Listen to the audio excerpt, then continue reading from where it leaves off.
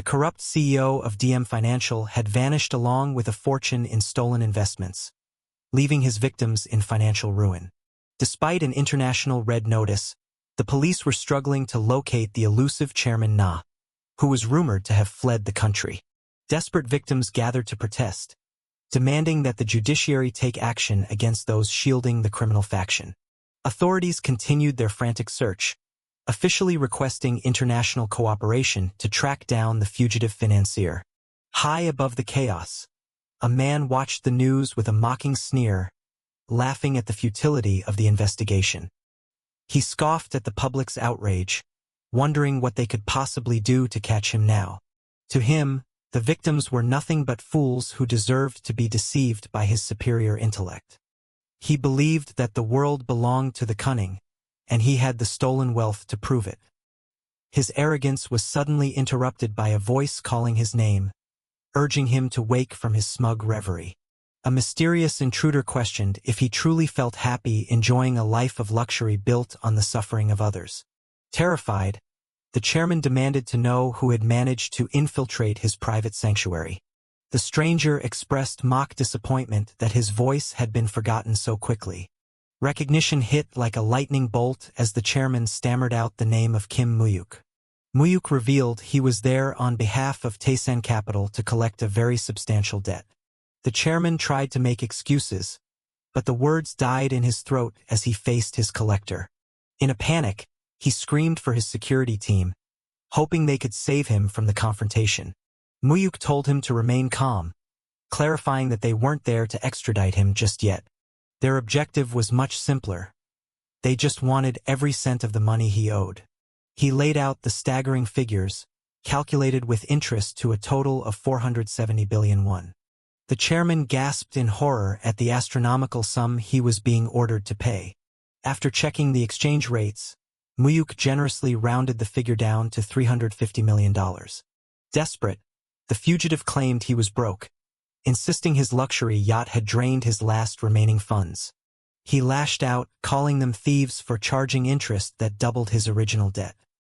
He tried to surrender the yacht as full payment, claiming he had absolutely nothing else left to give. Unmoved by the performance, Mu-hyuk ordered his men to pull the chairman up for a closer look. He began listing the chairman's secret shell companies in Malta and the Virgin Islands, proving he knew about every hidden cent. The chairman continued to plead poverty, begging his captors to believe that the boat was his only asset. Mu-hyuk countered by mentioning a secret Swiss account, noting that the combined total matched the debt perfectly. He pointed out the yacht's high-speed satellite internet, suggesting the transfer could be handled immediately. The chairman stammered in protest, unwilling to part with the fortune he had worked so hard to steal. Mu-hyuk coldly reminded him that his money would be useless if he ended up as food for the sharks. Driven by greed, the criminal declared he would rather die than live without his precious hoard. Faced with death, he finally buckled, offering to at least return the principal amount of 150 billion. He begged for the interest to be waived, arguing that they would still turn a profit regardless.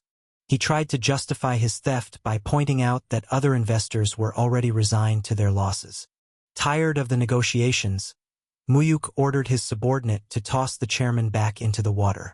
Terrified, the man screamed for them to stop, realizing his death would mean the money remained hidden forever. Mu-hyuk remained unfazed, stating that recovering the cash was only part of their goal. He wanted to set a brutal example so that no one else would dare embezzle from Tae-san Capital again. As he was lowered toward the depths, the chairman's screams of terror filled the air. He begged for mercy one last time, desperate to negotiate his survival. The tension broke as the chairman finally surrendered to the demands. Shortly after, an assistant confirmed that the full $350 million had been successfully transferred. With cold professionalism, Mu-hyuk thanked the broken man for his business. The chairman cursed them, lamenting the loss of the wealth he had spent his life accumulating like a dog. Mu-hyuk bid him a mocking farewell, telling him to call again if he ever needed their services. Suddenly, the chairman's relief was cut short by a new approaching threat. The Coast Guard arrived, announcing they were arresting him based on the international red notice. He was warned not to resist as the authorities finally closed in on his location. Realizing he had been played from both sides, the chairman let out a final cry of rage. Back at headquarters, Chairman Cheon Suman offered a celebratory drink to his most efficient operative. Mu-hyuk remained humble, crediting his success to the chairman's strict instructions. The elder Cheon praised him for tracking the fugitive across the globe and recovering the full interest. The vice chairman joined in the praise, noting that 470 billion won was a massive win for the company. Amidst the celebration, the chairman's eldest son, Cheon Jae-won, watched in silent resentment. The family patriarch declared that Mu-hyuk was the only person they could truly rely on. Mu-hyuk maintained his professional mask, insisting he was merely performing his duties. His uncle urged him to drop the formalities, reminding him that they were all part of the same family. He was warmly acknowledged as the only son of the chairman's beloved sister. The family was reminded that they all shared the blood of the legendary founder, Cheon Tae-san. To the outside world, they were a united front bound by blood and business. Mu-hyuk thought back to his grandfather, the man who had built an empire from the shadows of the loan industry. Even the most powerful elites once bowed to the man who controlled the nation's wealth.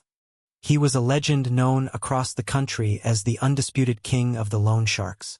His vast empire spanned trillions of won in cash, stocks, and international real estate. However, none of that wealth was destined for Mu-hyuk, as the inheritance was split among the biological sons. The chairman suddenly turned his frustration toward Jae-won, criticizing his lack of contribution to the firm.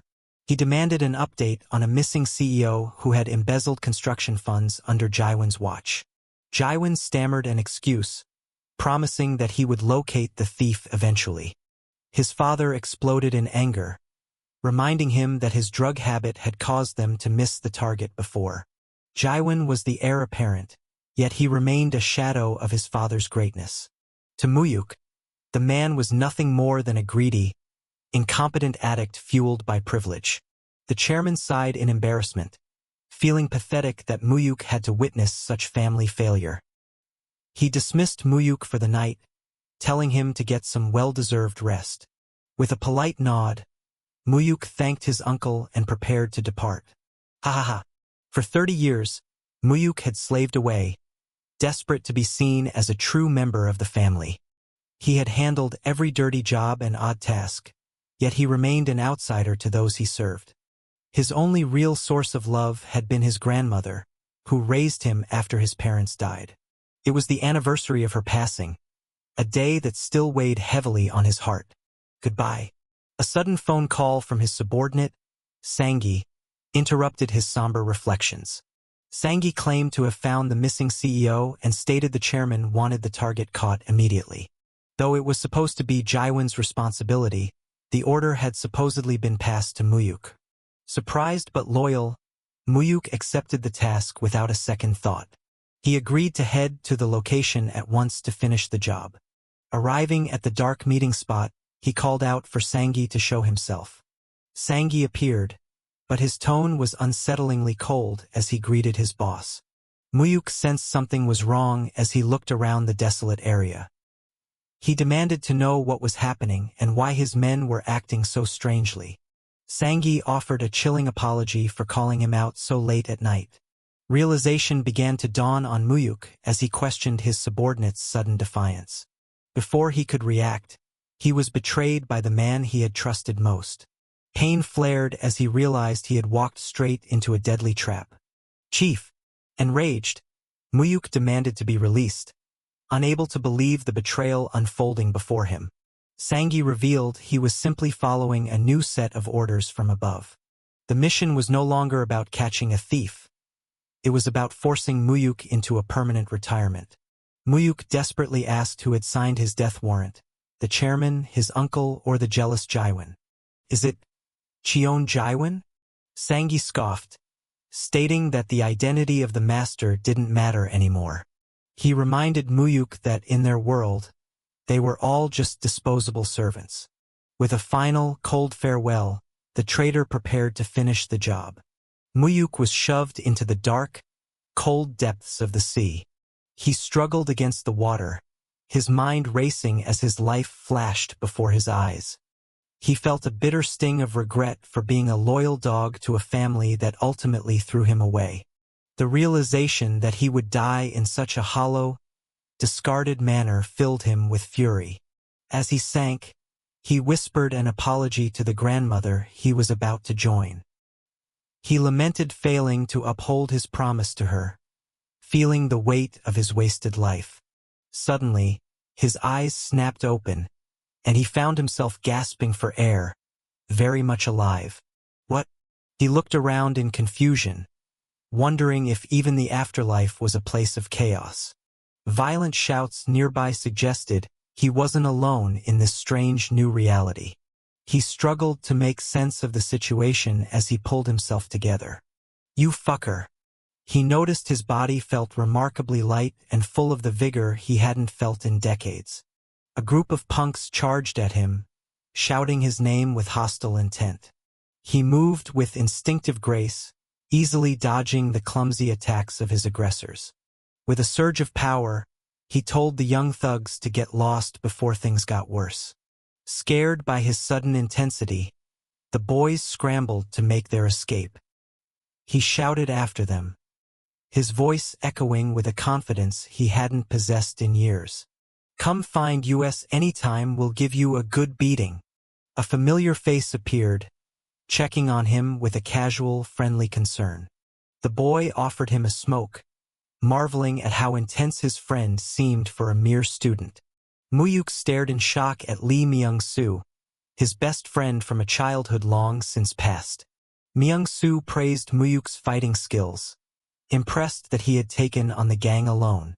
Another old friend, Park Hyun-sung, stood nearby, reminding Mu-hyuk of their carefree middle school days. Disoriented, Mu-hyuk asked where they were, causing his friends to look at him with confusion. They told him they were at Gwangali Beach, laughing at his strange behavior. They teased him for his sudden formal dialect, wondering if a blow to the head had scrambled his brain. Mu-hyuk demanded to know the exact date, his heart pounding with a wild suspicion. His friends confirmed it was September 21st, 1990. They grew worried, checking his head for injuries after such a bizarre question. The date echoed in his mind, the turning point of his entire life. 90 Gwangal, see Jamboree. He realized that after his death in the sea, he had been sent back 30 years into the past. His friends, oblivious to the miracle, suggested going for ramen to celebrate their victory. Mu-hyuk froze, the significance of the date finally hitting him with full force. "Oh, Mu-hyuk, where are you going?" This was the exact day his grandmother, his only true family, was destined to leave him. It's the day that she passed away. In his previous life, she had died alone from a sudden heart attack. He remembered the doctor's words. If she had been found sooner, she could have been saved. He rushed home to find her still alive, surprised by his early return from school. Overwhelmed with emotion, he could barely speak as he looked at her face again. She worriedly asked why he was so out of breath, wondering if he was just hungry. Yeah. Seeing him tear up, she grew concerned, asking if something bad had happened at school. He choked out that he simply missed her terribly, unable to contain his relief. She teased him gently, remarking that he was acting like a little child again. She smiled at him with the same warmth he had spent 30 years mourning. Urgently, he insisted they go to the hospital immediately, much to her confusion. He warned her that she was in danger of collapsing and needed a professional checkup. She protested, claiming she felt perfectly fine and didn't need any doctors. He grew desperate, pleading with her to listen so she wouldn't leave him again. She tried to reassure him, promising she wouldn't die until she saw him grown and married. So, don't worry. She sent him to his room, promising to whip up a quick meal to settle his nerves. Soon, she presented him with a humble plate of food, urging him to eat. She apologized for the simple side dishes, unaware of how precious this meal was to him. He assured her it was exactly what he wanted, eating with a fervor that moved him to tears. She watched him eat, amazed by his sudden appetite as if he hadn't eaten in years. She stepped away to get his favorite juice, continuing her doting care. Mu-hyuk realized that this simple life was all he ever truly needed, far away from the greed of Tae-san. Gra. The peace was shattered as the scene shifted to the urgent atmosphere of an emergency room. The doctor informed him that they had arrived just in time to prevent a disaster. Surgery was the only way to ensure she wouldn't suffer another life-threatening collapse. Mu-hyuk felt the irony of his situation. Once a billionaire, he was now penniless in the past. He reached into his pocket, offering the meager amount he had for the initial fees. His friend Myung-soo stepped in, offering his own allowance to cover the immediate costs. Myung-soo refused to be thanked, insisting that his friend's grandmother was like family to them all. He told Mu-hyuk to focus on her recovery while they handled the support. However, the reality of the situation remained grim as they discussed the long-term treatment. The cost of the life-saving surgery was far beyond what a group of teenagers could provide. The doctor estimated the total cost to be around 10 million won.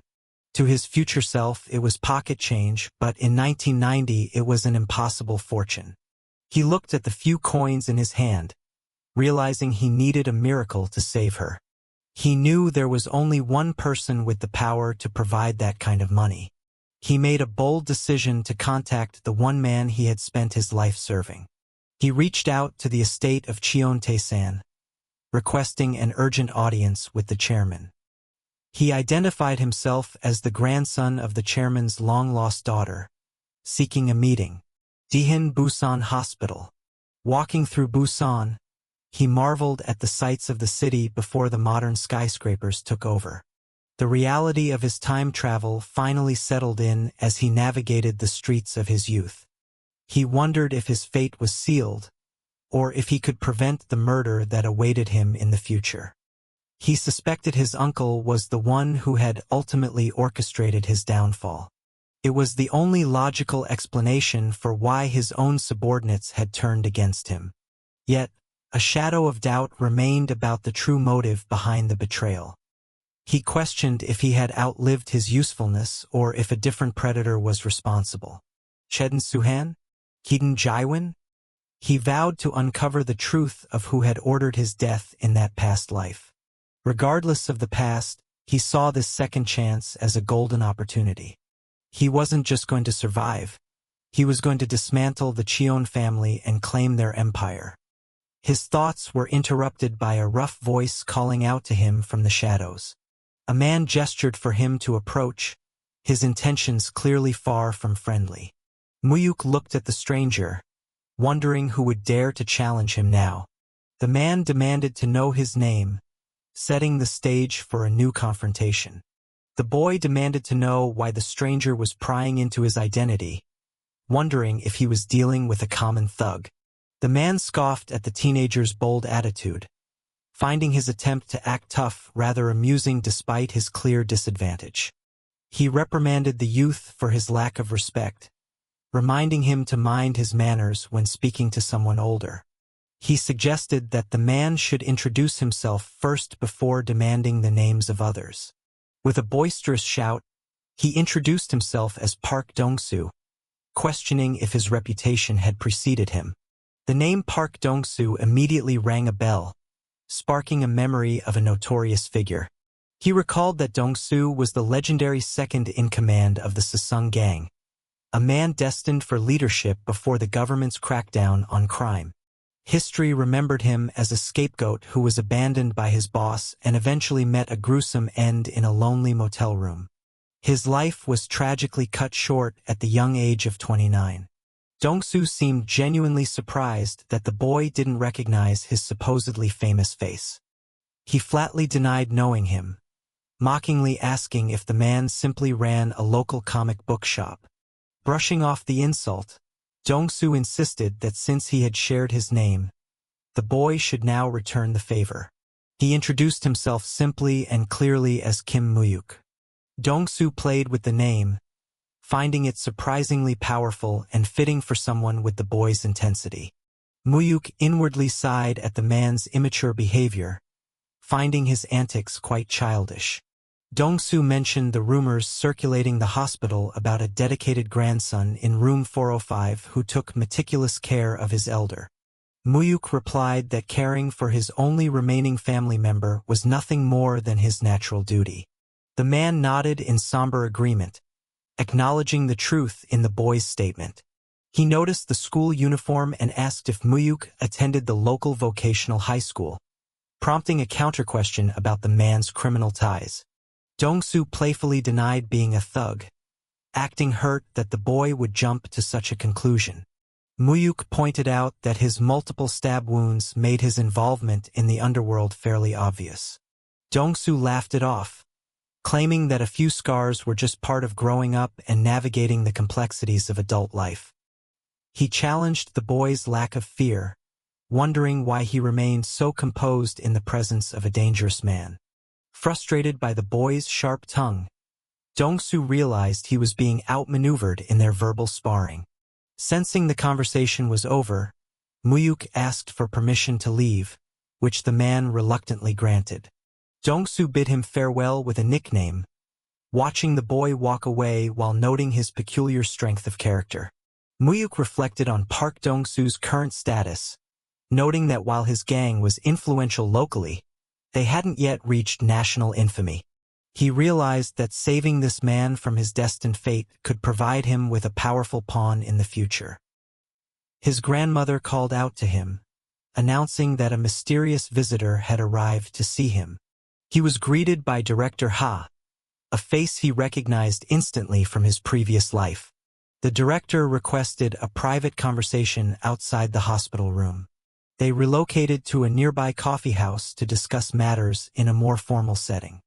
The man introduced himself as Ha Myung-hoon, an executive working under the powerful chairman Cheon Tae-san. Mu-hyuk knew exactly who he was, the loyal right-hand man and confidant of his biological grandfather. He was the one man the chairman trusted implicitly until the very end of his days. In his past life, this was the man who had revealed the truth of his royal lineage during a moment of profound grief. When the director asked him to travel to Seoul, Mu-hyuk boldly questioned why the chairman hadn't come to see him personally. The director was visibly taken aback by the teenager's audacity and lack of hesitation. He studied the boy's eyes, realizing that his calm demeanor and maturity were far beyond his years and certainly no act. Ha explained the chairman's busy schedule, but Mu-hyuk clarified that he wasn't asking for a simple meeting. He spoke of his mother, the chairman's estranged daughter, expressing his deep-seated resentment for the years of neglect. He predicted the old man's arrogance, noting that he hadn't even bothered to pay his respects after his daughter's passing. He declared that if the chairman truly wanted an audience, he would first have to visit his mother's final resting place. He remembered his past life where he was a helpless orphan who had no choice but to submit to the family's whims. Back then, they had simply bought his loyalty by covering funeral costs and demanding he move to the capital. The chairman had offered survival in exchange for total obedience, a deal a desperate boy couldn't refuse. Without that initial support, he would have been forced to abandon his education and face the world alone. This time, however, he held the advantage of foresight and refused to be a mere puppet in their games. He firmly instructed the director to relay his conditions back to the head of the Cheon family. The message was clear. If the chairman wanted a relationship, he would have to show the proper respect and come to Busan. With a polite but cold dismissal, Mu-hyuk ended the meeting and wished the director a safe journey back. Ha felt an overwhelming pressure radiating from the boy, a sensation that left even a seasoned professional feeling rattled. He wondered if the reports describing Mu-hyuk as a common delinquent were entirely wrong. He realized that the grandson of Cheon Tae-san was far from ordinary and possessed a terrifying potential. What? Daehin Busan Hospital. His grandmother was shocked to hear that the powerful chairman had sent for him to come to the capital. He explained his refusal, insisting that the man fulfill his moral obligations to his deceased daughter first. She worriedly asked if he truly understood the terrifying power and influence her daughter's father possessed. Mu-hyuk revealed that he had already figured out how to contact the chairman's people, surprising her with his resourcefulness. She pleaded with him to be on his best behavior and try to build a bridge with his grandfather. He expressed his bitterness, seeing no reason to respect a man who had ignored them for nearly 2 decades. She grew emotional, desperate for him to secure a future that she feared she could no longer provide. He comforted her, promising that her health was his only priority and that they didn't need anyone else to survive. He looked at the woman who had given him everything, feeling a deep sense of love and protection. Haunted by the sudden loss he experienced in his first life, he vowed to ensure her happiness this time around. In Seoul, the chairman repeated the boy's bold demand with a mixture of disbelief and intrigue. The director confirmed that the boy would only meet him if he first visited the columbarium in Busan. The old man let out a dry laugh, finding the entire situation utterly preposterous. He couldn't decide if his grandson was incredibly brave or simply losing his mind. Regardless, the boy's defiance had successfully captured his attention like no one else had in years. He decided to travel to Busan to see the nature of this mysterious boy with his own eyes. He planned to test the boy's utility, intending to exploit his talents for the benefit of the family legacy. Back at school, Mu-hyuk's friends greeted him warmly, surprised by his sudden return. He confirmed that his grandmother was recovering well and had finally been discharged from the hospital. His friends suggested skipping class to go play pool, assuming he was still the same old rebel. He reflected on the strange irony of sitting in a high school classroom again after living through 30 years of life. Much to their surprise, he declined the offer and insisted on preparing for the upcoming lecture. His friends stared at him in confusion, unable to process his sudden change in personality. They joked about the world ending, baffled to see the notorious fighter actually opening a textbook to study. He recalled that, in his previous life, he only started taking his education seriously after being forced to by his grandfather. He remembered the old man's harsh words, labeling him a worthless failure from the very beginning. The chairman had set an impossible goal. He had to gain admission to the country's most prestigious law school. It was meant to be a test of his worth, a hurdle to prove he was more than just a street thug.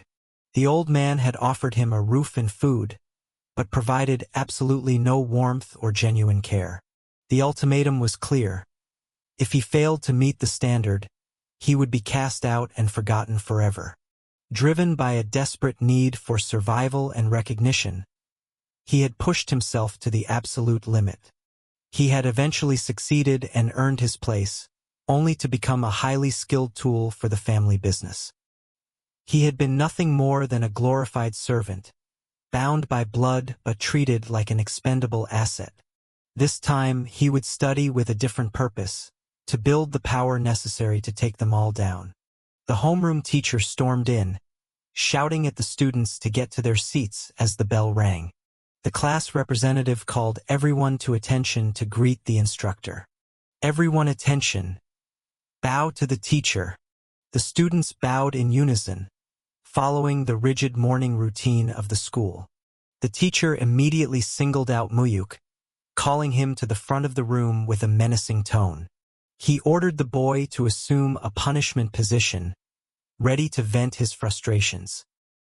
He berated Mu-hyuk for his poor attendance, treating his absence as a personal insult to his authority. He barked that the school wasn't a place for him to come and go as he pleased. Mu-hyuk calmly apologized, explaining that he had been busy caring for his ailing grandmother. The teacher scoffed at the excuse, calling him a liar and mocking his supposed filial piety. He accused the boy of spending his time drinking and fighting rather than actually helping his family. He grew even angrier, offended that a trash student would dare to talk back to him. He demanded that the boy get down on the floor to receive his physical punishment. Mu-hyuk looked at the man, remembering the cruel nickname the students had given this abusive teacher. He noted how the man enjoyed treating his students like animals, relishing the power he held over them. The teacher screamed his command again, his face turning red with rage at the boy's hesitation. Mu-hyuk realized that the man was still young and full of unchecked aggression during this time period. He remembered the real reason for the teacher's hostility: a failed attempt to extort bribe money from his grandmother. Because Mu-hyuk had protected his grandmother's hard-earned money, the teacher had made his life a living hell. The teacher was stunned by the boy's defiant gaze, unable to understand why he wasn't cowering in fear. He continued his verbal assault, claiming that boys like him were destined for a life of crime. He spat out insults, labeling Mu-hyuk as nothing more than a piece of human garbage destined for the gutter. The vice principal suddenly interrupted, looking nervous as he called out to the teacher. He frantically asked if Kim Mu-hyuk was present in the classroom, looking like he had seen a ghost. Huh? He gestured for Mu-hyuk to come outside, where a high-end luxury vehicle was waiting at the school entrance. The students crowded the windows, whispering in awe at the sight of such an expensive imported car. Cheon Tae-san, a powerful old man, stepped out of the vehicle, asking if he was looking at his daughter's son. Mu-hyuk stood face to face with Cheon Tae-san, the man he hadn't seen since the day before his death decades ago. He confirmed his identity, naming his parents with a calm and steady voice that betrayed no emotion. He noted that the chairman had actually followed his instructions and arrived in person to see him. He immediately asked if the old man had kept his promise and visited his mother's grave. The chairman confirmed that he had indeed made the trip to the columbarium. Mu-hyuk told him it was only proper for a father to visit his daughter before trying to claim his grandson. He stood his ground, explaining that his loyalty remained with the grandmother who had actually raised him. The chairman was fascinated by the boy's lack of intimidation, finding his fearlessness quite remarkable. He asked if the boy truly understood who he was dealing with and the extent of his power. Mu-hyuk replied that he knew the man's history all too well. He detailed the chairman's rise from a war refugee to a titan of the private lending industry and a political kingmaker. He mentioned the man's influence over the country's elite, who had all been indebted to him at some point. He spoke of the trillions in underground capital that made him the undisputed king of the loan sharks. He downplayed his knowledge, simply stating he knew the old man ran a successful business in the capital. The chairman tested him, asking if a young boy could possibly understand the dark nature of private lending. Mu-hyuk knew it was far from a small business, but he kept his deeper insights to himself for now. He asked the boy what he truly wanted from this meeting, assuming it would be something trivial. Mu-hyuk looked him in the eye and stated there was only one thing he required. In his mind, he knew that to dismantle the corrupt Cheon Empire, he would need an astronomical amount of capital. His ultimate revenge against his greedy uncles would be to strip them of every cent of their inheritance. He planned to seize the massive wealth for himself, leaving the rest of the family with nothing. To achieve this, he needed to start building his own secret war chest right under their noses. The chairman repeated his question, curious to hear the boy's price for his cooperation. Without a hint of shame, Mu-hyuk asked for a substantial loan to cover his immediate needs. The old man felt a twinge of disappointment, thinking the boy was just another person looking for a handout. He requested 10 million won for his grandmother's life-saving heart surgery. He also demanded a monthly allowance to cover his education and living expenses until his graduation. The chairman laughed at the request, finding the amount to be mere pocket change compared to his vast fortune. Mu-hyuk clarified that he wasn't looking for a gift. He intended to pay back every single one with interest. The old man found the boy's pride amusing, wondering how a penniless student could possibly manage such a debt. He questioned what kind of collateral a high schooler could offer to back such a bold claim. He reminded the boy that in his world, money was never given out of the goodness of one's heart.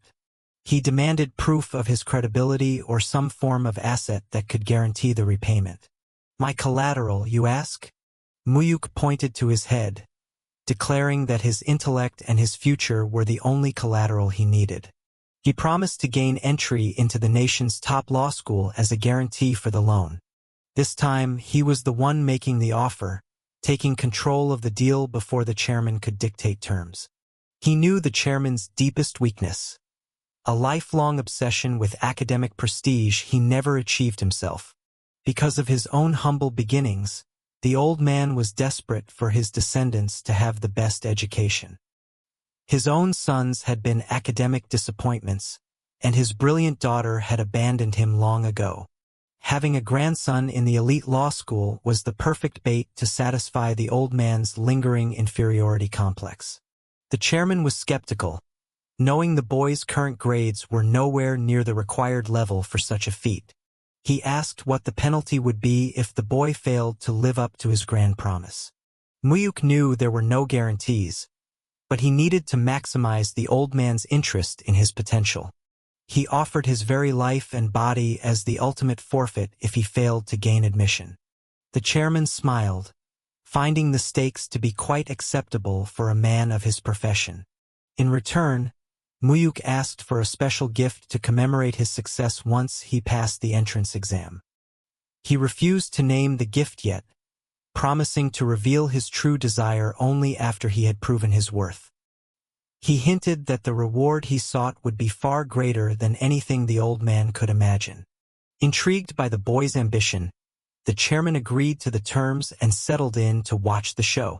But if you fail, he warned that if the boy failed, he would become a tool for the family, forced to do their dirtiest work.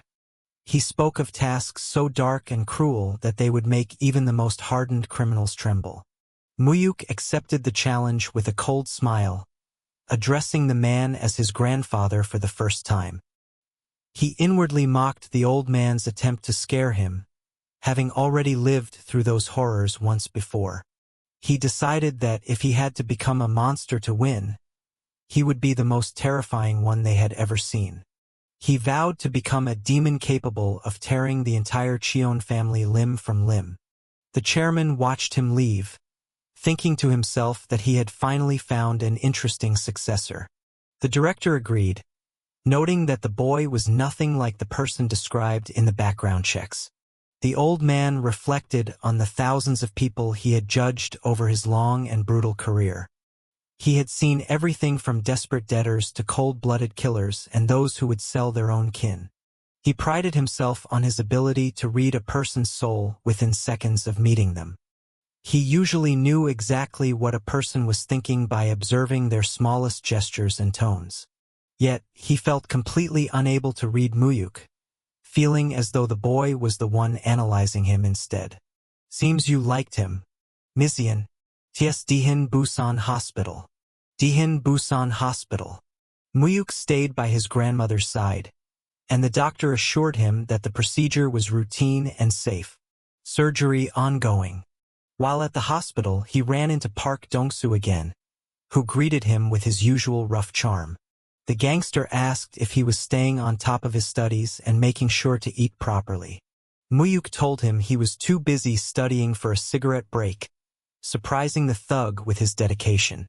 Dong-soo laughed, telling him he was too young to be so serious and should enjoy his youth while it lasted. He realized he couldn't distract a student with a goal, showing a rare moment of respect for the boy's drive. He handed him some snacks, telling him to use them to stay awake during his long nights of preparation. "See you later."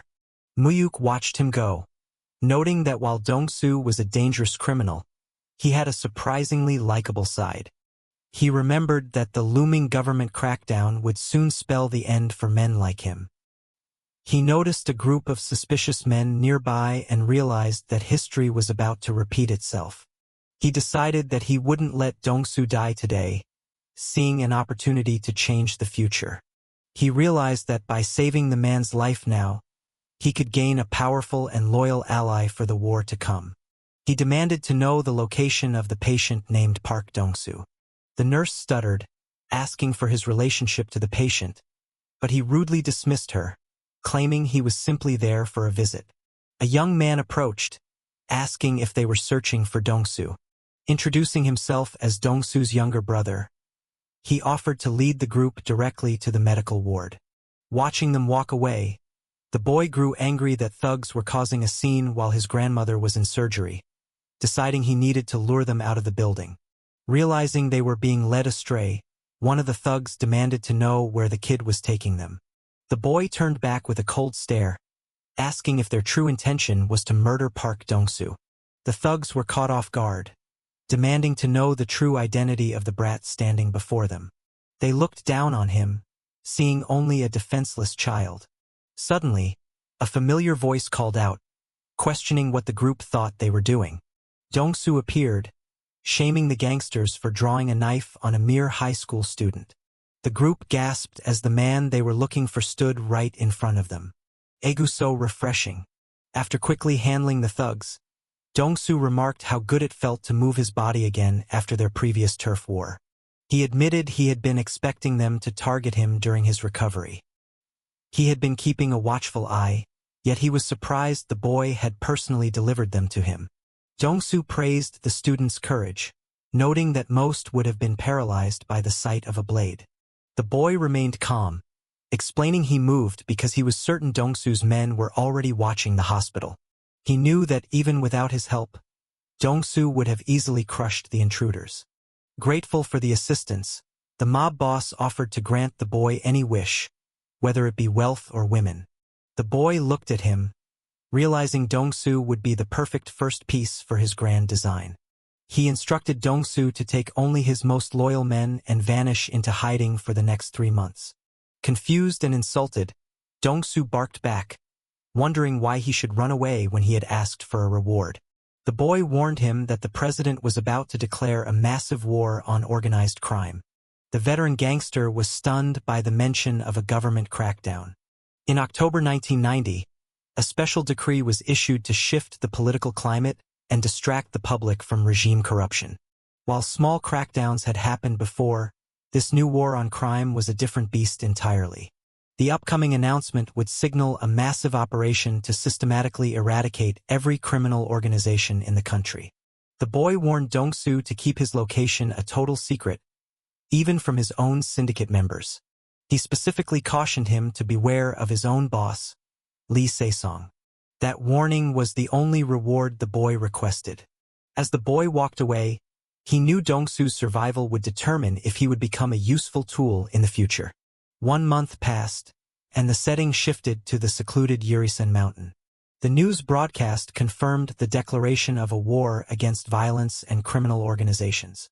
The president had been granted full authority to wipe out the underworld starting October 13, 1990. The underworld was in a panic as prosecutors and police mobilized to dismantle every gang in Busan. Even the powerful leader Se-song had been swept up in the arrests. In hiding, Dongsu ordered his men to stay quiet and avoid drawing any attention to themselves.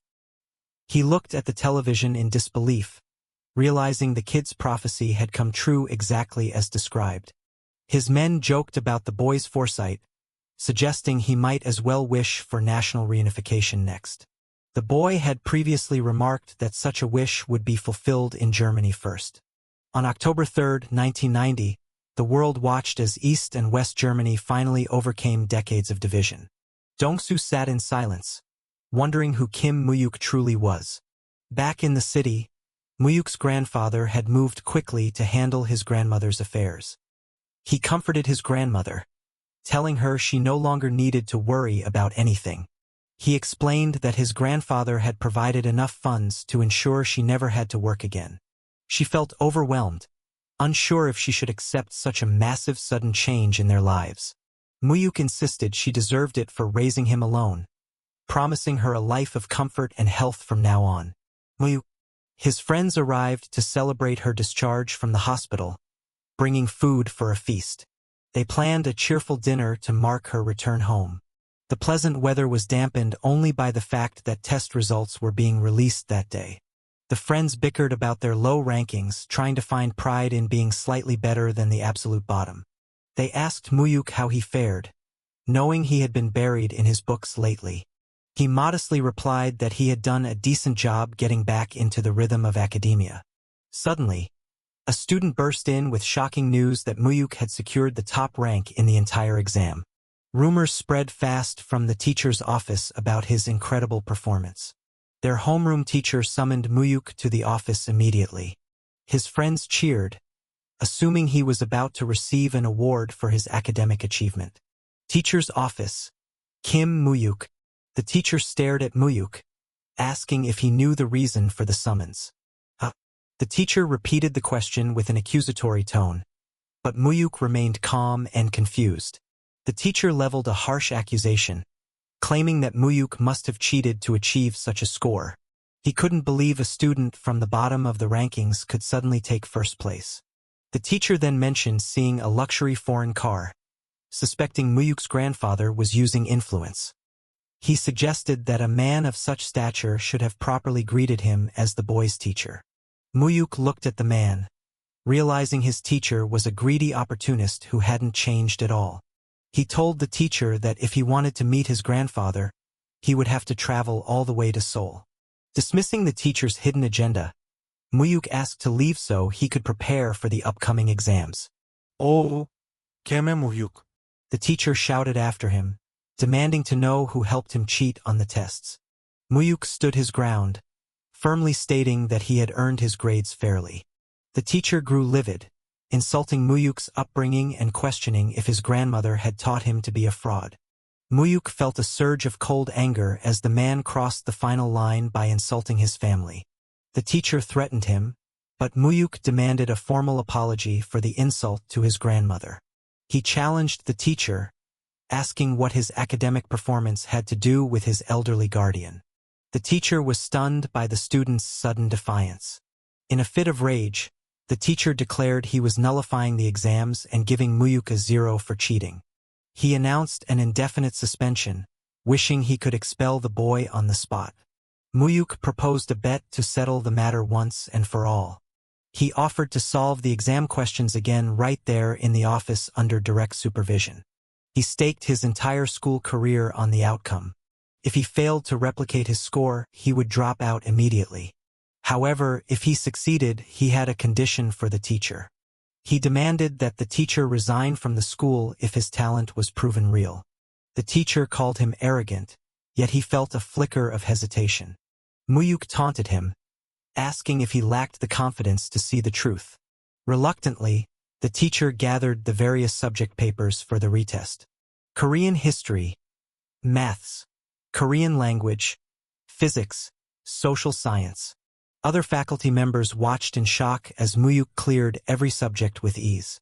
Reaching the final question, Mu-hyuk warned the teacher that his career was about to end. He made it clear that if the promise wasn't kept, he would no longer show the man any respect. He offered one last chance for the teacher to apologize and end the spectacle.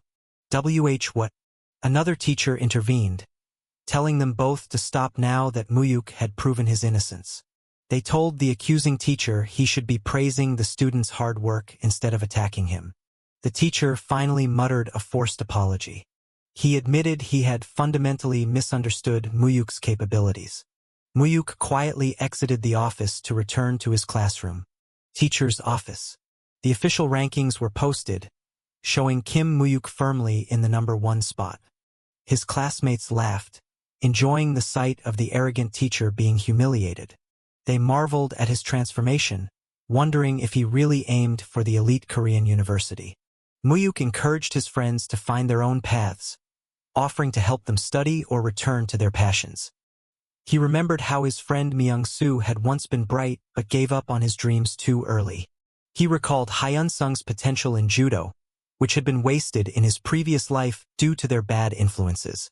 His friends were skeptical, feeling as though their futures were already limited to manual labor or nightlife. Mu-hyuk told them he had a grand mission in Seoul and would need people he could rely on. He expressed his sincere hope that they would join him on the journey to the capital. He urged them to work hard together so they could all rise as a team. He knew that knowledge of the future wasn't enough for revenge. He needed comrades who would never turn their backs on him. He looked at his friends, certain they were the ones he could trust. Continuing his academic streak, he maintained his dominance at the top of the school, and easily ranked first in the second semester final exams. Rank class name 1, 3, Kim Mu-hyuk. 2, 2, Kim Hyunchil. Slowly but surely, even his friends' grades began to see a noticeable improvement. As everyone began to find their place, Mu-hyuk prepared for his next move. He finally returned to the massive estate of the Cheon family. He stood before the fortress-like mansion, a symbol of immense power and wealth. Located in the affluent Pyeongchangdong, it was the stronghold of the legendary loan shark king, Cheon Tae-san. Tae-san was a man with unparalleled financial power, having survived and thrived through multiple government regimes. His fortress was built on wealth that was shielded from even the highest political powers. Mu-hyuk realized his current timeline was already shifting away from his past experiences. In his previous life, he hadn't met the old man until much later in his university years. This early meeting was proof that the patriarch's evaluation of him had significantly improved. Tae-san acknowledged Mu-hyuk's academic success over the last 2 semesters. He admitted the boy had proven he wasn't just boasting about his intelligence. He respected the sharp mind Mu-hyuk had displayed. As a reward for keeping his promise, the old man offered to give him any gift he desired. Mu-hyuk initially suggested waiting until after his university acceptance, as they had agreed. However, the grandfather insisted he ask for something immediately. Mu-hyuk decided to test the waters, wondering if he should ask for a simple allowance. Instead, he requested shares in one of the family's companies. Tae-san was surprised, asking if a student even understood how the stock market functioned. Mu-hyuk played humble, asking the expert for advice on which stocks would be the best investment. He framed it as a small request from a grandchild rather than a business move. Tae-san checked their holdings in Daein Corporation, a powerhouse in the industry. He ordered his director to transfer all those shares to Mu-hyuk, ensuring all taxes were covered to make it a clean gift. At that time, Daein was the top conglomerate in the country, a true titan among corporations. Mu-hyuk knew that, in the future, the company would eventually splinter due to internal family wars. Owning those shares meant more than just money. It was a key piece of leverage that was normally impossible to obtain. He was shocked that his request for a simple gift had resulted in such a massive asset. Soon after, his other relatives arrived to meet the new addition to the family. Cheon Suman, Keaton Suhan. They looked at him with feigned curiosity, asking if he was the son of their late relative. Mu-hyuk stared at them, recognizing the very people he had been searching for. These were the monsters who had played a part in his downfall. He stood before the people who had once ordered his death. Tae-san introduced them as his uncles, though the air in the room was thick with tension. Despite his suspicion, Mu-hyuk knew he had to stay quiet and blend in until he had absolute proof. He greeted them politely, listening as they offered fake sympathies about his difficult upbringing. They told him to reach out if he ever needed help, pretending to value their family bond. Tae-san then pivoted the conversation to business, asking about their struggling partnerships. His uncle dismissed the rumors, claiming the media was exaggerating their financial troubles. The patriarch laughed, knowing his son-in-law was a ruthless man who wouldn't hesitate to play dirty. He offered a cold reminder that they could always come to him if they were desperate enough. The conversation shifted to political ties and the stability of their various connections. Tae-san warned them against getting caught up in illegal scandals for the sake of small change. He questioned if any of them had been making unauthorized payments to a certain president. He lectured them on the proper use of power, insisting that money should be used to make others beg, not as a bribe. His sons grew nervous, worried about the consequences of breaking promises to powerful figures. That's right, father. If you do that, they feared the retaliation of the Chongpeng organization if they stepped out of line. Later, Mu-hyuk visited his mother's old room, which had remained frozen in time. It was exactly as he remembered it from his previous life. He looked at the single photo of his mother, the only trace of her existence his grandfather had allowed. It seemed as though the old man had tried to erase her memory from the world. A voice interrupted his thoughts, belonging to a relative who looked down on him. It was Cheon Jaiwon, a man Mu-hyuk remembered all too well. He suspected Jaiwon was the one who had directly ordered the hit on him in the past. Jaiwon mocked Mu-hyuk's countryside origins, questioning if he could even adjust to life in the city. Mu-hyuk didn't bother with pleasantries, asking coldly who the stranger was. Jaiwon took offense to the lack of respect, demanding that the peasant show proper manners to his elder. Mu-hyuk found the behavior pathetic, seeing that the man was just as consistently trashy as before. He countered that age didn't earn respect, especially when the other person was being rude from the start. What? You? Jaiwon was stunned, likely never having faced such direct hostility from anyone before. Born into incredible wealth and power, Jaiwon was used to everyone bowing to his every whim. He exploded in rage, unable to handle being treated like a nobody by someone he considered beneath him. He told Mu-hyuk that the family estate wasn't a place for someone like him and offered him money to leave. He suggested that 100 million would be enough for a country bumpkin to live like a king in Busan. Mu-hyuk realized the man was repeating the exact same lines from his previous life. This time, Mu-hyuk laughed, mocking the small amount as nothing more than pocket change. He joked that in Busan, such a sum would barely cover a single seafood dinner. Jaiwon turned vicious, insulting Mu-hyuk's lack of parents and mocking the grandmother who raised him. Mu-hyuk's eyes went cold as he stepped closer, asking if the elite son wanted to be beaten by a bumpkin. Jaiwon stumbled back, threatening to tell his grandfather about the assault. Mu-hyuk laughed at the hollow threat, telling the coward to get a grip. He then whispered a warning about Jaiwon's secret drug habits and smuggling activities that were about to hit the news. Jaiwon paled, his voice trembling as he asked how Mu-hyuk could possibly know his secrets. Mu-hyuk continued to list the various scandals and drug parties Jaiwon had been involved in at high-end hotels. Why you? How do you know that? He challenged Jaiwon to go ahead and tell their grandfather everything. Knowing the truth would destroy the spoiled heir. Mu-hyuk knew every disaster Jaiwon had caused and the even worse ones that were still yet to come. He told his big brother that if he wanted respect, he should start acting like he deserved it. He dismissed the man, claiming he was too tired to deal with such nonsense. Jaiwon was terrified, realizing his life was now in the hands of this mysterious newcomer. He asked if this was a threat, his arrogance completely shattered. A request. He quickly agreed to stay quiet, desperate to get away from Mu-hyuk as fast as possible. Mu-hyuk watched him flee, wondering if such a pathetic man truly had the guts to kill him in the past. Are you leaving now? Mu-hyuk prepared to leave the estate, saying his farewells to his grandfather. Okay, go ahead. He promised to return and visit more often in the future. A director approached him with a suitcase containing 100 million in cash.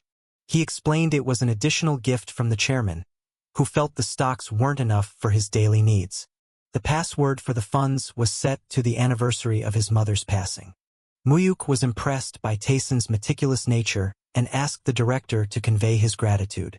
The director suggested he call the old man personally, as he was likely waiting for the gesture. Time passed, and Mu-hyuk entered his second year of high school in a new class. His friends remained dedicated to their own goals, all striving to make it to the universities in Seoul. Then, a new arrival disrupted the peace of the school. The teacher introduced a transfer student from Seoul, urging the class to be welcoming. Ah, yes. Hong Jinpyo introduced himself with a polite smile, but Mu-hyuk sensed the hidden malice beneath the surface. Jugium-sung. Jinpyo immediately began asking who the strongest student in the school was. The other students pointed toward Mu-hyuk, describing him as the undisputed boss of the student body.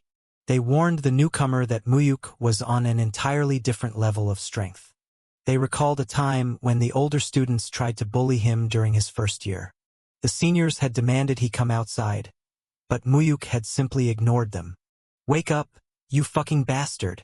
He had told them to leave him alone because he wanted to sleep, showing zero fear. After he handled the seniors, No one dared to touch him again, even as he pivoted his focus entirely to his studies.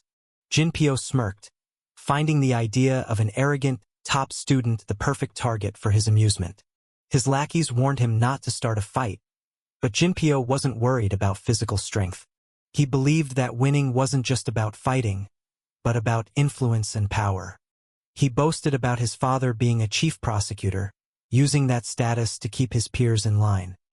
He looked down on Mu-hyuk's humble background, mocking the fact that he was raised only by a grandmother. He found the lack of a powerful father the perfect excuse to target the boy. Meanwhile, Hyun-sung was pushing himself to the limit in the sports club. He was determined to change his life and get into a top-tier college through his athleticism. His friends complained about the annoying Seoul transfer student who was already making waves. Mu-hyuk remembered the name Hong Jinpyo from his original life. He recalled how the prosecutor's son had used his family's name to turn the school into his personal kingdom. With the seniors away, Jinpyo had gathered a group of followers to act like a local gang, terrorizing the campus. There goes the pretty boy. Mu-hyuk warned Myung-soo to stay far away from the newcomer, sensing the danger he posed. Myung-soo brushed it off, wondering why Mu-hyuk was being so overly protective and concerned. Suddenly, a student ran up to Mu-hyuk, screaming that something terrible had happened. He gasped out that Myung-soo had been involved in a horrific accident. During a fight, Myung-soo's leg had been severely injured, potentially ruining his future. The student blamed the transfer student Jinpyo, but noted that the police wouldn't even touch him because of his father. How can he do this? In his previous life, Mu-hyuk had heartlessly told them to leave him alone so he could study. He had ignored his best friend's suffering just to avoid any personal inconvenience. However, in this life, he vowed he would never abandon those precious to him, no matter who stood in his way. Hey, Lee Myung-soo. What? Jinpyo cornered a wounded Myung-soo, asking if the rumors about Mu-hyuk's strength were actually true. Myung-soo tried to protect his friend, telling the bully that Mu-hyuk had nothing to do with school politics anymore. Jinpyo laughed, asking if that meant he had free rein to take over the school without any interference. Myung-soo told him to do whatever he wanted, as long as he left Mu-hyuk out of it. Jinpyo's smile faded, admitting that the mere existence of someone like Mu-hyuk irritated him. Myung-soo demanded to know why the bully was targeting someone who was just trying to live a quiet life. The thing is, Jinpyo confessed that he couldn't stand the thought of anyone being considered better or stronger than him. He was jealous that the other students seemed more afraid of a quiet student than a prosecutor's son. Myung-soo told him once more to leave his friend alone. Jinpyo snapped, calling Myung-soo a loser and mocking his dependence on Mu-hyuk's reputation. He declared that he always got what he wanted and crushed anything that stood in his way. Always crush what I want to crush.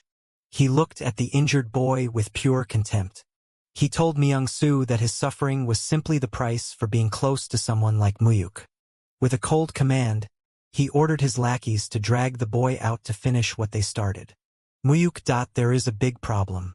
Jinpyo had sent a message demanding that Mu-hyuk come to the school annex immediately to handle the situation.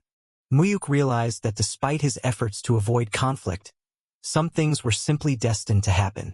Hyun-sung was confused and agitated, demanding to know why someone like Jinpyo would target Myung-soo.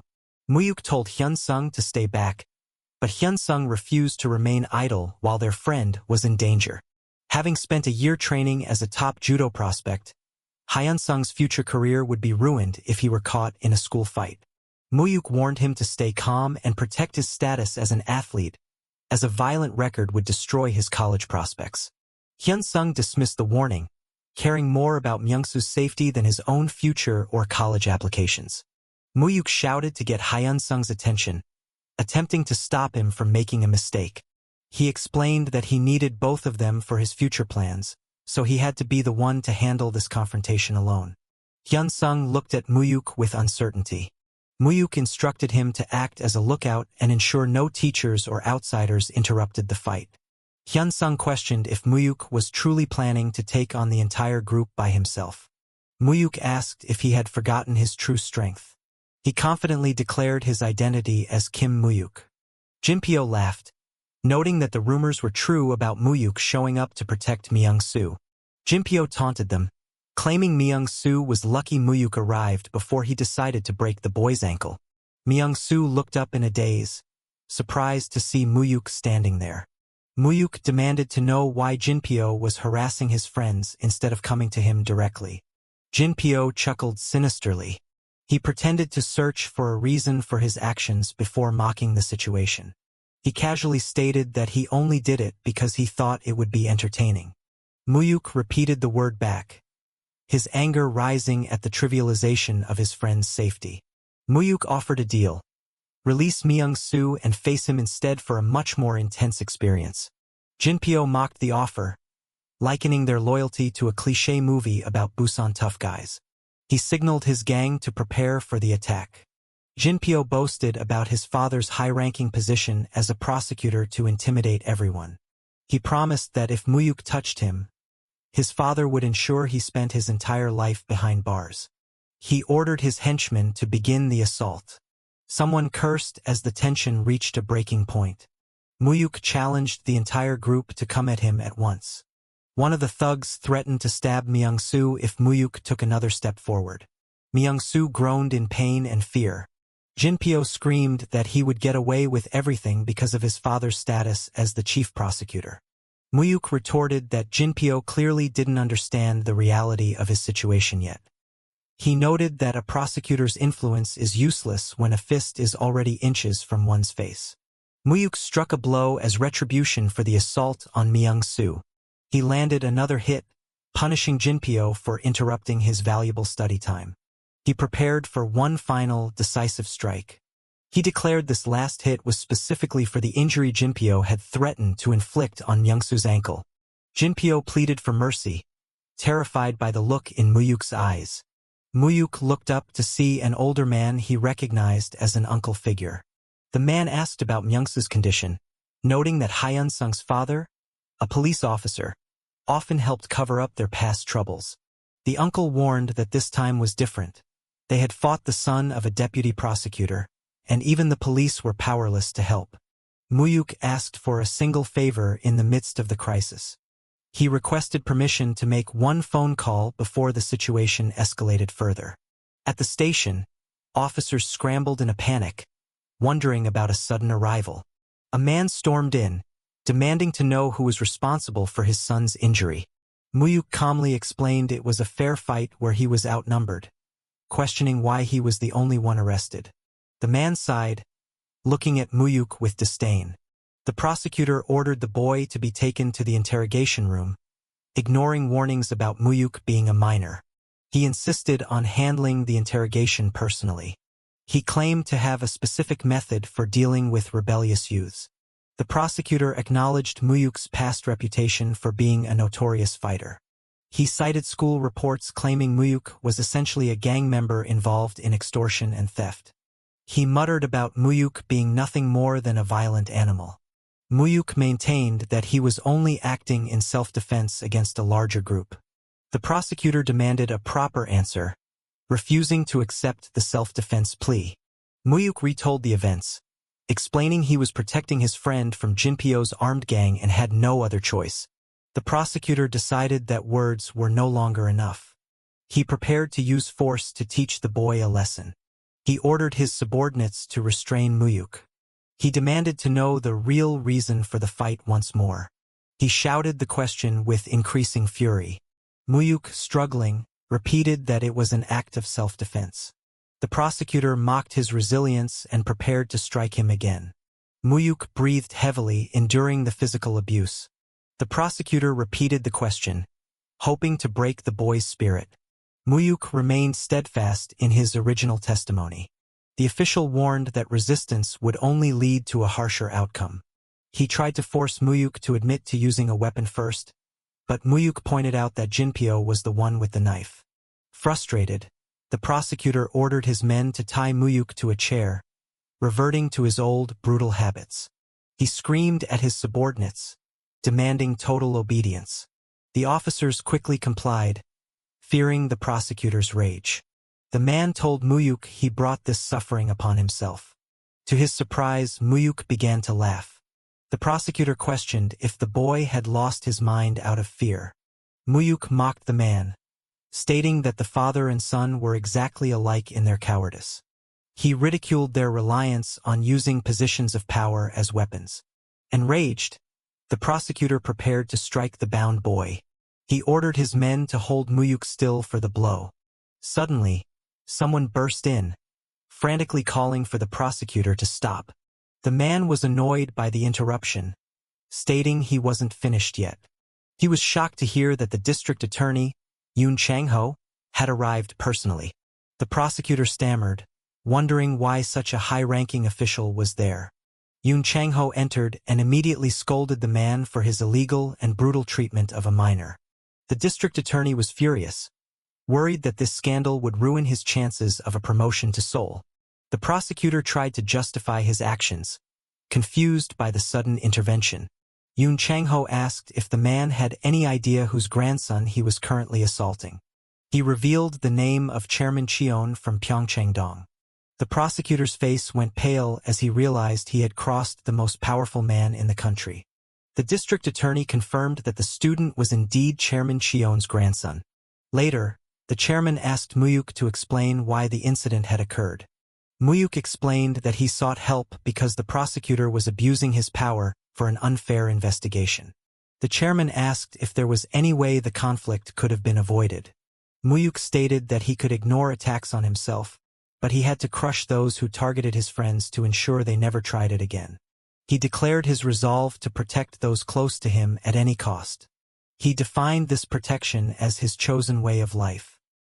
He admitted he was indebted to his grandfather but would do anything to shield his inner circle. The chairman asked what would have happened if he hadn't stepped in to help. Mu-hyuk coldly replied that it would have simply meant their relationship was destined to end there. He noted that if the chairman had ignored him in his time of need, he would have no place in Mu-hyuk's future. The chairman laughed at the boy's audacity. He praised Mu-hyuk's backbone and his willingness to use every available resource to win. Mu-hyuk reflected that he was learning the philosophy the chairman had lived by in his previous life. The old man advised that enemies must be crushed completely, as half-hearted victories only invite future attacks. He taught that one should either embrace an ally fully or uproot an enemy entirely. Later, the chairman asked Director Ha for an update on the situation in Busan. Ha reported that Prosecutor Hong was being investigated for bribery and torture, while District Attorney Yoon was waiting for instructions. The chairman asked about the outcome at the school. Ha confirmed that Jinpyo was expelled, his gang dropped out, and the corrupt teacher who lied about Mu-hyuk was arrested. He asked if these results were satisfactory for the chairman. Mu-hyuk requested one more specific favor from his grandfather. He asked to handle the matter regarding District Attorney Yoon personally. The chairman was curious about his grandson's intentions. He then asked what should be done with the disgraced prosecutor Hong. Ha stated the man would be punished severely as a public example. The chairman commanded that Mu-hyuk's name be kept entirely out of the legal proceedings. Ha mentioned that someone was desperate to meet with Mu-hyuk. Mu-hyuk met with the high-ranking official. Yoon Chang-ho apologized profusely, promising that no such incident would ever happen again under his watch. Mu-hyuk told him to speak casually and acknowledged that the official was in a difficult position. Yoon remained nervous, knowing the chairman's reputation for not letting things slide. Mu-hyuk explained that he had personally requested the meeting to apologize for the trouble he caused the official. Yoon was stunned, insisting that the fault lay entirely with his failure to manage his subordinates. Mu-hyuk thanked him and mentioned he needed to convey a sincere apology to his grandfather.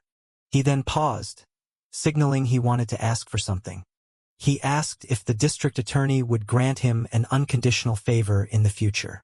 He clarified that the favor would be within the official's power and wouldn't cause him harm. Relieved, Yoon agreed, happy to build a connection with someone so influential. Mu-hyuk promised to tell his grandfather that the official had cleared his debt. Yoon expressed his gratitude, finally feeling like he was in the clear. Mu-hyuk wished him luck on his promotion to Seoul, hoping they would meet again. He politely excused himself, stating he needed to return to his studies. Yoon watched him go, marveling at the fact that he was still just a student. He noted Mu-hyuk's incredible composure, realizing the boy truly inherited the bloodline of the legendary loan shark king. Life at school returned to normal for a time. News reports showed the success of political elections in the background. The day of the final university entrance exam arrived in 1993. An assistant approached the chairman with news. He confirmed through a professor that Mu-hyuk's scores for Korean University were exceptional. Reporters swarmed Mu-hyuk, asking how it felt to achieve the only perfect score in the history of the exam. He had set a record with a perfect 340 points, becoming a national sensation. The press questioned how a student from a technical high school could achieve such academic heights without private tutoring. Mu-hyuk claimed he only used standard textbooks and never attended expensive academies. A reporter asked him for words of encouragement for future students. With a smirk, he told the nation that studying was actually the easiest thing in the world. His friends watched the broadcast, laughing at his bold and characteristic statement. Later, the group gathered to toast to their lifelong friendship. They celebrated the end of 3 hard years of studying by letting loose at a club. Myung-soo bragged that his father's place would provide them with the best drinks and service. Mu-hyuk, recalling his heavy drinking in his past life, decided to enjoy the night. He took his first sip of whiskey, but something felt wrong immediately. He realized the expensive alcohol was actually a cheap fake. His friend, unaware, raved about the burning sensation and the quality of the drink. Mu-hyuk decided to play along and drink sparingly to avoid offending Myung-soo's father. Myung-soo introduced a beautiful customer to the group. He told the boys to make her feel welcome. The woman asked about their age, and Mu-hyuk's friend lied, claiming they were 21. They boasted about getting accepted into college. One of them accidentally mentioned they were going to a school on the outskirts of Seoul. Suddenly, a man appeared and confronted the woman. He scolded her for hanging out with young guys instead of staying with him. The woman expressed her frustration with the man and the rowdy crowd at the club. She insulted the man's appearance, calling him a wild boar with no sense. The man grew furious at being insulted by a younger woman. Mu-hyuk realized they were about to get caught in unnecessary drama and decided to leave. He politely apologized and signaled his friends to head out. He told Myung-soo it was time to go home. Myung-soo, feeling bold from the alcohol, cursed under his breath. He continued to mutter as they stood up to leave. The man overheard the insult and confronted Myung-soo aggressively. Mu-hyuk tried to de-escalate, telling his drunk friend to just walk away. He warned Myung-soo that a fight would only ruin his father's business reputation. The aggressive customer shouted after them, demanding they come back and face him. A manager tried to intervene, explaining that Myung-soo was the owner's son and just celebrating his graduation. The man shoved the manager aside, refusing to let the matter go. He continued to insult the boys, feeling disrespected. The manager pleaded for the man to stop his disruptive behavior. The man, a liquor supplier named Byun, boasted about his control over the Nampodong area. Mu-hyuk realized this was the man responsible for the counterfeit whiskey. Myung-soo's father arrived, apologizing for his son's immaturity and trying to usher the man back inside. He ordered the boys to leave immediately and told Myung-soo to wait for him at home. Mu-hyuk grabbed Myung-soo to lead him out. Byun refused to let them go, even as the father tried to settle the dispute privately. Byun mocked the father, stating he had lost his respect for him despite their age difference. He suddenly slapped the older man, shocking everyone in the room. He declared that being nice had only led to him being disrespected. He prepared to strike the father again in a fit of rage.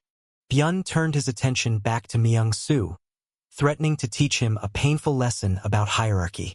The father begged the man to hit him instead and leave his son alone. Byun mocked the father's love for his son. He raised his hand to deliver another blow. Mu-hyuk suddenly stepped in and caught the man's arm, stopping the strike. Byun was stunned that a student had the strength and nerve to stop him. Mu-hyuk told him that regardless of his anger, he shouldn't hit a father in front of his child. Byun laughed, asking if the youth of today had no fear of who they were dealing with. He threatened Mu-hyuk for daring to interfere. He looked at Mu-hyuk with murderous intent. He declared that Mu-hyuk was as good as dead for his insolence. Suddenly, the man paused as a new figure appeared. A voice called out to Byun, calling him Shitty Sungo. The newcomer asked if Byun had been enjoying himself during his absence. Byun paled, recognizing the man as Park Dong-soo. Dong-soo mocked Byun for being a quiet thug that the police managed to ignore. Byun stammered that Nampodong was now his territory. Dong-soo dismissed the claim, stating the area never truly belonged to Byun. He announced his return to the scene. He ordered Byun to leave before he resorted to violence. Dong-soo then turned to Mu-hyuk, greeting him warmly as Kong Mu-mu. He invited Mu-hyuk to go for a drink of soju to catch up. He praised Mu-hyuk for his academic success, admitting he always knew Mu-hyuk was unique. Dong-soo explained he had been back for a while, quietly reclaiming his old territories. He confirmed that his old gang used to manage the entire area before they were wiped out. He credited Mu-hyuk's advance warning for saving him from being arrested with the rest of his gang. Dong-soo asked how he could finally repay the debt he owed for his life. He insisted he couldn't live comfortably while being indebted to Mu-hyuk. Mu-hyuk asked how long it would take for Dong-soo to seize control of all of Busan. Dong-soo was surprised by the question, wondering why Mu-hyuk cared about gang business. Mu-hyuk simply stated that this information was what he wanted. Dong-soo estimated it would take 6 months to a year since only small fries were left. Mu-hyuk told him to move quickly, bribe the right officials and stay under the radar. He gave a specific warning to avoid the drug trade, as a major government crackdown was imminent. He advised Dong-soo to begin preparing a transition into legitimate business. Dong-soo sighed, finding the idea of going legit difficult to imagine. He argued that gangsters can't step into the light without inviting a new war with rivals. Mu-hyuk explained that the daylight would only be a corporate disguise for their activities. He warned that Seoul gangs were already corporatizing and would take over Busan if they didn't evolve. He instructed Dong-soo to hire lawyers, form a corporation, and prepare to move into the Seoul market. Dong-soo was shocked by the scale of the ambition. He noted that Seoul was a brutal battlefield for anyone trying to make it. Mu-hyuk promised to guide him through the process if Dong-soo made the necessary preparations. Despite the absurdity of the plan, Dong-soo found himself convinced by Mu-hyuk's confidence. He agreed to give it a try and set his sights on Seoul. Mu-hyuk added one final, strict condition to their partnership. He insisted that his identity must remain a complete secret and that they must appear to have no connection.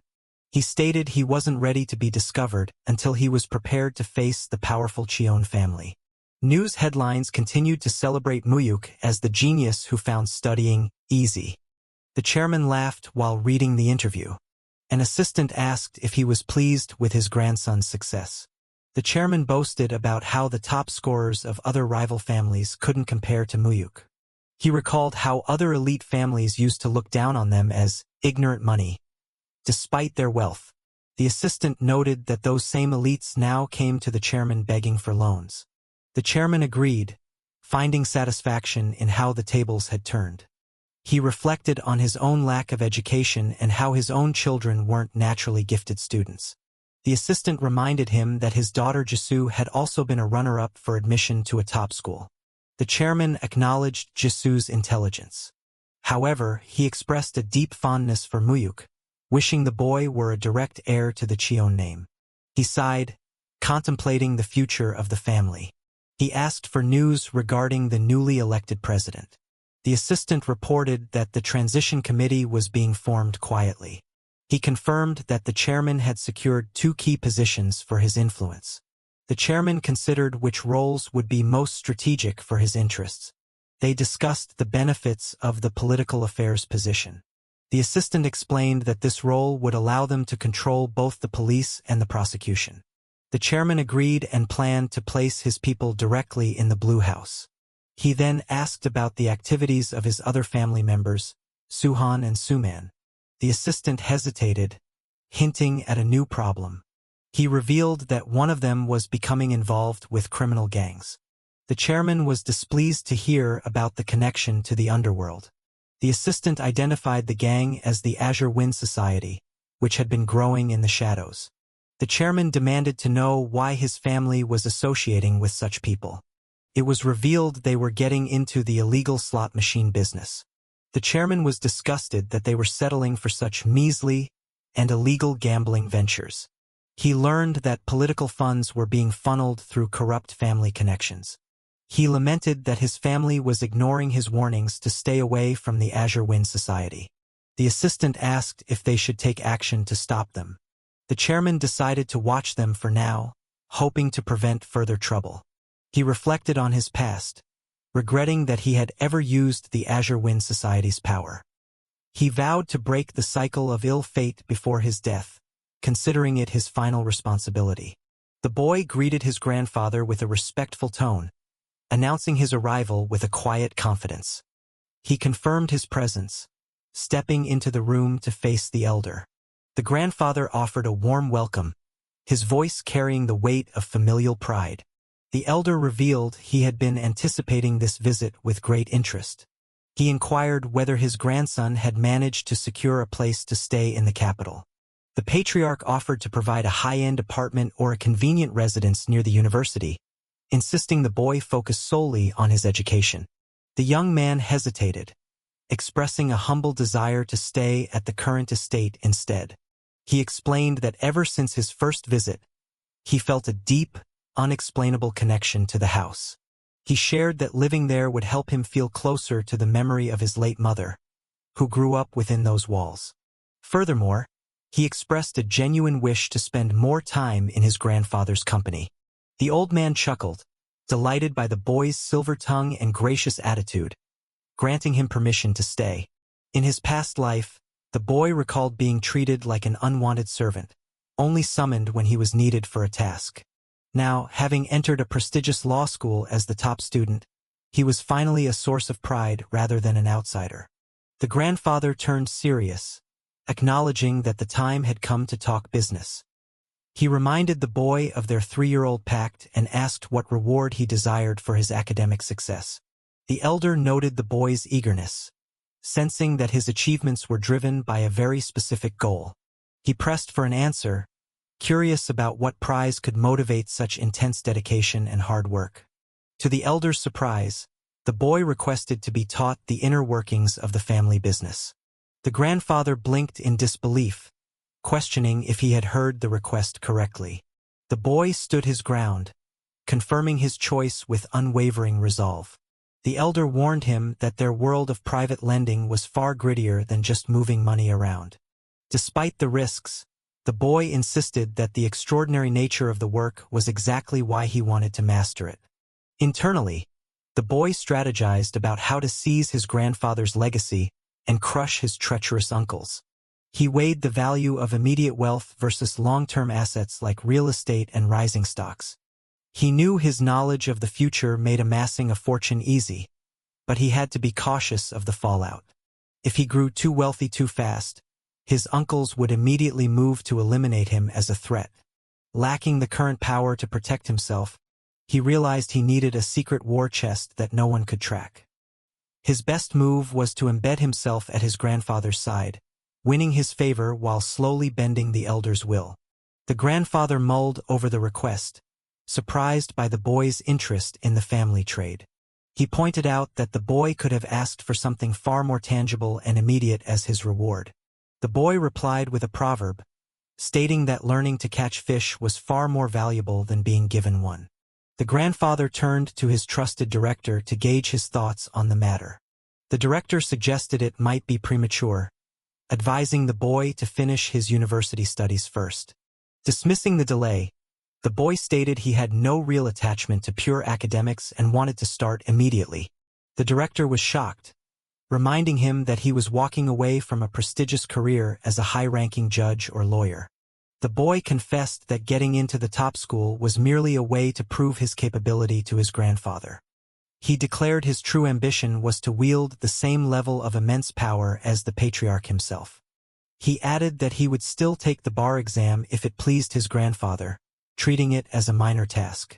The elder noted the boy's incredible confidence, speaking of the difficult exam as if it were child's play. He began to wonder if the young man possessed a hidden potential far greater than anyone had suspected. Finally, the grandfather relented, deciding to give the boy a chance to prove his worth. He instructed Director Ha to start the boys' training under his direct supervision. The director explained that the foundation of their empire was the private loan business, often called money lending. He emphasized that even private loans must follow the law, requiring a deep understanding of legal collateral. He detailed how they managed everything from real estate to volatile stocks as security for their massive transactions. The director revealed they personally handled funds for major conglomerates, moving hundreds of billions in a single day. In this era, before large banks dominated, private lenders like his grandfather were the true heart of the financial world. The boy's first lesson was to understand negotiations and learn to read the complex ledgers used with major clients. He was handed a mountain of contracts and legal documents representing their current holdings. The director gave him a strict 3-day deadline to summarize the key points of all the materials. Though the boy already mastered this knowledge in his past life, he decided to play the part of a diligent student. 1 week later, the results of the training were ready to be reviewed. The grandfather asked for an honest assessment of the boy's progress and natural talent. The director reported that the boy had an uncanny ability to see through the flow of money and spot hidden patterns. He noted that the boy grasped complex concepts with an ease that suggested he had done this for years. The elder was intrigued, finding the report of such rapid mastery quite remarkable. During meetings with corporate heads, the boy remained completely unfazed, handling himself with natural authority. The director admitted the boy required no help at all, leaving the grandfather deep in thought. He predicted the boy would master every practical task the office had to offer within just a few days. Sensing an opportunity, the elder proposed putting the boy in charge of their operations in Myeongdong. The director worried if it was too soon, doubting the hardened veterans of the district would respect a child. The grandfather brushed the concern aside, stating that his own authority was all the backing the boy needed.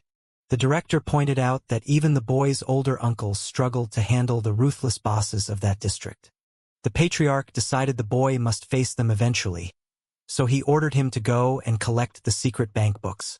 He viewed this as the ultimate test to see if the boy was truly fit to be his successor. News of the assignment spread, causing shock that a mere student was being sent into the lion's den. The boy's uncles questioned their father's sanity for involving such a young child in high-stakes business. They wondered what business a student could possibly have in the heart of the underground market.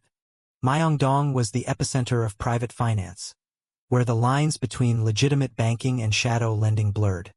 Deep within that market ruled the notorious four bosses, each a legend in the world of high-interest loans. While smaller than the grandfather's empire, these four moved massive amounts of capital on a daily basis. The boy's mission was to audit these bosses and ensure they were managing the grandfather's investments properly. The director warned that these men were seasoned veterans who would not be easily intimidated by a newcomer. The boy remained calm, viewing the early confrontation as a necessary step in his education. He knew the history of these loan sharks, men so vicious that even the most hardened gangsters feared them.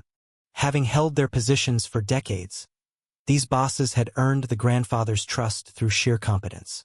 However, the boy had a secret advantage. He had lived this life before and had nothing to fear from death itself. They arrived at the office of Kim Ha-shik, one of the four bosses, who greeted the director with a practiced smile. Ha-shik played the role of a loyal subordinate, asking politely after the chairman's health. The director introduced the young man standing beside him as the chairman's grandson. The boy introduced himself as Kim Mu-hyuk, his voice steady and his gaze piercing. Ha-shik offered a polite greeting, trying to maintain a friendly and approachable facade. Upon hearing of the boys' university, Ha-shik claimed to be an alumnus and suggested they act like close seniors. The boy played along for a moment, though he knew exactly who Ha-shik really was. He recalled that Ha-shik was an elite who had traded a promising career for the lucrative world of private lending. In just a decade, Ha-shik had carved out a powerful niche for himself in the cutthroat district. Cutting through the small talk, the boy demanded to see the business ledgers immediately. Ha-shik tried to stall, suggesting they relax and share some tea before getting down to work. The boy refused the hospitality, insisting that his lack of experience meant he needed to start right away. With a forced smile, Mu-hyuk handed over the records, inviting the boy to take his time. He boasted about his degree in business administration, confident that his ledgers were beyond reproach. At first glance, the records appeared perfect, but the boy knew better than to trust appearances. He remembered Mu-hyuk from his past life as a man whose outward meticulousness hid a devious nature. After scanning the books, the boy asked to see the physical bank books associated with the accounts. Mu-hyuk produced 12 books, claiming they were updated daily without a single cent ever going missing. The boy thanked him for his work and calmly stated he would be taking all the bank books with him. Mu-hyuk froze, the smile sliding off his face in an instant. The boy dropped a bombshell, claiming the chairman ordered the retrieval of all accounts held under pseudonyms. He watched Mu-hyuk's reaction closely, knowing the man had been skimming from the secret funds. Panicked, Mu-hyuk questioned the sudden order, doubting if such a command truly came from the patriarch. The boy didn't blink, inviting Mu-hyuk to call the main estate and verify the order himself if he dared. He asked Mu-hyuk point-blank if there was a reason he was afraid to hand over the accounts. Realizing he was trapped, Mu-hyuk backed down, claiming it was just the surprise of the request that rattled him. The boy then demanded a private conversation, signaling for the subordinates to clear the room. When the guards hesitated, Mu-hyuk lashed out at them, frustrated and on edge. He screamed at his men for their lack of respect toward the young master. With a series of curses, he kicked everyone out, leaving him alone with the boy. Mu-hyuk apologized profusely for his men's behavior, trying to regain some semblance of control. He tried to lighten the mood, asking why a private chat needed to be so intense. The boy's tone shifted instantly, telling Mu-hyuk to stop the act and remember his place as a servant. He insulted Mu-hyuk's intelligence, mocking his inability to read the dangerous situation he was in. Mu-hyuk began to snap back, but the boy's presence was suddenly overwhelming. With a single, sharp command, the boy forced the seasoned loan shark to sit down and listen. Outside, the boy had previously asked the director for a specific favor regarding this meeting. The director had been curious about the nature of the request. The boy had insisted that no matter what sounds came from the room, no one was to enter. The director had been concerned, knowing Mu-hyuk was a dangerous man to be left alone with. The boy had countered that if he couldn't handle a man like Mu-hyuk, he would never survive the corporate world. Back in the room, the boy accused Mu-hyuk of tampering with the books to fund his own lifestyle. He admitted he could overlook minor skimming, but there was one line that could not be crossed. He revealed he knew about the chairman's most guarded secret, the hidden accounts. The boy demanded the specific bank book for the secret account that Mu-hyuk had been hiding. Mu-hyuk was paralyzed with fear, wondering how a child could know about a secret shared only with the chairman. The boy knew he had successfully baited the trap. He was after the legendary hidden wealth of his grandfather. He pressured Mu-hyuk to produce the book immediately, leaving the man no room to maneuver. He knew the grandfather had split 4 trillion won into 4 alias accounts, held by the Myeongdong bosses. In his past life, he had only discovered these hidden trillions after the old man had passed away. He knew that when the financial laws changed in 1993, this money had vanished into the boss's pockets. The boy mocked Mu-hyuk's shock, enjoying the look of pure terror on the older man's face. Mu-hyuk was convinced that the chairman himself must have shared the secret with the boy. The boy leaned in, demanding the documents without further delay. Broken, Mu-hyuk begged for more time to settle the accounts. The boy scoffed, asking why a simple retrieval of a bank book would require any extra time at all. He gave Mu-hyuk a 10-minute ultimatum: produce the book or face a full report to the grandfather. Mu-hyuk pleaded for a month, desperate to cover the tracks of his embezzlement. The boy laughed coldly, unimpressed by the man's desperate groveling. He questioned if Mu-hyuk really thought such a pathetic plea would work on him. Mu-hyuk continued to beg, his pride completely shattered by the young student. Finally, the boy addressed him with a chilling authority. He granted Ha-shik 2 weeks to return every single cent, warning that not a penny should be missing. He barked the command, ensuring Ha-shik understood the gravity of his situation. He also ordered Ha-shik to keep their conversation a secret from the other bosses and his uncles. Ha-shik quickly agreed, terrified of what would happen if the secret got out. When the director returned, the boy acted as if nothing was wrong, praising the ledgers for appearance's sake. He announced he would return in 2 weeks to finalize the remaining business. He walked out of the office, his guards clearing a path through the stunned loan sharks. The subordinates rushed to their boss, confused by the sudden shift in power. Ha-shik realized the boy was a monster in disguise, far different from the harmless student he expected. Later, the director reported the day's events to the grandfather back at the estate. He confirmed the boy had successfully retrieved the 12 alias bankbooks and established a bi-weekly reporting schedule. The grandfather asked if anything unusual had happened during the meeting with Ha-shik. The director noted that while it started with Ha-shik being disrespectful, it ended very differently. He described the boy emerging from the private chat with an aura of total confidence and victory. The elder inquired about the boy's next move, and the director revealed the next target was no Ixion. Satisfied, the grandfather dismissed the director to take a well-earned rest. Soon after, the elder received a frantic phone call from a trembling Kim Ha-shik. The boss hesitated, struggling to find the right words to describe his encounter with the boy. The grandfather grew impatient, demanding an honest opinion on his grandson's character. Ha-shik admitted that the boy shared a far more striking resemblance to the chairman than either of his sons. The elder hummed in thought, pleased by the comparison. He then pressed Ha-shik about the details of their private conversation. When Ha-shik stalled again, the patriarch's voice turned cold, demanding the truth. Ha-shik confessed that the boy had brought up the secret bank accounts that were supposed to be hidden. The grandfather was stunned, wondering how the boy could have possibly uncovered such a deep secret. He asked what Ha-shik planned to do next. Ha-shik revealed they had agreed on a 2-week deadline to hand the accounts over and asked for instructions. The grandfather ordered him to follow the boy's instructions and hand them over. Before hanging up, the elder's tone shifted into a deadly warning. Ha-shik felt a chill as the patriarch addressed him by name. The elder revealed he knew Ha-shik had raised his voice against his grandson. Ha-shik stammered an apology, swearing it would never happen again. The patriarch reminded him that wealth didn't change his status as a subordinate. He warned Ha-shik never to forget who had given him his power in the first place. Ha-shik promised to remember, his voice filled with genuine fear of the elder's wrath. Alone, the grandfather pondered how the boy had found out about the secret accounts. Not even his own children knew of their existence, yet the boy had secured them with ease. He recalled Ha-shik's words about the resemblance between them. A small smile played on the old man's lips as he realized his grandson might be his true heir.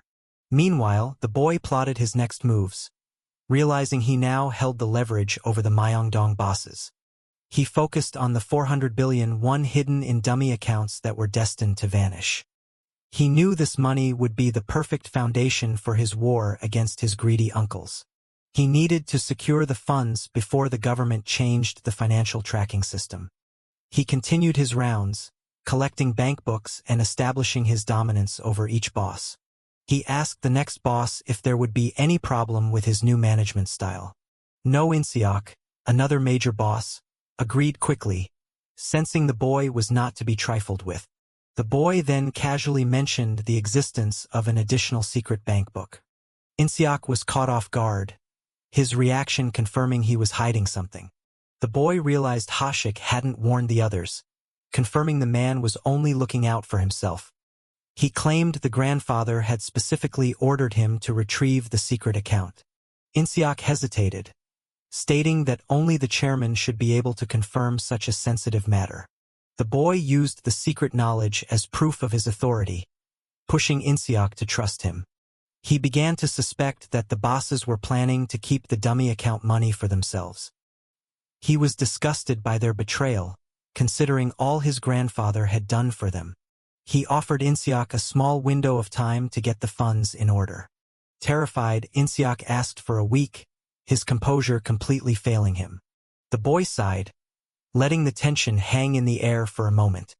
He agreed to the 1-week deadline, promising not to report the delay to the grandfather. He reminded In-seok that stealing from the family was a dangerous gamble. He warned him that the patriarch was still very much in control of the city. He left him with a chilling thought about what happens to dogs that bite their masters. Next, he visited Shin Sungil, a former wrestling champion whom the grandfather had raised. Unlike the others, Sungil was known for his absolute loyalty and straightforward nature. The boy asked for the secret bank book without the usual games of intimidation. Sungil didn't hesitate, noting that the order must have come from the chairman. He handed the book over immediately, proving his trustworthiness. The boy was relieved to find at least one person hadn't been skimming from the accounts. Sungil bid the young master a respectful farewell. The boy promised they would meet again in a more relaxed setting, acknowledging his loyalty. Finally, he reached the office of Yu Jigong, the most experienced and dangerous of the 4 bosses. Jigong was a veteran who had fought his way through the market long before the grandfather's total dominance. The director asked the boy if he knew of Jigong's fearsome reputation. The boy nodded, fully aware of the legend. Jigong was the man who had famously driven out the gangs that tried to take over the district. He was known throughout the underworld as the Hammer. Upon arrival, Jigong didn't bother to look up, making them wait as a show of power. He casually told them to sit and wait until he was ready. When he finally addressed them, his apology was dripping with sarcasm. He claimed he was simply being thorough with the ledgers he prepared for the chairman. He asked with a smirk if the young master was upset by the wait. The boy ignored the provocation and asked to see the documents. Jigong turned his attention to Director Ha, mocking his new role. He joked about the director becoming a glorified babysitter for the young boy. He suggested the work was beneath someone of the director's stature. He offered to train the boy himself, implying a far more brutal education. The director warned Jigong to watch his tongue in the presence of the family heir. Jigong scoffed at the idea of showing respect to a mere child. He dismissed the director's loyalty as old-fashioned and unnecessary for a man of his experience. He insulted the boy's intelligence, suggesting he just hand the books over to the director. The boy remained calm, refusing to be baited by the veteran's childish insults. He focused on the task, knowing that Jigong's secret bank book was the real prize. After checking the books, the boy demanded the bank book, but Jigong flatly refused. The boy reiterated that he was there on the chairman's orders. Jigong challenged the order, demanding the chairman come down to Myeongdong in person. He argued that since the chairman gave him the account personally, it should be returned the same way. He looked at the boy with a mocking grin, waiting for a reaction. The director warned that the joke had gone too far and was becoming a threat. Jigong denied he was joking, claiming he was teaching the boy a lesson about business. He lectured them on the importance of proper formalities and procedures. He asked if the director had grown soft in his old age. The boy asked the director to wait outside, wanting to handle Jigong alone. He told the director to take a moment to cool off while he finished the business. The director reluctantly agreed and stepped out. Now alone, the boy demanded the secret account books once again. Jigong laughed, realizing the chairman really was trying to groom the boy. However, he maintained his stance, refusing to yield to someone he viewed as a brat. The boy raised his voice, calling Jigong by his full name. Jigong exploded in rage, insulted that a child would dare to yell at him. He boasted of his long history of protecting the chairman back when the boy wasn't even born. He claimed that even the chairman's sons didn't have the right to order him around. He snarled that shared blood didn't put the boy on his level. The director tried to intervene, but the tension in the room was electric. Jigong reminded them of how many times he had used his hammer to save the chairman's life. He declared his hammer was the living history of the market and told the boy to back off. The boy stared back, asking if Jigong really wanted to take their conflict to the limit. Jigong laughed manically, questioning what a boy like him could possibly know about the limits of their world. The boy analyzed Jigong's excessive aggression, wondering where he got the confidence to rebel. He knew Jigong wasn't in a position to win a direct fight against the grandfather. He began to suspect there was a hidden variable he was missing. A realization began to dawn on him. He gave Jigong a final one-day warning to prepare the books, promising severe consequences if he failed. Jigong laughed it off, mockingly praising the boy's guts. He admitted he expected the boy to be terrified by his display. The boy stepped closer, asking why Jigong was swinging a hammer he didn't have the courage to use. He told Jigong that any attempt to strike him would result in the boss's own death.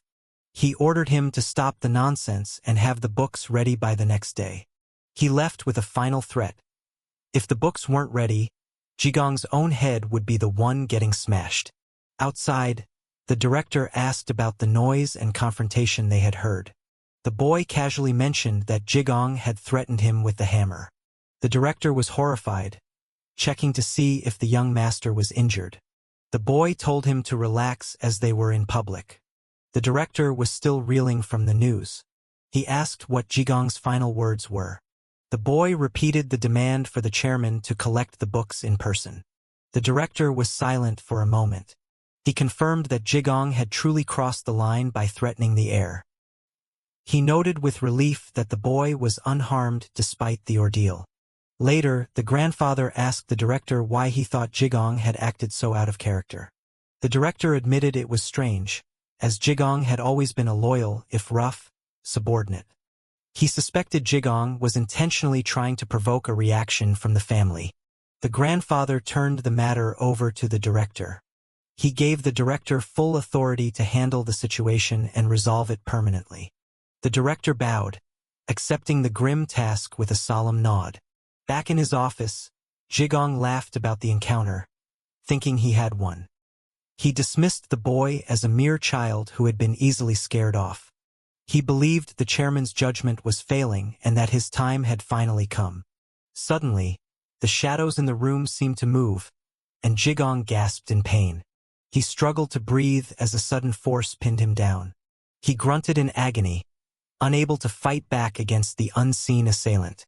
The director stepped out of the darkness, inviting the fallen boss for a final conversation.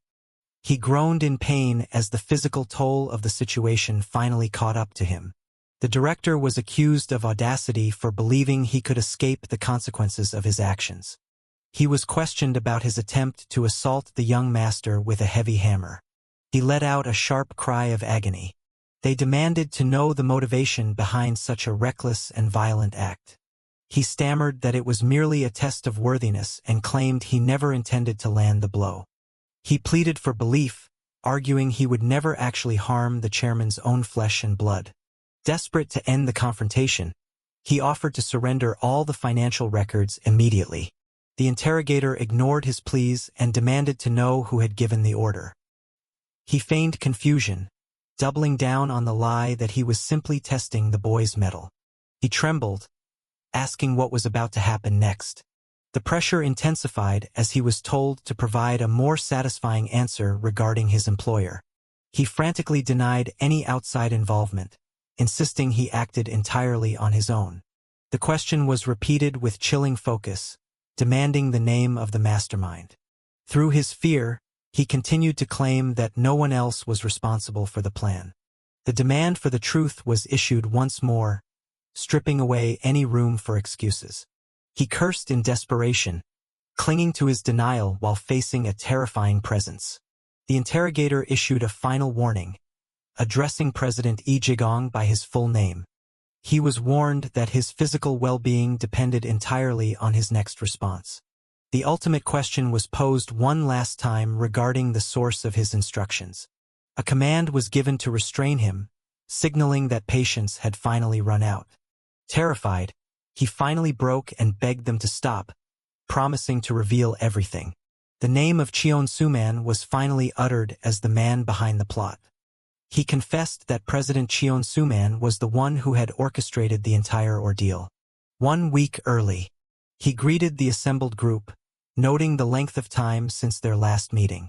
The presidents questioned the reason for the sudden summons of all four leaders at once. He brought up the topic of the new arrival currently residing in his father's household. They clarified if he was referring to the chairman's grandson, the child of the late Miss Mu-hyuk. He confirmed the identity and noted that the boy was already being mentored by Director Ha. He mocked the idea of a newcomer suddenly appearing and attempting to learn the family business. He expressed concern that the situation might give rise to troubling rumors. He pointed out the potential for conflict regarding the inheritance among the established family. He suggested they pay close attention to the boy, fearing a stranger might cloud the chairman's mind. One president advised caution, reminding him that the chairman was still in good health. He dismissed the warning with a smirk, mocking their sense of loyalty to the old man. He urged President Shin to consider the necessity of removing anyone who threatened their stability. They argued that it was a private family matter and questioned their right to intervene. He insisted it wasn't a mere family spat but a genuine concern for the chairman's future decisions. He noted that the shifting political climate made every business decision critical for their survival. He informed them that Director Ha would soon be bringing the boy to meet them personally. He asked them for a simple favor, to gauge the true nature of the young newcomer. A consensus was reached to move forward with the plan. One agreed to evaluate the boy's potential and see if he possessed any real value. He dismissed the 20-year-old as an amateur who knew nothing of their world. He vowed to give the boy a harsh introduction to the reality of their business. He praised President Yu for his quick understanding and alignment with the plan. He reminded the others that the chairman's reign would not last forever. He mockingly entrusted the care of his nephew to the assembled presidents. It was confirmed that Suman had been the true architect of the scheme. He had ordered the test, and President Yu Jigong had been the most eager to participate. The aftermath was grim. Jigong was hospitalized and would never regain the use of his left hand. Despite the betrayal, the chairman ordered a retirement fund for his 30 years of service. He was asked if a simple warning would be enough for the two Cheon brothers. The chairman decided that he would deal with those two personally. The news of Yu Jigong's fate sent shockwaves through the family. It was reported that Director Ha had used a hammer to crush the man's hands entirely. Panic set in as they realized the chairman had likely uncovered the full extent of the plot. He was scolded for the interruption, but the urgency of the situation was undeniable. A formal summons from the chairman was delivered to the president. He answered his father's call with a trembling voice, confirming his brother's presence. The chairman asked directly if he had ordered the Myeongdong bosses to target Mu-hyuk. He stammered a denial, claiming he only meant for them to look after the boy. The chairman lambasted him for his immaturity and for feeling threatened by a 20-year-old. He warned that such behavior made him reconsider his choice of heir in favor of Mu-hyuk. He tried to protest, but the chairman silenced him, refusing to hear any more excuses. A final ultimatum was issued. Any further interference with Mu-hyuk would have dire results. He was threatened with total expulsion from the family and the loss of his entire fortune. He was left in shock, unable to believe his father would turn on him so completely. His brother anxiously asked for the details of the chairman's verdict. He erupted in a fit of rage, unable to contain his fury. He cursed Mu-hyuk, blaming the young man for driving a wedge between him and his father. What? Rumors swirled about the president-elect's plan to dismantle the secretive Hao Council. It appeared that a massive military purge was imminent as soon as the new term began. In response to the threat, members of the council began meeting with increasing frequency. The resolve of the president-elect was evident in his plan to dissolve the council before taking office. It was noted that while he used them to gain power, he had no intention of keeping them around. Concerns grew about a potential military coup in a country still heavily influenced by soldiers. The possibility of an armed uprising hung heavy in the air. He was asked for his perspective on the growing political tension. Mu-hyuk confidently predicted that the military would not offer any resistance. He explained that the president-elect had already neutralized the core military leadership in hours. He argued that the broader military would not align with the radical elements of the Hao Council. Most importantly, he believed the public would never tolerate another military regime. The chairman noted with interest that Mu-hyuk seemed well-versed in political strategy. Mu-hyuk replied that staying informed was vital, claiming to know the trajectory of the next 30 years. The chairman inquired about other major reforms the president-elect was planning. It was reported that the VIP's inner thoughts remained a mystery even to planted secretaries. However, word had leaked that a massive war against corruption was being prepared. He predicted a push for asset disclosure despite major opposition from high-ranking officials. The chairman acknowledged the scope of the change and asked about financial system reforms. It was reported that information on the real-name financial system remained strictly guarded. The chairman turned back to Mu-hyuk for his insight on the matter. He predicted the system would be delayed until the end of the term due to potential backlash. He argued that implementing such a heavy reform so soon would be an unbearable burden. Mu-hyuk was invited to share his own thoughts on the timeline. The real-name financial system. Mu-hyuk stunned the group by predicting the system would be implemented within the year. The chairman demanded to know the reasoning behind such a bold claim. Mu-hyuk explained that the president's personality favored sudden, decisive strikes with a small team. The chairman laughed, suggesting Mu-hyuk didn't understand how politicians rely on secret funds. He argued that revealing such funds would be political suicide for the president himself. Mu-hyuk stood his ground, advising that they prepare their anonymous accounts just in case. The chairman dismissed the concern, trusting the people holding his hidden assets. Mu-hyuk warned that human greed knows no bounds, especially when money is involved. He pointed out that once the system changed, those holding the money might refuse to return it. History proved him right. The eventual reform would cost the chairman a quarter of his wealth. He knew the deadline was August, and trillions of won were at risk of vanishing forever. The chairman asked if this specific timeline was based on another of Mu-hyuk's hunches.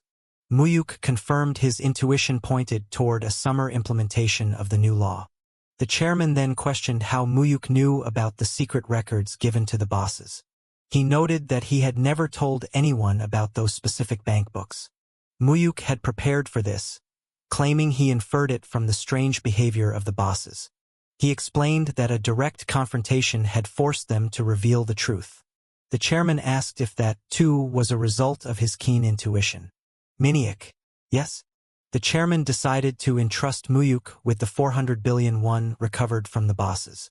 He told the boy to use the funds as he saw fit to protect them from the coming reforms. However, it came with a stern warning. If the money was lost, there would be no more help. Mu-hyuk accepted the responsibility, promising not to make a single mistake. He was thrilled that the chairman had handed over such a massive fortune so readily. This wealth would provide the leverage he needed to finally take down the Cheon brothers. The chairman ordered the consolidation of all secret accounts before the July deadline. His subordinate moved quickly to execute the command. Real name financial system by August. The chairman mused that if Mu-hyuk was right, the boy truly possessed a heavenly gift. On February 25, 1993, a new civilian government was officially inaugurated in Korea. The new president immediately began a series of radical reforms, just as Mu-hyuk had predicted. Korea University, 1993 Admission Ceremony. 1993 Admission Serum. The ceremony ended, leaving the students feeling bored by the long speeches. Mu-hyuk's friend asked about his plans now that classes were about to start. He was shocked when Mu-hyuk suggested visiting the library on the very first day. Mu-hyuk insisted that as law students, they should familiarize themselves with the library. What's wrong? His friend teased him about his natural Seoul accent, wondering if he was trying to flirt. He pressured Mu-hyuk to go to Apgujeongdong to celebrate their admission with drinks. Mu-hyuk was hesitant, reminding his friend of the importance of studying for the bar exam. His friend promised to pass the exam later, but insisted on having fun for one night. He continued to plead and chant, desperate for a night out in the city. Mu-hyuk finally relented, agreeing to a few drinks before heading back. They arrived in the bustling district, soaking in the vibrant energy of their youth.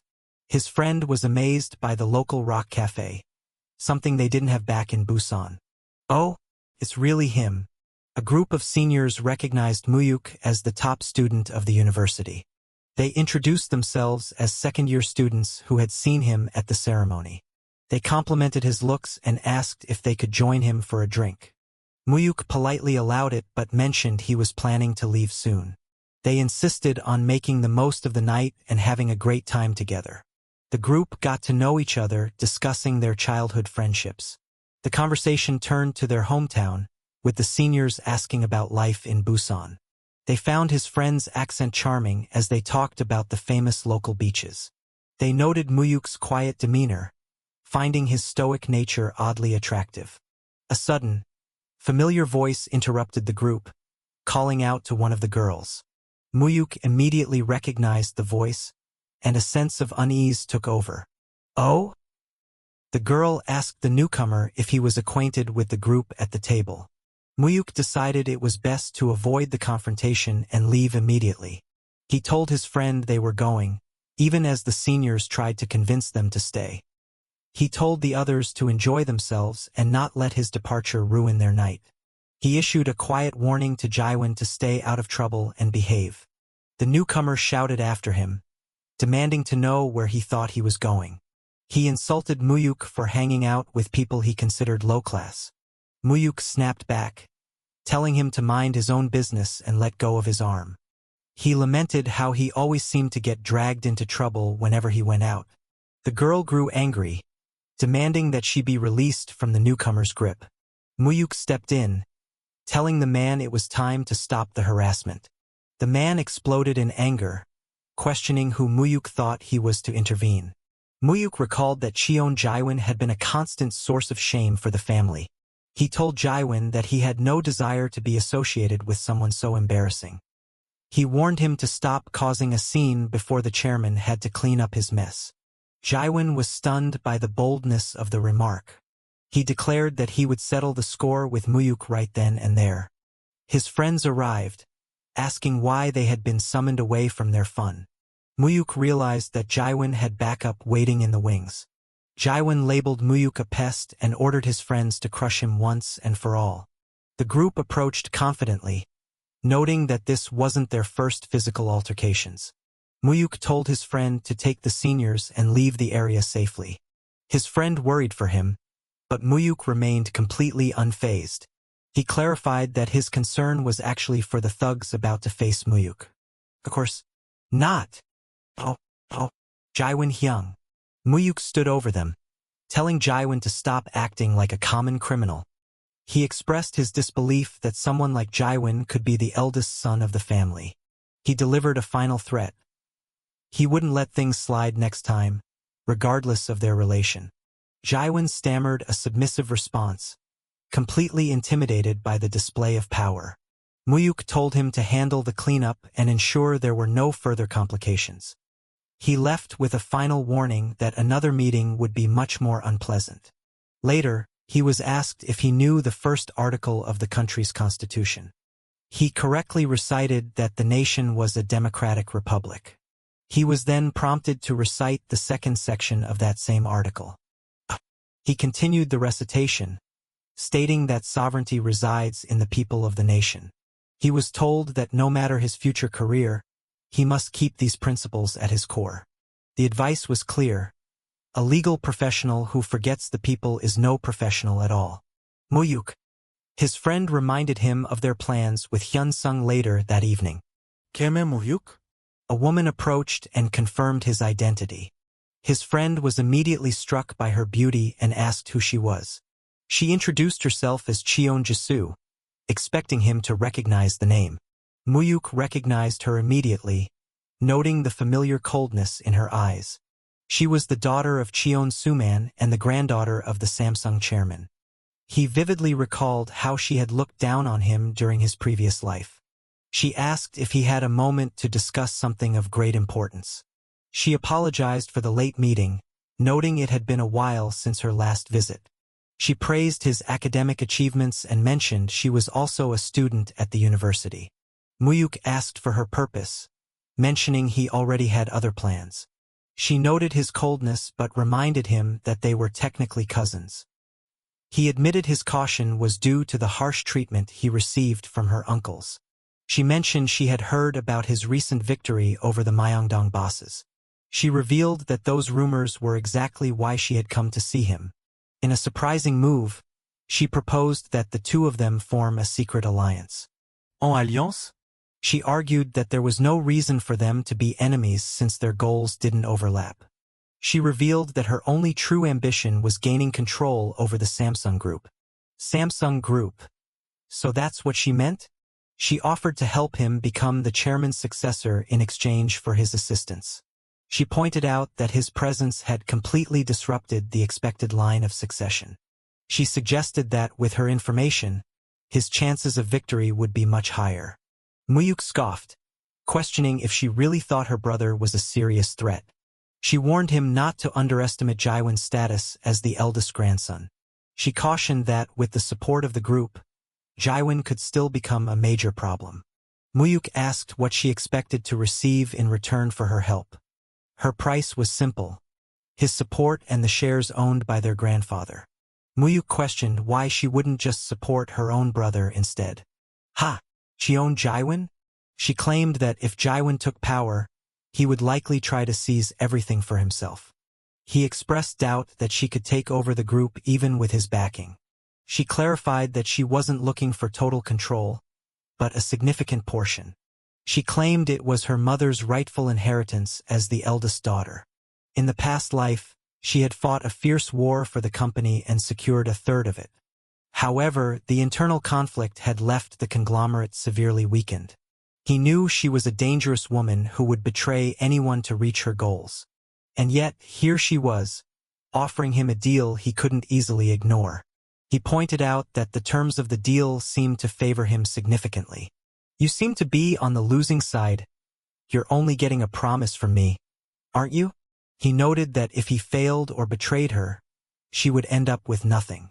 She admitted that she was at a strategic disadvantage in this arrangement. However, she confessed that her hatred for Jaewon outweighed her fear of losing. She would rather see anyone else succeed than watch her brother take everything. Mu-hyuk agreed to consider the proposal and addressed her as his older cousin. She urged him to decide quickly, as she needed to know her next move. She warned that a refusal would force her to find another path to her goal. "Hey, Mu-hyuk, you didn't leave?" His friend returned, complaining about Mu-hyuk's luck with beautiful women. Mu-hyuk explained she was a cousin he had just met for the first time. His friend immediately tried to act friendly, but Mu-hyuk pushed him away. Cheon just... He marveled at how his past tormentor was now offering him a favorable deal. He wondered if this was a genuine path to power or a cleverly disguised trap. The chairman asked how his first university class had gone. Mu-hyuk mentioned that Jisoo had come to see him at the school. The chairman encouraged him to get along with his cousins since he had no siblings. Mu-hyuk secretly vowed to use the connection to eventually take everything for himself. The chairman asked why he had requested an urgent meeting upon returning home. Mu-hyuk proposed moving the entire 400 billion won to accounts overseas.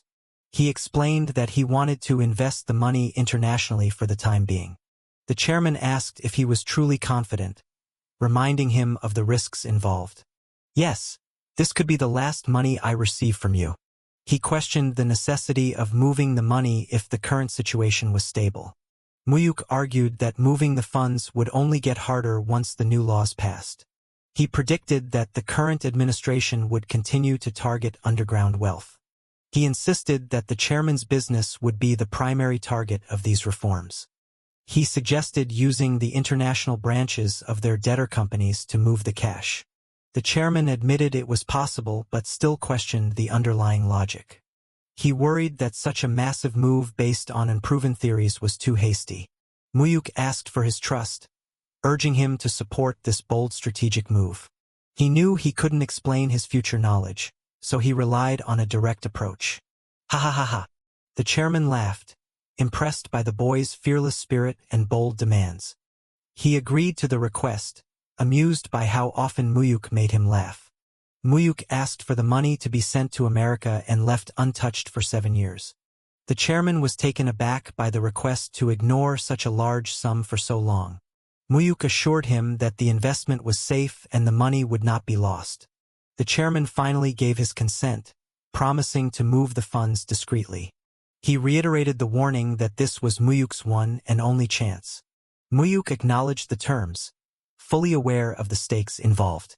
He planned to use these hidden funds to battle the Cheon brothers in the future. He knew he couldn't manage it alone and already had a specific partner in mind. He was looking for a man known in the future as a legendary financial predator. In this era, however, the man was nothing more than a failing investor drowning in debt. He was searching for the future god of stocks, Han Kyung-yeon. Is this the place? He tracked the man down through his extensive debts to private moneylenders. His associate questioned why they were looking for such a desperate individual. Mu-hyuk arrived at a rundown inn and inquired about Han Kyung-yeon's room. The owner was dismissive, claiming they didn't keep proper records in such a place. Mu-hyuk asked about a young man in his late 20s who had stayed for a long time. Do we have a young guy here? The owner suddenly remembered and pointed toward a specific room. Oh, there he is. That's him. Mu-hyuk called out to the man as he tried to make a quick escape. He urged the man to stop and listen to what he had to say. He shouted that he wasn't there to collect a debt and asked him to wait. He pleaded for just a moment of the man's time to explain his presence. The man stopped, trembling as he asked if they were really there for the money. Mu-hyuk admitted his background but insisted his intentions this time were different. Is this the right place? Hesitation filled his voice as he noted the intimidating presence of the people gathered inside. He dismissed the fear, reminding his companion they were only there to settle a debt before heading in. A voice called out with mocking surprise, immediately recognizing the unwelcome visitors. The thug shouted Han Kyung-yeon's name, pairing it with a sharp and degrading insult. He sneered, questioning if the boy had a death wish by showing up unarmed and alone. Sudden cries of pain and panic erupted as the confrontation turned physical. The man barked a curse, demanding to know who was bold enough to grab his hand. He remained calm, stating they were only there to pay the debt and demanding to see the boss. A cold, authoritative voice cut through the noise, demanding to know the cause of the ruckus. The boss emerged, his eyes narrowing as he locked onto his target. He spoke with fake politeness, claiming they had searched everywhere for him before asking for the cash. The young man stepped forward, offering to clear the debt and asking for the final total. The loan shark began a tedious calculation, stacking monthly interest and late fees onto the original loan. He interrupted the act, telling the shark to stop fumbling with the books and give him the real number. The shark smirked, impressed by the young man's blunt and experienced approach to the situation. He tossed aside the small change and demanded a clean 50 million to settle the matter. Shocked by the inflation, the debtor cried out, unable to believe a small loan had grown tenfold. The shark laughed it off, claiming the predatory terms were all signed for in the original contract. He justified the massive sum by citing tracking costs and the supposed emotional stress he suffered. The sheer scale of the fraud left the debtor reeling, unable to process such a magical inflation of debt. It was the brutal reality of the business, designed to bleed the desperate until nothing was left. Enraged by the boy's attitude, the thug threatened to tear him apart for his perceived arrogance. He confirmed that 50 million would end it, promising to destroy the contract the moment he saw cash. He asked for a phone, and the shark gestured dismissively, granting him full access. He placed a call to Director Ha, requesting the immediate delivery of 50 million to their location. The brief conversation ended with a simple confirmation. He told them to wait 15 minutes, prompting a mocking laugh from the easygoing loan shark. The shark grew curious, wondering why a stranger would pay such a massive sum for a random person. He revealed the surprising truth that they had only just met for the first time that day. He explained it was a business arrangement, making the payment a necessary investment in the man. Impressed by his poise, the shark offered the student a job within his own organization, He laughed at the mention of school, telling the boy to call him if his degree didn't pay the bills. He stared at the man, knowing these small-time crooks would soon vanish under new financial laws. He scoffed at the offer, insulting the small and pathetic nature of the shark's operation. The loan shark's face twisted in anger at the blatant disrespect from someone so young. He lectured the shark on the limits of greed, condemning his practice of stealing blood and tears. The shark admitted his love for the work before questioning if the boy was ever taught any manners. He laughed in the criminal's face, finding a lecture on ethics from a loan shark to be a total joke. Enraged, the shark ordered his men to seize the boy, deciding to teach him a physical lesson in respect. A sharp groan of pain signaled the start of the violent struggle. He noted the time, signaling that the planned intervention was finally happening. The timing was flawless, shifting the power dynamic of the room in an instant. He checked in, asking if anything was wrong as the atmosphere grew heavy with tension. Confused, the thug demanded to know who had just barged into their office. He repeated the demand, threatening the newcomer for his bold and uninvited entrance. He warned the intruders to back off unless they wanted to share in the boy's beating. Desperate shouts rang out, begging for the violence to stop immediately. The thugs froze in confusion as their boss's voice trembled with sudden terror. The lone shark stammered, recognizing the powerful figure of director Ha Myung-hoon. The director asked coldly if the small-time criminal actually knew who he was dealing with. The shark bowed, acknowledging the director's legendary status as the right hand of Chairman Cheon.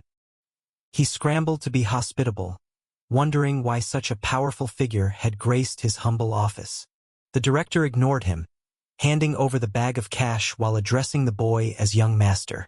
The room went silent as the shark realized the magnitude of his mistake. He realized with horror that the student was actually the grandson of the legendary Chairman Cheon. He shrugged it off as nothing special, merely settling a debt for an acquaintance. He noted that the boss seemed more interested in teaching lessons than collecting the money. Terrified, the lone shark dropped to his knees, pleading for mercy and forgiveness. He begged for his life, claiming he had made a catastrophic error in judgment by not recognizing him. He ordered his subordinates to kneel immediately, terrified of the chairman's immense power. The thugs hit the floor, shouting their apologies to the young master they had just threatened. He told the man to take his money, ending the tension of the debt collection. He instructed the shark to verify the contents of the bag to ensure it was all there. The shark confirmed the 50 million was present and prepared to return the legal documents. He handed over the paperwork with trembling hands, eager to end the encounter. He told his companion to double-check the documents to ensure everything was in order. The shark confirmed the debt was completely erased, acting as if the matter was now fully resolved. He then suggested they perform some new calculations, catching the shark completely off guard. He demanded 10 million as compensation for the mental distress caused by their earlier threats. The shark gasped in disbelief at the sudden reversal of the predatory tactics. He added fees for his time and the director's busy schedule, quickly stacking the costs. The shark cried out in desperation, realizing the boy was using his own tricks against him. He replied that he was simply settling the account using the shark's own twisted logic. An additional 15 million was added for wasting his time, bringing the total back to 50 million. He reclaimed the bag of cash, stating that the new fees had perfectly balanced the scales. The shark pleaded, claiming the boy was being far too cruel in his retaliation. He asked if his math was wrong, pointing out that he had only followed the shark's example. The lone shark was left speechless, unable to argue against his own logic. With the debt cleared and the money reclaimed, he signaled for Han Kyung-young to follow him out. He paused to give one final instruction to the director regarding the thugs. He ordered that the group be permanently banned from ever setting foot in the district again. The director bowed, accepting the command with absolute professional loyalty. The director then turned his cold gaze on the thugs, demanding to know their true employer. They confessed they worked for Chairman Suk Kang-ho, a man known for his brutal interest rates. The name was familiar, known for the most ruthless practices in the underworld. The director warned them that if the chairman found out they touched his grandson, no one would be safe. They begged for forgiveness once more, claiming total ignorance of his high-profile identity. He reminded them of the young master's decree, warning of the consequences of returning. He made a grim promise to take their feet if they ever showed their faces in the area again. He gave them a strict deadline to vanish from the district by nightfall. Once outside, he asked the man if he felt a sense of relief now that his burden was gone. Dazed and confused, the man asked who his mysterious savior truly was. He couldn't wrap his head around how a student could command such wealth and fear. He simply held up his student ID, maintaining his persona with a straight face. The man didn't buy the joke, demanding to know the truth behind the powerful connections. He wondered if the boy's family were secret kings of the underworld's financial market. He dismissed the question, stating that his background mattered less than the job at hand. The traitor felt worthless, wondering what a wealthy heir could possibly want from a bankrupt man. He made his request clear, wanting the man to use his genius for stock trading once again. The traitor sighed, haunted by the debts he had accrued from his previous market failures. He asked the man if he had ever considered why he had truly failed in the past. He suggested that it was a lack of capital that allowed the rigged market to crush him. The traitor agreed passionately, claiming he could dominate if he only had the necessary funds. He handed over a new package, telling the man to open it and see his future. He offered the money as a starting fund, telling him not to worry about the risk of losing it. The traitor gasped as he looked at the 100 million won staring back at him. He explained it was a deposit, a chance for the traitor to finally showcase his true talent. He laid out his terms, which were simple but required absolute and total obedience. The condition was that the traitor must follow his specific stock picks without question. The man was baffled by the blind trust being placed in a complete stranger. He questioned what would stop him from simply taking the fortune and fleeing the country. He replied with cold indifference, claiming he wouldn't care if the man chose to run. He knew that a man addicted to the markets would never stop trading, no matter where he went. The traitor was stunned, realizing the boy had seen right through his internal nature. He emphasized that their pasts didn't matter as long as their current goals aligned. He was offering a lifeline, wanting nothing more than to see the man's full potential in action. He quoted the man's own words about the lack of opportunity in the country's corrupt systems. He repeated the man's wish for a fair market where common sense and rules actually applied. He promised to be the person to finally grant him that elusive opportunity. In exchange, he required the man to become his loyal hunter in the financial wilderness. With the traitor under his control, he knew he would soon have the capital to challenge his rivals. He realized that financial power wasn't enough. He also needed a physical force to back him up. His thoughts turned to Busan, wondering about the status of a man named Park Dong-soo. Meanwhile, a group of shadowy figures discussed a plan to restructure their territory. They plotted to eliminate Park Dong-soo and divide his vast holdings among themselves. They noted that despite his power, Dong-soo was vulnerable due to a lack of loyal subordinates. They believed his followers would crumble the moment their leader was targeted in a swift strike. One of the conspirators asked about the plan for the aftermath of the assassination. The question of how to divide the spoils remained the biggest point of contention among them. He told them to focus on the kill first, suggesting they settle the division later. He disagreed, insisting that a clear agreement was needed before any blood was spilled. They knew that without a plan, they would only end up fighting each other for the remains. He questioned if the orders for this coup had truly come from the top of the organization.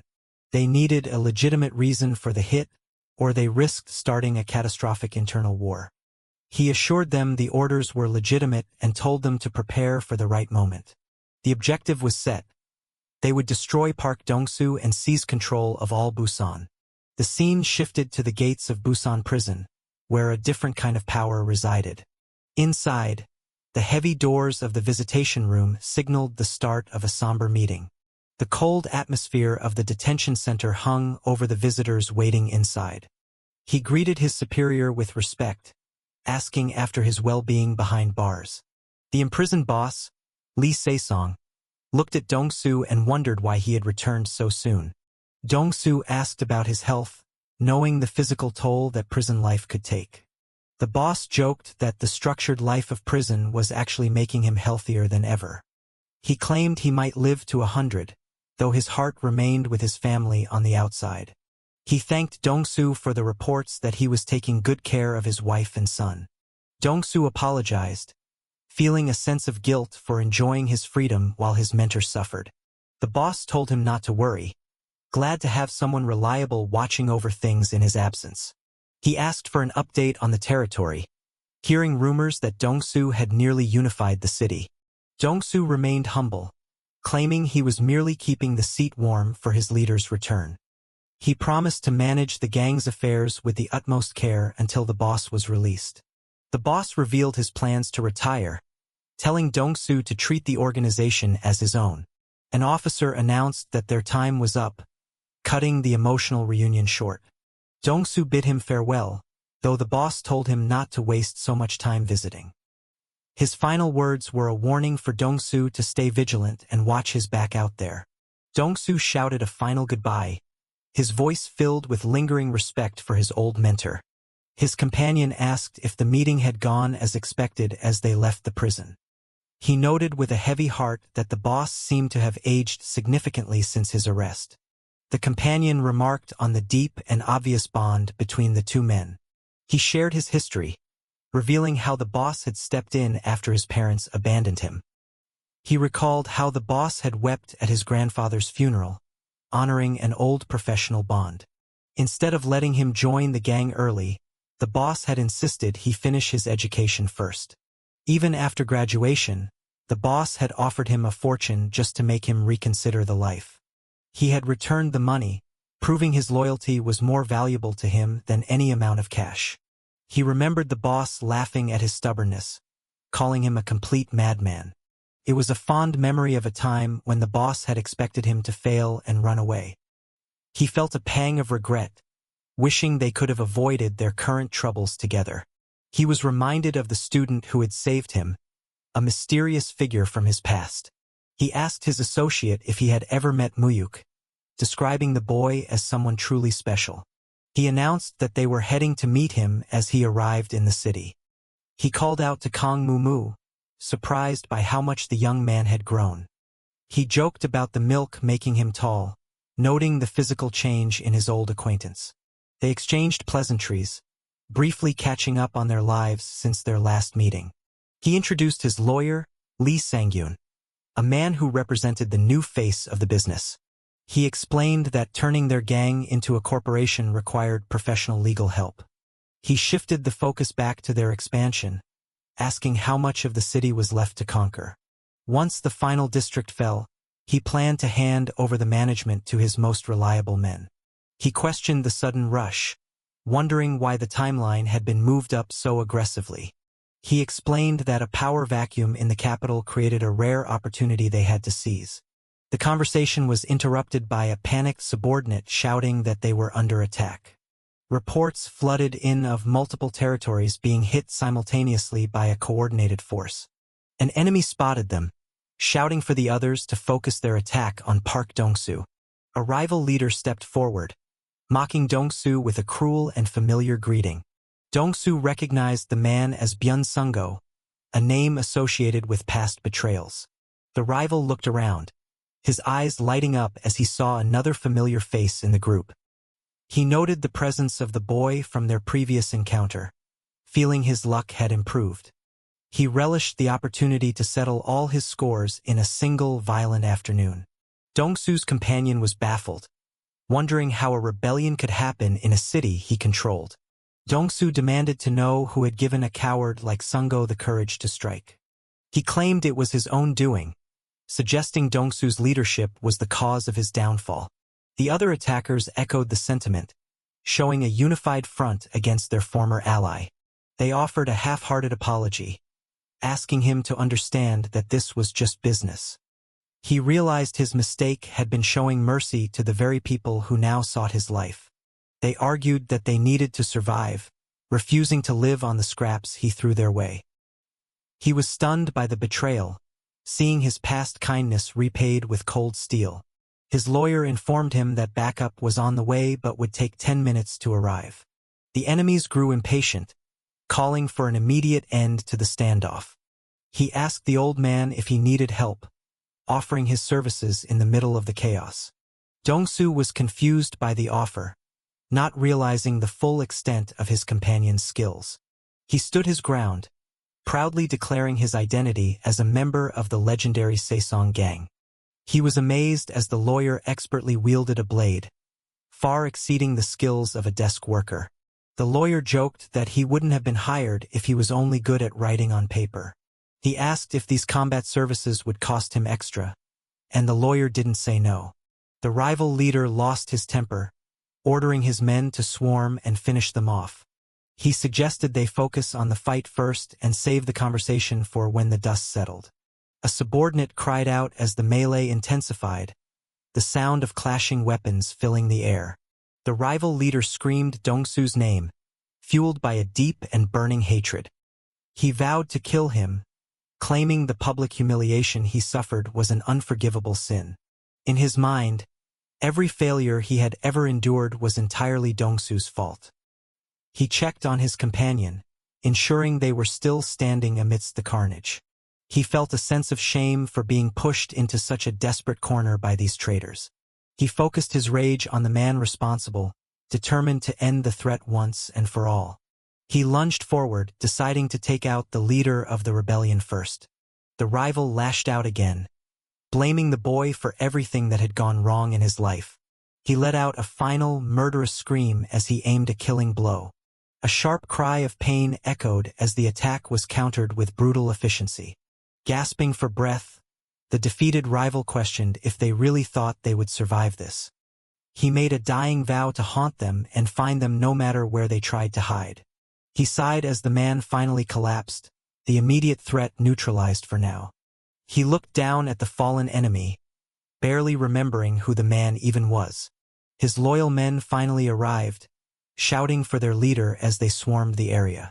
They checked on his condition, worried by the blood and chaos of the scene. He ordered his reinforcements to crush the remaining punks who had dared to attack them. He noted that all the key players in the rebellion seemed to have gathered in one place. He looked at his former brothers, asking why they had chosen such a path of betrayal. He reminded them that he had given them control of territories so they could provide for their families. He was heartbroken that despite their history, they had chosen to stab him in the back.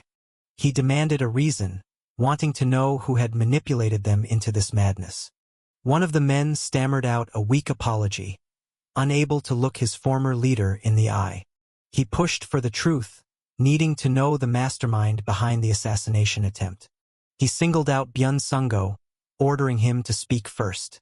The man remained defiant, cursing him even as he lay defeated on the ground.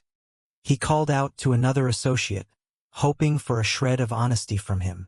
The associate told him he brought this on himself, warning him not to place the blame elsewhere. A sudden plea for mercy cut through the tension as the situation grew more dire. He screamed in agony as the consequences of his betrayal finally caught up to him. He asked once more who had ordered the hit, his patience finally reaching its limit. The man gave a vulgar response, laughing at the chaos even as he suffered.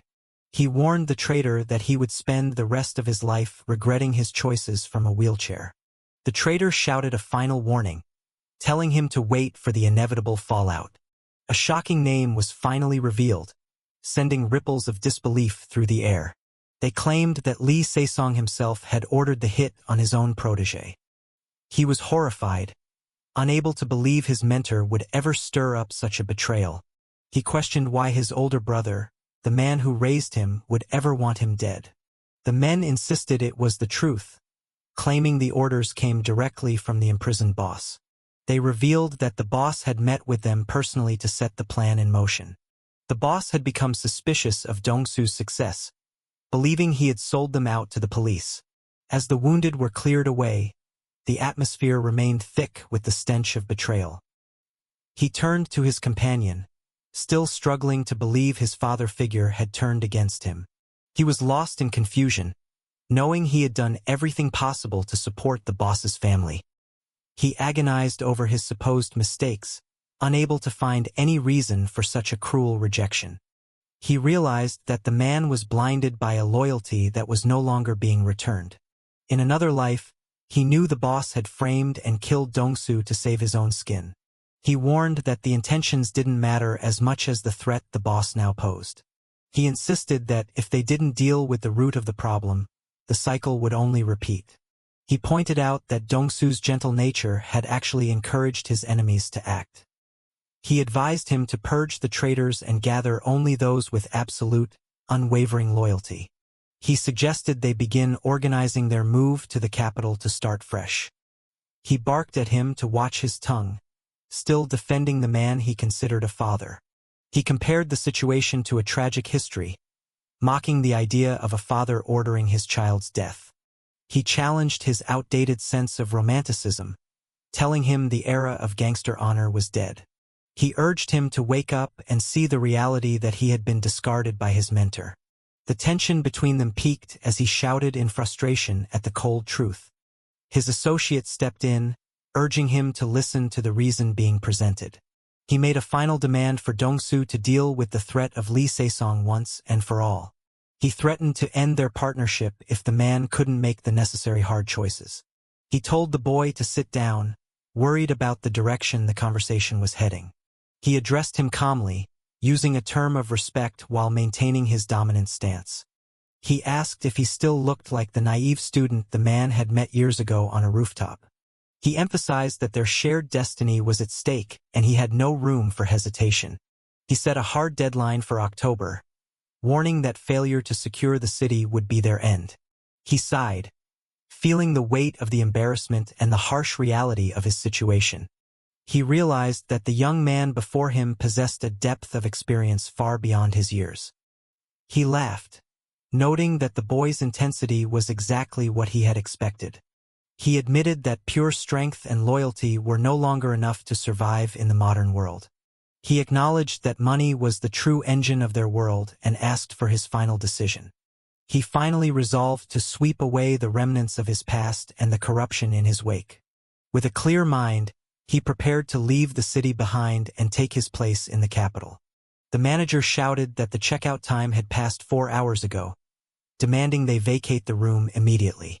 He ordered the door to be opened at once. He grumbled in frustration about the terrible parking job blocking the way. He was annoyed that the driver hadn't even bothered to leave a contact number. Kim-gun was told to fetch some ice from the freezer right away. A sudden groan of pain escaped his lips as he struggled. Ah, ah, ah. He urgently pointed out a spot for the others to check. Ah. He cursed Dongsu, realizing that breaking his leg wasn't enough for the traitor who was now trying to end his life. Fueled by rage, he swore he wouldn't let the betrayal slide and vowed to survive for the sake of revenge. A startled gasp left him as he faced the unexpected. Busan Prison publishing a law and order of respect for humanity. Lee Sang-yoon introduced himself as the lawyer representing President Park Dong-soo. Startled, the man asked if something had happened to cause a lawyer to visit. The lawyer explained that Dong-soo had been targeted in an attack orchestrated by his former gang members. He was shocked to hear that anyone would dare to strike at Dong-soo. The attorney offered reassurance, stating that the president was currently safe. Relief washed over him upon hearing that his associate was out of danger. However, the lawyer dropped a bombshell, revealing that the attackers claimed Lee Se-song had ordered the hit. Se-song erupted in anger, calling the accusation total nonsense and a blatant frame job. He scoffed at the idea of ordering a hit on Dong-soo, questioning if his old friend actually believed such lies. Incensed, he demanded that Dong-soo come and face him personally if he truly doubted his loyalty. The lawyer requested that he listen to a recorded message instead. Through the recording, Dong-soo apologized for not visiting in person and chose to speak through his legal counsel. Dong-soo admitted that it was only natural to have doubts after he had managed to escape safely while others fell. He explained that he had been working hard to ensure Se-song could live in comfort once his prison sentence ended. He mentioned the recent attempt on his life. Although the attackers blamed Tae-san, Dong-soo claimed he initially refused to believe his mentor would betray him. Yet, he confessed that a small seed of doubt had managed to take root in his heart regardless. He promised to personally look after Tae-san's wife and family from now on. So, he coldly requested that Tae-san leave the stage for good. He explained that Tae-san's continued existence only fueled the darkness within him, leading to inevitable bloodshed. He warned that refusal would only make things harder for everyone and urged him to make the final choice. Stunned, Tae-san asked for confirmation that those were truly Dong-soo's words. The lawyer confirmed that the message was exactly as he heard. He repeated the name in disbelief, processing the weight of the betrayal. He wondered what Dong-soo planned to do after seizing control of Busan, noting that maintaining order would be a heavy burden. The lawyer revealed plans to expand into Seoul once the situation in Busan was stabilized under loyal subordinates. He was surprised to hear that Dong-soo had developed such massive ambitions for the capital. A bitter laughter filled the room. He remarked with a mix of pride and irony that his former protege had truly become a powerful boss. He told the lawyer to convey his apologies to Dong-soo.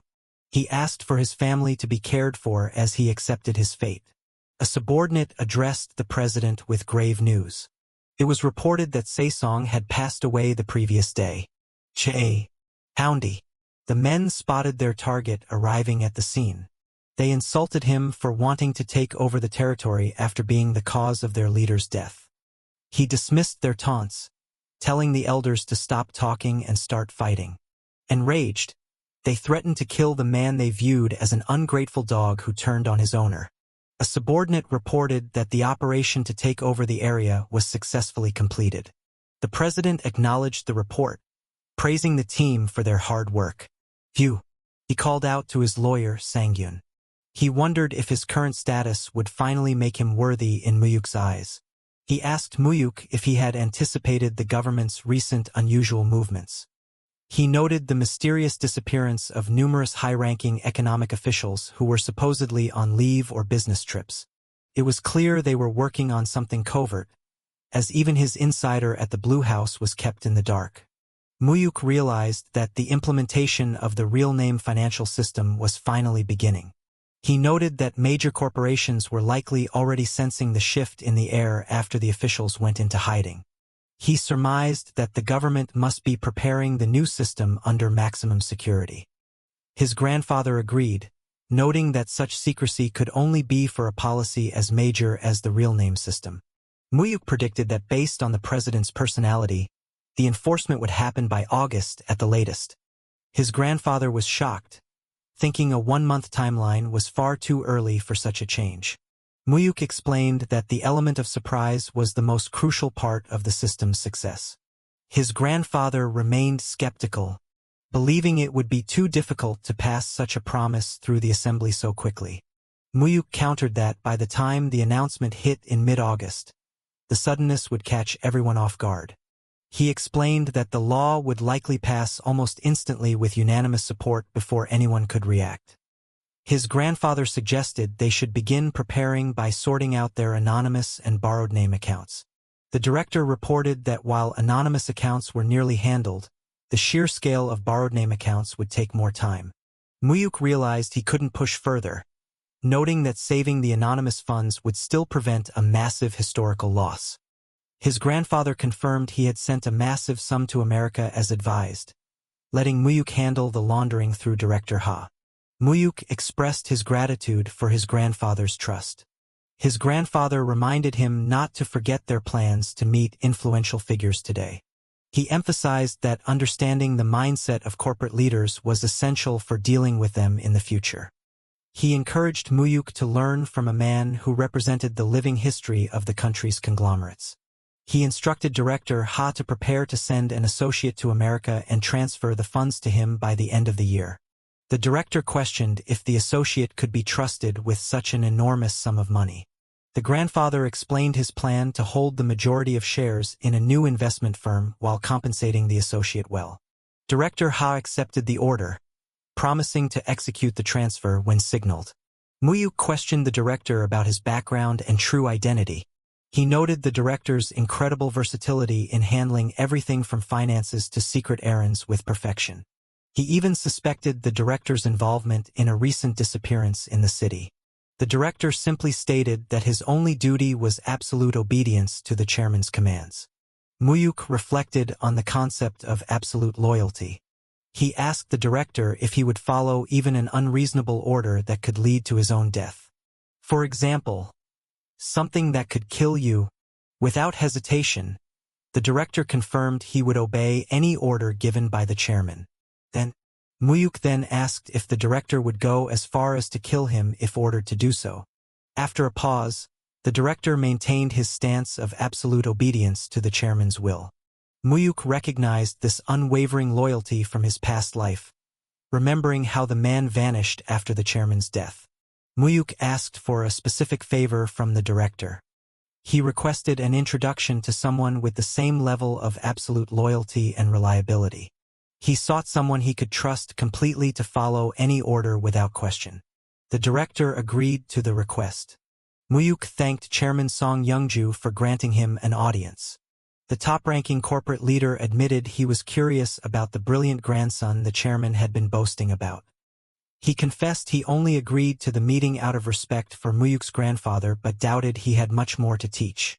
Mu-hyuk insisted that learning from the man's life story would be invaluable given his status as a living legend of the economy. The elder laughed off the praise, though he seemed flattered by the young man's words. He admitted that the only person he truly respected was Mu-hyuk's own grandfather. He recalled a rare moment in the 70s when the seemingly invincible chairman had actually struggled due to a government freeze on loans. Mu-hyuk showed his knowledge of the event, noting how the underground economy was devastated by the sudden policy. The elder explained that the policy forced lenders to disclose their fund sources, a move only possible under a military regime. He noted that current conglomerates were built on the massive profits gained from not having to pay back those private debts. He admitted that back then, they were small businesses relying heavily on private lenders and collateral to survive. The government's intervention wiped out their debts instantly, leading to the collapse of many loan sharks while the businesses flourished. He then asked if Mu-hyuk knew the secret to how his grandfather survived that crisis unscathed. Mu-hyuk listened intently as the story unfolded.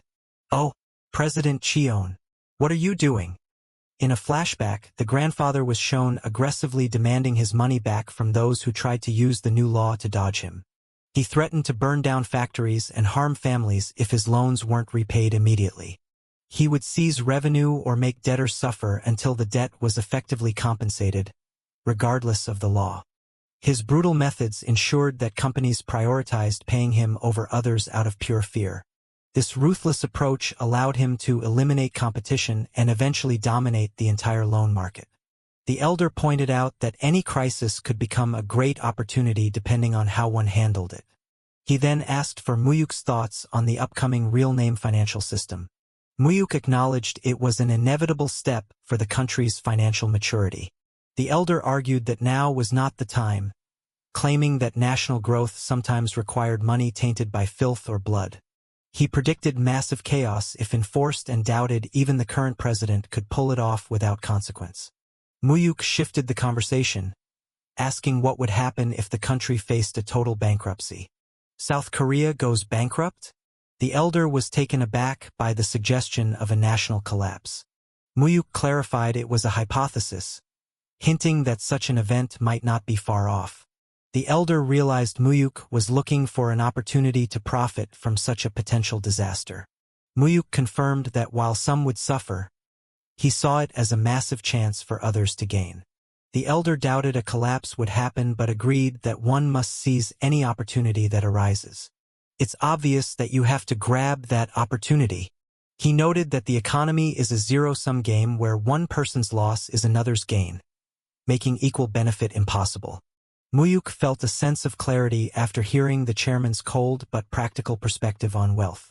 The elder wondered why Mu-hyuk was so concerned about a national bankruptcy that hadn't been considered before.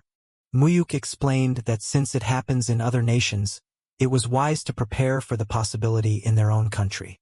The elder praised his foresight, noting that thinking ahead was the key to making money and being like his grandfather.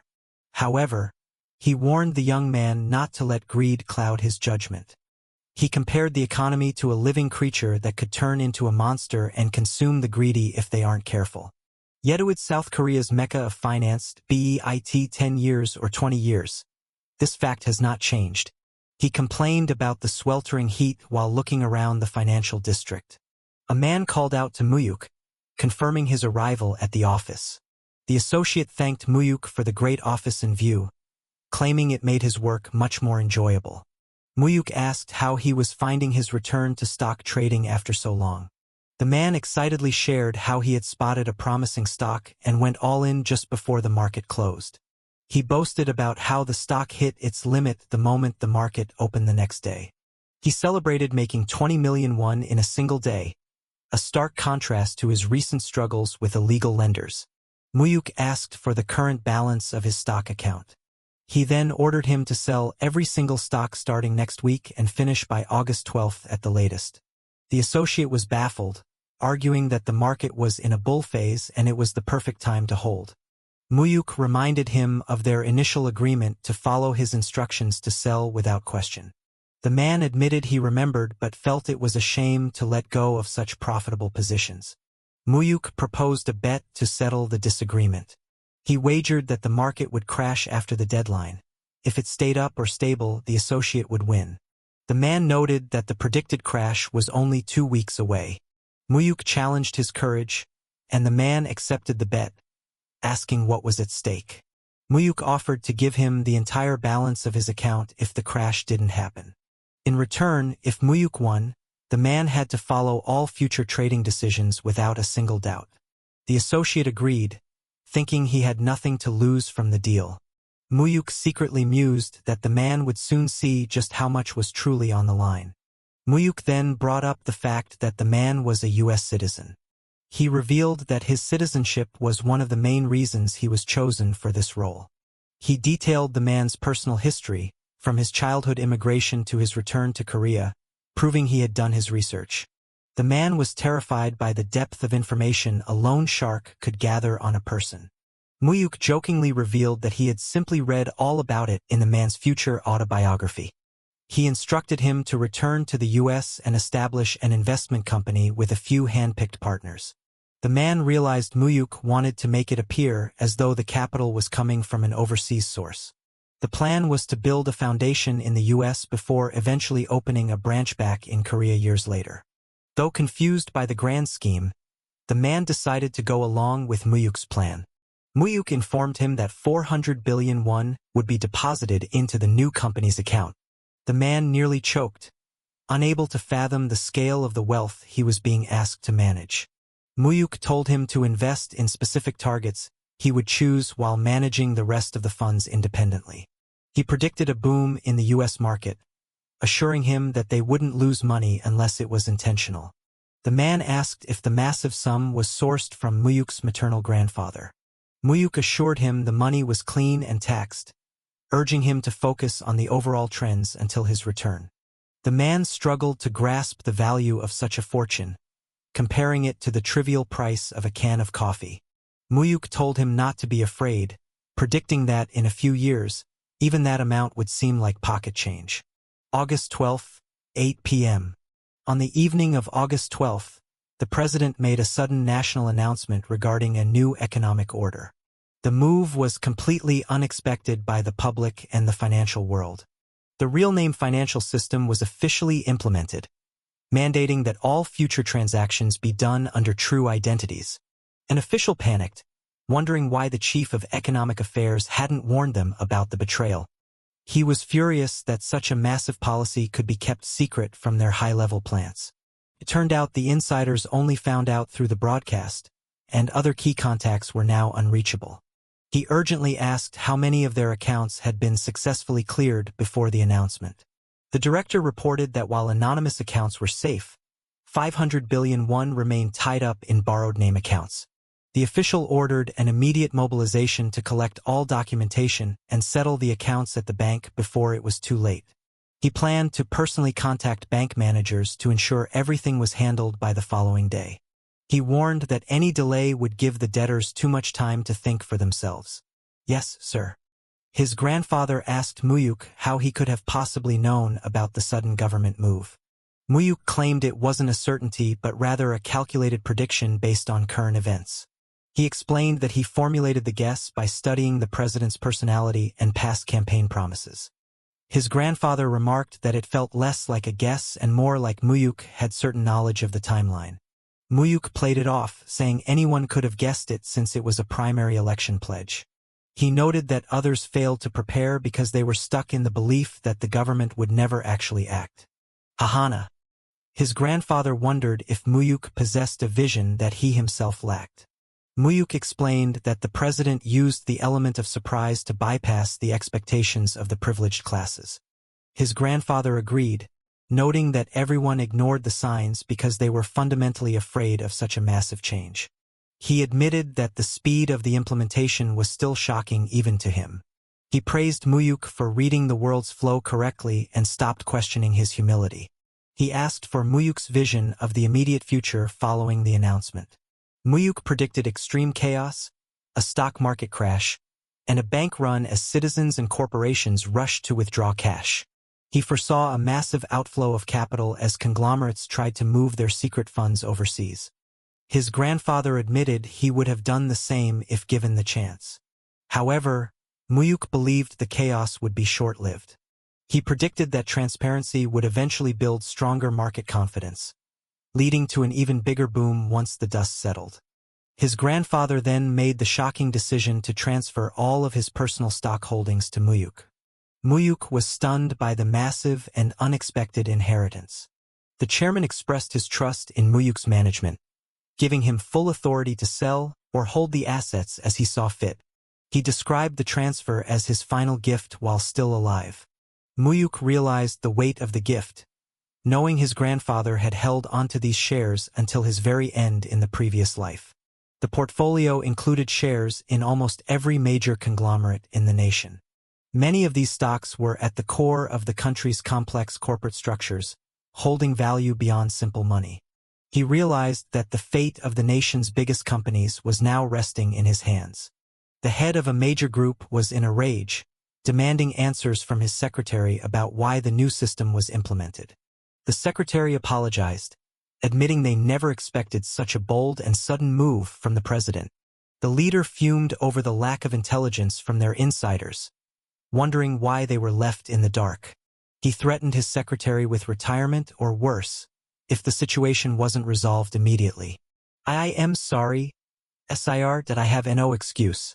He then asked about the status of their secret slush funds. It was reported that 300 billion won was at risk of being completely frozen. While some accounts could be traced, the anonymous ones were now effectively unreachable. He ordered his staff to retrieve whatever they could while searching for a way to save the rest. Meanwhile, think of a way to find the rest too. You understood. They realized the president had successfully blindsided the entire corporate world. However, the secretary mentioned rumors that another chairman had been cleaning up his accounts for months. The group leader realized his rival must have known the truth and kept it to himself. What the hell? So he knew it all along? He cursed the man for stabbing him in the back by not sharing the information. How dare he? Cheon Suman, you dare stab me in the back? Huh? Mu-hyuk's associate finally understood why he had been told to sell all their stocks. Then, is this why you told me to sell all the stocks? He anticipated that the following day's market would be a sight to behold and asked how Mu-hyuk knew the exact date. Mu-hyuk simply called it a hunch.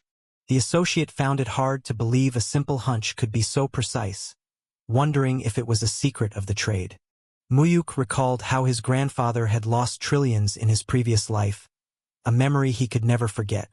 The associate mused that the people with the right information always profit while the small players get crushed. Mu-hyuk pointed out that he had won the bet and now expected total obedience in their trading strategy. The man grumbled about losing out on the potential 50 million but accepted the terms. Mu-hyuk told him to open a new bank account in his own name the next day. He revealed his plan to deposit 10 billion won into that new account. The man was shocked by the casual mention of such a massive sum while he was trying to enjoy a drink. Mu-hyuk explained that the stock market would begin a massive crash starting tomorrow. He instructed him to buy up all the plummeting shares of a specific group's affiliates while the prices were at their lowest. He emphasized focusing solely on that one group's stocks, ignoring everything else in the market. The man questioned the logic of buying during a crash and why they were targeting only one company. He quickly remembered the no-asking rule and stopped himself. Mu-hyuk predicted the panic would subside in a few days, sending prices back up. He urged him to spend every cent they had before the market recovered. The associate enthusiastically agreed to secure as many shares as possible. Mu-hyuk planned to use this opportunity to gather weapons for his eventual fight against his uncle. The day after the real-name financial system was implemented. Digital lounge. A crowd gathered outside a bank, shouting for them to open the doors immediately. People fought for their places in line, claiming seniority and VIP status in a desperate bid to withdraw their money. The banks were paralyzed by the sheer volume of people rushing in the moment the doors finally opened. However, the truly powerful players had already secured their funds long before the public even arrived. Plus.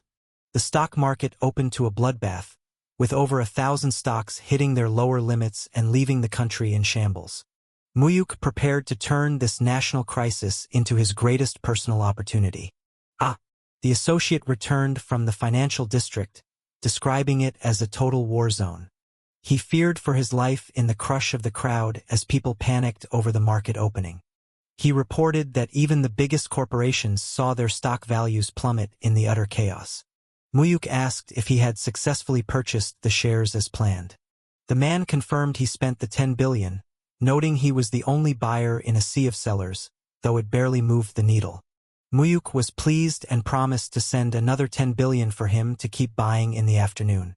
The associate marveled at how Mu-hyuk talked about billions as if they were nothing. Mu-hyuk asked if he was starting to lose interest in the game. The man insisted he was having the time of his life playing with such massive sums of money. Mu-hyuk then told him it would soon be time for him to leave for the United States. He explained that since he couldn't go often, he needed a trusted person to establish their base there. The man asked for his specific duties in the U.S. Mu-hyuk detailed the plan to set up a private investment firm funded entirely by his own capital. He would identify the targets from Korea while the associate handled the groundwork and initial setup. He offered the man a 5% share in the company as compensation for his hard work. The man was stunned by the generous offer, though he wondered if they would truly succeed in such a grand plan. Mu-hyuk assured him of their success, promising a future of luxury and private jets. What? Private jet? The man was overjoyed at the prospect of such a wealthy lifestyle. Mu-hyuk. What is it? He vowed to follow Mu-hyuk to the very end, pleading never to be abandoned. Mu-hyuk promised to stick by him as long as there was no betrayal or giving up. The associate asked if he could be the one to choose the name for their new company. Mu-hyuk granted him the privilege. Yes. He decided to call the firm Dream High Investment, aiming for the highest possible goals. The initial panic of the real name system subsided quicker than many expected, and the market began to recover. However, the private loan market remained frozen, leaving many illegal lenders in a desperate situation. The top bosses of the underground economy were also feeling the heat. Fucking hell. One boss erupted in anger when he realized he couldn't withdraw money despite having the bank books. It was explained that without proof of identity, all anonymous and borrowed name accounts were effectively locked. He ordered his men to find the people whose names they used and use any means necessary to get the money back. He found it suspicious that the chairman had moved his funds into real name accounts months prior to the announcement. He regretted not following suit, lamenting that all his hidden wealth was now potentially lost. He despaired over losing the money he had spent his life saving for his family. An associate informed the boss that another president was on the line for him. Yes, President No In-seok. To what do I owe the pleasure? He was shocked by whatever news he received over the phone. Mu-hyuk arrived and greeted the gathered bosses, noting it had been a while since they last met. He casually told them to sit down, remarking on the awkwardness of the situation. He realized they were terrified of him after hearing what happened to their former associate. He acknowledged that they must be struggling with the new financial regulations. One boss claimed they were fine thanks to the chairman's management, though he was clearly lying. Mu-hyuk knew their personal hidden funds were gone and saw through their attempt to save face. He explained that he came alone to have a serious and candid discussion with them. He laid out a choice. They could follow him or his uncle, Cheon Suman. What do you mean? He explained that the loan market was about to undergo a massive permanent change. He hinted that the chairman was looking to pass on the business, and that his uncle wasn't the only candidate for succession. He repeated the question, asking which side they would choose to join. One boss asked what they would stand to gain by choosing to follow him.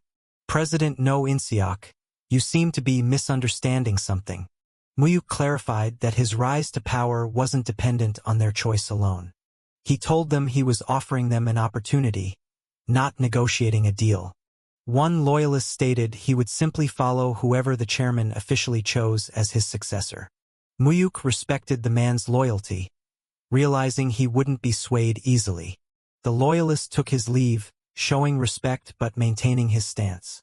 Mu-hyuk then turned to the remaining two, suggesting they could also wait for the chairman's decision. They argued that their deep experience in the market made them essential for any successor's success.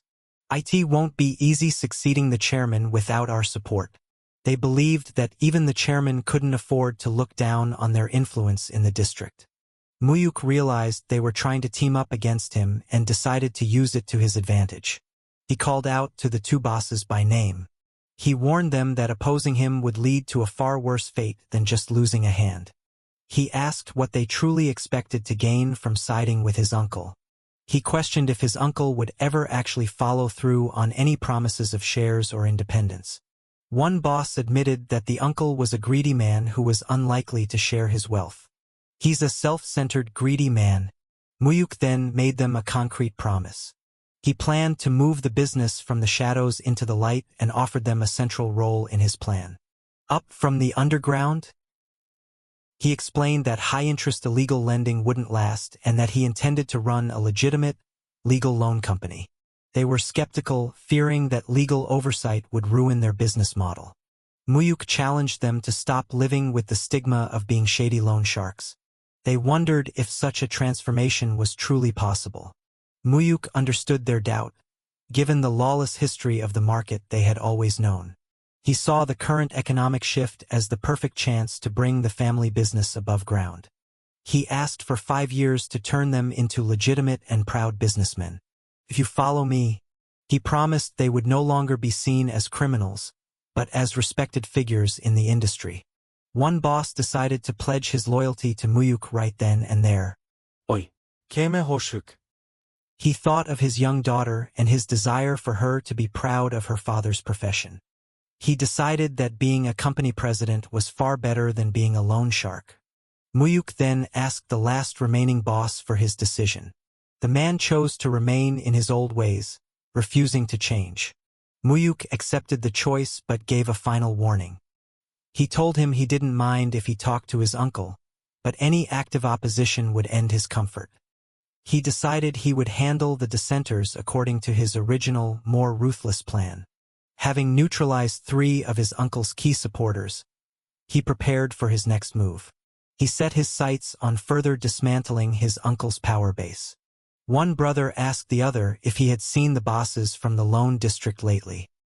He noted that the bosses had been avoiding him and rejecting his invitations for drinks. He mentioned the news that their father had given Mu-hyuk authority over the boss's finances. The brother was outraged that such a young man was given control over so much money.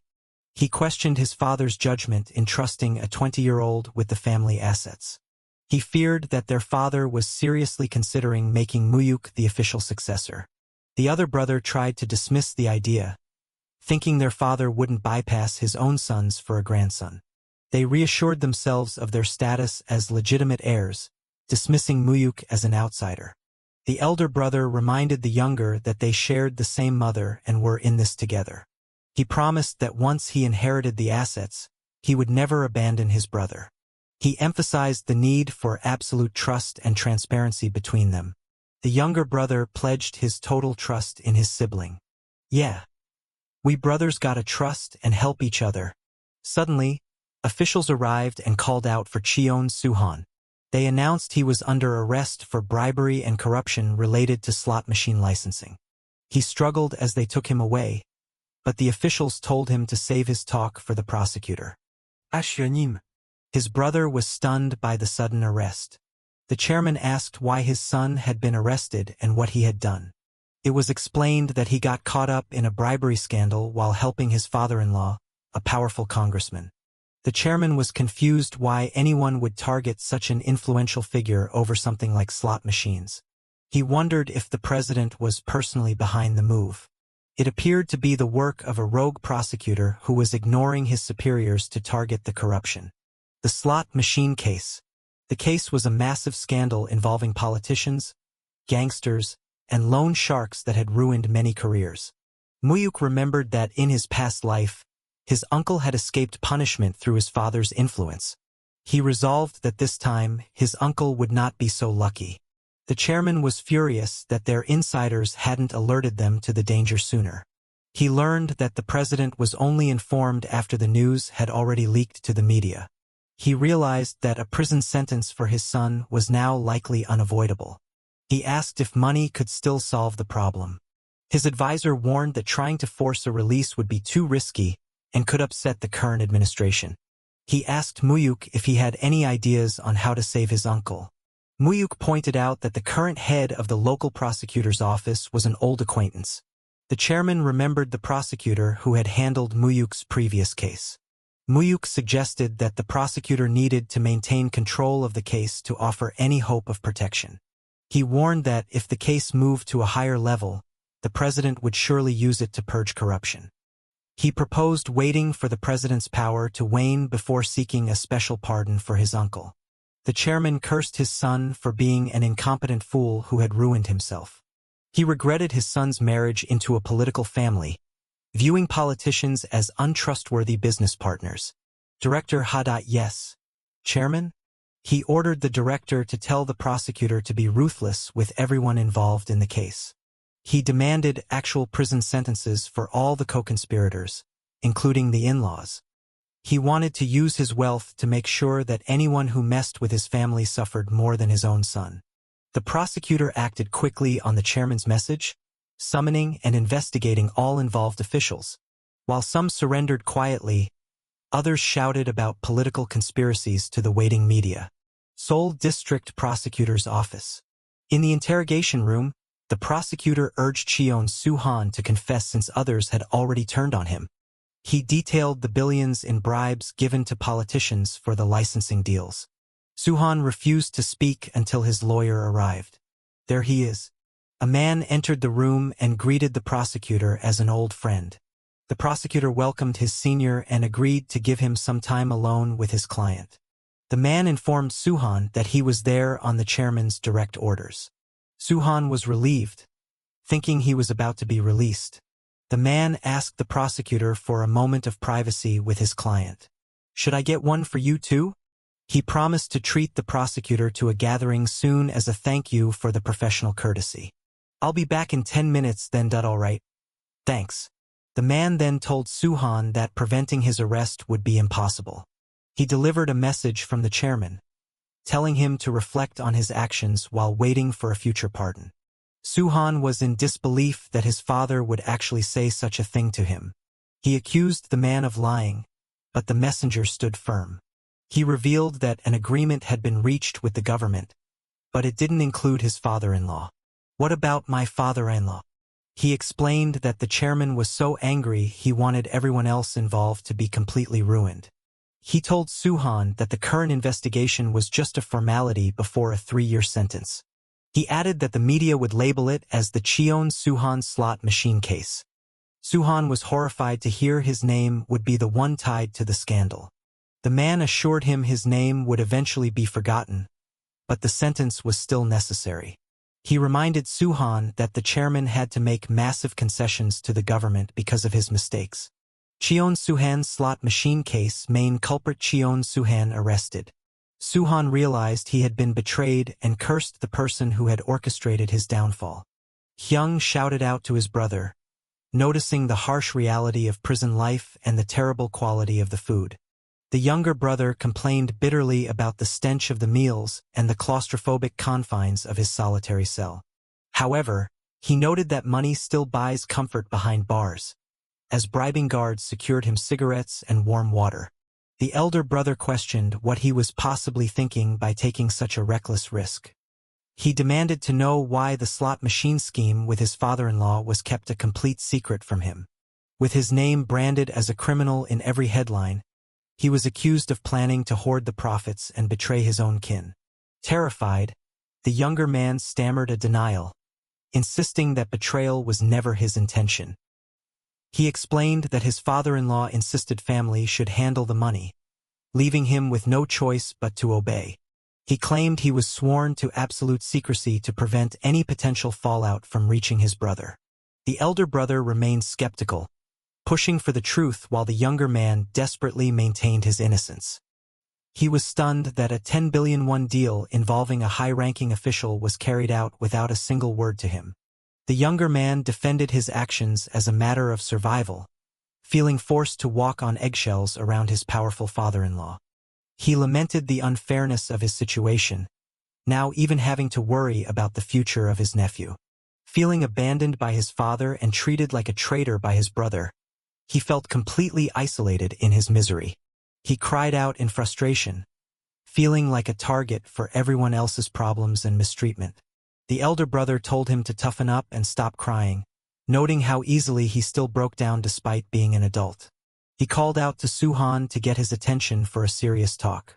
He urged that they shouldn't let money tear them apart like other wealthy families, stressing the importance of brotherhood. He reminded him that trust is the foundation of their bond and that secrets have no place between them. The younger brother quickly agreed, claiming he had absolutely nothing else to hide. Promised frequent visits, the elder brother advised him to prioritize his health while incarcerated. Soo-han expressed his gratitude for the visit as his brother prepared to leave. Once alone, the elder brother grew suspicious, sensing that his once obedient sibling was now trying to build his own secret fortune. Meanwhile, the younger brother worried if he was merely a tool to be used and eventually discarded. He realized he needed to secure his own future and find an independent way out of the mess. The narrative shifts back to events occurring 1 month prior.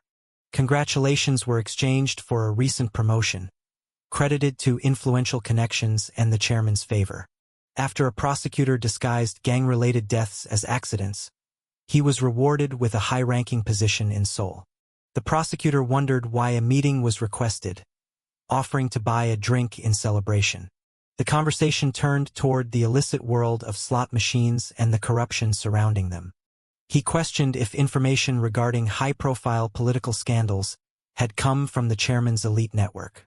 The focus of the investigation was revealed to be a top power player in the ruling party.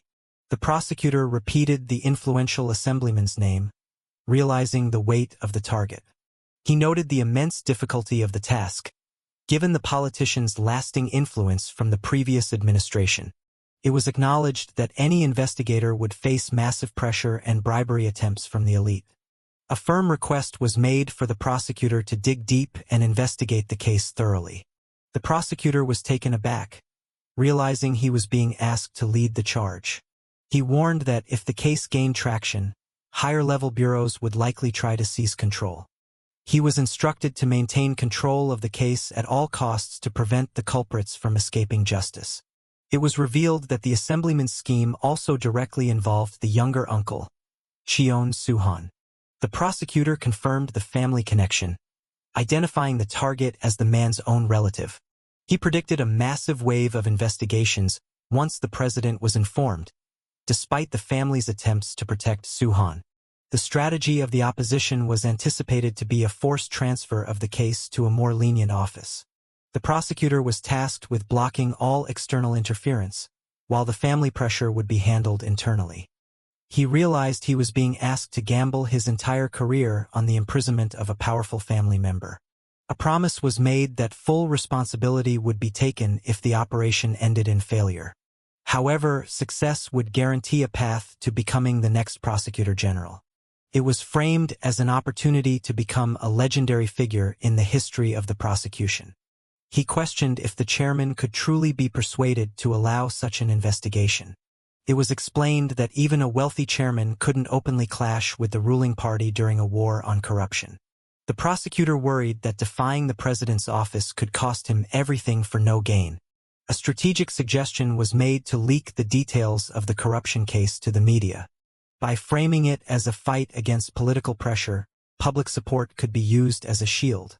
He planned to position himself as a leader in the president's declared war against national corruption. It was argued that the president would favor a prosecutor who publicly championed his own anti-corruption agenda. Motivated by the prospect of reaching the top of his field, the prosecutor decided to take the bold risk. Gratitude was expressed for his courageous decision to move forward with the plan. He wondered if this high-stakes investigation was the true nature of the favor he had promised to fulfill. The young man confirmed it, asking if the terms were acceptable. The prosecutor remarked that granting this favor felt more like incurring another massive debt. It was noted that the deal benefited both parties, though the prosecutor was encouraged to seek personal gain next time. With the agreement finalized, they prepared for the next phase of the plan. One final detail was requested regarding the public announcement of the findings. He demanded that the scandal be officially branded as the Cheon Suhan slot machine case. In a past life, his uncles had a formidable alliance that was used to torment and control him. By framing the case this way, he ensured the chairman would abandon Suhan, planting a seed of distrust between the brothers. He watched with satisfaction as everything began to align perfectly with his calculated plan. The chairman inquired about Suhan's condition and current state of mind. He was told that while Suhan claimed to be fine, he was clearly struggling and bore physical signs of injury. He questioned if there was still genuine concern for a relative who had caused so much trouble.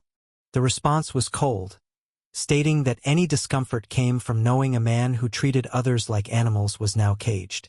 He coldly remarked that Suhan should use his time in prison to reflect on the price of his actions.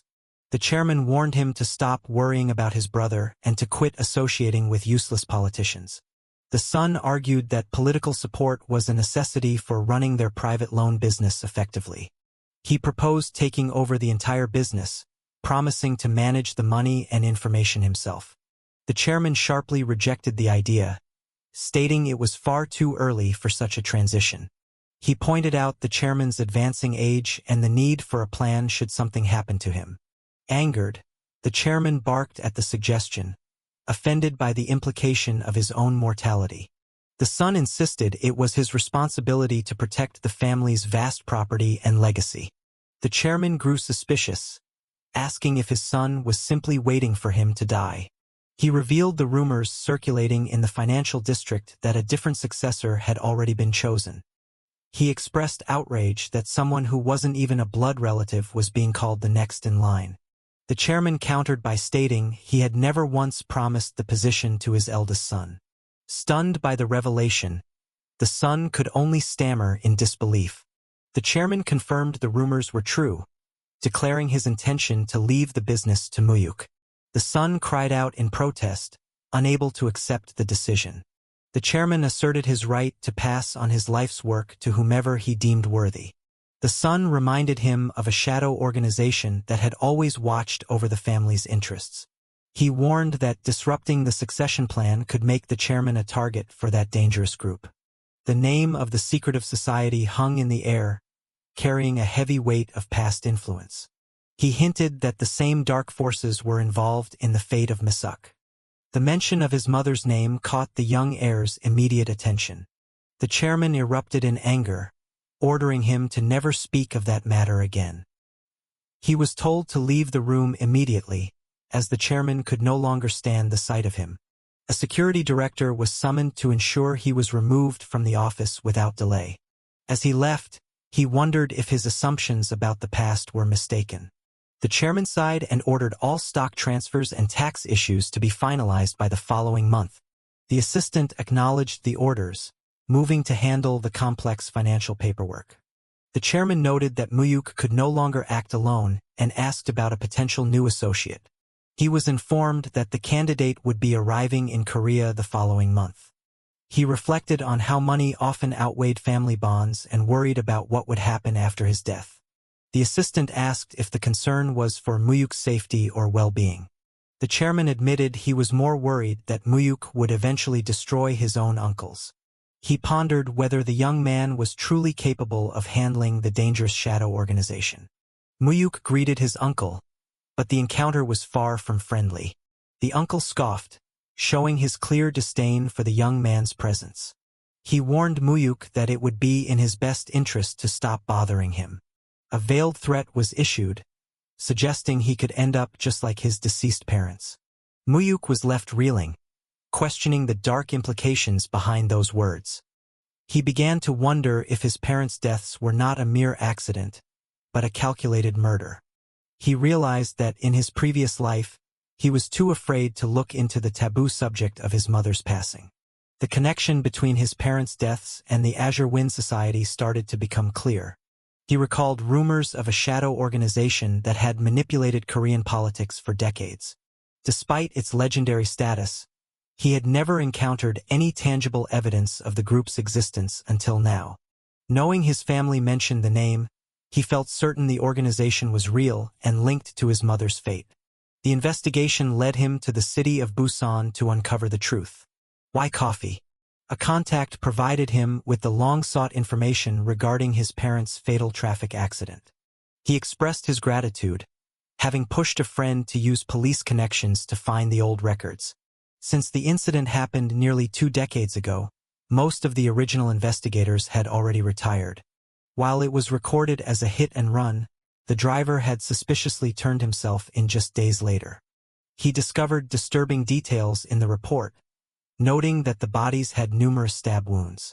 His mother, in particular, had been attacked multiple times from behind, suggesting a personal assault. Despite the autopsy, the case was closed as a simple accident, and the gangster responsible vanished after a short sentence. All right, Mu-hyuk. Huff. He concluded that the accident was a cover-up for a hired murder, orchestrated by someone with immense power. He suspected his own uncles, knowing they would commit any atrocity to secure their share of the family wealth. He questioned how his grandfather could have remained silent if he knew his own daughter had been murdered. Mu-hyuk reached out to an associate, preparing to take the next step in his personal investigation. The contact was surprised to hear from him, noting how rare it was for Mu-hyuk to reach out first. He issued a request to track down a specific individual from the past. He emphasized that the search must continue until the person was found, regardless of how long it took. Days. Mu-hyuk arrived at a gathering, greeted by friends who were already waiting for him. He apologized for his tardiness, citing heavy traffic as the reason for his delay. It was noted that while they saw each other at school, this was their first real social outing together. They agreed that the pressures of their studies made it difficult to find time for such meetings. His friends joked about ordering the most expensive items on the menu since it was Mu-hyuk's treat. One friend commented on how Mu-hyuk had perfectly adapted to life in the capital, losing his regional accent. Another friend tried and failed to mimic a sophisticated Seoul accent, causing a moment of laughter. The topic shifted to their preparations for the upcoming bar exam, a daunting task for all of them. Mu-hyuk mentioned he would take the first test as practice, while others were more focused on passing immediately. One student admitted she was skipping the current exam, unable to focus on her studies at the moment. They teased each other about the difficulty of the test, doubting if anyone could pass on their first try. They marveled at Mu-hyuk's academic success, wondering how he managed to stay at the top while always being so busy. "Hey, you all saw that back then, right?" He playfully remarked that for him, studying was actually the easiest part of his life. One friend lamented that despite having every advantage and private tutor, he still struggled to keep up.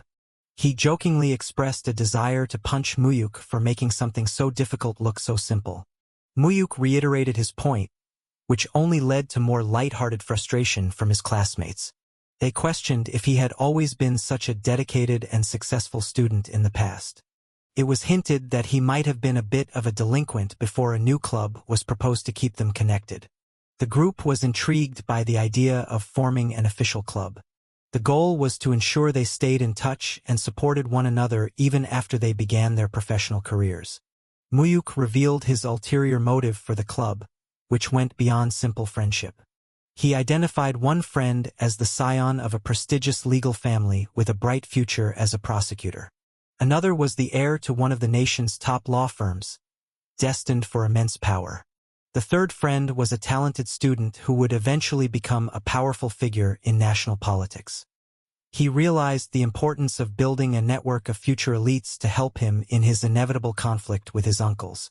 The others agreed that a regular meeting would be beneficial for their future professional lives. They turned to the female student, asking if she would also join their new group. She hesitated, feeling out of place due to her humble background and lack of influential connections. They tried to reassure her that they were all equals as students, but she remained unsure and asked for time to think. Mu-hyuk recalled from her future memoirs that she had struggled with poverty and family illness during her school years. She had been forced to balance heavy responsibilities with her studies, making her path much harder than theirs. She suddenly realized she was late for a tutoring session and prepared to leave the gathering. She mentioned the neighborhood where she worked, which was quite a distance away. Mu-hyuk offered her a ride, and she was amazed by his luxury car, questioning the extent of his family wealth. She revealed she was juggling 5 different tutoring jobs to make ends meet for her family. He expressed concern over her hectic schedule and wondered how she found any time at all for her own studies. She admitted it was exhausting but necessary, as she had been the primary earner for her family for a long time. She shared that her family had faced severe financial hardships, forcing her to be self-reliant since she was young. Despite the struggle, she took pride in her intelligence and her ability to remain a top student. Mu-hyuk teased her by reminding her that he was actually the one at the very top of their class. She reacted with playful annoyance at his constant academic superiority. She thanked him for the ride, noting that it saved her a significant amount of time and effort. Mu-hyuk asked if she had a moment to listen to something important he wanted to say. She jokingly warned him not to make a romantic confession, as she already had plenty of admirers to deal with. He assured her it wasn't a confession, and she agreed to listen to whatever he had on his mind. He asked if she had ever considered quitting her jobs to focus solely on her legal career. She laughed off the idea, explaining that without her income, her sick mother and siblings would have nothing. He offered to provide the financial help she needed so she could stop working and just study. She was taken aback, questioning the true intent behind his unexpected offer of assistance. He clarified that it wasn't a gift but an investment, which she could repay once she became a successful lawyer. Offended, she asked if he was offering the money out of a sense of pity for her situation. He denied it, stating that he simply didn't want to see her immense talent go to waste. She proudly rejected the offer, insisting she was not a beggar and could handle her own responsibilities. He urged her to consider how much more they could achieve if they all studied for the bar together as a team. She warned him not to use his money to look down on others or speak so carelessly about their lives. Mu-hyuk realized he might have been too direct and moved too quickly with his proposal. She prepared to leave, stating that such talk would make it difficult for her to continue being part of their group. He called out to her, asking her to wait and listen to his own personal story before she left. "Before you get out, would you hear my story too?" He shared that he grew up in extreme poverty, raised by a grandmother who struggled to even pay the rent. He admitted that his current success was only possible because of the support he received from his grandfather. He explained that he simply wanted to pass on the same opportunity he had been given to someone else. Softening her stance, she apologized for her outburst and promised to genuinely consider his offer. He asked for a specific amount that would allow her family to live comfortably without her needing to work. She was shocked when he proposed a monthly sum that far exceeded a typical starting salary at the time. The amount was so large that she realized it would completely transform her family's financial situation. She jokingly referred to him as her dear rich friend, her attitude shifting toward acceptance. She promised to study with absolute diligence and gratitude for the support he was providing. Mu-hyuk vowed to support her with whatever resources she needed to succeed in her career. In return, he expressed his hope that she would reach the highest echelons of political power.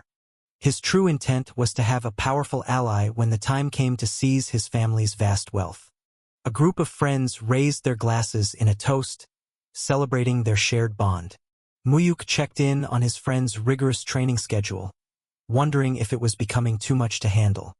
His friend noted how busy Mu-hyuk had become, balancing his law studies with his grandfather's business affairs. Another friend mentioned with excitement that Mu-hyuk was even frequently traveling to the United States. Mu-hyuk promised to explain the details of his international business dealings to them at a later time. They expressed envy over his travels, wondering if they would ever have the chance to see the world. One friend shared his dream of representing the nation in judo at the upcoming Olympic Games. He declared his commitment to winning a gold medal, fueled by a desire to be successful. He expressed a deep wish to become someone capable of truly helping Mu-hyuk in the future. Mu-hyuk was touched, realizing that his quiet and reliable friend had never forgotten their childhood promise. The arrival of a food delivery interrupted their serious conversation, bringing a moment of normalcy. Mu-hyuk noticed his friend was limping and questioned if he had sustained a serious injury during training. An associate introduced a new person who had been specifically sought out for a special role. He was looking for someone whose loyalty was absolute and who could be trusted with any task. The assistant agreed to provide an introduction to a person who met those strict criteria. However, he warned that earning the man's ultimate loyalty would be a challenge Mu-hyuk had to face alone. Mu-hyuk accepted the challenge, confident in his ability to win over the new recruit. The man introduced himself as Ma-hyuk, a man with a formidable presence. He revealed his past experience working as a private bodyguard for elite corporate executives in Africa. Mu-hyuk realized he was dealing with a professional mercenary from a private military company. It was revealed that the new bodyguard and Mu-hyuk's assistant had grown up together. Mu-hyuk demanded to know if the man could follow his orders without question, regardless of the nature of the task. Hyuk bluntly stated that he hadn't yet decided if Mu-hyuk was a leader worth following. Mu-hyuk appreciated the honesty, finding the man's straightforward nature to be a positive trait. He invited Hyuk to stay by his side while he made his final decision about their partnership. He wondered if his own assistant had also shared a similar past as a hardened mercenary. Realizing their lifelong bond, he hoped to learn more about the assistant's mysterious history through Hyuk. The two old friends shared a moment, reflecting on the many years that had passed since they last met. Hyuk commented on how much his friend had aged since their time on the battlefield. They joked about their shared exhaustion and the toll their dangerous lives had taken on them. But, despite the years, he noted that the assistant still possessed the same sharp, dangerous look in his eyes. He urged Hyuk to finally settle down and leave the mercenary life behind before it was too late. The assistant asked for an honest opinion of the young master they were now serving. Hyuk promised that if he decided Mu-hyuk was worthy, his loyalty would be unshakable until the very end. Arrangements were made for Hyuk to live in the room adjacent to Mu-hyuk's own. Hyuk questioned if it was too early to name such a young man as the official heir to the chairman's empire. The assistant reminded him that their only duty was to follow the chairman's lead, noting Mu-hyuk's extraordinary potential. Intrigued, Hyuk admitted he was looking forward to seeing what made the young man so special. He noted that the only other person ever described as extraordinary was the legendary chairman himself. The scene shifts to the bustling international airport in New York. Mu-hyuk was loudly greeted by an old associate who was thrilled to see him in the city. "Over here. Welcome to New York." They commented on each other's appearance, with the associate clearly enjoying his new life in America. Mu-hyuk introduced Ma-hyuk as his new personal secretary to his contact in New York. The associate jokingly warned Hyuk that Mu-hyuk's strict personality would make his job quite difficult. He asked where they were headed next as they began their business trip in the city. Mu-hyuk led them toward the iconic towers of the World Trade Center. He revealed that he had already established an investment hub in the city, waiting for this specific moment. They sat down to discuss the details of their high-stakes financial ventures. Mu-hyuk gazed at the massive towers, reflecting on their current strength and their tragic future. He realized that the coming global changes would represent a massive opportunity for his own growth. The associate asked for the next step in their ambitious investment strategy. Mu-hyuk inquired about a specific group of people he had asked the associate to investigate. The associate confirmed he had found them and made a significant investment in their fledgling company. The target was a small internet startup that was developing a new way to browse the web. They secured a massive stake in the company by promising not to interfere with its technical development. The associate questioned the logic of investing millions into such a small and unproven research lab. Mu-hyuk confidently predicted that their relatively small investment would soon grow into billions of dollars. The associate was stunned by the scale of the projected profits. He explained that the company's software would soon dominate the market, leading to a massive public offering. Mu-hyuk arrived at another office, asking if the person he sought was available to meet. The secretary asked if he had a prearranged appointment for the meeting. He admitted he didn't, but he had a compelling reason for the man to see him anyway. He told the secretary to inform her boss that his savior had arrived from across the ocean.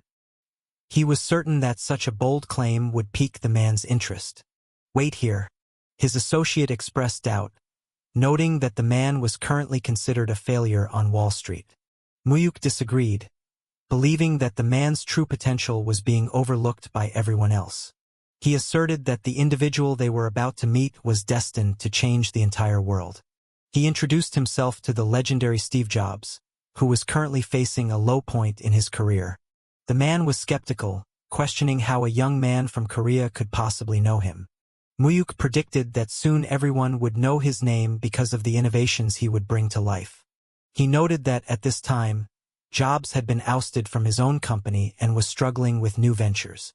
His new animation studio and computer company were currently bleeding money and seen as failures. Mu-hyuk realized this was the perfect and only window of opportunity to invest in the visionary leader. He mentioned he was from South Korea, which sparked a memory for the struggling entrepreneur. Jobs recalled visiting a major Korean electronics firm during his time at his previous company. He vented his frustrations about being kicked out of the very company he had worked so hard to build. He demanded to know if Mu-hyuk was serious about being his savior or if he was just wasting his time. Mu-hyuk noted that even in his lowest moments, the man's legendary and difficult personality remained intact. He accurately guessed that Jobs was considering selling his struggling animation studio to stay afloat. Jobs defensively denied any intention of selling the companies he had worked to create. Mu-hyuk pointed out the harsh reality that he was nearly out of the capital he had taken from his previous exit. Suspicious, Jobs demanded to know who had sent him with such intimate knowledge of his finances. Mu-hyuk assured him he was an admirer who believed the decision to oust him was a catastrophic mistake. Jobs expressed his deep resentment toward those who had taken his company away from him. Mu-hyuk predicted a future where his old company would desperately beg for his return as a leader. He offered to invest a massive sum, matching the total amount Jobs had already put into his new ventures. In exchange, he requested half of the shares in both of the man's current companies. Jobs reiterated that he had no desire to sell or give up control of his businesses. "I believe I already told you that." Mu-hyuk noticed that while the man's words were stubborn, his desperate situation made him listen. He argued that it would be a tragedy to sell the companies off when they were so close to potential success. He offered $50 million for the shares, promising to leave all voting and management rights to Jobs. He framed the deal as the ultimate proof of his role as a savior, offering money without demanding control. Jobs was wary, wondering if the offer was too good to be true and if there was a hidden catch. Mu-hyuk stated he was unlike the board members who had betrayed him, expressing absolute faith in his leadership. He declared that he wasn't just investing in a business, but in the genius of the man himself. Jobs admitted he liked the young man's attitude, but questioned why he should accept this specific deal. Mu-hyuk pointed out that no one on Wall Street would offer such a large sum for failing companies without taking control. He knew that Jobs wanted to stay in the game at all costs to facilitate an eventual return to his original company. He reflected on how the success of the animation studio would eventually lead to a triumphant return to the top. Jobs conceded that the offer was unique and that most other investors only wanted to acquire him entirely. He questioned why Mu-hyuk was willing to risk $50 million on companies that were currently failing. Mu-hyuk viewed the massive sum as a small price to pay for a lasting relationship with a world-changing visionary. Jobs tried to negotiate, suggesting that the initial offer for half of his companies was still not enough. Mu-hyuk held firm on the $50 million figure, refusing to go any higher. He reminded him that the lack of management interference and the right of first offer made it an unbeatable deal. He correctly guessed that Jobs needed exactly that amount of capital to keep his dreams alive. Jobs attempted to explain the technical details of his projects, but Mu-hyuk remained focused on the deal. $50 million.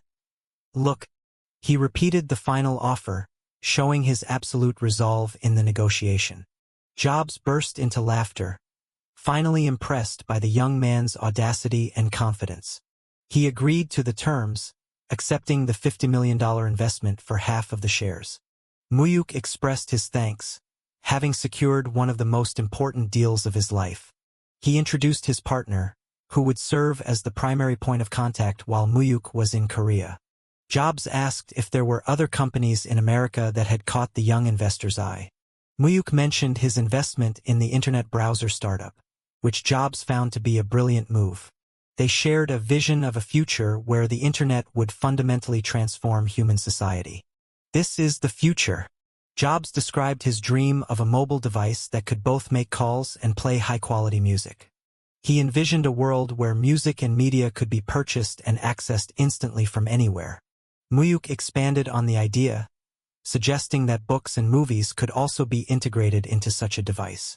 He predicted that the mobile phone would eventually evolve into a powerful, pocket-sized computer. The concept of a tiny, universal computer fascinated both of them as they looked toward the future. Jobs laughed, but Mu-hyuk assured him he was dead serious about the potential of such an invention. He imagined the incredible world that would exist if every person carried a computer in their pocket. He expressed his firm belief that Jobs was the one who would bring that world into existence. Jobs concluded the meeting with newfound respect, ready to work with his new Korean partner. Mu-hyuk ordered the immediate transfer of the funds to ensure both of his American investments were secure. His associate remained nervous about the risk, but Mu-hyuk promised the results would be shocking in just 2 years. Ma Seokdi interrupted with urgent news that had just arrived from their home country. "What's the matter? There's an urgent message from Seoul." It was revealed that Mu-hyuk's close friend had been involved in a devastating car accident. The news was grim, reporting that the young athlete was now in a deep coma. The narrative shifts to the sports college where the events leading to the tragedy took place. A coach pressured the young athlete to give up his spot in an upcoming competition for a senior. The athlete refused, believing that such a fix was morally wrong and unfair. The coach grew angry, accusing him of being arrogant and ignoring the hierarchy of the team. He argued that as a freshman, he would have many more chances, whereas the senior was facing his final year. He explained that if the senior didn't make the team now, he would be forced to enter military service. They tried to guilt him into losing on purpose, but the young man remained steadfast in his principles. He offered a polite apology but refused to compromise his integrity for the sake of the senior. Infuriated by his defiance, the coach prepared to use more aggressive methods to break his spirit. He ordered the gym doors to be locked, signaling a violent turn to the confrontation. Park Hyun-sung. He was mocked for thinking he was superior to his seniors and the authority of the coaching staff. The coach threatened to ensure he would never be able to compete in the sport ever again. A fellow student tried to intervene, worried that the physical punishment was becoming dangerously severe.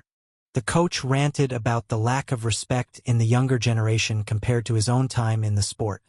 He demanded a final answer, asking if the athlete still refused to throw the match. He warned that the senior's family had powerful connections that could make the young man disappear. He argued that giving up was for the greater good of the school and the athlete's own future safety. The training session was abruptly called off, leaving the atmosphere tense and volatile.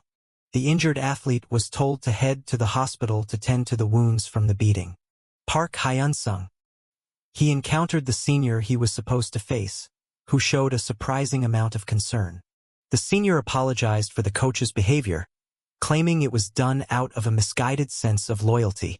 He challenged the freshman to a fair fight in the selection match, promising to give his absolute best. The young man accepted the challenge, showing his respect for a true sportsman's attitude. They parted ways as the athlete began his journey to the hospital for treatment. Mu-hyuk arrived to find the victim's family in a state of absolute despair and shock. He asked for the details of the horrific incident that had left his friend in such a critical state. It was revealed that the athlete had been found nearly dead on the road with catastrophic injuries to his entire body. The evidence suggested a deliberate act of cruelty, with the vehicle running over him multiple times. The family was certain it was a targeted murder attempt rather than a simple hit-and-run accident. The victim's father, a police officer himself, felt a deep sense of failure for being unable to catch the culprits. The medical prognosis was bleak, as the young man had remained unconscious for several days. Even if he survived, his career as an athlete was effectively overdue to the severity of his leg injuries. The doctors warned that even walking again would be a feat bordering on the miraculous. He recalled that his friend had planned to visit the hospital before coming over to see him. Mu-hyuk questioned why his friend would have been going to a hospital in the first place. "Don't tell uncle." He realized that the athlete had been hiding the physical abuse he suffered from the sports team.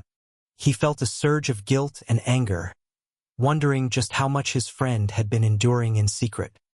He remembered noticing his friend's injuries earlier, which had been dismissed as normal training accidents. In that era, such violent punishment was often ignored, but for his friend to seek medical help, it must have been extreme. Mu-hyuk tasked his personal secretary with uncovering the truth behind the suspicious incident. The next day, it was discovered that the victim was slated to face a senior with powerful family ties in the national trials. The investigation revealed that the coach had blatantly demanded the match be fixed to favor the senior. The young athlete was the only one who stood up against the corruption, leading to his severe punishment. Mu-hyuk asked if there was a direct link between the team conflict and the subsequent road accident. He ordered a deep investigation into the senior and his influential family background. Seokdi acknowledged the orders, moving quickly to gather more information. While match-fixing was common, Mu-hyuk wondered if they would truly resort to murder over a spot on a team. He vowed that if anyone was involved in the tragedy, they would pay 1,000 times over for their crimes. He watched his friend's unresponsive body, feeling a profound sense of frustration and helplessness.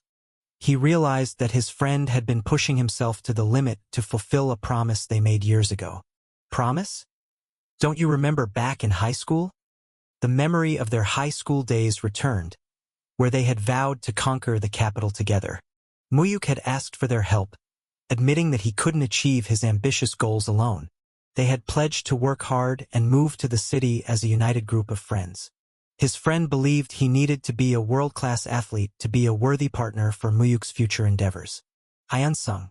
Mu-hyuk realized that he had always viewed his friend as a pillar of strength and reliability.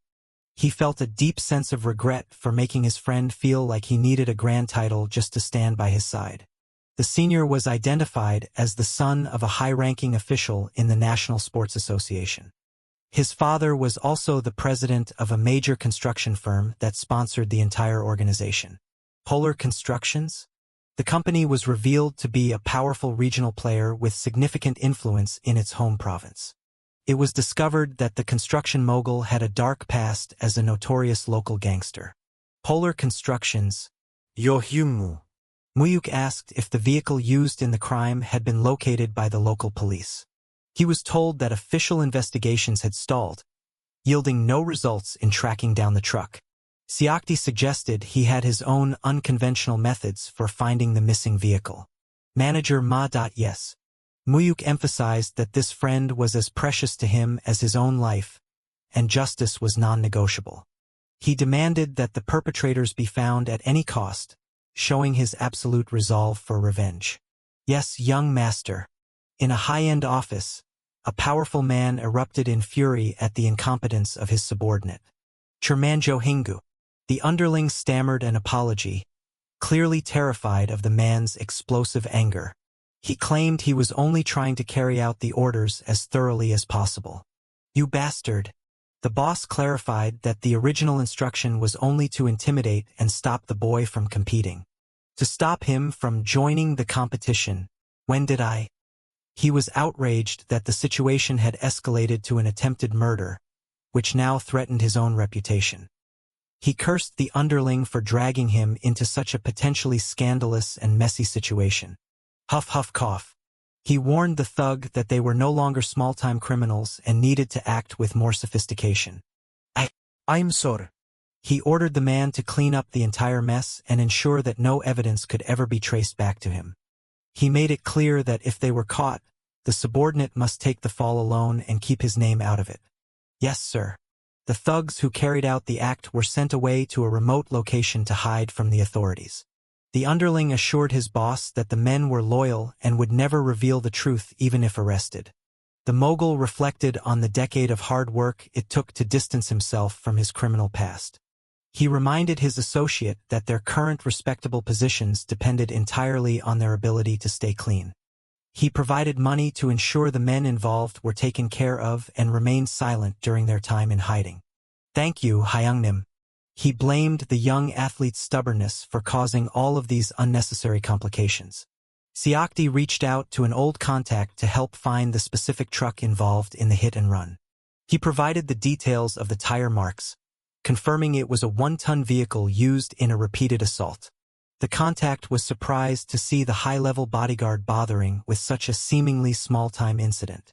Seokdi emphasized that the matter was of the utmost importance to the young master he now served. The contact agreed to use his network to locate the vehicle as quickly as possible. How long will it take? He promised to have the information ready by the very next day. The thugs were eventually located, turning out to be nothing more than common local hoodlums.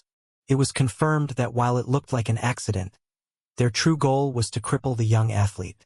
Mu-hyuk's dark premonition was proven correct as the truth of the targeted attack came to light. He confronted the young criminals, demanding to know who had given the order for the assault.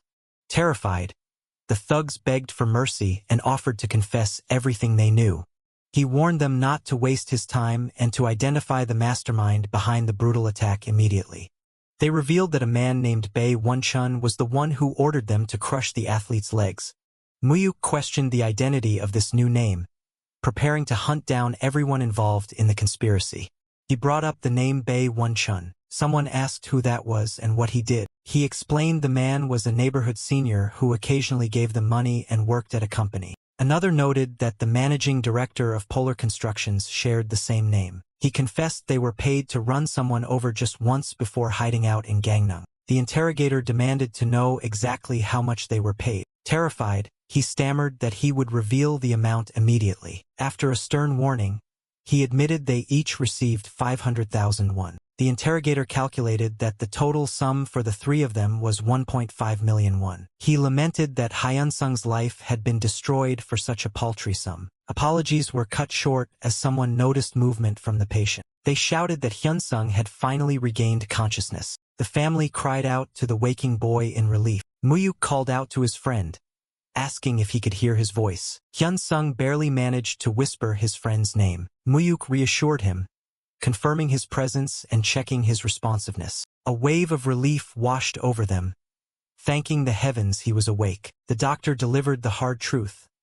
Even with rehab, walking would be his limit. It was confirmed that he would have to give up judo forever. His mother despaired, wondering how her son would live without the sport he loved. Mu-hyuk called Manager Ma, identifying himself. He demanded that Bae Won-chun be brought to him immediately. The captive struggled against his gag, making muffled protests. The gangster cursed at his captors, demanding to know who sent them. He shouted his identity as a high-ranking member of the Cheongju Polar Gang. The interrogator calmly confirmed his identity and connection to the construction firm. He noted the man's hardened demeanor, distinguishing him from the amateurs he met earlier. He remarked on the intense, defiant look in the gangster's eyes. The gangster screamed, asking who they were and if they had lost their minds. Mu-hyuk coldly told him to grasp the situation instead of worrying about identities. The gangster cursed in confusion and anger. Mu-hyuk asked one final time who ordered the hit on Park Hyun-sung. The gangster stammered,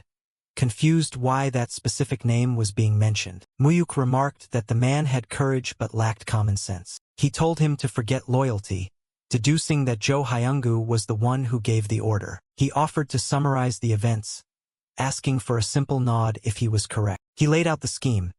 Jo Hyung-gu ordered the hit because Hyun-sung wouldn't throw the match. Mu-hyuk expressed his utter disgust at the dirty tactics employed. He ordered his men to cripple the thugs and ship them off to a salt farm. He announced he was leaving first, instructing them to clean up the mess. The subordinate confirmed that the instructions had been carried out. Mu-hyuk ordered a full investigation into Polar Constructions, including finances and shareholders. The subordinate acknowledged the order immediately. Mu-hyuk called Park Dong-soo to initiate the next phase. Park Dong-soo answered enthusiastically, asking if everything was well in Seoul. Mu-hyuk informed him that their expansion plans needed to be accelerated. He declared it was time to start the expansion into Seoul. Park Dong-soo shouted in excitement, eager to get started. Mu-hyuk welcomed him, asking if his business in Busan was finished. Park Dong-soo bragged that he had wrapped things up cleanly to avoid embarrassment. He asked what his next specific task should be. Mu-hyuk began explaining the strategy for the Seoul expansion.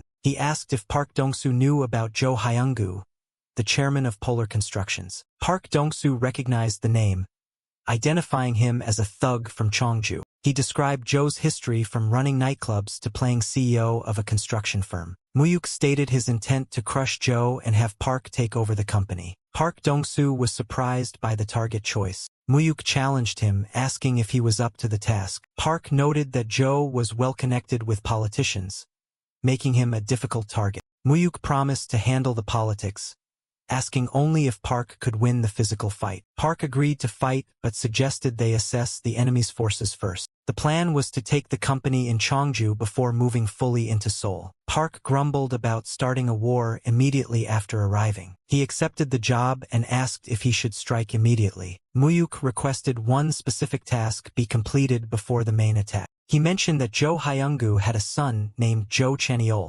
Mu-hyuk ordered him to ensure the son never walked again. Park questioned targeting the son instead of the father, citing gangster code. Mu-hyuk coldly repeated the order to cripple both legs. Park realized there was a personal reason and asked what had happened. He agreed to handle the grim task by the next day. Mu-hyuk thanked him, though Park waved it off. Park claimed that Mu-hyuk's enemies were his enemies too, emphasizing their bond. He stated that, in their world, harming family meant facing severe retribution. A report detailed that Jo Hyung-gu and his family held the majority of the company shares. It revealed his ties to Assemblyman Kim Seong and influence over the Judo Association. Mu-hyuk noted that getting the shares was key and asked about corruption evidence. The investigator reported massive corruption that would easily lead to an arrest. Park asked if they really needed the law, offering his own men for the job. Mu-hyuk replied that using legal weapons alongside force was more effective in this war. Park realized the scale of the plan and asked if he was preparing for war.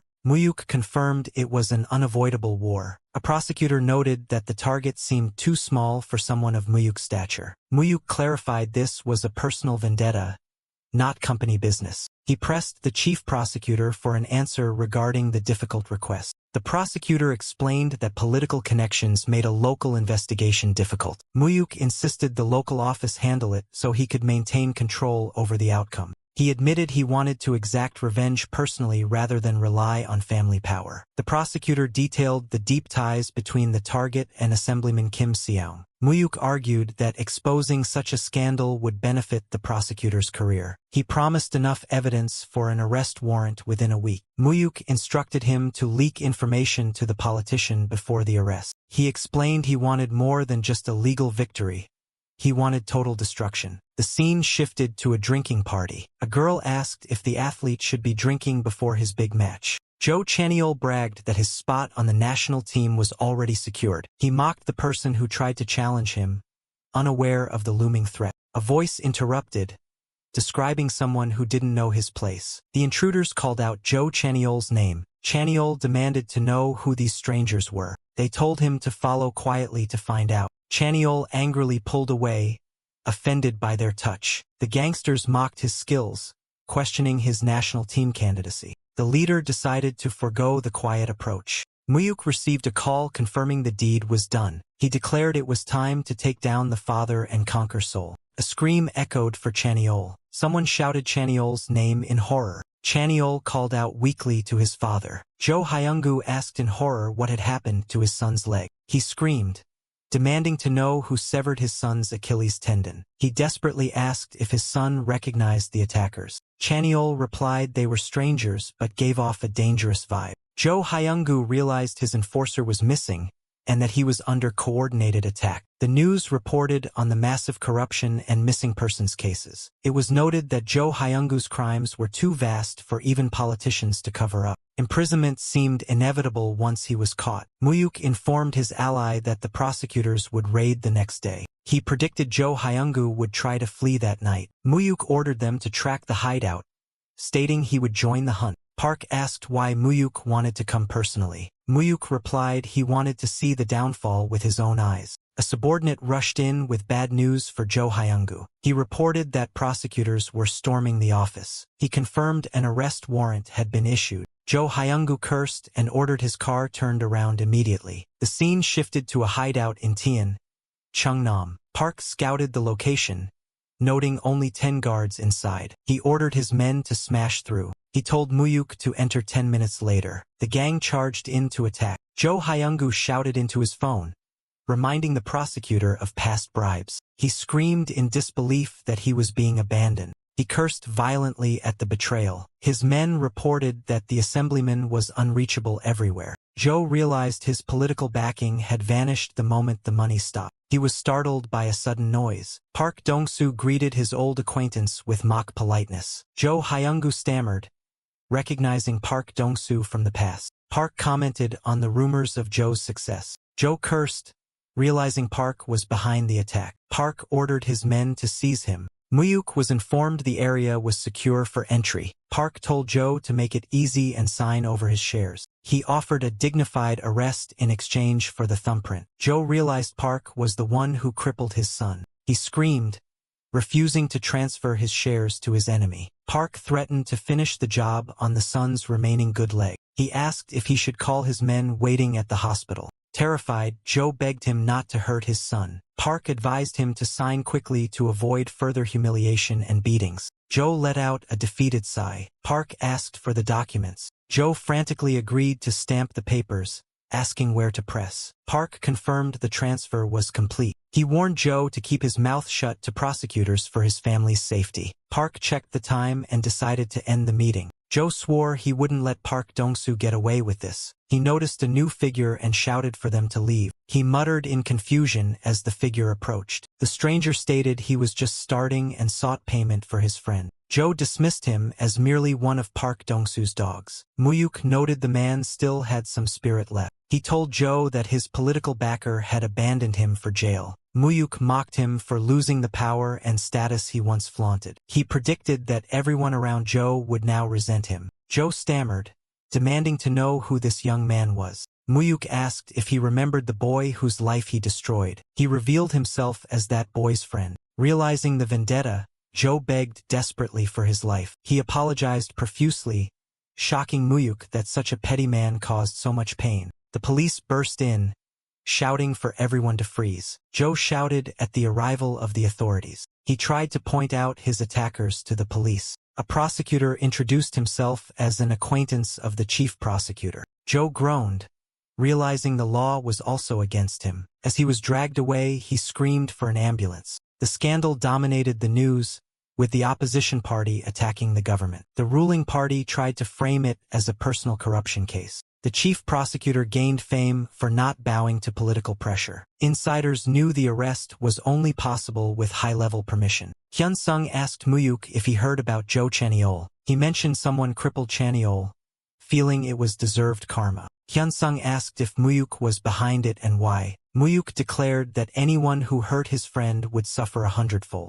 Hyun-sung shared that the judo team was in chaos and Cheon was disabled. He explained that the coaches were arrested and the team was falling apart. He asked Mu-hyuk if such extreme measures were truly necessary. Mu-hyuk asked if talking nicely would have worked after what they did. Hyun-sung admitted that he was currently scared of Mu-hyuk. Mu-hyuk asked if he was afraid he would turn on him. Hyun-sung explained that Mu-hyuk seemed like a completely different person. Mu-hyuk stated that in his world, one must be the predator to avoid being prey. Hyun-sung couldn't understand why his friend had become this way. Mu-hyuk realized his friend was still too innocent to understand. He told Hyun-sung to recover well, stating he wouldn't visit for a while. Hyun-sung called out to his friend as he left. An observer questioned if Mu-hyuk wasted a favor just to catch some thugs. He remarked that Mu-hyuk was still too soft and should have destroyed everything. It was revealed the culprits were locked in a salt farm with no hope of escape. He stated that simply taking the company and hurting the son wasn't enough. True revenge demanded a fate worse than death. He pointed out that times had changed and they were no longer living in the chairman's era. The chairman acknowledged the change but insisted that one truth remained.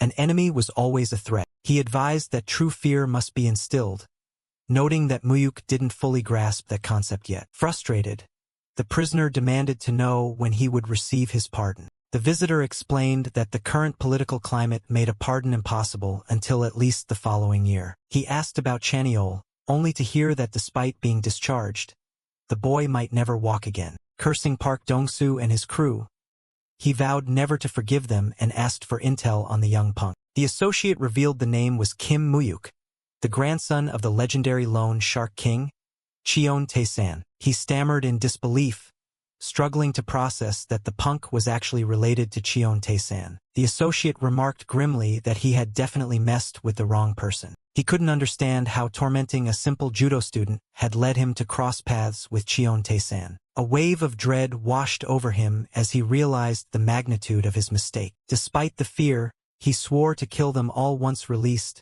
regardless of their powerful connections. He reacted with confusion to the sudden commotion. A groan of pain escaped his lips. The old man cheered proudly, confirming that the victor was indeed his grandson. An attendant worried that the young master was getting involved in such violence at too young an age. The chairman insisted he had to be worse, cruel enough to strike terror into anyone he chose. He emphasized that such cruelty was necessary to survive within the Azure Wind Society. He formally expressed gratitude for the help given to his grandson. The other man demurred, claiming he was the one learning from Mu-hyuk's innovative thinking. He teased the chairman for visiting solely to boast about his grandson's success. They exchanged banter about aging, calling each other heartless for surviving so long in their brutal world. He reminisced about their first meeting, recalling how the chairman had violently demanded a loan to save his factory. The chairman admitted he had been desperate back then, acting rashly because he faced total ruin without the loan. He laughed,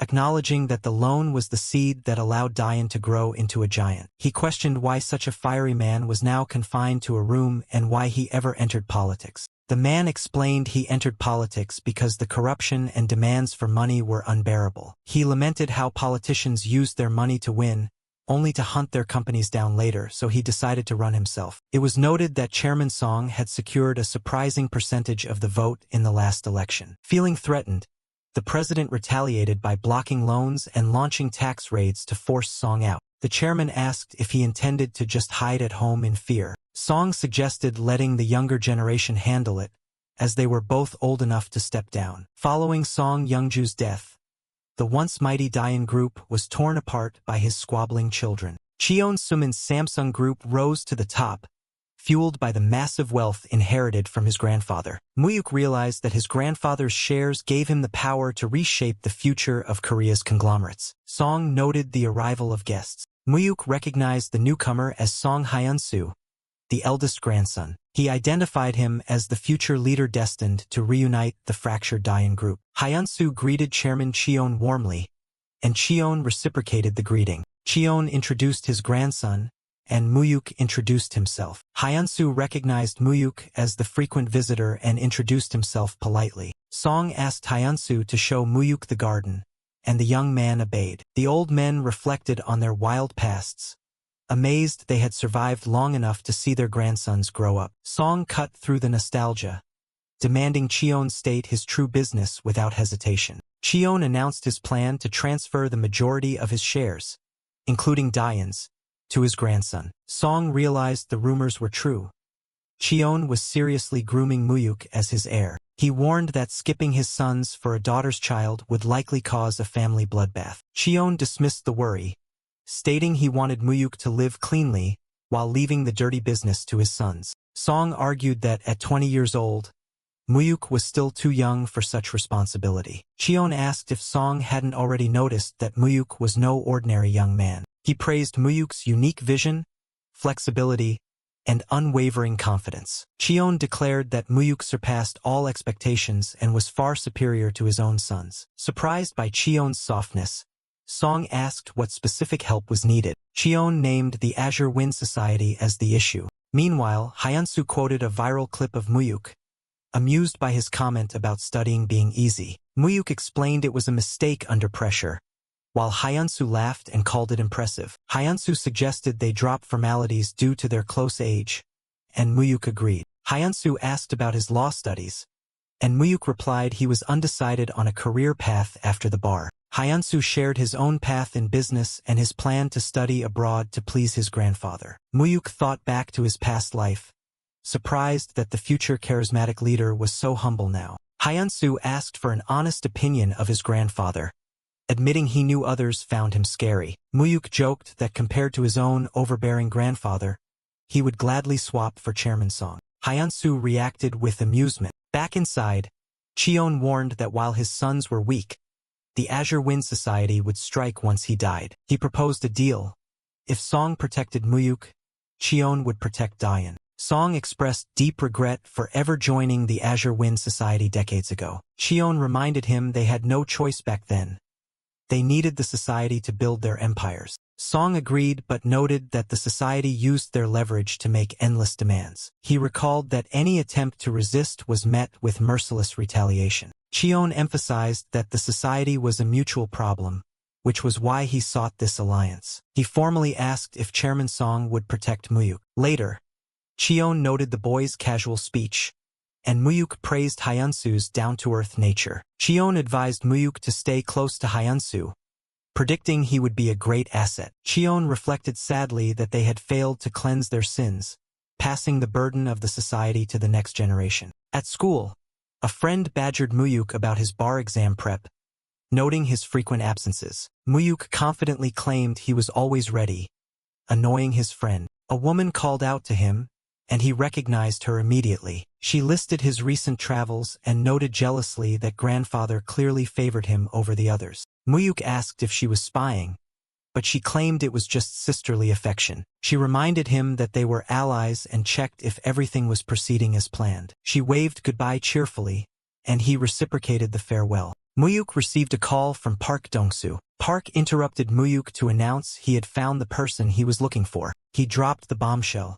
He had found the parents' murderer. A shop owner told them they weren't open yet. Mu-hyuk stated he had an appointment, confusing the owner. The owner tried to chase the boy away, assuming he was there to drink early. A subordinate appeared, inviting Mu-hyuk inside where Dong-soo was waiting. The owner stammered, asking who the young guest was. He cut himself off in terror. The subordinate whispered that the boy was Dong-soo's powerful backing. The owner was shocked that a kid was the boss's backer. Inside, a man named Choi Sung-man explained he had served time with the target. He recalled that the man was low status but good-natured, so he had looked out for him. He explained that he asked about the man's crime and realized it was a famous case involving his own son. He described the suspicious car crash where the victims had stab wounds, leading to police brutality against gangs. Mu-hyuk asked the motive. The informant insisted the man claimed innocence, saying he was only the driver. He explained the man took the driving job for a large sum of money back in 1974. Later, he was offered a massive fortune to take the fall,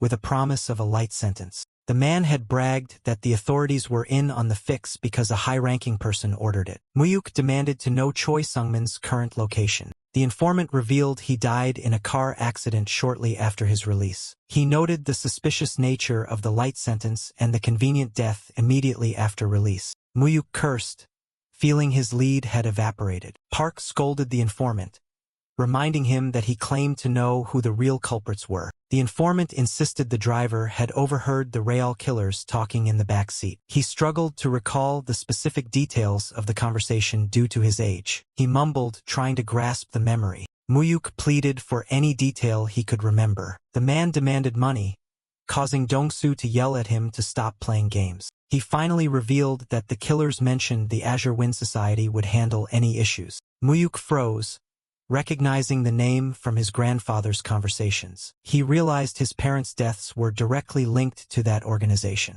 Mu-hyuk pressed for names, but the informant claimed that was all he knew. Suddenly, the man recalled one more detail. Dongu exploded in anger, demanding the man spit it out immediately. The man cowered, asking him not to yell. He explained that the woman was the target, killed by family members with the surname Cheon for violating moral laws. Mu-hyuk connected the dots.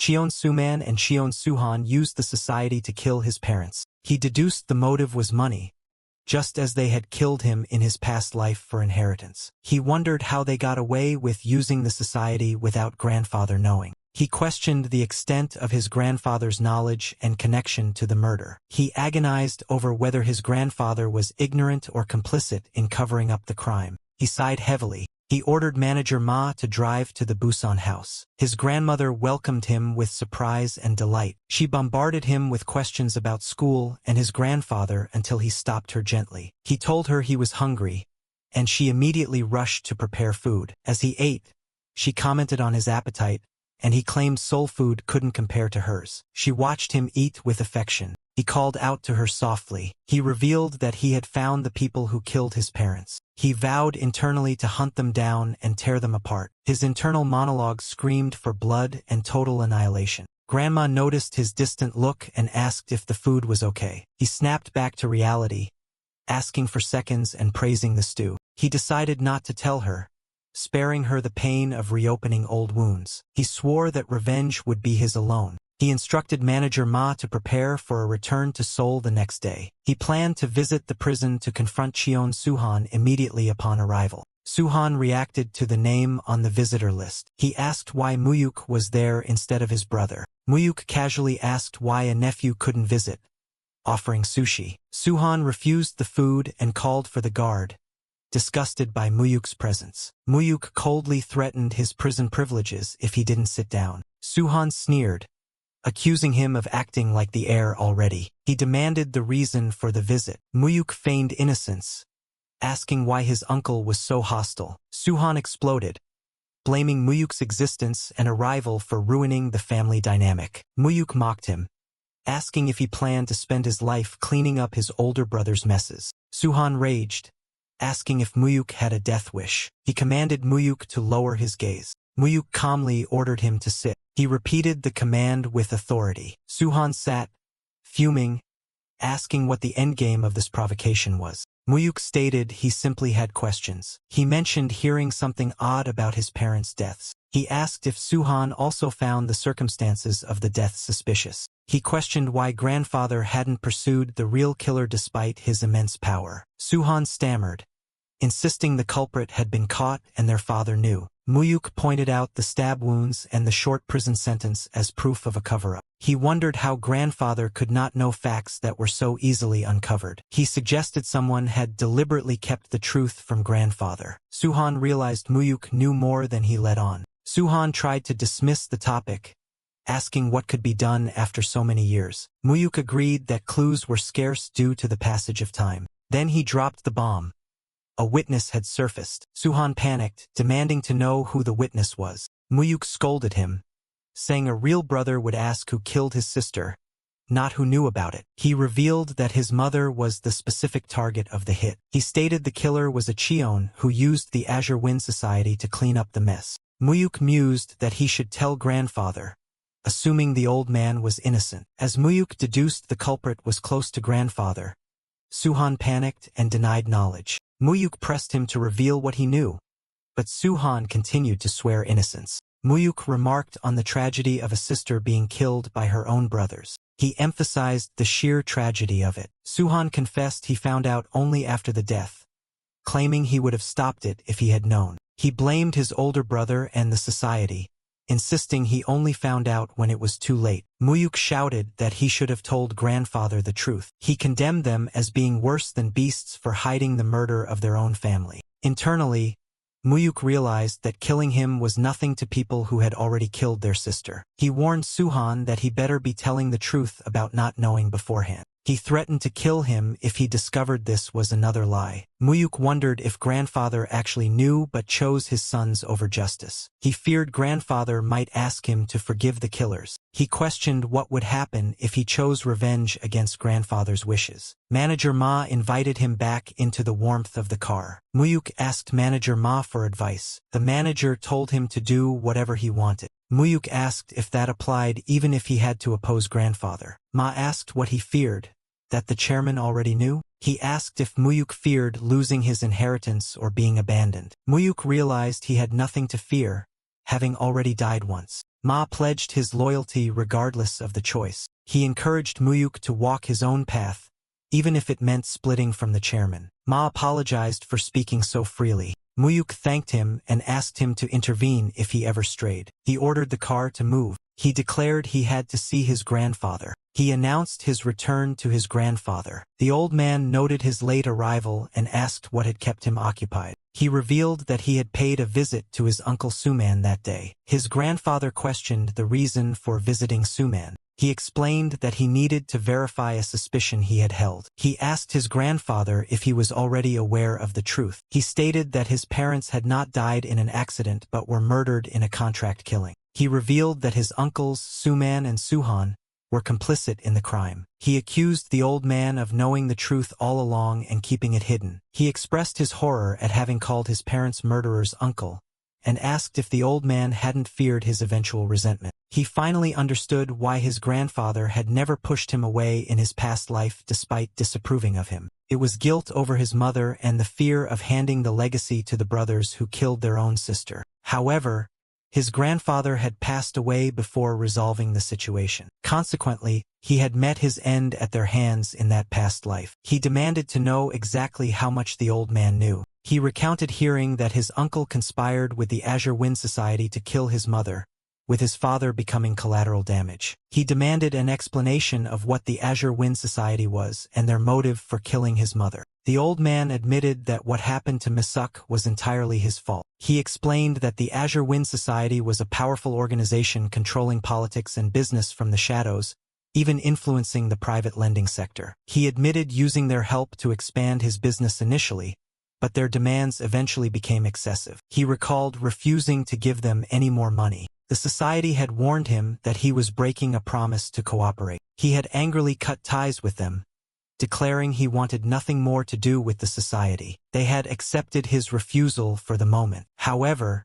they had left him with an ominous warning that he would regret it. Not long after that confrontation, tragedy struck. Mu-hyuk was murdered as a brutal warning for refusing their orders. He asked if the society was truly powerful enough to threaten and manipulate his grandfather. The old man admitted he agreed to cooperate again after the incident. He had made one condition: that they never harm his family again. He explained that Suman had merely leaked Mu-hyuk's location under pressure from the society, acting as a pawn. He countered that Suman was no mere pawn and insisted the old man knew how greedy his sons truly were. The old man refused to believe that his sons were fully responsible. He argued that even if the society orchestrated it, his uncles were the ones who benefited most from his mother's death. He vowed never to forgive them. The old man called out his name in distress. He declared that his revenge would be absolute and total. The old man pleaded that they were still blood relatives and asked if such extreme measures were necessary.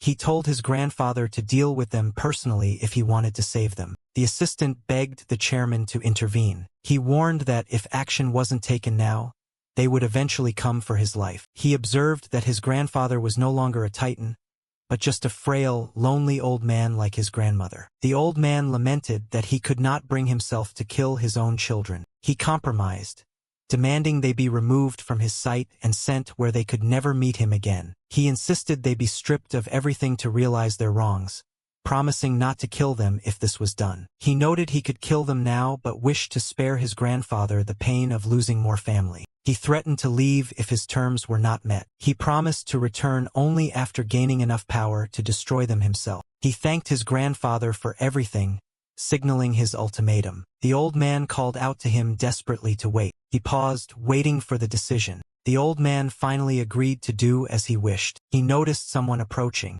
A friend asked what was wrong, noticing his distress. He asked if there was any alcohol in the house. The friend exclaimed in shock as he drank straight soju. The friend asked what happened back home in Busan to cause such a reaction. He questioned why he was crying. He confessed that his heart ached for his mother and father. The old man lamented to his assistant that his daughter died while he did nothing, despite knowing the culprits. He asked his assistant if he also resented him, knowing how close the assistant was to Mu-hyuk. The assistant acknowledged the chairman. The chairman asked if he could win a war against the Azure Wind Society in his current state. He stated that the conflict would end only with the destruction of either the society or himself. He explained that destroying one faction of the society would only lead to another taking its place. The assistant suggested using the secret ledgers. He described the ledgers containing records of bribes to politicians and officials linked to the society. The assistant estimated their winning odds at 50-50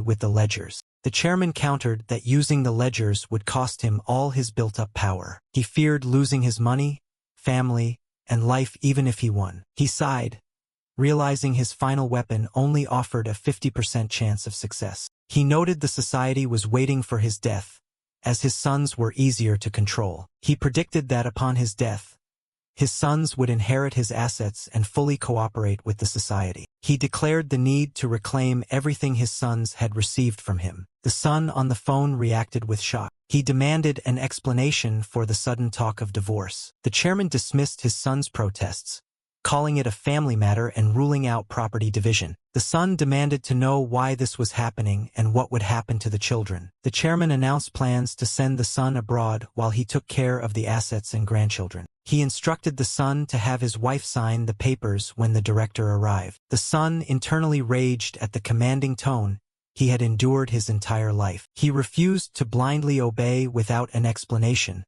asserting he was no longer submissive. He tried to leverage his connection to the Samseong group but was told to understand the situation. He warned his father not to ignore his influence, threatening to side with his older brother. He boasted about rising above his brothers to become the second chairman despite being the youngest. He threatened that backing his older brother could have unpredictable consequences. The chairman asked if he was being threatened, and the son replied he was unsure what he might do next. He told his father to keep that risk in mind. The chairman coldly ordered him to sign the papers immediately when the director arrived. The son cursed the old man in fury. He wondered how long he had to tiptoe around his father and realized the alliance was breaking. He suspected his father might be plotting with his older brother. His daughter arrived, mentioning they had been shopping nearby. He demanded to know what his wife had done to cause the sudden divorce demand. The wife was shocked and confused by the news. He relayed the father's order to sign immediately without asking for assets,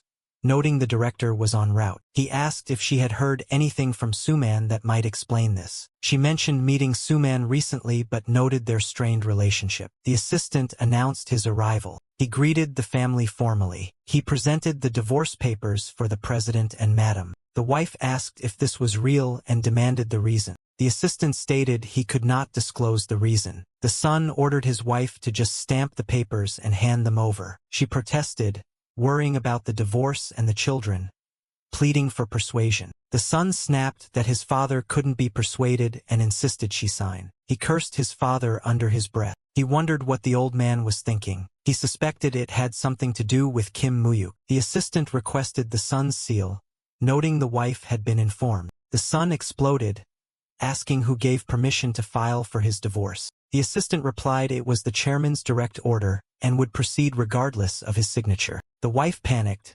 realizing this meant ending the 20-year relationship with the Samsung group. She lamented that their plan to take over the group through inheritance was crumbling. The assistant instructed them to prepare to leave the country quickly. The son realized definitively that Mu-hyuk was the cause of all this. He raged that the father was exiling his eldest son to give everything to a bastard. The assistant warned him to watch his language. The son refused to accept the situation, declaring he wouldn't quietly disappear. The assistant advised him not to rely on the Azure Wind Society, shocking the son. The assistant asked if he really thought the chairman didn't know about his connections. He asked why the son had done it, noting Mu-hyuk had left to avoid blood money. He questioned if it was necessary to track her down and kill her. The son stammered, claiming it was a misunderstanding. He desperately denied killing Mu-hyuk. He offered to explain to his father, but the assistant said the chairman refused to see him. He relayed that the chairman would lose all remaining affection if he showed his face. He ordered the son to stamp the papers while he handled the assets. He instructed him to say goodbye to his family and leave for Australia the next day. The son was outraged at being ordered around by a servant. The assistant calmly repeated the order to stamp the seal.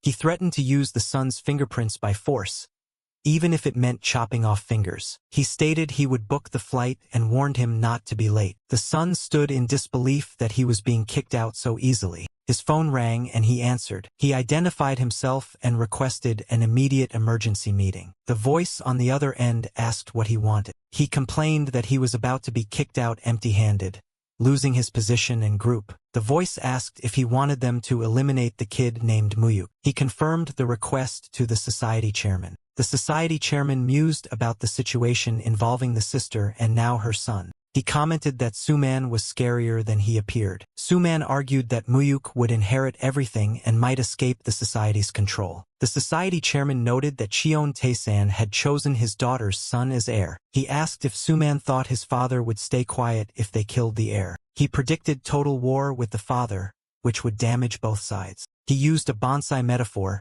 explaining that pruning must wait for the right time to maintain strength. He assured Suman that Mu-hyuk was just a twig they would eventually prune. He ordered Suman to leave for now and stay out of sight until called upon. He warned Suman not to disappoint him again when that time came. Suman agreed subserviently and thanked the society chairman. He swore revenge on Kim Mu-hyuk, promising to return. The society chairman pondered if Mu-hyuk was special enough to warrant abandoning the sons. He sighed thoughtfully. He decided he would find out soon and planned to cut off Cheon Tae-san's head if he defied them. His friend asked if he was up and checked on his hangover, noting it was 1 p.m. He apologized for disturbing the study session and moved to leave. The friend offered to make ramen to settle his stomach before he left. The friend called his name seriously. He told him to do whatever he thought was right, promising to help where he could. He reminded him they were friends and told him to cheer up. He thanked his friend. The assistant reported that Cheon Suman had left for Australia. He asked if there was any resistance.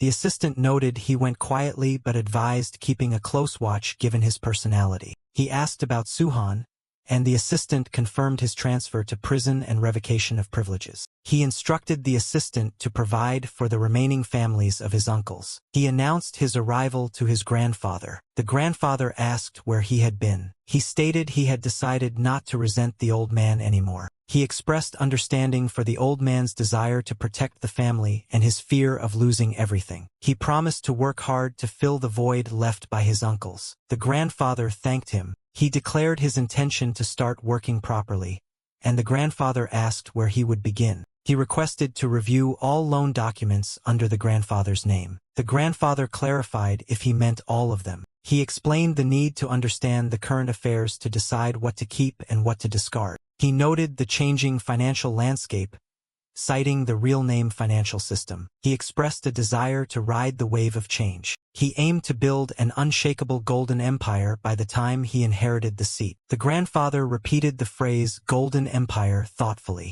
He approved of the ambition. He called for Myung-hoon. He ordered the director to hand over all loan documents to Mu-hyuk. The director acknowledged the order to hand over everything. The grandfather asked if that was all. He confirmed it was and thanked his grandfather, celebrating internally. The grandfather expressed interest in seeing how he handled the changing world. He promised not to let the old man down. He added that he had another favor to ask. He requested full information on the Azure Wind Society to plan their punishment. He asked who they were to be so powerful that even the chairman couldn't touch them. He reasoned that since his uncles killed his mother for assets, they likely killed him in his past life too. He insisted he couldn't leave the society alone as they would come for him again. The grandfather warned him not to fight them, calling them karma that must end with his generation. He argued that clashing with them was inevitable if he inherited the position. He declared he would never forgive the murderers of his parents. The grandfather ordered the director to bring a ledger from the vault. He realized this was the secret vault he thought was in the study. He recalled that Suman had found it empty after the grandfather's death in the past life. The director presented the ledger. The grandfather explained it contained records of everyone in the society he had given money to. He listed powerful figures from politics, military, and law who controlled the country. He asked who the leader of the society was. The grandfather admitted even he didn't know and had never met the leader. He explained the society was a network of disconnected units. He revealed he had tracked the money flow to create this record of members. He described the ledger as a weapon to destroy the society when necessary. He lamented that even with this evidence of bribery, the winning odds were still only 50%. He realized his grandfather hadn't given up but was waiting for the right moment. He understood it was all to avenge his daughter. He asked his grandfather to give him the ledger. The grandfather refused, warning that possessing it meant never escaping the underworld. He insisted on taking this karma to his grave. He stated he couldn't allow his grandson to fight a losing battle and die. He accepted the refusal for the moment. He vowed to become powerful enough to guarantee a 100% chance of winning. He asked for the ledger to be given to him when that day came. The grandfather hesitated. He pleaded with him. The grandfather agreed to the condition. He promised to hand over the ledger when he had enough power. He accepted the agreement, confident it wouldn't take long. He internally vowed to punish the society for their sins. The grandfather wondered if he should have kept the secret to his grave. He reasoned that Mu-hyuk would have found out anyway and sought revenge alone. He decided to keep a close eye on him, knowing the society wouldn't leave him alone. He resolved to protect him from the society chairman, Lee Yong-hun. He pondered the Azure Wind Society. He wondered why his grandfather was keeping the leader's identity secret. He ordered his manager to gather comprehensive intel on the society and its leader. He realized the society was more powerful than he thought and he needed to grow strong quickly. He swore they would pay for killing his parents and himself. He called out to his subordinate,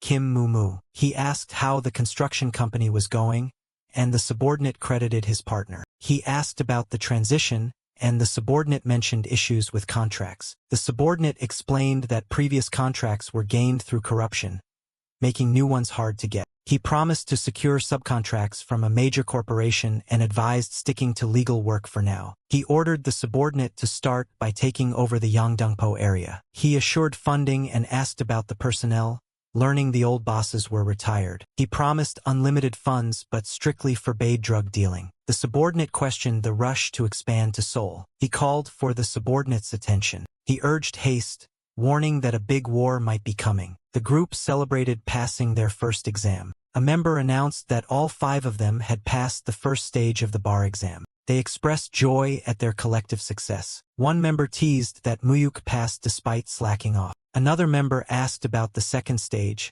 and he revealed his lack of interest. He announced he wasn't taking the second exam, shocking them. He explained he never intended to be a legal professional and didn't want to do things halfway. The friend lamented that they wouldn't walk the same path. He assured them they would still help each other from their respective positions. He mentioned his grandfather wanted to meet one of them. The friend identified the grandfather as the former Chief Justice. The group was impressed that such a high-profile figure knew him. He claimed ignorance of the reason for the meeting. Another friend mentioned his father also wanted to meet him. It was revealed to be the chairman of a famous law firm. The friend explained his father was curious about the only member he hadn't met yet. He realized rumors about him were spreading in the legal world, which was a mixed blessing. He noted this connection was the reason he formed the club. He recalled his grandfather failing to woo these families previously. Money hadn't been enough to buy their influence. He agreed to meet the Chief Justice first,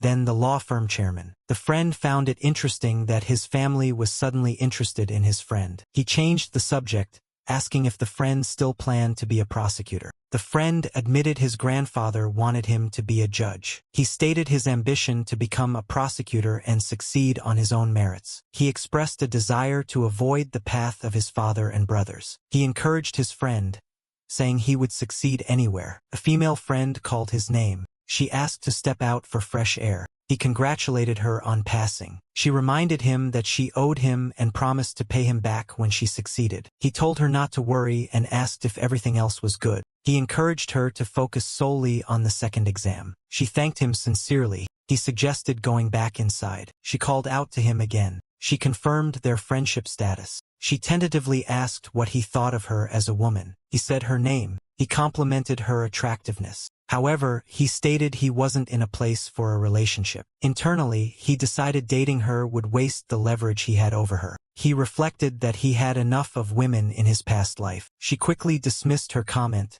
blaming the alcohol. Their friends interrupted, dragging them back to drink more. They laughed and continued the celebration. He asked his grandfather about the former Chief Justice. He explained the man was his friend's grandfather and wanted to meet him. The grandfather surmised the man knew about Suman's exile. He stated his intention to get on the man's good side. The grandfather warned that the man was tough and untrusting. He insisted on facing him since the man initiated the meeting. The grandfather advised against using money to win him over. He acknowledged the advice. A week had passed since the events unfolded. He arrived at the residence, announcing their presence to his grandfather. He introduced himself to the host as Hyenwa's friend. He recognized the man as Chief Justice Oh Jung-sik, appointed during a turbulent regime. The former justice welcomed him, known for his fairness despite the era's corruption. The justice politely sent his grandson away on an errand to clear the room.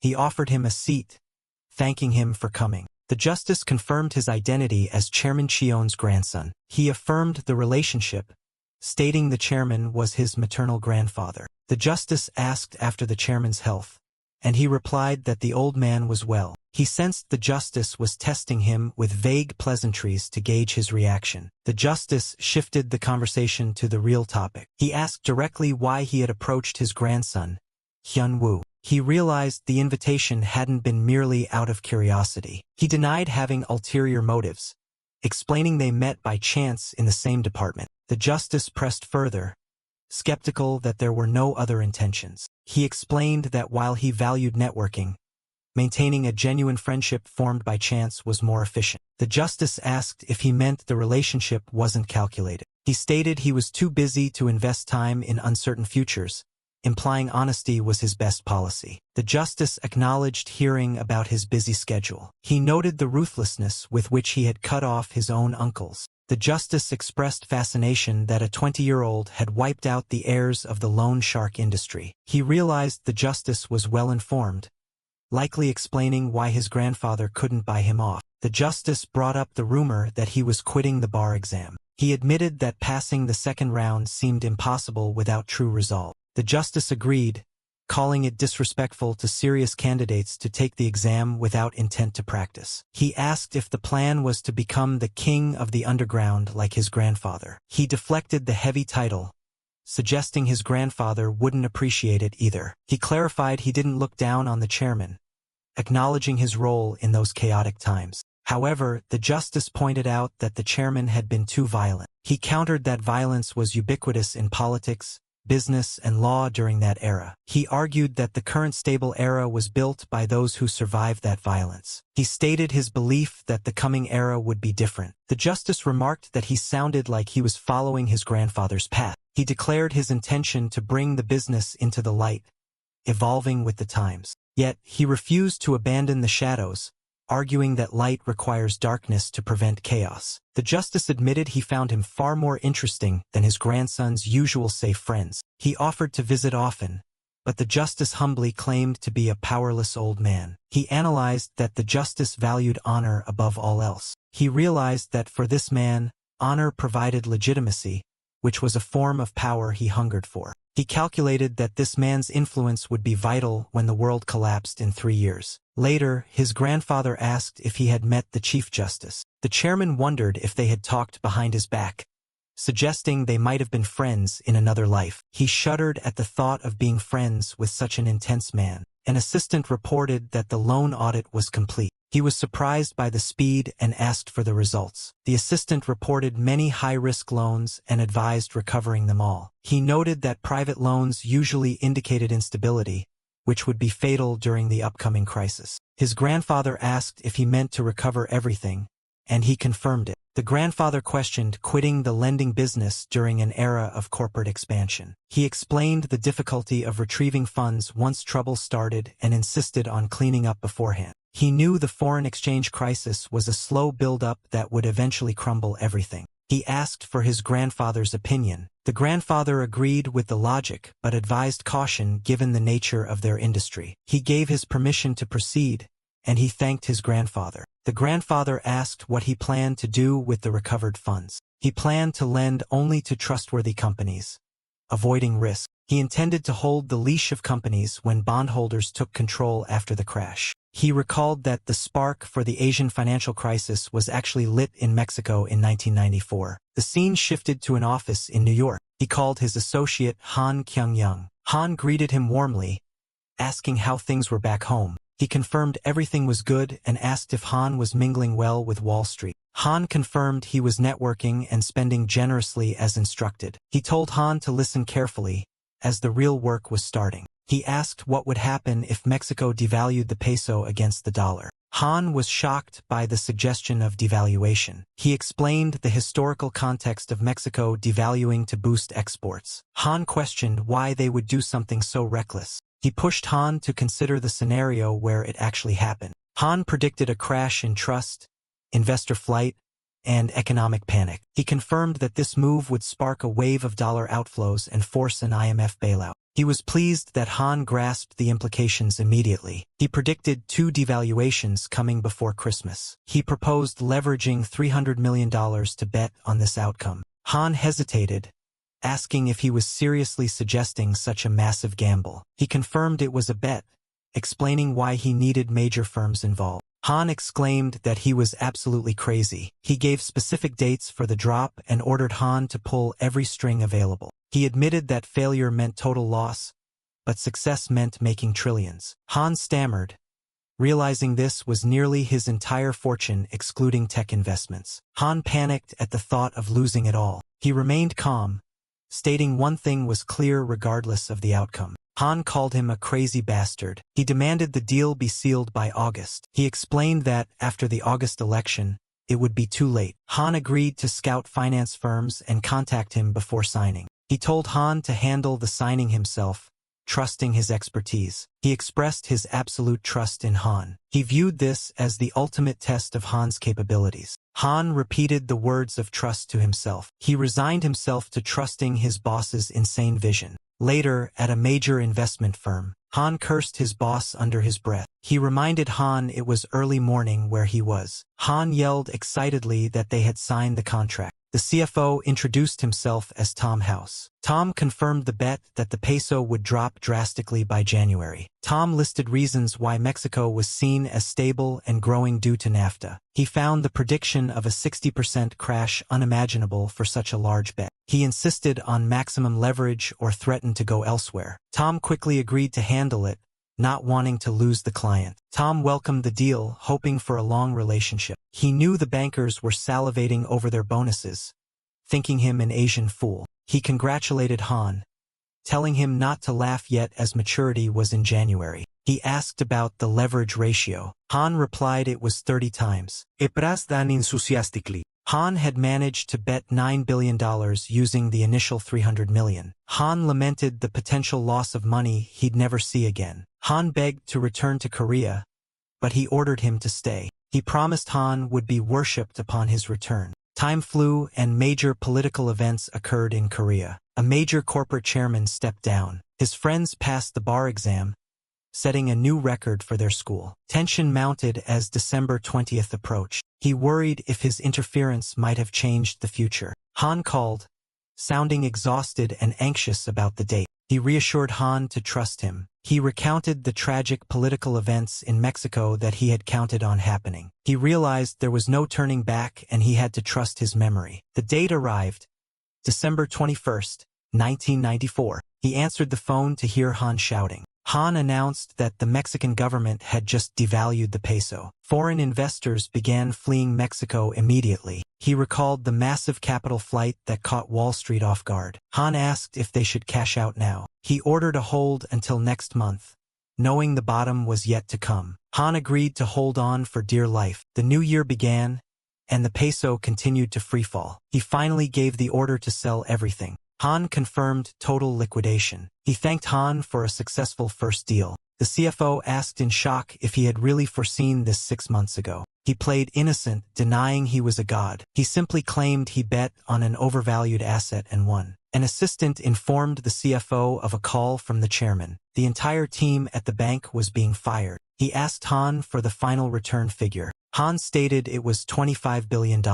He calculated the astronomical value in Korean won. He wondered if he now possessed more wealth than his grandfather. He felt invincible, knowing he was fighting with a cheat sheet of the future. He saw this as just one of many opportunities. He anticipated the same disaster striking Korea in 2 years. Later, he congratulated his friend on passing the exam. The friend credited him for the motivation. He asked about school, and the friend planned a gap year to preserve hierarchy. The friend explained the strict seniority culture of prosecutors. He realized his small interference had accelerated their careers compared to his past life. He pondered the butterfly effect of his actions. The friend mentioned another friend, Hyun-sung, who hadn't called him. He explained that they had drifted apart after Hyun-sung went to Busan. The friend teased him about a lover's quarrel. He mentioned visiting Busan soon to see his grandmother. The friend revealed Hyun-sung saw her every day, surprising him. He repeated Hyun-sung's name thoughtfully.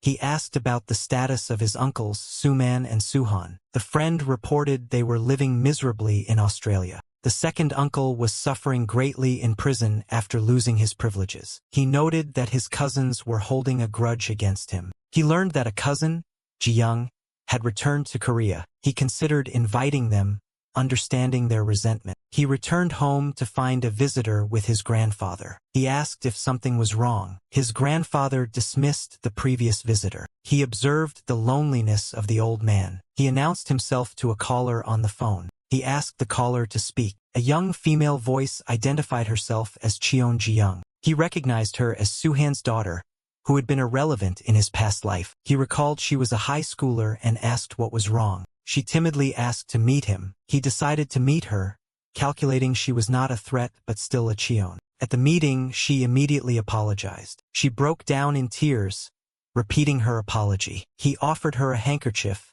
asking her to calm down. She blew her nose loudly. She confessed she knew what her father had done to his mother. She admitted she wouldn't forgive her father either and wanted to apologize. He admitted it was uncomfortable but absolved her of blame. He told her to be comfortable as they were family. She expressed relief, having feared he would be cold like her other cousins. He admired her courage to apologize, unlike her siblings. She explained she was staying in Korea due to her father's situation. He realized this change was likely his doing. He asked about her plans regarding school. He asked if she had a dream, recalling rumors she wanted to be a singer. She admitted she wanted to do music but was unsure of her talent. She insisted people told her she was good at singing. He noted she was different from his past life's impression of her. He encouraged her to try if she wanted to. He promised to take her side if grandfather opposed it. He reminded her she was young enough to fail and get back up. She laughed, noting he sounded like an old man despite his age. He suggested they visit grandfather together.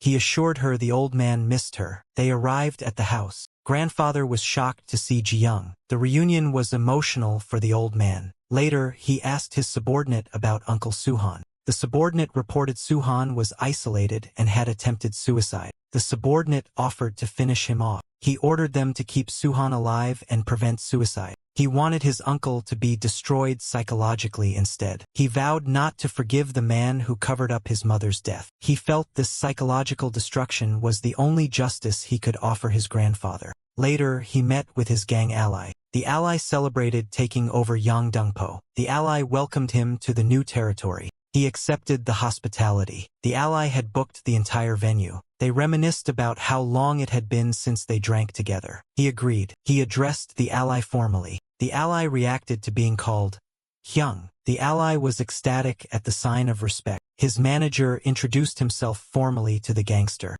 The gangster accepted the introduction politely. He asked about the takeover process. The ally claimed it was almost too easy. The ally noted that everyone knew there was serious power backing them now. He acknowledged that the underworld was quick to notice power. The ally asked where to target next, suggesting the rich district. He ordered them to start with smaller gangs first. He gave a strict warning to avoid the Chinese groups for now. The ally agreed to leave the Chinese alone. He checked in with his legal expert. The lawyer joked about his identity crisis between lawyer and company man. He emphasized the need for legitimate professionals. He instructed them to hire more capable people. The lawyer suggested bidding for construction projects soon. He promised to coordinate funding and support. He revealed he was exploring other bids as well. The ally questioned where the projects would come from given the government's stance. He pointed them toward a redevelopment opportunity currently held by another gang. He told them to ask for whatever they needed to do it quietly. The ally boasted that they controlled the area. He asked about the situation in Busan. He explained that Busan was critical because Japanese loan sharks would use it as a base. He needed Busan under control to handle the coming invasion. He warned his ally to stay alert. The ally proposed they stop working and start drinking. Meanwhile, he had other business to settle. He called for manager Ma. He ordered meetings with the Myeongdong bosses to assign tasks. He noted the silence of a boss named President No. He let the reality of the power shift sink in. The boss apologized for past rudeness. He threatened the boss,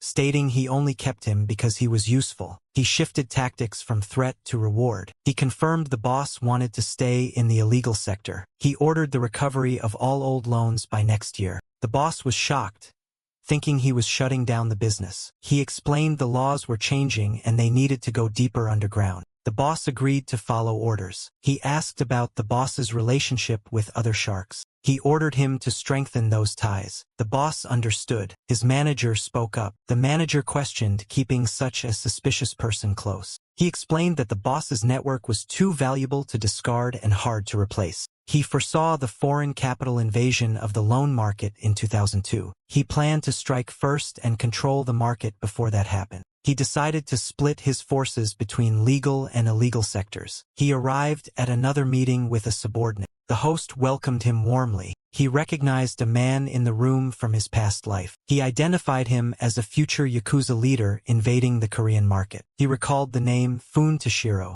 The man was currently using a Korean name. He knew this man had entered Korea secretly to prepare for the market takeover. He wondered why this dangerous figure was with his subordinate, suspecting betrayal. The host asked the reason for his visit. Internally, he decided the host could no longer be trusted. Outwardly, he apologized for being distant and claimed it was a social visit. The host played the role of a loyal subordinate. He questioned the sincerity of the host's words. He pointedly remarked on the host's loyalty to the chairman, demanding it for himself now. The host claimed his loyalty was transferable. He checked if business was usual and the host confirmed it. He pretended to trust the host's expertise and moved to leave. The host stopped him to introduce a young friend. The host introduced the Yakuza member under a false identity. The man introduced himself politely. The host claimed they were from the same hometown. He asked where that hometown was and the host lied. He tested the man on his dialect and history.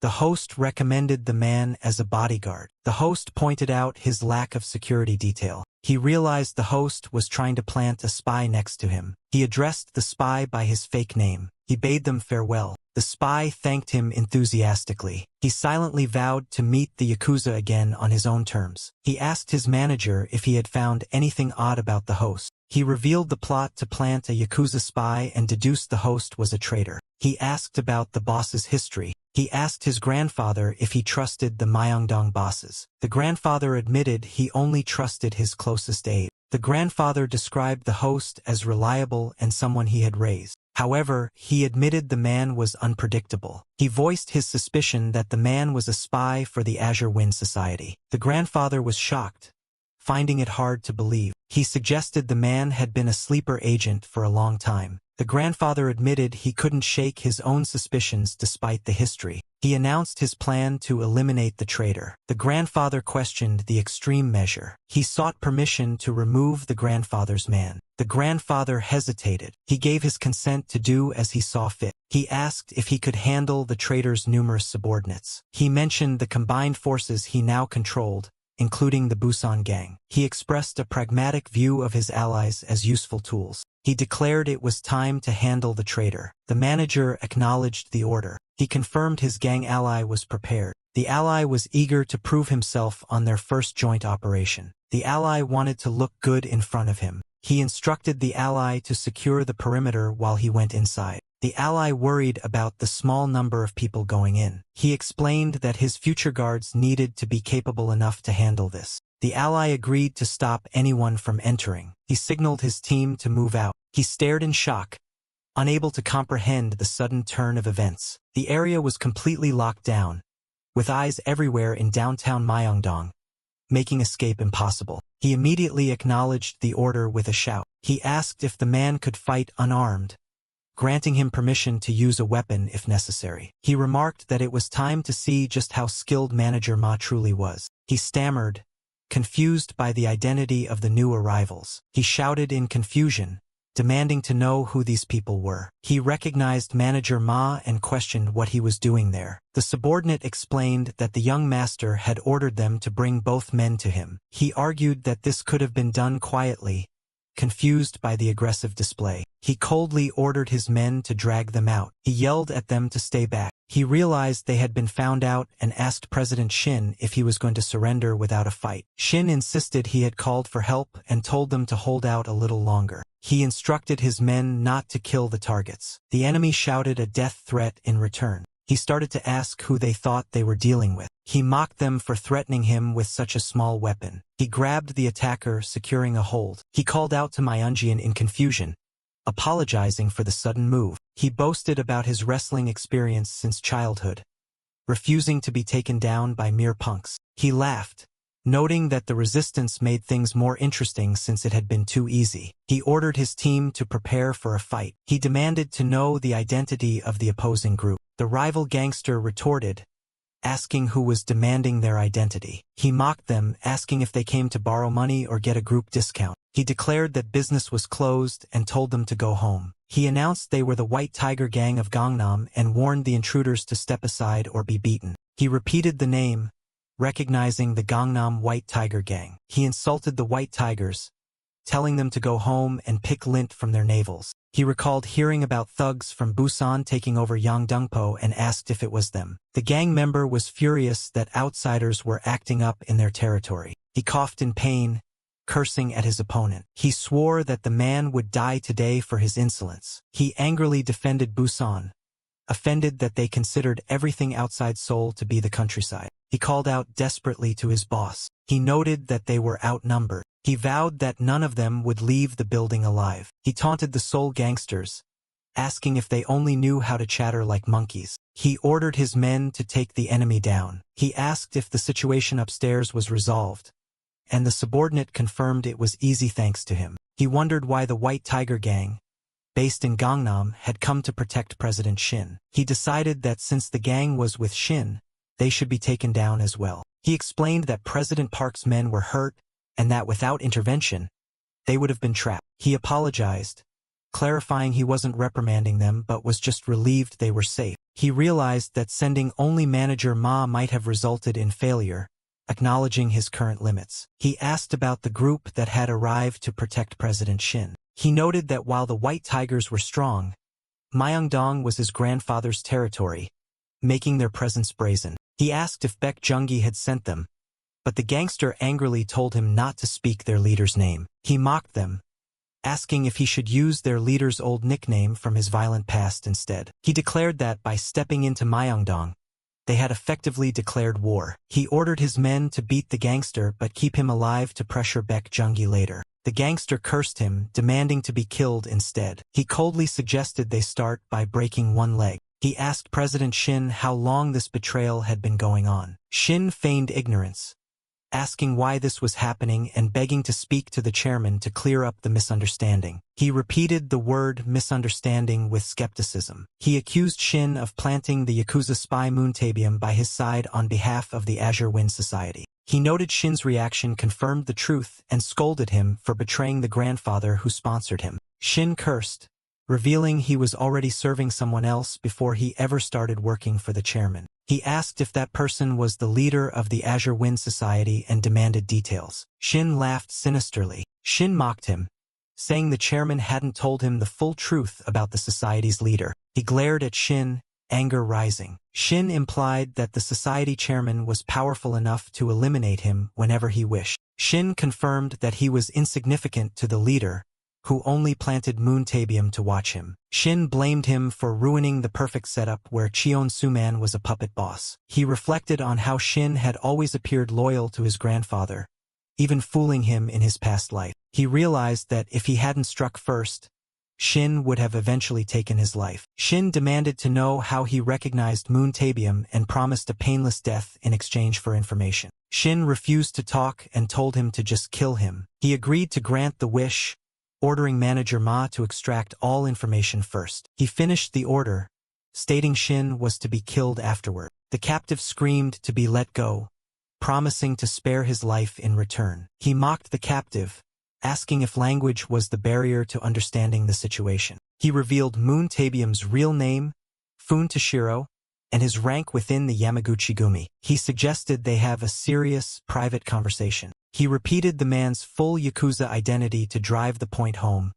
inviting him to talk. The man stammered, shocked that he knew his true identity. He thought to himself that this was all the information he had from his past life, but it was enough to shake him. The man asked in fear who he really was. He reminded him that he was Kim Mu-hyuk, the very person the man tried to kill. He accused the man of planning to enter the Myeongdong loan market after his grandfather's death. He recalled how Moon's fate changed in the original timeline after he had eliminated the Cheon brothers. The man stuttered, terrified by the depth of his knowledge. He took control of the interrogation, demanding to know the goal of the alliance with the Azure Wind Society. He offered to take only one arm if the man confessed everything. The man refused, shouting about choosing his honor over betrayal. He questioned the concept of honor in this context. He asked if the man would really prefer death over betraying his gang. He sarcastically praised the man's loyalty and told him to stay silent. He unexpectedly ordered manager Ma to let the man go. The man was confused, suspicious of the sudden release. He told the man he was free to leave. He whispered a threat, saying he would spread rumors that the man begged for his life and spilled everything. He explained that the man's own organization would kill him for the suspected betrayal, granting him his wish to die with honor. The man panicked, begging to be killed there instead of facing his gang's wrath. He offered an honorable death only if the man revealed everything right now. Defeated, the man agreed to tell him everything. He announced his return to his grandfather. The grandfather praised his work and asked for the report. He explained that Shin had ulterior motives from the start and that they had handled Shin, the Yakuza, and the White Tigers. The grandfather confirmed that the White Tiger gang's lieutenant had intervened, proving they were on standby. He asked if the gang intended to break the non-interference pact between districts. He stated that since the pact was broken, he planned to retaliate by building up Park Dong-su's forces. He noted the news of the gang fight in Myeongdong and the need for a scapegoat to close the case. He assured his grandfather that Park Dong-su and the White Tigers would offer up men to take the fall to avoid escalation. He advised that all-out war was impossible because the president was unpredictable. He planned to tighten the noose gradually to avoid mutual destruction. The grandfather asked how he knew about the Yakuza spy. He decided to lie, claiming President Park had met the man in Busan. The grandfather mused on the unpredictability of people, noting the Yakuza's usefulness and romanticized ideals. He complimented his grandfather's ability to judge people, while lamenting his own betrayal by Shin. He noticed his grandfather looking unwell and asked about his health. He insisted on taking his grandfather to the hospital. The grandfather refused, joking about not wanting to look like a weak old man, and mentioned a scheduled checkup. The grandfather told him to focus on cleaning up the current mess. The narration explained that members from both gangs surrendered to the police, closing the incident due to the number of witnesses. The man groaned in pain. He listed the man's sins, conspiring to kill Mu-hyuk and mocking the chairman. He told the man that death was the only way to atone. The man screamed that killing him wouldn't save Mu-hyuk from the powerful Azure Wind Society. He cursed, predicting Mu-hyuk would die at the hands of the society. He shouted impatiently for them to kill him already. He replied that he didn't need to do it himself, as rumors of the man's survival would turn his own gang against him. He coldly reminded the man of his young wife and daughter. He turned to leave, ordering his men to head back. He explained that Shin was just a pawn used to plant Moontabium. He detailed how Moon's orders changed from market infiltration to gaining trust and becoming a close aide. He revealed the final order was to assassinate him when the time was right. He noted that his own actions had forced the enemy to change their plans regarding Shin and the Yakuza. He reflected that, in the original timeline, Shin and the Yakuza would have successfully taken over the market after his grandfather's death. He realized how close he came to losing everything again if he hadn't seized the opportunity. He saw this as a rare chance to track down the elusive Azure Wind Society. His subordinate suggested increasing security, but he felt confident in his own ability to survive. The subordinate pleaded with him to take safety seriously. He agreed to a compromise where only the subordinate would stay close while others supported from a distance. He vowed to make the Azure Wind Society pay for involving the Yakuza and trying to kill him. He spoke the name of his enemy with determination. The associate was surprised by the request to set up a shell corporation. He instructed them to split the profits from the Mexican peso bet into multiple paper companies. He detailed the plan to distribute funds across tax havens using hired professionals to complicate the trail. The associate nervously reminded him that this was a crime. The associate worried about rotting in a U.S. prison if caught. He told the associate to ignore the cost and use multiple firms to ensure total anonymity. The associate sighed, complaining that working with him was a roller coaster and he hadn't even visited Disneyland yet. The associate agreed to proceed with the plan despite the risks. He greeted the arrival of his friend. He asked about preparations for the training institute, which the friend dismissed as simple. He invited the friend to sit, mentioning he had ordered delivery food for a meal together. Another friend arrived, announcing he had bought beer. He let out a short, surprised gasp. He acknowledged the arrival of the second friend. The friend organized the group, telling one to put the beer away and Mu-hyuk to set the table. He confirmed he was back in Seoul to stay and planned to re-enroll in school. He asked about his friend's leg, and the friend admitted sports were no longer an option. He thanked his friend for caring for his grandmother, but the friend brushed it off as doing it for his own peace of mind. The friend expressed regret for pitying him in the past. The friend admitted that Mu-hyuk seemed different and slightly scary now. He felt that Mu-hyuk had changed too much. He declared that he would have sought revenge if anything had happened to his friends. The friend apologized for judging him, reaffirming their bond despite the changes. He dismissed the apology, stating that friends didn't need to be sorry. The other friend interrupted the serious moment, yelling at them to come drink. They joked about the friend's drunken habits and past embarrassing incidents at a club. He observed that his friend looked happy. He agreed, thinking that being with them was always enjoyable. In January 1995, a massive earthquake struck Kobe, Japan. The narration explained that the yen began to strengthen rapidly following the disaster. It detailed how insurance companies repatriating funds and hedge funds buying yen fueled this appreciation. The yen became a playground for global hedge funds, second only to the dollar. Under immense pressure, the yen eventually weakened until an agreement was made to lower it deliberately. This agreement triggered the Asian financial crisis, which would strike South Korea 2 years later. He resolved to seize this opportunity to take control of South Korea's economy. He requested to withdraw funds invested in the Wonbo Group. The grandfather was surprised, noting his long relationship with Wonbo. He explained that Wonbo had too much debt and was still borrowing recklessly. The narration introduced the Wonbo Group as a major conglomerate in construction and manufacturing. Despite its high ranking and grand projects like the Yunmi apartment, the company was described as an empty shell. It revealed the chairman's history of bribery and how he avoided punishment while the group nearly collapsed. He dismissed the chairman as nothing more than a real estate speculator. He warned that the chairman's greed would destroy the company and advised recovering the investment now. The grandfather hesitated, thinking the financial statements didn't look critical yet. The narration revealed that Wonbo would collapse in 1997, triggering a domino effect of bankruptcies. It stated that Wonbo's failure was the prelude to the horrific 1997 foreign exchange crisis. The grandfather decided to trust his judgment and gave him permission to handle it. He asked if he needed Myung-hoon's help, mentioning a test involving debt collection. He recognized this was a test of his abilities. He declined, choosing to work with manager Ma instead. The grandfather ordered all Wonbo bonds to be transferred to Mu-hyuk. The grandfather asked once more if he was sure he didn't need assistance. He explained that using help would defeat the purpose of proving himself. The grandfather laughed and wished him luck, sending regards to Chairman Jang. He agreed enthusiastically. He confirmed they had arrived at the correct location. He expressed disbelief that a major corporation's headquarters was in an apartment shopping complex. He realized Chairman Jang was unconventional and that this wouldn't be easy. He stopped Manager Ma from entering first, wanting to handle the task properly himself. He declared it was time to collect their money. He read the signboards listing the various subsidiaries of the Wonbo Group. He questioned if this modest place really housed a top-ranking conglomerate. A staff member asked for the reason of his visit. He stated he had an appointment with the chairman. He added that he came from Myeongdong. The staff member hurriedly directed a subordinate to check the schedule. He was shocked by the opulence inside the office, contrasting sharply with the exterior. Chairman Jang confirmed he was Cheon Tae-san's proxy. He introduced himself as Kim Mu-hyuk. He noted internally that the chairman looked even worse in person than on the news. Jang told him to stop standing and take a seat. Jang asked why he came instead of Director Ha.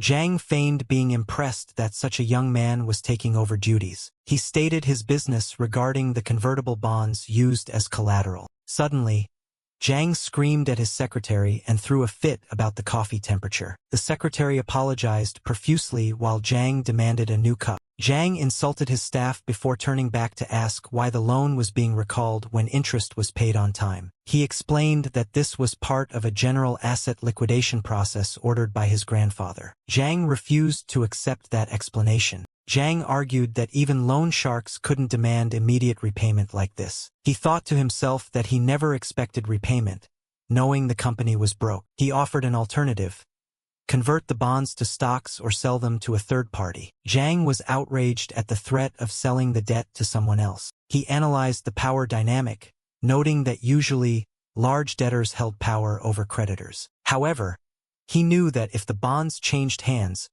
Wonbo's management rights would be threatened. He asked if Jang was prepared to face the management difficulties that would follow a stock conversion. He revealed that he didn't come for cash, but for something else. Jang asked if this was Chairman Cheon's order. He clarified it was his own decision, authorized by his grandfather. Jang accused him of lying, claiming Cheon promised never to convert the bonds. He invited Jang to verify it personally if he didn't believe him. Jang angrily ordered his staff to connect him to Chairman Cheon immediately. Jang complained to Cheon, asking how he could break their agreement. Cheon feigned ignorance, asking for an explanation. Jang explained the threat regarding the convertible bonds and accused Cheon of bad business ethics. Cheon's tone shifted, asking if Jang was daring to lecture him. Cheon reminded Jang of his humble attitude when borrowing money, contrasting it with his current arrogance. Jang stuttered an apology, and Cheon told him to work it out with his grandson. He asked if the confirmation was finished. Jang accepted the situation and asked how much money he wanted. He demanded 20 billion won. Jang screamed in disbelief, citing the original 5 billion loan. He explained that since repayment was impossible, he was selling the tool that protected the company's control. He remarked that the merchant sets the price. He pointed out that he could get even more by selling it elsewhere. Jang stammered in anger. He threatened to leave if the deal wasn't accepted. Jang offered double the original amount, 10 billion, if given a month. He realized Jang planned to take another illegal loan to pay him, dismissing him as a thug in a suit. He declared the negotiation over, but Jang begged him to wait. Jang frantically called for his CFO. Jang introduced the CFO and told him to handle the explanation. The CFO admitted that raising 20 billion immediately was impossible. He reiterated that if they couldn't pay today, the bonds would be transferred. The CFO asked what he really wanted, realizing he knew their situation. He mentally praised the CFO's quick understanding. He proposed trading the bonds and existing stocks for a total value of 5 billion won. The CFO noted that the premium was still high. He insisted it was a fair valuation given the circumstances. The CFO asked what specific asset he wanted in exchange. He identified a specific plot of unregistered land inside the Yunmi apartment complex. He also demanded the leftover land in Daechidong. Jang was terrified, asking if he had a spy to know such intimate details. He narrated that this land was the one asset the tax service failed to seize, and it would soon skyrocket in value. He reminded Jang of his lineage to explain his knowledge. He stated he knew the current market value was around 40 billion won. He gave Jang a choice: the land or the company. He revealed internally that his only goal was the land in Daechidong to build his empire. He pressured Jang to make a decision. Jang shouted in frustration. He warned Jang not to resent him later since he gave him a choice. Jang compared him to his grandfather. Jang accused him of being just as ruthless as Chairman Cheon. He accepted the comparison as a compliment. Jang warned him that his arrogance would eventually be his downfall. He scoffed at receiving such advice from Jang. He thought about the national disaster Jang's mismanagement would soon cause. He decided not to save the country, but refused to let Jang profit before fleeing. He demanded the land be handed over that day and prepared to leave. Jang cursed violently as he left. The staff looked on in fear. He called his friend Jae-ha. He asked Jae-ha for an introduction to his father, a lawyer. Jae-ha agreed immediately, inviting him to his house. He declined the house visit, stating he knew where the law firm was. He arrived at the office and was greeted by Yoon Hyungmin, the co-CEO. The lawyer asked about Chairman Cheon. The lawyer admitted that in his line of work, knowing the chairman was inevitable. The lawyer mentioned rumors of him being the heir. He played it down, saying he was just learning. The narration introduced Yoon Hyungmin as Jae-ha's father and co-CEO of Yoon and Kim. It described the firm as the best in the country, willing to do anything for money. It listed their unethical methods: fabrication, bribery, and lobbying. He noted that even prosecutors feared them, making them exactly what he needed. He added that their true nature was currently known only within the industry. The lawyer asked what kind of lawsuit he needed handled. He explained he needed a lawyer proficient in corporate deals for a land transfer from Wonbo. The lawyer asked for the location and value of the land. He detailed the 1,600 pyeong in Daechidong and Yunmi, valued at 40 billion. The lawyer was stunned by the immense value and location. He explained the complications with the unregistered portion and the rest of the land in Daechidong. He remarked on the surprise of their first meeting, recalling that Chairman Cheon usually employed his own personal lawyer for such matters. Mu-hyuk explained that his grandfather had entrusted the matter to him, adding that since they would meet often, he preferred working with someone skilled. The man laughed, amused by Mu-hyuk's demeanor, and noted that Jae-ha had found himself an impressive and entertaining friend. He agreed to the request, promising to dispatch their absolute best ace to handle the job. He then asked for directions, inquiring where he should drive Mu-hyuk next. Mu-hyuk announced they were starting a building project on the Daechidong site, noting that Polar Constructions couldn't handle the scale alone. He directed the driver to head straight to the residence of Chairman Song, the head of the Dayan Group. He asked Chairman Song if the news about bringing Polar Constructions on board had already reached him. Chairman Song confirmed he had heard the rumors, remarking on how small the industry truly was. Mu-hyuk explained that they received the Daechidong land instead of cash from the Wonbo Group, but the project was too massive for Polar alone. Song expressed shock, finding it hard to believe that Chairman Jang had actually surrendered that specific plot of land. He laughed at the irony, amazed that the stubborn Jang was outsmarted by Cheon's son rather than Cheon himself. Wishing he could have seen the man's face, he asked if the intention was for Dayan to manage the construction work for the project. Mu-hyuk confirmed he wanted Dayan as the lead contractor to navigate the tricky site, even if Polar handled the physical building. Song called him a sly fox, realizing the true motive was to leverage Dayan's influence to get the zoning laws changed. Mu-hyuk admitted he could handle the zoning himself, but acknowledged that Dayan would be far swifter and more precise. He set a strict deadline, demanding the project be completed within 3 years, finishing by early 1998 at the latest. The chairman agreed to the ambitious terms. He asked Mu-hyuk to step out for a moment so he could make a few necessary calls regarding the arrangement. Mu-hyuk resolved to secure Chairman Song as an absolute ally, recognizing the immense power Dayan held in the Korean economy. He reacted with surprise to an unexpected encounter in the hallway. A voice questioned his identity. Mu-hyuk wondered who the girl was,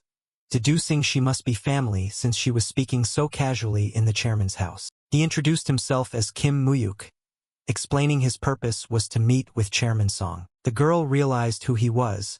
Her interest immediately piqued by the mention of his name. She introduced herself as Song Hyunji, mentioning she had heard a lot about him from her grandfather and Hyunsu. He searched his memory, trying to recall if there was anyone named Song Hyunji in the Song family tree. She seemed genuinely surprised that he hadn't heard about her or their family situation yet. She casually brought up the topic of their arranged marriage, assuming he had already been informed. Mu-hyuk was completely blindsided, mentally screaming at the absurdity of a sudden marriage arrangement being thrust upon him. She evaluated him, deciding his looks passed her standards and cheerfully suggesting they try to get along. He remained confused, trying to process the rapid and baffling developments. He stammered, trying to clarify what exactly she meant by getting along. She teased him for acting innocent, insisting that even in an arranged setup, they needed time to get to know one another. He noted her youthful appearance and bluntly asked for her age,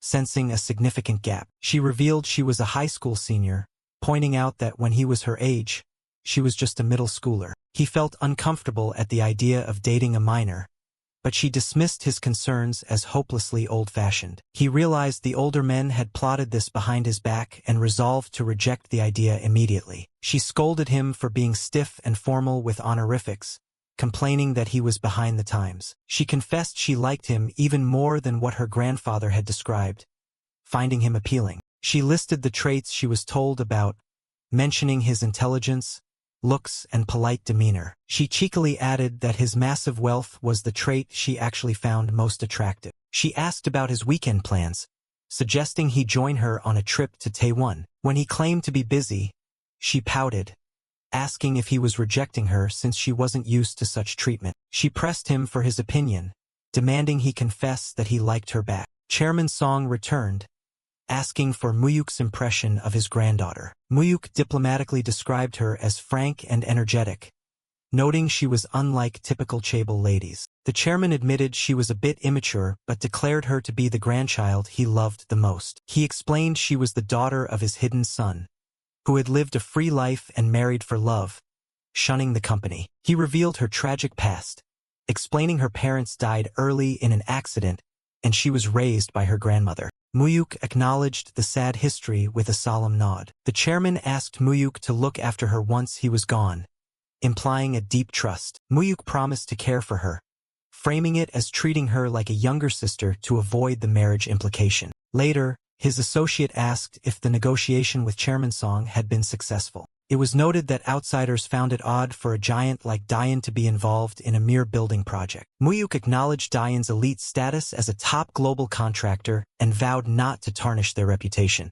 The narrative shifted to Polar Constructions entering the project, marking the expansion of Park Dong-su's influence into Gangnam. A warning was issued that Gangnam wasn't a territory one could simply stroll into without consequences. A rival gang boss named Baek Jung-gi greeted them with hostility, introducing himself as the White Tiger boss. He mentioned his past tie to Lee Se-song, regretting that things had to get ugly between them. He ordered them to sit down with a commanding tone. He apologized insincerely for the reception, citing the sheer number of subordinates he had to manage as an excuse. One of Park's men reacted with fury at the disrespect shown to his boss. The rival boss snapped at the subordinate, telling the small fry to stay out of the leader's conversation. He threatened extreme violence, warning that next time it wouldn't end with just a broken leg. The subordinate stammered in fear at the vicious threat. Park Dong-su shouted to halt the escalation before blood was spilled. He lamented that he called the meeting to introduce a friend,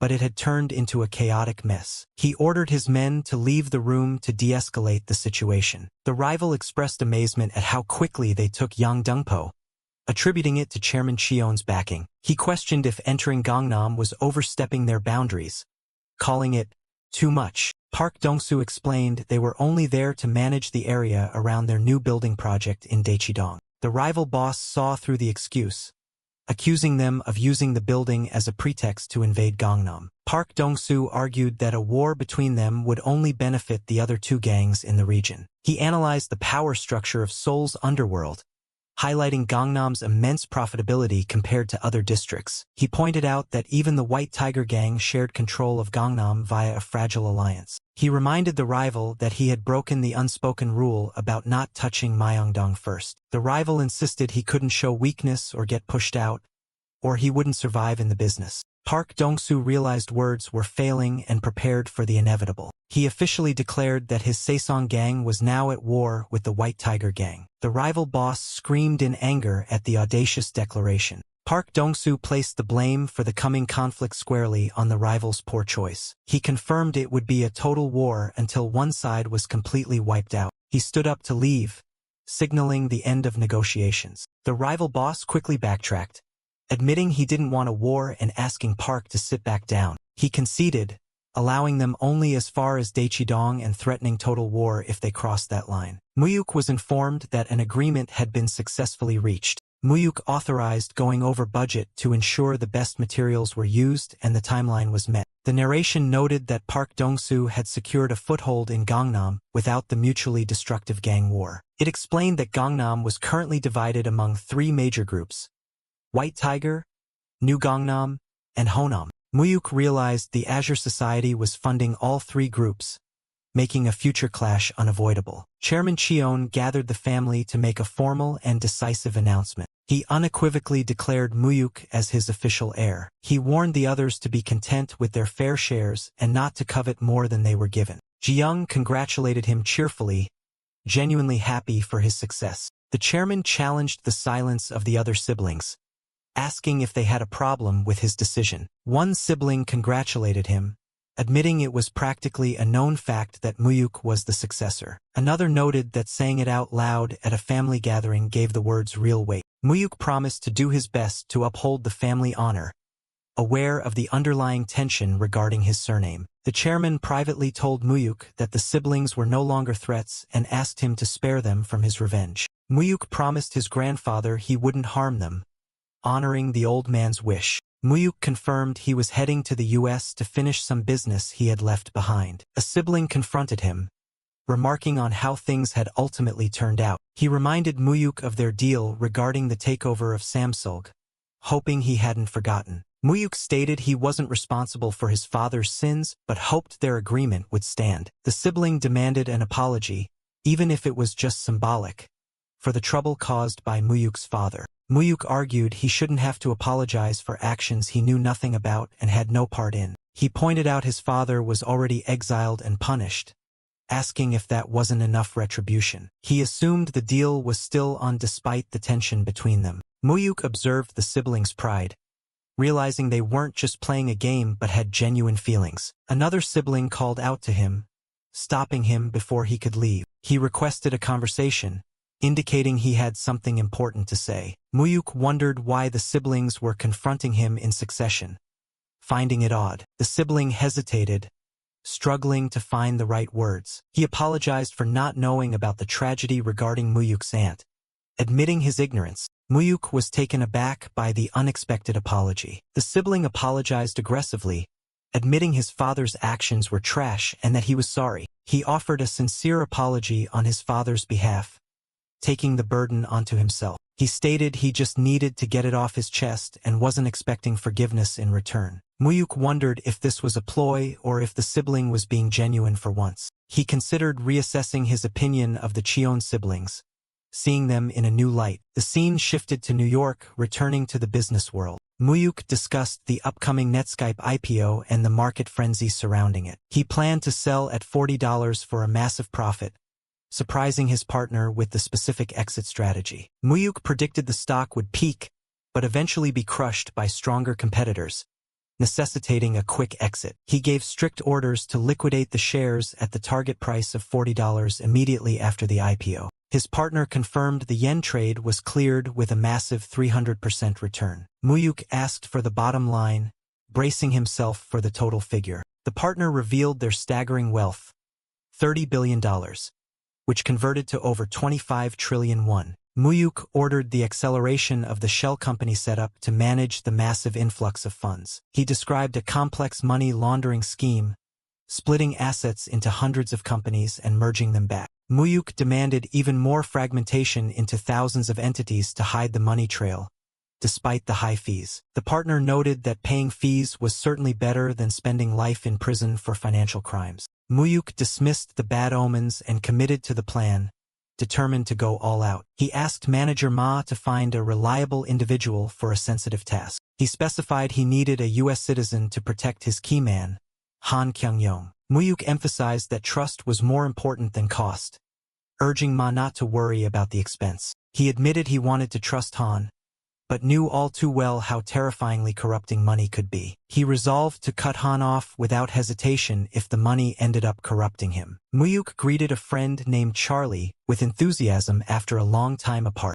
He asked if Steve was there for the Netscape IPO, knowing his interest in the tech world. Steve introduced Andrew Gigante, an early investor who had supported him back at Apple. Mu-hyuk recognized the surname immediately, realizing the significance of the man before him. The realization hit him as he connected the name to a notorious family. He identified Andrew as the son of Vincent Gigante, the boss of one of New York's 5 families. Steve shifted topics, excitedly mentioning his new movie collaboration with Disney. He pitched his new 3D animated film about toys, expecting Mu-hyuk to be surprised. Steve was modest about the expectations, not anticipating huge profits from an animated film. The narration noted this was the legendary Toy Story, the film that would save Pixar from collapse. Mu-hyuk assured him it would be a hit, predicting its massive success with confidence. Steve appreciated the support, admitting he was worn out from the struggle. Mu-hyuk offered unlimited investment support,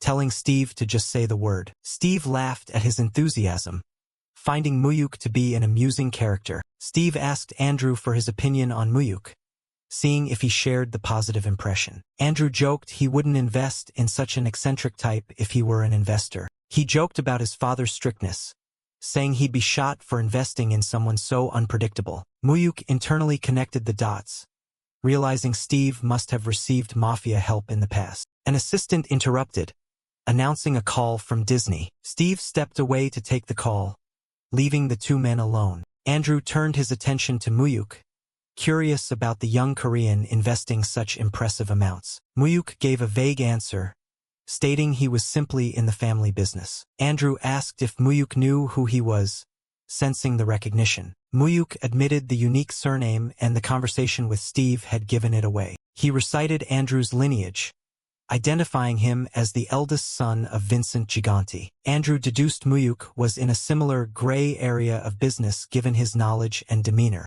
The narration explained the Genovese family's prestige as the most legitimate of the mafia lineages. It detailed their criminal enterprises, ranging from betting and loan sharking to union control. It noted that Vincent Gigante was the only boss to successfully evade the law during the massive crime war. Mu-hyuk confirmed their similar backgrounds, acknowledging the unspoken bond. He asked about the connection with Steve, curious how the mafia and the tech visionary were linked. Andrew explained it was a personal relationship born from helping Steve with sales in the early days. Mu-hyuk realized that, in those days, mafia help was essential for basic logistics and distribution. Mu-hyuk proposed maintaining a relationship, stating that wealthy friends were always welcome. He calculated the value of a mafia connection, seeing it as a powerful lobbying channel for U.S. business. Mu-hyuk confirmed the sale of the Netscape shares at the peak price of $40. He directed the funds into the Nasdaq, predicting the upcoming unprecedented dot-com boom. He advised his partner to hire talented people and build a system that could run without him. He delegated foreign affairs to his partner,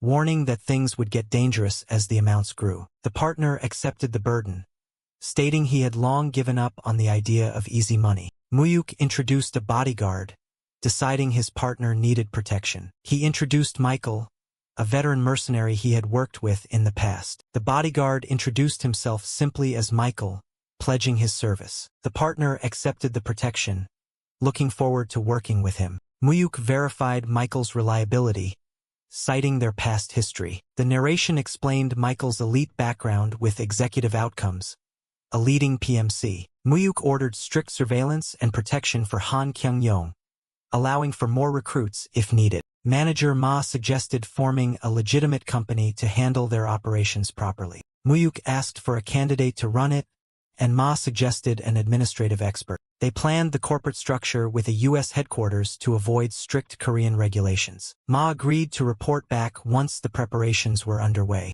Mu-hyuk anticipated future international conflicts and agreed it was wise to prepare. He decided it was time to speed up the cleanup of loose ends back in Korea. Park Dong-soo asked where Mu-hyuk had been, noting he was unreachable for days. He joked about Mu-hyuk treating America like a neighboring town due to his frequent travel. Mu-hyuk asked for a situation report on the Daechidong project. Park reported that while construction was fine, the rival gangs were acting strangely and suspiciously. He noted unfamiliar spies lurking around the construction site. Mu-hyuk addressed Park seriously, signaling a change in plans. He proposed cleaning up Gangnam entirely, rather than just defending their spot. Park was shocked by the sudden escalation. Mu-hyuk ordered a total takeover, planning to crush all three gangs at once. Park questioned the feasibility of attacking everyone simultaneously. Mu-hyuk insisted on a simultaneous strike to prevent them from forming alliances and counterattacking.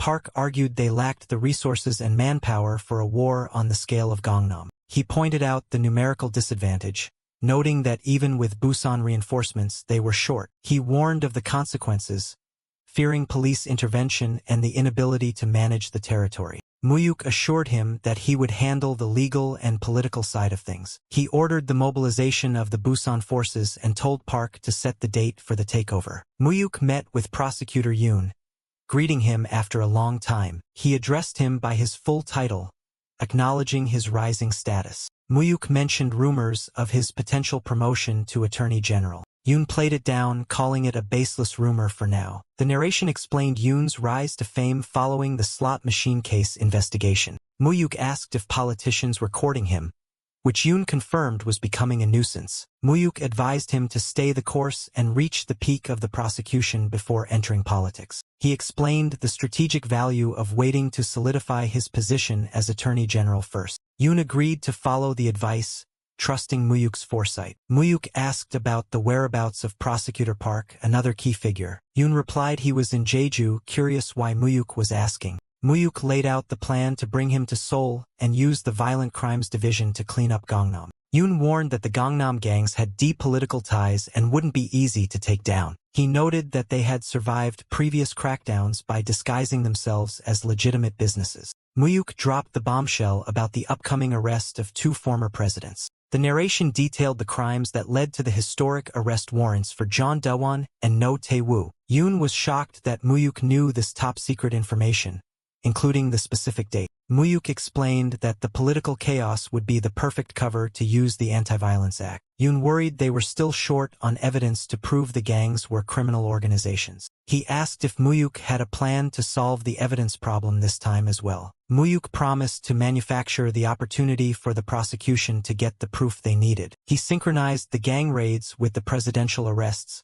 calling it D-Day. Park Dong-soo worried that his own men would get caught in the dragnet. Mu-hyuk told Park to sacrifice one mid-level boss to make the operation look legitimate. They decided on Soo-young as the scapegoat to take the fall for the organization. Park hesitated, pained by the thought of sacrificing a childhood friend. Mu-hyuk promised a lighter sentence for Soo-young compared to the 5 years the rivals would get. He insisted the reward of taking all of Gangnam was worth the necessary sacrifice. Park reluctantly agreed, demanding assurance that the sentence would be light. Mu-hyuk explained that Park's side also had to take a hit to satisfy the media and public opinion. He predicted the media would spin it as a sensational war between Seoul and Busan gangs. Mu-hyuk returned home, greeting his family. He greeted his grandfather, who asked if he had just arrived. Ji-young greeted him enthusiastically, surprising him with her presence. She explained she was staying for a few days to keep their grandfather company. Mu-hyuk thanked her for being there. He noticed the positive change in the household atmosphere thanks to her cheerful presence. He reflected that his grandfather truly wanted family happiness,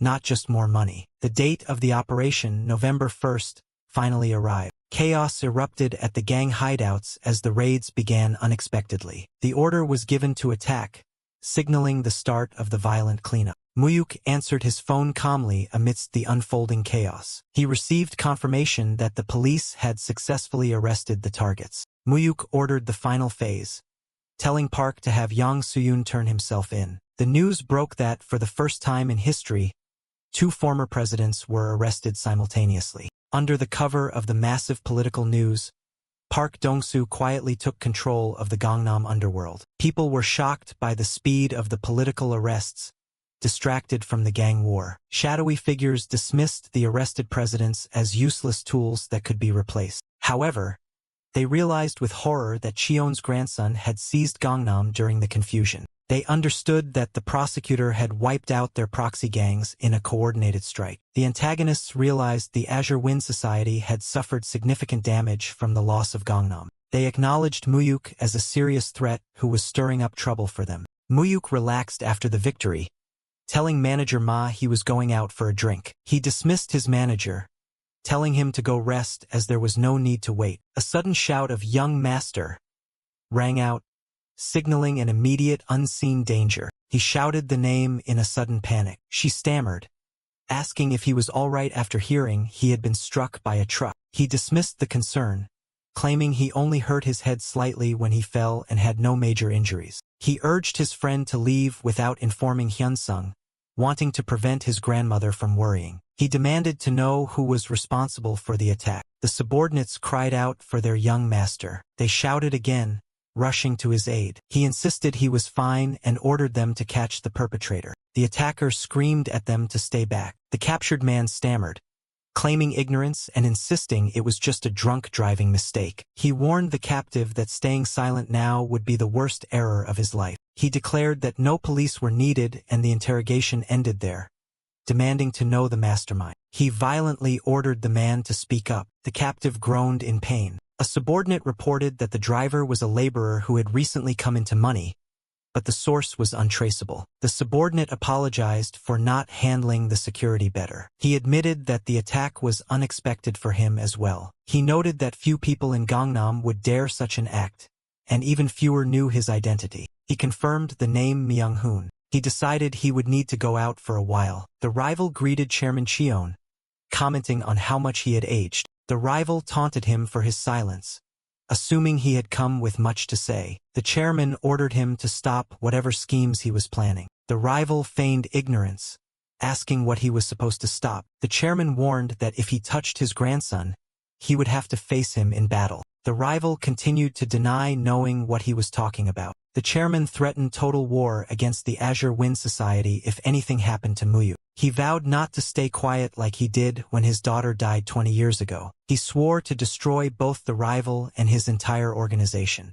The rival casually admitted to killing the daughter and mocked how the chairman's sons betrayed their sister. He explained that in return, they backed the sons after the chairman cut ties with the Azure Wind Society. He taunted the chairman, saying he should have fought back when his daughter was killed if he truly could. He mocked him for doing nothing to protect the children who betrayed their own sister. He admitted he planned to kill Mu-hyuk after the chairman died, but found the grandson too annoying to ignore. He reasoned that without a reason to spare him, taking him out was the logical move. The chairman declared he had lost everything and given up on his other descendants, leaving only Mu-hyuk. He implied that having nothing left to protect meant he had nothing left to fear. He challenged the rival to try him if he thought there was no reason to spare the boy. He promised that while he might not destroy the society entirely, he would inflict severe damage. He vividly described how he would tear the rival apart limb from limb. He reiterated his vow that while the organization might survive,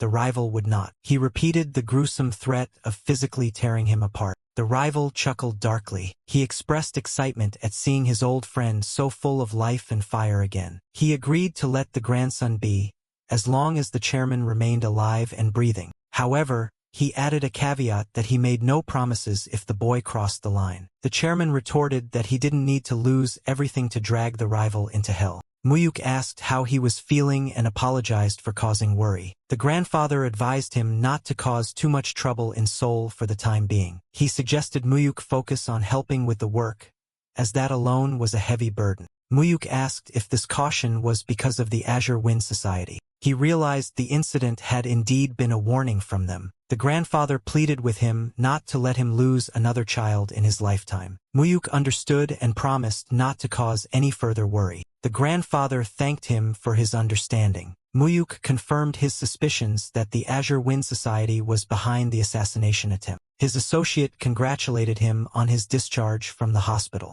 He remarked on how fast youth heals, contrasting it with his own lingering old wounds. Mu-hyuk credited Dongsu for doing the heavy lifting in taking over Gangnam. He asked if Dongsu had successfully reorganized the gang members in the newly acquired districts. He instructed that they should be given legitimate roles and forbidden from extorting civilians. He warned that feeding a growing organization was necessary for leadership words to carry weight. He strictly forbade any involvement in drug sales despite the rumors. The associate questioned if a simple command could stop the encroaching Chinese groups from selling. Mu-hyuk decided to let them be for now, planning to use the law against them later. The associate asked if they should just manage the current territories for now. Mu-hyuk advised against visible warfare but noted that staying quiet wouldn't stop the conflict. He anticipated the rivals would try to pick them off while they were perceived as alone. The associate worried that the established gangs would not tolerate their intrusion into Gangnam. Mu-hyuk proposed using this opportunity to take everything. He clarified that they would use negotiation and profit-sharing rather than war. He believed they could resolve things quietly without attracting public attention. He planned to avoid direct conflict with the Azure Wind Society while securing key cities. He looked further ahead,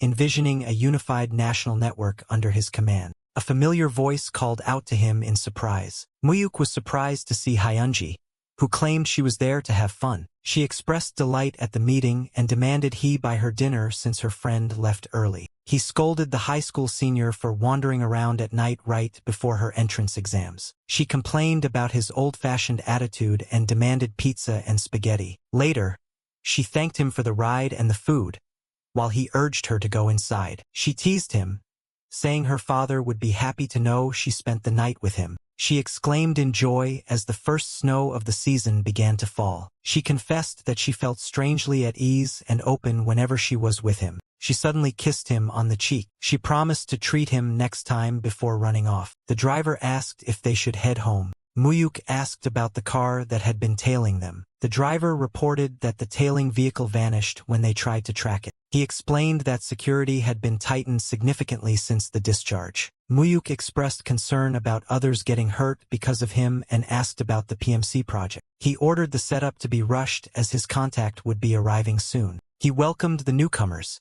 introducing himself as Charlie Kim. The visitor, Eric Clark, expressed surprise at how young the boss was. Charlie introduced the skilled Navy veterans he had recruited. He assured Mu-hyuk that their field experience was solid. Mu-hyuk appreciated their confidence and looked forward to the partnership. Eric asked what kind of company Mu-hyuk intended to build. Mu-hyuk stated he wanted a reliable company to protect his people. Eric questioned why he needed a PMC for tasks a regular security firm could handle. He asked for a clear vision to determine the scale of the company. Mu-hyuk declared he sought the most capable and largest force worldwide. He emphasized the need for a force that was loyal only to him. Eric noted that soldiers follow the commander who signs their checks. Mu-hyuk decided they needed a U.S. general with influence to front the operation. He explained that the U.S. military system required deep connections for their goals. Eric agreed that lobbying was essential for a U.S. base and asked for candidates. Mu-hyuk mentioned two influential figures who would require significant funds. He stated that cost was irrelevant if the results were fast and precise. He decided to recruit both generals as CEOs while Eric handled operations. Eric remarked that Mu-hyuk was as direct as Black had described. He explained that Black was Manager Ma's nickname during his mercenary days. Mu-hyuk hummed in acknowledgement. Eric stressed that equipment was more important than training. He presented the choice between company-supplied gear or agents buying their own. Mu-hyuk was surprised that agents buying their own weapons was an option. He asked for Eric's preference, and Eric favored company-issued gear despite the cost. Mu-hyuk agreed to go with company-issued equipment. Eric warned of the high cost but noted it ensured loyalty and survival. Mu-hyuk dismissed the money concerns, demanding only the best quality. Eric directed him to speak to the U.S. partner for costs, acknowledging the order. Mu-hyuk lamented having too much work and too few trustworthy people. The subordinate asked if he meant the loan business. Mu-hyuk confirmed he needed someone reliable to manage the Myeongdong offices. He offered the subordinate an out if he wasn't interested. The subordinate immediately agreed to take the job. He pledged his help and asked for instructions. Mu-hyuk instructed him to learn the flow of money and how to read ledgers in the market. He planned to leave the subordinate with Kim Ha-shik as a starting point for bigger plans. He internalized that 1997 was approaching and one mistake could ruin everything. He reflected on the economic contradictions of 1996 leading into the crisis. He noted that small businesses were already collapsing despite the public's ignorance. A desperate man begged Chairman Cheon for help. He insisted Cheon was his last hope as banks had stopped lending. He pleaded with Cheon to buy his convertible bonds in January. Cheon scolded him for overreaching into the steel industry and ruining his company. The man begged for help one last time for the sake of their past. Cheon stated the matter was out of his hands and he would consult Mu-hyuk. He dismissed the man, promising a response later. The man continued to plead as he left. Cheon doubted that Mu-hyuk would agree to help. He realized Mu-hyuk's predictions from years ago were coming true. He recalled Mu-hyuk saying CEOs would kneel and beg for money. He marveled that the words had become reality. He let out a scoff. He mused that he would see an interesting show before he died. A subordinate reported Chairman Jang's visit. Mu-hyuk noted it was too late for Jang, as his ship was already sinking and vultures were circling. He predicted Wonbo was just the start and major corporations were at risk. He reflected on Korea joining the OECD and its apparent prosperity. He mentally listed the hidden economic time bombs, trade deficits, and massive corporate debt. He foresaw the total collapse of the economy as a side effect of rapid growth. As 1997 dawned, history moved exactly as he had known it would. News reports announced Wonbo Group's default and failed attempts to secure funds. Executives discussed the refusal of creditors to provide additional support. They revealed the creditors demanded the chairman's resignation. The chairman exploded in anger at the demand to step down from the company he built. An executive explained the political sensitivity of the election year prevented a bailout. The chairman argued the election year should guarantee support to protect jobs. He believed they were too big to fail, and the country couldn't afford their collapse. He ordered another request for funds, citing their assets and steel mill potential. He tried to bribe the creditors with vague promises of rewards. The narration confirmed the request was denied, and bankruptcy was imminent. Mu-hyuk greeted Chairman Jang formally. Jang stammered, asking for Chairman Cheon instead. Mu-hyuk informed him he had full authority to speak for the unwell chairman. Jang asked for another director, seemingly desperate to avoid Mu-hyuk. Mu-hyuk asserted his authority and gave Jang the option to leave if he didn't want to talk. He bluntly stated they had no intention of buying the worthless bonds. Jang was insulted by the term scrap paper. Mu-hyuk cut to the chase, asking if Jang could cover the note due in 3 days. News reports confirmed Wonbo's final bankruptcy and the massive debt revealed. Jang tried to dismiss the debt as a bank issue and asked for a deal on other assets. Mu-hyuk pointed out that other conglomerates were already waiting to pick the carcass clean. He surmised Jang had already been rejected by the other major players. Jang resigned himself to a deal, demanding the money by next week. Mu-hyuk agreed, though he internally noted Jang would never see that money. He planned to let the bankruptcy happen before payment, effectively nullifying the deal. The narration described the fall of the giant and the arrival of scavengers. The heads of the top conglomerates were introduced. The leaders of Samsung and Yongwoo were also present. Chairman Park of Yongwoo was the fourth major player. One chairman questioned why the retired head of Daein had come personally. Chairman Song of Daein insisted he had to handle such matters himself. He announced that he and Chairman Park had already divided the spoils. He detailed the division of construction and steel, shocking the listener. The listener warned Song about his poor standing with the current administration. He threatened that the government wouldn't look kindly on this, but Song dismissed it. The excluded chairman angrily declared he would settle it with money. It was the day before Wonbo's final collapse. Cheon observed that Jang's repeated visits signaled his end. Mu-hyuk advised Cheon not to be greedy for Wonbo assets. Cheon guessed Mu-hyuk was eyeing the steel company. Mu-hyuk realized the old man was sharp. He explained Wonbo steel was a poison pill that would endanger the acquirer. He recalled from history that Dayan's acquisition of the steel mill led to their downfall. He clarified he didn't want the company, but the real estate it owned. He revealed he had already arranged to buy all the land. He explained the massive debt would cripple whoever bought the steel mill. Cheon asked if this was another one of his predictions. The scene shifted to Hong Kong in 1997, awaiting the handover. The narration described Hong Kong's role as a financial hub. A voice asked if she was awake. She woke up groggily, recalling a dream about a prince making an offer. Flashback to the previous night. She was on the phone, begging for a loan and promising quick repayment. She was rejected and tried to play it off politely. She complained about how everyone had turned their backs on her. She panicked about needing a lawyer by the next day to avoid jail. A stranger called her name. She asked who the intruder was. Mu-hyuk introduced himself and mentioned he had been trying to reach her. She recognized he was Korean. He recited her personal history and background. He detailed her recent firing for aiding tax evasion. The narration described the bank's history of illicit dealings. It explained that Eva was a scapegoat for the bank's corruption. She accused him of being police and shut down. She vented her frustration about being framed and broke. He told her to calm down and listen to his offer. He narrated her future from his past life as a ruthless financial predator. He described how she would plunder Korea's assets during the crisis. He noted her eventual success and departure from Korea. He stated he came personally to negotiate because he needed her. He offered to provide a top legal team if she worked for him. He asked her to hear him out regarding an important role. He emphasized that listening was all she had to do. She was intrigued and asked why he chose her specifically. He cited her appearance and her proven silence under pressure. He stressed that he needed loyalty and competence, not a clean record. She liked the terms and asked for the company name. He gave her the freedom to name the corporation she would establish in Korea. She remarked that he was a stranger she just met. He gave her the choice to trust him or rely on her useless contacts. She agreed to the deal and suggested they get to know each other better. The next morning, she was surprised he was leaving so soon. He handed her something before leaving. She was shocked by the amount. He called it a down payment and instructed her to get a lawyer immediately. He gave her instructions on handling the trial and when to come to Korea. She stared at the black card,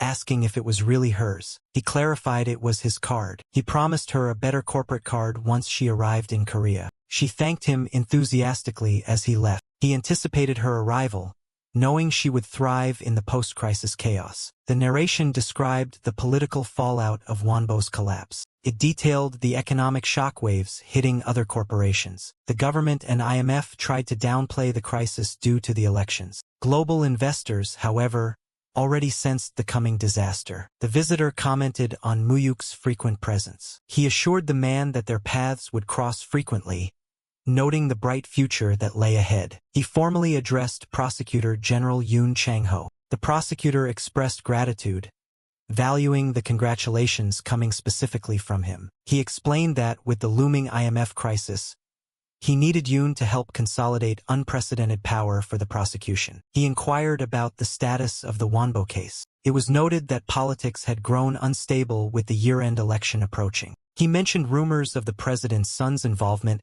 and praised the man's solid intelligence network. The prosecutor admitted he would play along with the president's orders for now, despite the administration's limited time left. He expressed trust in the prosecutor's handling of the matter and suggested finishing the Wonbo case first. He brought up rumors regarding the Jung-woo group, questioning if they were any different from the others. He detailed Jung-woo's massive scale and influence before its eventual collapse due to corruption and fraud. He realized that waiting for the natural collapse would leave nothing to take, so he decided to accelerate the timeline. He advised looking for embezzlement and breaches of trust, acknowledging that the investigation wouldn't be easy. However, he emphasized that catching Jung-woo before the explosion would be a career-defining achievement. The prosecutor asked if he could set the date for summoning the executives. He agreed but asked if the ultimate goal was to swallow the massive Jung-woo group. He clarified that his friends were interested in the acquisition, not him personally, and authorized the preliminary investigation. He stressed that the prosecutor's role would be critical as the economic crisis wouldn't end easily.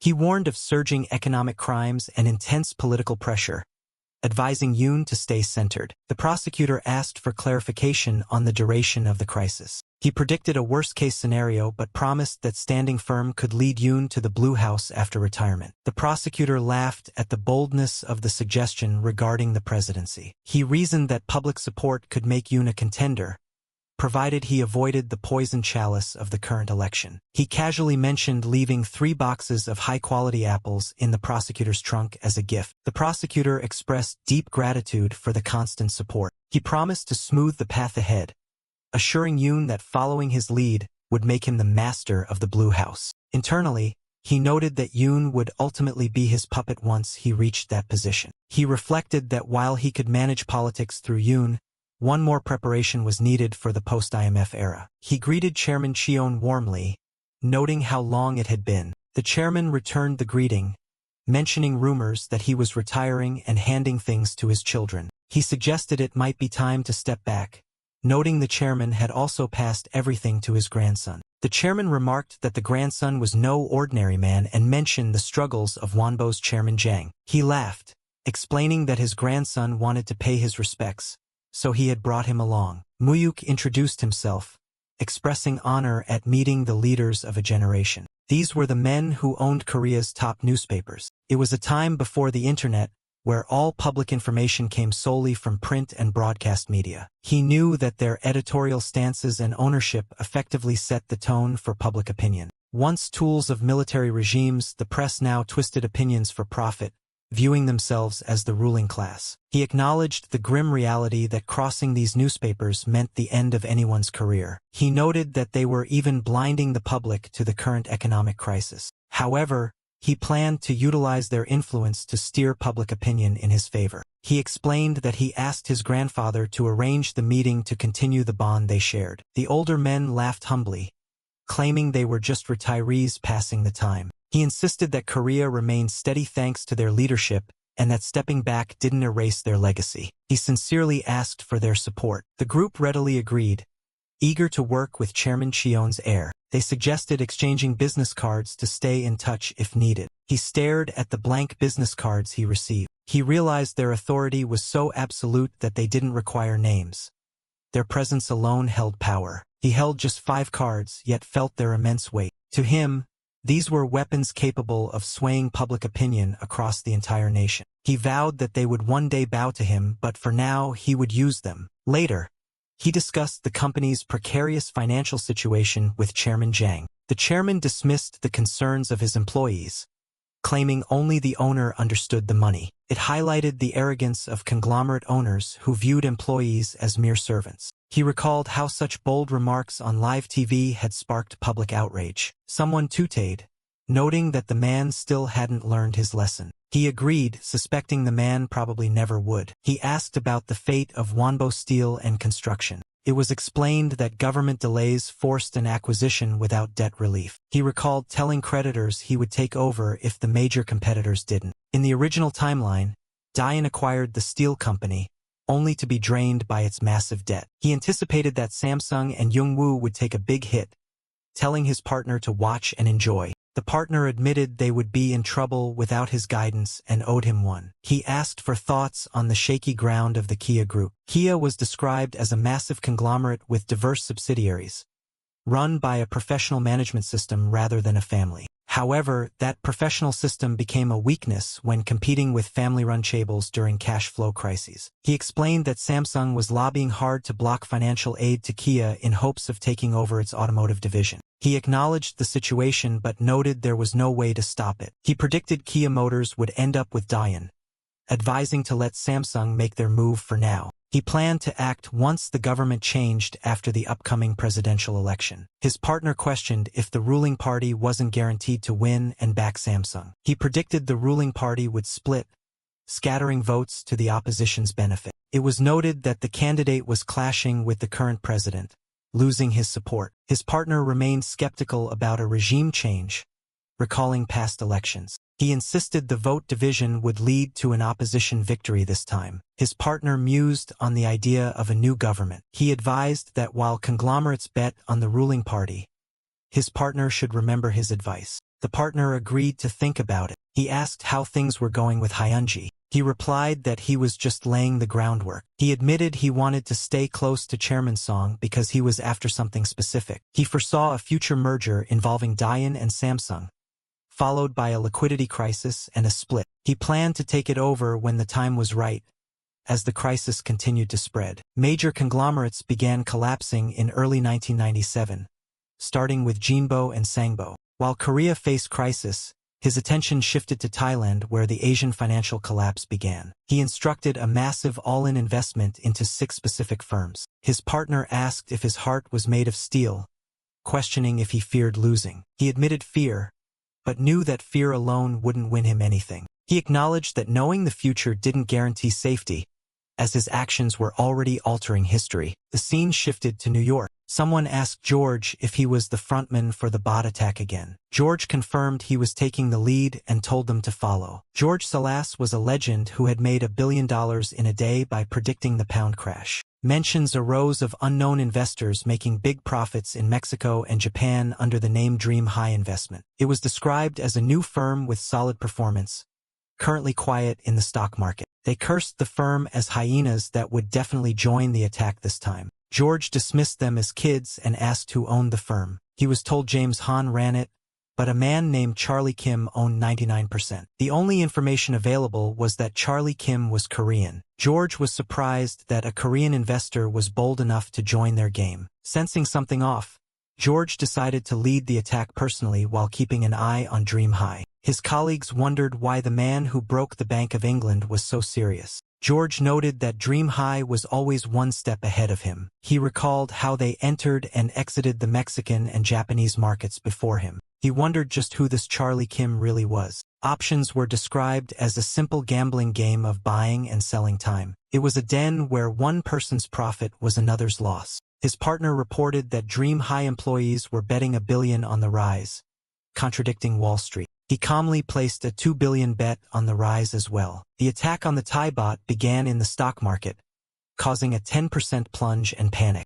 Major Wall Street institutions mobilized to attack the bot. They bet on the decline and sold off billions to induce a crash. The bot started falling continuously, marking the start of Wall Street's attack. His partner worried about going against Wall Street. He explained that the second wave following the hedge funds was the truly scary part. Speculative capital, tens of times larger than hedge funds, was on high alert. He noted that while trillions were traded daily, the initial hedge fund attack seemed small. However, the entry of speculative capitalists expecting a fall skyrocketed the stakes. He assured his partner that the bot wouldn't collapse easily. Thailand responded unexpectedly with help from Southeast Asian allies, stabilizing the price by buying up the bot. His partner was amazed that the bot was fending off the attack. He promised that something even more interesting was about to happen. The Thai government adopted a dual exchange rate and blocked foreign sales, taking hardline measures. The bot rose instead of falling, marking a defeat for the hedge funds and a victory for him. His partner asked if he had predicted the Thai government's strong response. He confirmed that the Battle of Bangkok was proceeding exactly according to his memory. He suddenly ordered a complete switch to betting on the fall, surprising his partner. He explained that Thailand would eventually surrender, creating an opportunity to get in with them. The hedge funds prepared to attack again, but the second wave panicked and dumped options cheaply. People were dumping options on the fall at half price, terrified of losses. He ordered his team to buy every single cheap option, insisting the bot would plummet. He noted that creating a connection with the hedge funds was an achievement separate from the profits. His partner remarked that the hedge funds would be curious about his identity. He mused that there were no eternal secrets and they would find out eventually. Their bet on Thailand's victory yielded $20 billion from a $4 billion investment. He ordered all of that, plus their pooled funds, to be bet on the fall. During a lull, a new Thai finance minister took over and prescribed drastic economic measures. The reality was devastating as hedge funds and speculators fought, but the government had already surrendered. While they fought over spoils, the true victor was someone else. His partner reported dumping everything before the market closed, resulting in huge returns. They had turned $5 billion into $100 billion, a 2,000% return. He realized his intervention had caused a greater crash than history recorded, doubling his expected profit. He credited his partner and ordered generous bonuses for the employees. With $100 billion, he had taken half the profits meant for the hedge funds. He decided to step back from other Asian attacks to let hedge funds profit, focusing instead on Korea. He knew the disaster in Thailand would soon be replicated in Korea. The Kia Group went bankrupt, shocking the nation as even top chaebols fell. The government remained complacent, obsessed with election victories and defending the exchange rate. A man greeted his boss, asking if the lawsuit was resolved. He thanked the man, mentioning the defeat of those who tried to frame him. The man asked if they were going to the hotel. He directed them to a specific location instead. They arrived in Daechidong. He introduced Eva to her new workplace in a brand new, unfinished building. Eva loved the place and confirmed she just needed to follow his instructions. He declared that she would start buying up everything in the Republic of Korea from there. He planned to use the building he acquired from Chairman Jang as his base. He would stay in the shadows while Eva acted as the face of the operation. Eva marveled at Seoul's development, comparing it to Hong Kong. She found it hard to believe such a country was about to fall into crisis. He pointed to Thailand, noting that once hedge funds targeted a country, there was no escape. He acknowledged Korea's economy was much larger and was a miracle of development. He decided to proceed and asked if she had people in mind for recruitment. He gave her full rein to recruit talented people regardless of cost. Eva expressed her approval of the arrangement. He warned they would be busy and must avoid unnecessary attention. She asked if he would still stay with her that night. He agreed to spend the night together. He received a call from the Ministry of Finance and Economy. The minister had asked him to release dollars as reserves were dwindling. He noted the reserves were draining faster than he expected. He refused to grant the request, knowing his funds would be a mere drop in the ocean. His grandson agreed that even pouring in all their money wouldn't stop the crisis. He complained about the minister's arrogant attitude and the foolishness of the economic policy. He criticized the government for ignoring warnings and engaging in political posturing. He condemned the administration's obsession with superficial achievements to stay in power. He noted the government failed to grasp the danger of short-term foreign debt. He stated that Korea self-destructed from internal bombs rather than just external attacks. He declared that the timer was about to hit zero. He asked if any top conglomerates had contacted them yet. He predicted that within days, they would be begging for salvation. His grandson asked if this was the time he had spoken of. He instructed his grandfather to lend money but demand shares, specifically Samsung Electronics stock. His grandfather worried that the ruling party might still win. He insisted the opposition would win and history would play out as he remembered. He woke his partner in the middle of the night. He asked how much money they had in their Bermuda corporation. His partner estimated about $10 billion.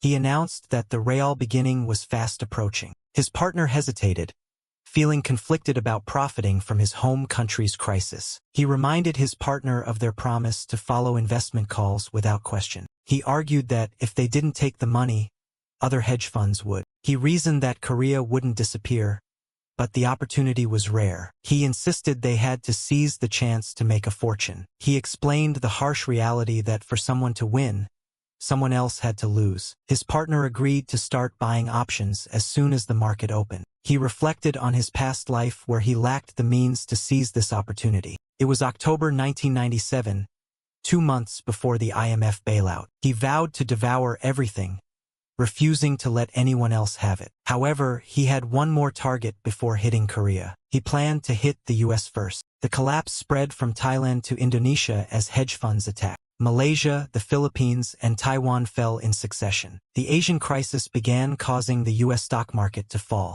He remained calm while others worried. Employees were nervous about their stock holdings. He ordered them to forget the stocks and prepare to move to Hong Kong. He announced that the hedge funds were attacking Hong Kong next. The battle had begun. Hedge funds profited from the Asian crash and turned their eyes to Hong Kong. Hong Kong had a fixed exchange rate defense which the funds tried to break. They short-sold Hong Kong dollars, hoping to crash the stock and real estate markets. His partner asked how much they were investing in this round. He scoffed at the suggestion of only $5 billion, noting the massive scale in Korean currency. His partner apologized, admitting his sense of money was warped. He instructed the employees to follow the hedge funds but said he and his partner would act separately. He revealed their target wasn't Hong Kong, but a much bigger market. Hedge funds attacked, but Hong Kong defended strongly with China's support. The funds asked for more money, but Hong Kong held on. He predicted the Hong Kong Monetary Authority would act soon. He declared it was time. He ordered his partner to bet every dollar on a crash in the US, Europe, and Japan markets. His partner thought he was crazy for targeting the US and Europe instead of Hong Kong. He demanded trust, asking if he had ever been wrong.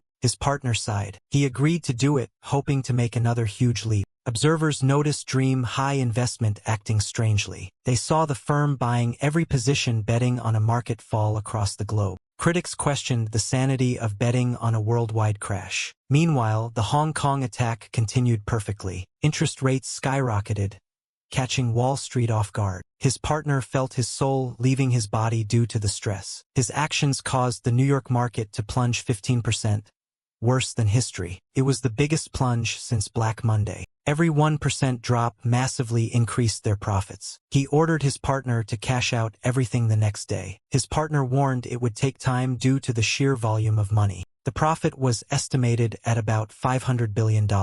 His partner realized they could now buy entire countries. He declared himself the winner, stating this was only the beginning. He vowed to stand above everyone with his overwhelming financial power. The U.S. president asked if the report was true. Officials were baffled by the man who came from Hong Kong with empty pockets. They confirmed that one single guy caused the market crash. The dossier identified his nationality as South Korean. The president read the name on the file. The report repeated the name, Charlie Kim. While Wall Street lost heavily, he was the only one who made a huge profit. He had secured nearly $500 billion. He admired the impressive figures, wishing he could earn such a vast sum just once in his life. The aide warned the president that a citizen from a small nation had just siphoned a massive amount of American wealth. The president asked if any laws were broken, to which the aide admitted that technically, no violations had occurred. Rubin was reminded that the U.S. government could not fault individuals who accumulated wealth through legal investments. The concern was that a non-citizen now held enough financial power to potentially destroy an entire nation's economy. A simple solution was proposed to just grant the wealthy individual American citizenship. Following the failure, Wall Street investors were furious and demanded a plan to recover their losses from the Hong Kong market. Consequently, the decision was made to accelerate the previously mentioned plan. Since the action was inevitable, they decided it was better to get it over with quickly. He realized that his massive Wall Street profits had inadvertently become the trigger to accelerate Korea's financial crisis. He agreed to carry out the plan as requested. The chairman was informed that the Patriots Party candidate had arrived to see him. The candidate greeted the chairman respectfully, asking after his well-being. He remarked on how long it had been and inquired about the progress of the presidential campaign. The candidate expressed gratitude for the chairman's help in forming the party and running for president. Although he lost the primary, he vowed to defeat the opposition in the general election to repay the chairman. Suddenly, the arrival of the Conservative Party candidate was announced. The first candidate was confused, wondering why his rival was there. The chairman pointed out that the rival candidate lacked the current president's support despite being from the ruling party. The rival candidate admitted that was unfortunately true. The chairman then noted that the new party's support ratings hadn't increased either. The candidate snapped, asking why he had been helped in the first place if this was the attitude. The chairman coldly asked if he was daring to talk back. He stammered in panic, realizing he had made a grave error in addressing the chairman. The chairman ordered him to stand, stating that a future president should not kneel so easily. He explained that the dollar reserves were vanishing rapidly and the economy would collapse if the trend continued. He promised that if the candidate became president, he would arrange a massive loan from Japan. This move would secure his legacy as the president who saved the economy. The candidate gasped in realization. He was told he could rebuild what the current administration ruined and become a hero to the nation. The candidate enthusiastically thanked him for the opportunity. Although it was only September, the reserves were draining so fast that an IMF bailout seemed inevitable by October. Wall Street began pulling all of its capital out of Korea. He realized the crisis was happening faster than history originally dictated, wondering if his actions caused the acceleration. The stock index and reserves plummeted while banks failed, yet the government stubbornly denied the need for the IMF. However, when reserves fell to critical levels, the government had no choice but to request $20 billion. The crisis arrived a month earlier than in the original timeline, marked by the president's public address. The US and IMF demanded harsh conditions, including layoffs and restructuring, which eased the crisis but caused mass unemployment. The IMF insisted that all presidential candidates pledge to honor these strict conditions or there would be no bailout. An unexpected political shift occurred as the candidates united under the Conservative Party banner. The candidate pledged to fight hardest at the vanguard for a conservative victory. The crowd chanted the candidate's name in support. He was shocked by the alliance, noting that in the original timeline, these two had remained enemies. Originally, the opposition won narrowly, but this new unification threatened to alter the election outcome and the future. The candidate promised never to forget the sacrifice made by his partner and vowed to restore the economy. He declared that upon election, he would secure a massive loan from Japan, surprising everyone. He realized this twist was the work of the Azure Wind Society. He noted their signature political maneuvers, bypassing the government to deal directly with foreign powers. He understood that his presence and the society's actions were fundamentally changing history. The opposition's victory, originally narrow, was now in jeopardy due to the combined votes of the ruling party. He feared that if the opposition lost, the Azure Wind Society would grow too powerful, creating a worst-case scenario. He decided that if they tried to change the president, he would use his money to fix things himself. Korea lost all credibility after requesting the bailout, its credit rating plummeting to the level of developing nations. Stock prices continued to freefall as exchange rates hit their upper limits. The official was asked why he came to Korea when the bailout agreement was already signed. He replied that he was there to verify if Korea actually intended to keep its promises. He criticized the Korean government for ignoring the crisis and maintaining incestuous ties with corporations. He stated that failing banks and conglomerates needed restructuring and should be sold to foreign investors. He demanded privatization, reduced welfare, and the implementation of layoff systems. He warned that if these conditions were not met, the IMF would withdraw its help. The managing director met with the president and planned to meet the presidential candidates the following day. He realized the bailout was practically an attempt to completely take over the Korean economy. He called his associate, urging him to return to Korea immediately for an urgent discussion. He instructed him to make his arrival as grand and public as possible to attract media attention. The narrative was set that Wall Street's investment prodigy was visiting Korea. Reporters bombarded him with questions about his investment secrets and intentions in Korea. He deflected the questions, claiming jet lag, and promised a proper interview later. The press persisted, begging for just one comment on Korea's situation. They asked if he had a message for the people regarding the loss of economic sovereignty. He held up 3 fingers, shouting 3 years. He declared that Korea would rise again in 3 years and that the current shaking was temporary. He expressed his belief in the potential of the Korean people and their ability to recreate economic miracles. He argued that while the IMF conditions were harsh,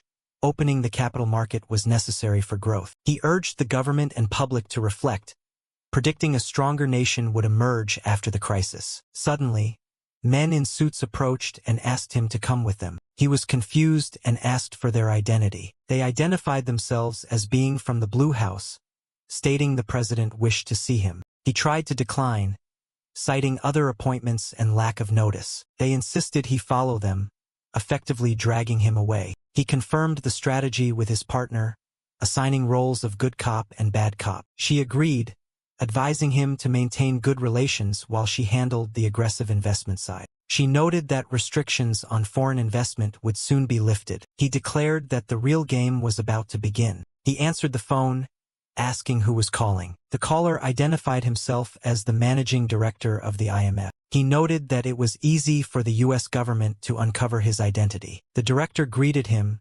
acknowledging him as the real force sent by the U.S. He presented a handwritten letter from the U.S. president. He dismissed the pleasantries and suggested getting straight to the point. The director proceeded to deliver the message from the U.S. government. The order was that under no circumstances was he to help Korea with its crisis. He was warned that if he helped, he would bear full responsibility for the consequences. It was clarified that the message came from the finance minister. He knew the U.S. could easily track his paper companies if they wanted to. They could freeze or seize his assets on trumped-up charges. However, he knew that showing weakness would only invite them to attack. He asked if he was being threatened. The director denied it with a casual French expression. He explained that the minister simply meant that helping Korea would yield no benefit. He clarified that the instruction was simply not to help the Korean government. He admitted he never intended to help, but the commanding attitude made him want to rebel. He agreed to the terms. He promised not to intervene in the crisis,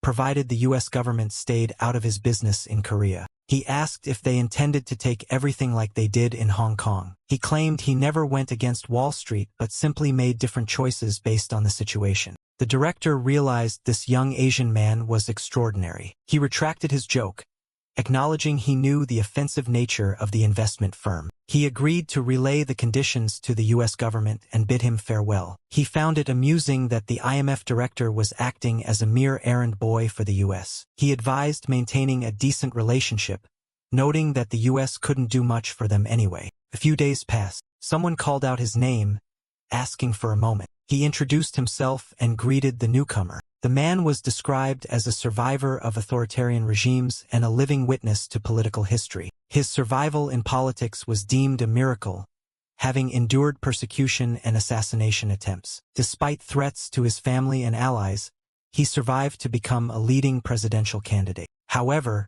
just as victory seemed near, the ruling party's unification threatened his campaign. He asked for the young man's identity. The young man introduced himself as the grandson of the chairman. The candidate expressed gratitude for the chairman's support and surprise at the meeting request. He remarked that he didn't expect a Wall Street legend to know the grandson of a loan shark. The young man thanked the intermediary but asked to speak with the investor alone. He mused that the candidate clearly didn't want a loan shark present during a meeting with a Wall Street figure. He addressed the candidate by name. He explained that he came because he was told he could help, but noted the unwelcome atmosphere. He clarified that he was a businessman, not a politician, and wouldn't be there without reason. He wished the candidate luck and turned to leave, causing the candidate to panic. His associate stopped him, urging him to sit down and not be so dismissive. He coldly stated that, as an investor, he didn't deal with ungrateful people, regardless of who asked. His associate thought his acting was superb,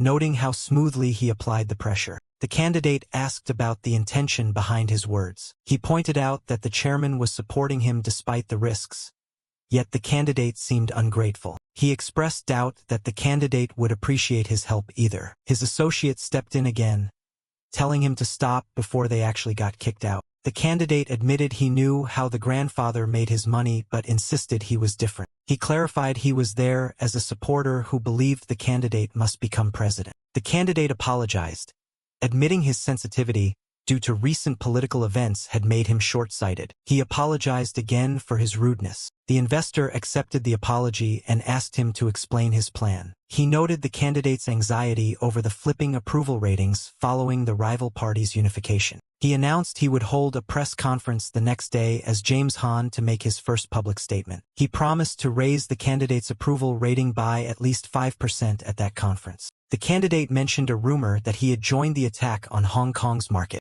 He corrected the candidate, stating that attack was too harsh a word for an investor. He admitted to investing in Hong Kong and betting on fear to amass wealth. The candidate asked why he would invest in Korea now when everyone else was leaving. He replied that he was there to bet on fear once again. He declared that while others fled, he would invest in his homeland. He acknowledged his American citizenship but affirmed that Korea was still his home. He expressed belief that Korea could overcome the crisis quickly. He then asked who the investor thought could save the economy in the upcoming election. The investor hesitated, noting the sensitivity of politics. However, he praised Korea's democracy and the people's power to end military rule. He emphasized that the identity of the leader mattered greatly to investors. The candidate pressed him on who he supported. He stated that if he could vote, he would choose the Progressive Party candidate to attract more investment. The candidate asked if this would really boost his ratings by 5%. He confirmed he would declare his support and announce a major investment plan at the conference. The candidate stammered,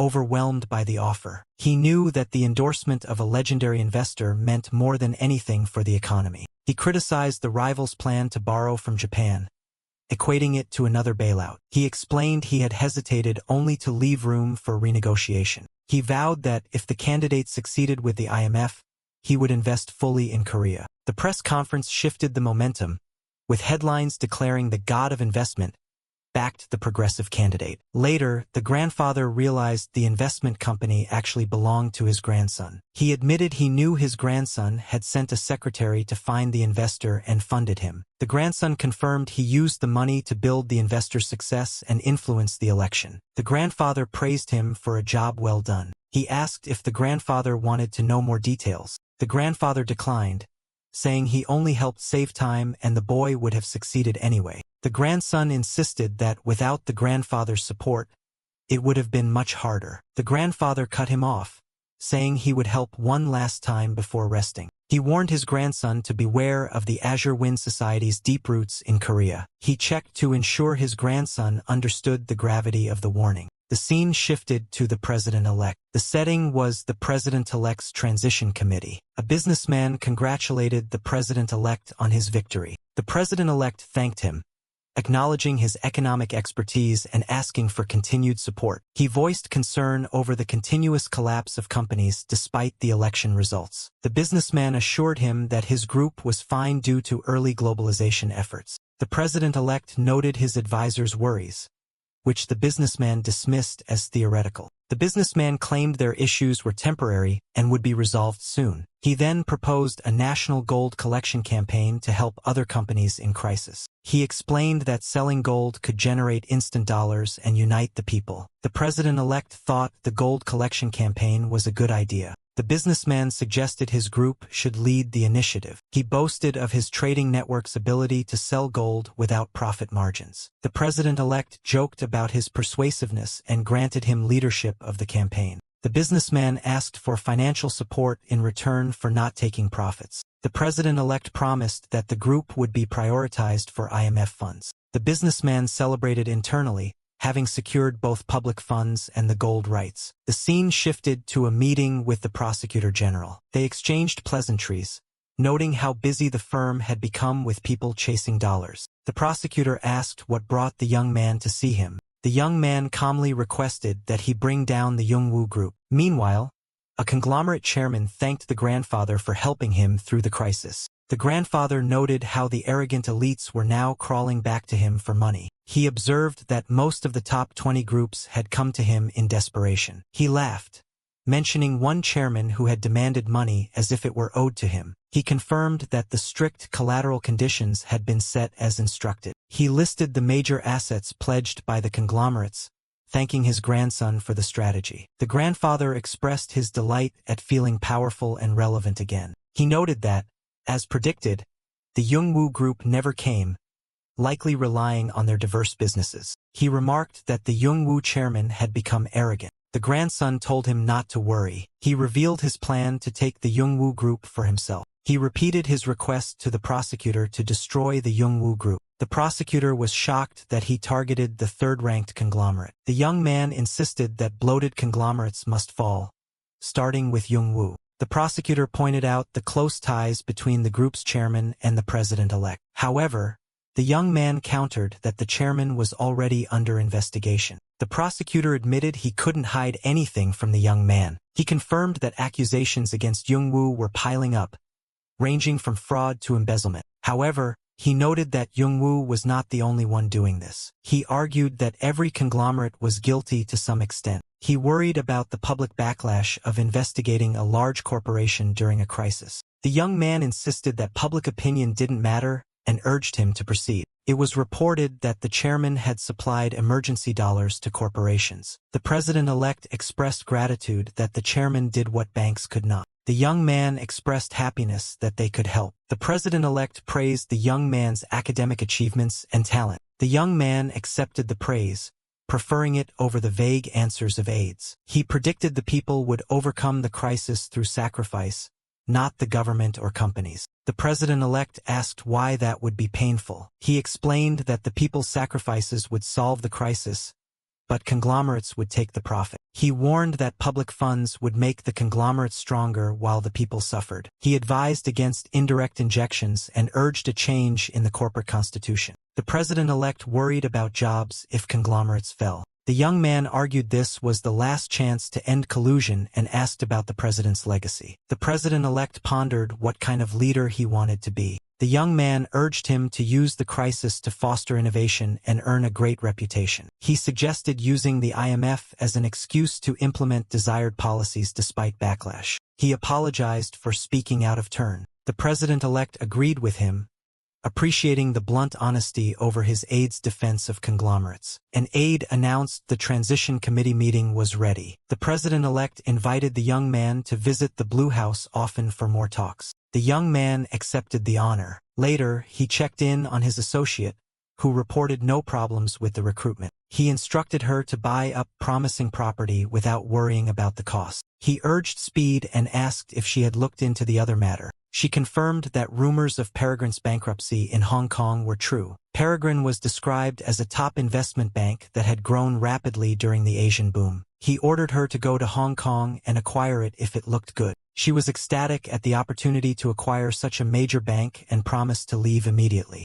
It was noted that this acquisition would mark her spectacular return to the Hong Kong financial world. Another associate asked her what had happened. He expressed his worry over her disappearance, but she simply stated she started a business. She cut him off, asking for more information on Peregrine, which he confirmed was failing. She offered to pay him handsomely for quick information, citing a lack of time. He wondered what kind of powerful connections she had made. She exclaimed that her boss was truly a killer in the business world. The bankruptcy of the Wanbo Group sent shockwaves through the government, leading to the immediate arrest of Chairman Zhang following the company's final collapse. The scandal devastated financial circles and triggered a chain reaction of corporate failures, including the fall of a major conglomerate ranked 26th in the nation. As elections approached, the government attempted to mask the crisis by highlighting the IMF director's claims that the economy remained stable. While officials dismissed the danger as mere conspiracy,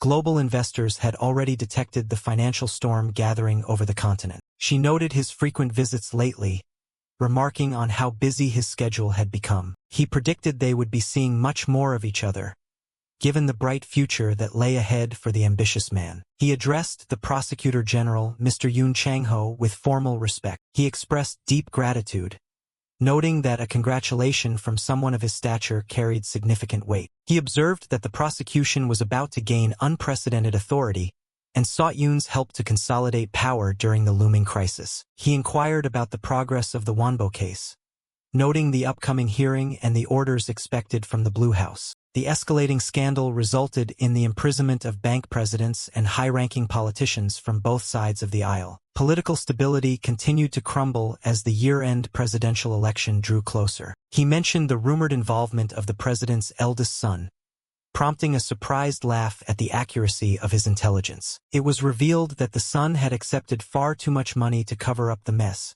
making his arrest seem like an inevitable conclusion. He advised against becoming a mere puppet for the Blue House, urging a focus on the long-term future instead. He noted the president had less than a year left in power, deciding to play along with orders for now while preparing his next move. Confident in his partner's capability, he suggested they focus on closing the Wanbo case first. Rumors surfaced that the Youngwoo Group, a top-tier conglomerate, was facing similar internal rot. Despite its massive assets and dominance in exports, Youngwoo was destined for a slow collapse fueled by corruption and accounting fraud. He realized that waiting would leave him with nothing but a debt-ridden corpse, necessitating an accelerated timeline for his plan. He pointed out the massive embezzlement and breaches of trust hidden within the company, though the case would be difficult to prove. He argued that taking down Youngwoo before its inevitable explosion would be a career-defining achievement. He asked if he could be the one to schedule the summons for the company's executives. While the request was simple enough, he warned that attempting to swallow a giant like Youngwoo would be a daunting task. "My friends are interested that I won't be the one taking it. All right, I'll have the preliminary investigation start." He emphasized that the man's role would be critical, as the current economic turmoil was far from over. He warned of a surge in corporate crimes and intense political pressure, advising him to remain steady amidst the chaos. He questioned the prediction that the crisis would be prolonged. He confirmed the worst was yet to come, suggesting that a firm hand now could eventually lead him to the presidency after retirement. He laughed at the bold suggestion, surprised by the idea of aiming for the nation's highest office. He believed public support could lead to the presidency, yet he viewed the current election as a dangerous trap to be avoided. He mentioned placing fresh, pesticide-free apples in the trunk as a small token of appreciation. He expressed his constant gratitude, acknowledging the heavy debt of favor he owed. He promised to pave a smooth road ahead, assuring him that following this path would make him the master of the Blue House. Secretly, he knew that once the man reached the top,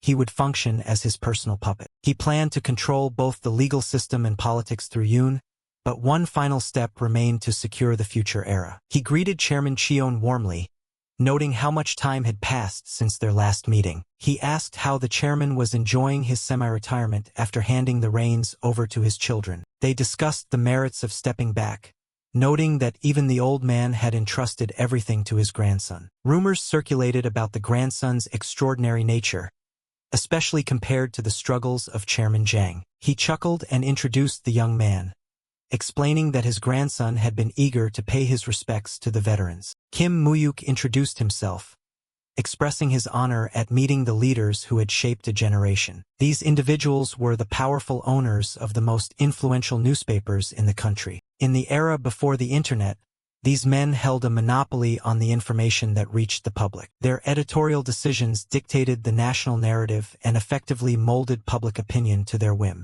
Once servants to military regimes, the press had evolved into a self-proclaimed ruling class that manipulated the truth for profit. He realized the terrifying truth that crossing these media titans meant certain social and professional ruin. The severity of the economic crisis remained hidden from the masses because these men chose to blind the public. He saw an opportunity to steer the nation's narrative in his own direction if he could successfully manipulate them. He explained that he asked for the meeting because he wished to maintain the deep bond his grandfather shared with them. The old men laughed, downplaying their remaining influence now that they had stepped back from daily operations. He flattered them by claiming the nation's stability was a result of their legacy, which remained intact despite their retirement. He made a formal and sincere request for their continued support. They readily agreed, looking forward to a fruitful relationship with the heir of such a prestigious family. He suggested they all exchange business cards to stay in close contact for future needs. He was struck by the sight of blank business cards representing the powerful Jushin Daily. Their authority was so absolute that they didn't even need names.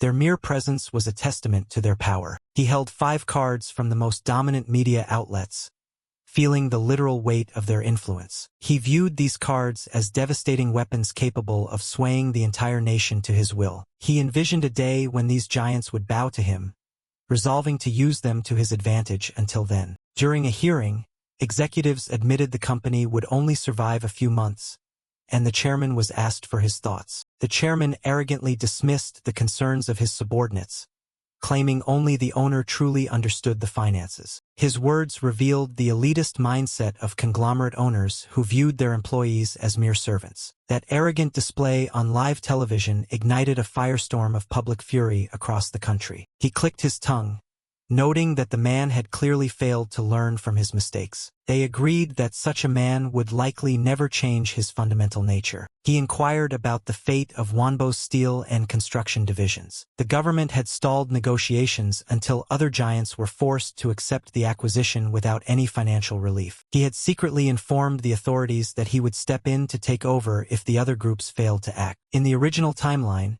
the acquisition of Wonbo Steel had slowly bled its new owner dry with immense debt. He anticipated that the other conglomerates would take a massive hit, intending to watch their downfall with satisfaction. He expressed deep gratitude, admitting they would have been in significant trouble without his intervention. He then asked for his perspective on the rumors surrounding the instability of the Kia Group. Kia was a massive, professionally managed conglomerate, unlike the typical family-run businesses of the era. This professional structure became a liability against predatory rivals, leading to severe cash flow issues and bankruptcy rumors. It was an open secret that the Samsung Group was lobbying the government and banks to blockade and seize Kia Motors. He acknowledged the situation but noted there was currently no way to stop the inevitable takeover. He decided to let Samsung make its move for now, believing Kia Motors would eventually fall into his hands. He planned to strike once the government changed following the upcoming presidential election. His associate questioned this,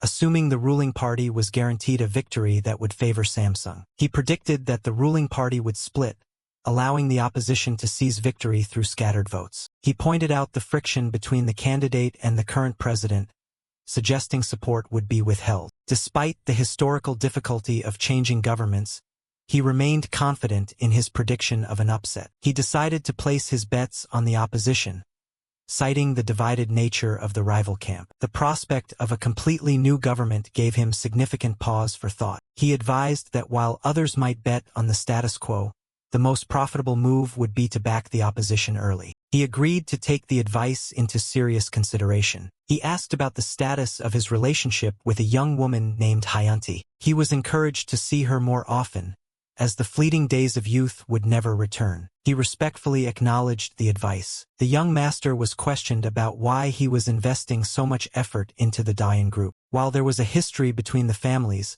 his kindness toward Dayan seemed exceptionally focused. He admitted he was merely laying the groundwork to eventually seize something valuable from them. He intended to stay close to the chairman, admitting that his interest was driven by a specific calculated goal. He knew Dayan Semiconductors would eventually merge and then split during a crisis, becoming a prime target. He planned to take over the company when the time was right to prepare for the future global chip war. The crisis worsened as major groups like Jinbo and Sangbo fell into bankruptcy at the start of the year. While Korea struggled, he turned his attention to Thailand, sensing the start of the broader Asian financial crisis. He observed that global hedge funds were preparing for a coordinated attack on the Thai currency. He ordered his team to match the hedge funds' positions and prepare for a massive financial strike. He was informed they had $5 billion in liquid cash, with the rest tied up in the stock market. He commanded them to double their capital to $10 billion by using stock-backed loans to follow the hedge funds. He planned to use different firms for various positions, telling his leader to wait for his specific orders. He decided to pour all available funds from 6 different firms into the play, prompting a shocked reaction. His associate wondered if he felt any fear at all while risking such a staggering fortune on a single bet. He admitted to feeling fear but noted that fear alone never resulted in victory. He realized that even knowing the future didn't make investing easy, as his own actions could ripple and change events. New York, USA. A veteran investor was asked if he was once again leading the charge against the Thai currency. George confirmed his leadership and invited the others to follow his strategic lead. George Soros was a legendary figure known for his ability to read global markets and exploit human psychology. He noted that some unknown entities had made massive profits in previous market shifts under the name Dream High. They discussed the mysterious new firm, which had been quiet lately but boasted an impressive performance record. He cursed the unknown group, calling them scavengers for swooping in and taking a share of his profits. While some dismissed the group as insignificant, others remained curious about who truly owned the firm. It was revealed that while James Han ran the daily operations, a man named Charlie Kim owned almost the entire company. Little was known about the owner other than his Korean heritage, which piqued their curiosity further. He wondered if there was truly a Korean investor with enough courage to join such a high-stakes global game. Sensing something unusual, George decided to lead the attack while keeping a close eye on Dream High's movements. His colleagues teased him for being so serious despite his legendary status in the financial world. He admitted that the mysterious entity always seemed to be one step ahead of him. He noted that they consistently entered and exited major currency plays before he could make his move. He couldn't help but wonder about the true identity and goals of the man known as Charlie Kim. He viewed market options as a simple gambling game where one could trade on the value of time itself. In this high-stakes arena, every person's profit was built directly upon another person's loss. He was alerted that Dream High was placing a billion-dollar bet alongside Wall Street, prompting him to double his own wager. He decided to match the massive bet, wagering $2 billion on the currency's rise. The assault on the Thai baht began in the stock market, causing prices to plummet and sparking panic among investors. Major financial institutions like Goldman Sachs and JP Morgan were mobilized to join the coordinated attack. They forced the currency to decline by flooding the market with billions of baht all at once. The currency began its steep descent as the planned attack from Wall Street took full effect. His associate expressed deep concern about the risk of going head-to-head with the giants of Wall Street. He explained that the real danger would come from the massive wave of speculative capital following the initial strike. This second wave of investors was often many times larger and more aggressive than the original hedge funds. In a market where trillions were traded daily, the initial billions from hedge funds were just a small spark. Speculative investors, already celebrating an early victory, prepared for a total collapse of the Thai currency. He told his partner not to worry, confident that the currency would not crumble as easily as others expected. Thailand surprised the world by joining forces with neighboring nations to successfully defend its exchange rate. His associate was stunned to see the Thai government successfully fending off the global financial giants. He promised that things were about to get even more interesting, telling his partner to wait for the next turn. The Thai government eventually moved to block foreign banks from selling their currency overseas to stabilize the market. The baht actually rose in value, marking a rare defeat for the hedge funds and a massive victory for his strategy. His associate was amazed that he had correctly predicted such a strong response from the Thai authorities. He recalled this battle as the precursor to the 1997 crisis, noting that history was unfolding exactly as he remembered. He then ordered his team to liquidate their current positions and bet everything on the currency's eventual fall. He explained that the Thai government would eventually be forced to surrender, and this was their chance to profit from it. As the hedge funds regrouped, panic gripped the second wave of investors, who began dumping their options at a loss. Market panic set in as investors desperately tried to sell off their losing bets, but found no buyers even at half price. He insisted the collapse was still coming and ordered his team to buy up every available short option. He questioned the sudden shift in market activity. He was shocked to learn that an unknown entity was aggressively buying up all the short positions everyone else was fleeing. He was stunned to find that dream-high investment was the one making the massive, contrarian move. Following his successful play, the global hedge funds reached out to him to coordinate a joint attack on the currency. He was congratulated on becoming an official member of the exclusive and powerful Wall Street cartel. He realized that joining such a closed-off community was a massive achievement, separate from the actual financial gains. His associate suggested he should take the spotlight, wondering when he would finally reveal his true identity to the world. He knew he couldn't stay hidden forever,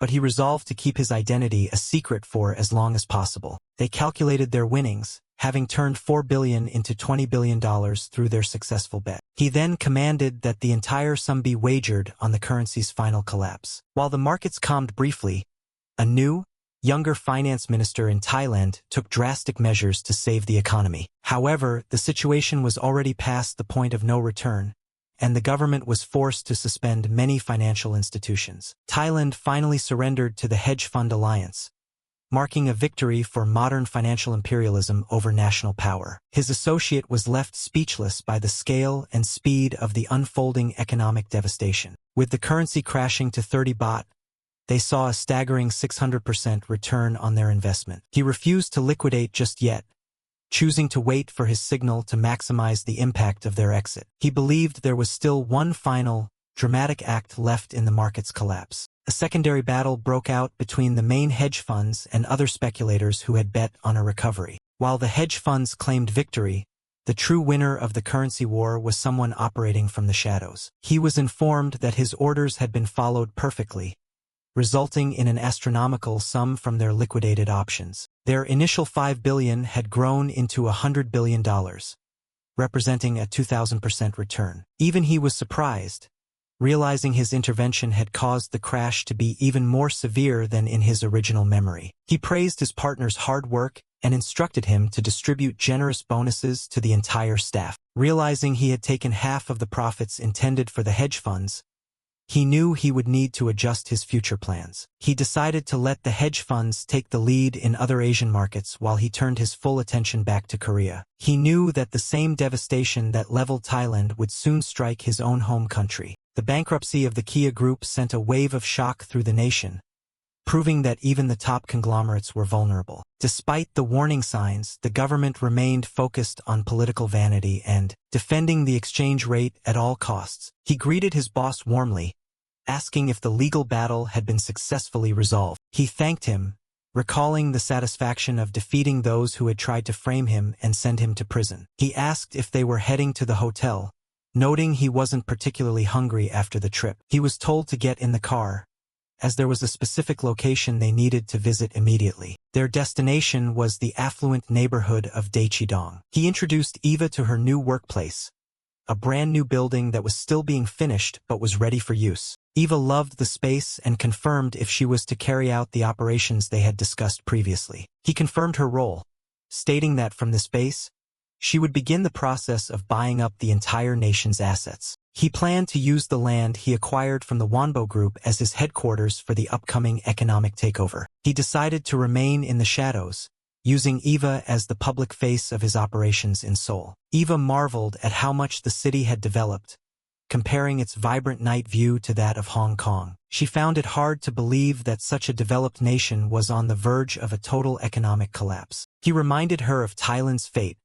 though he acknowledged that Korea's economy was on a much larger scale. Korea was a significant global economy and a symbol of rapid development, often called the Miracle on the Han River. He decided to adopt that name for their operation and asked if there were specific people ready to be recruited. He gave his partner full authority to recruit the most talented people regardless of the cost. He expressed his approval of the plan and the resources at their disposal. He warned that they would be extremely busy and should avoid attracting any unnecessary public attention. She playfully asked if he would at least spend the night with her despite their busy schedules. He agreed to stay with her for the evening. He was informed that the finance minister had called personally, requesting that he release his dollars into the market. He realized the government's foreign reserves were draining much faster than he had initially anticipated. He recalled that the government was desperately trying to maintain its reserves but was failing as the dollars vanished. He decided to refuse the request,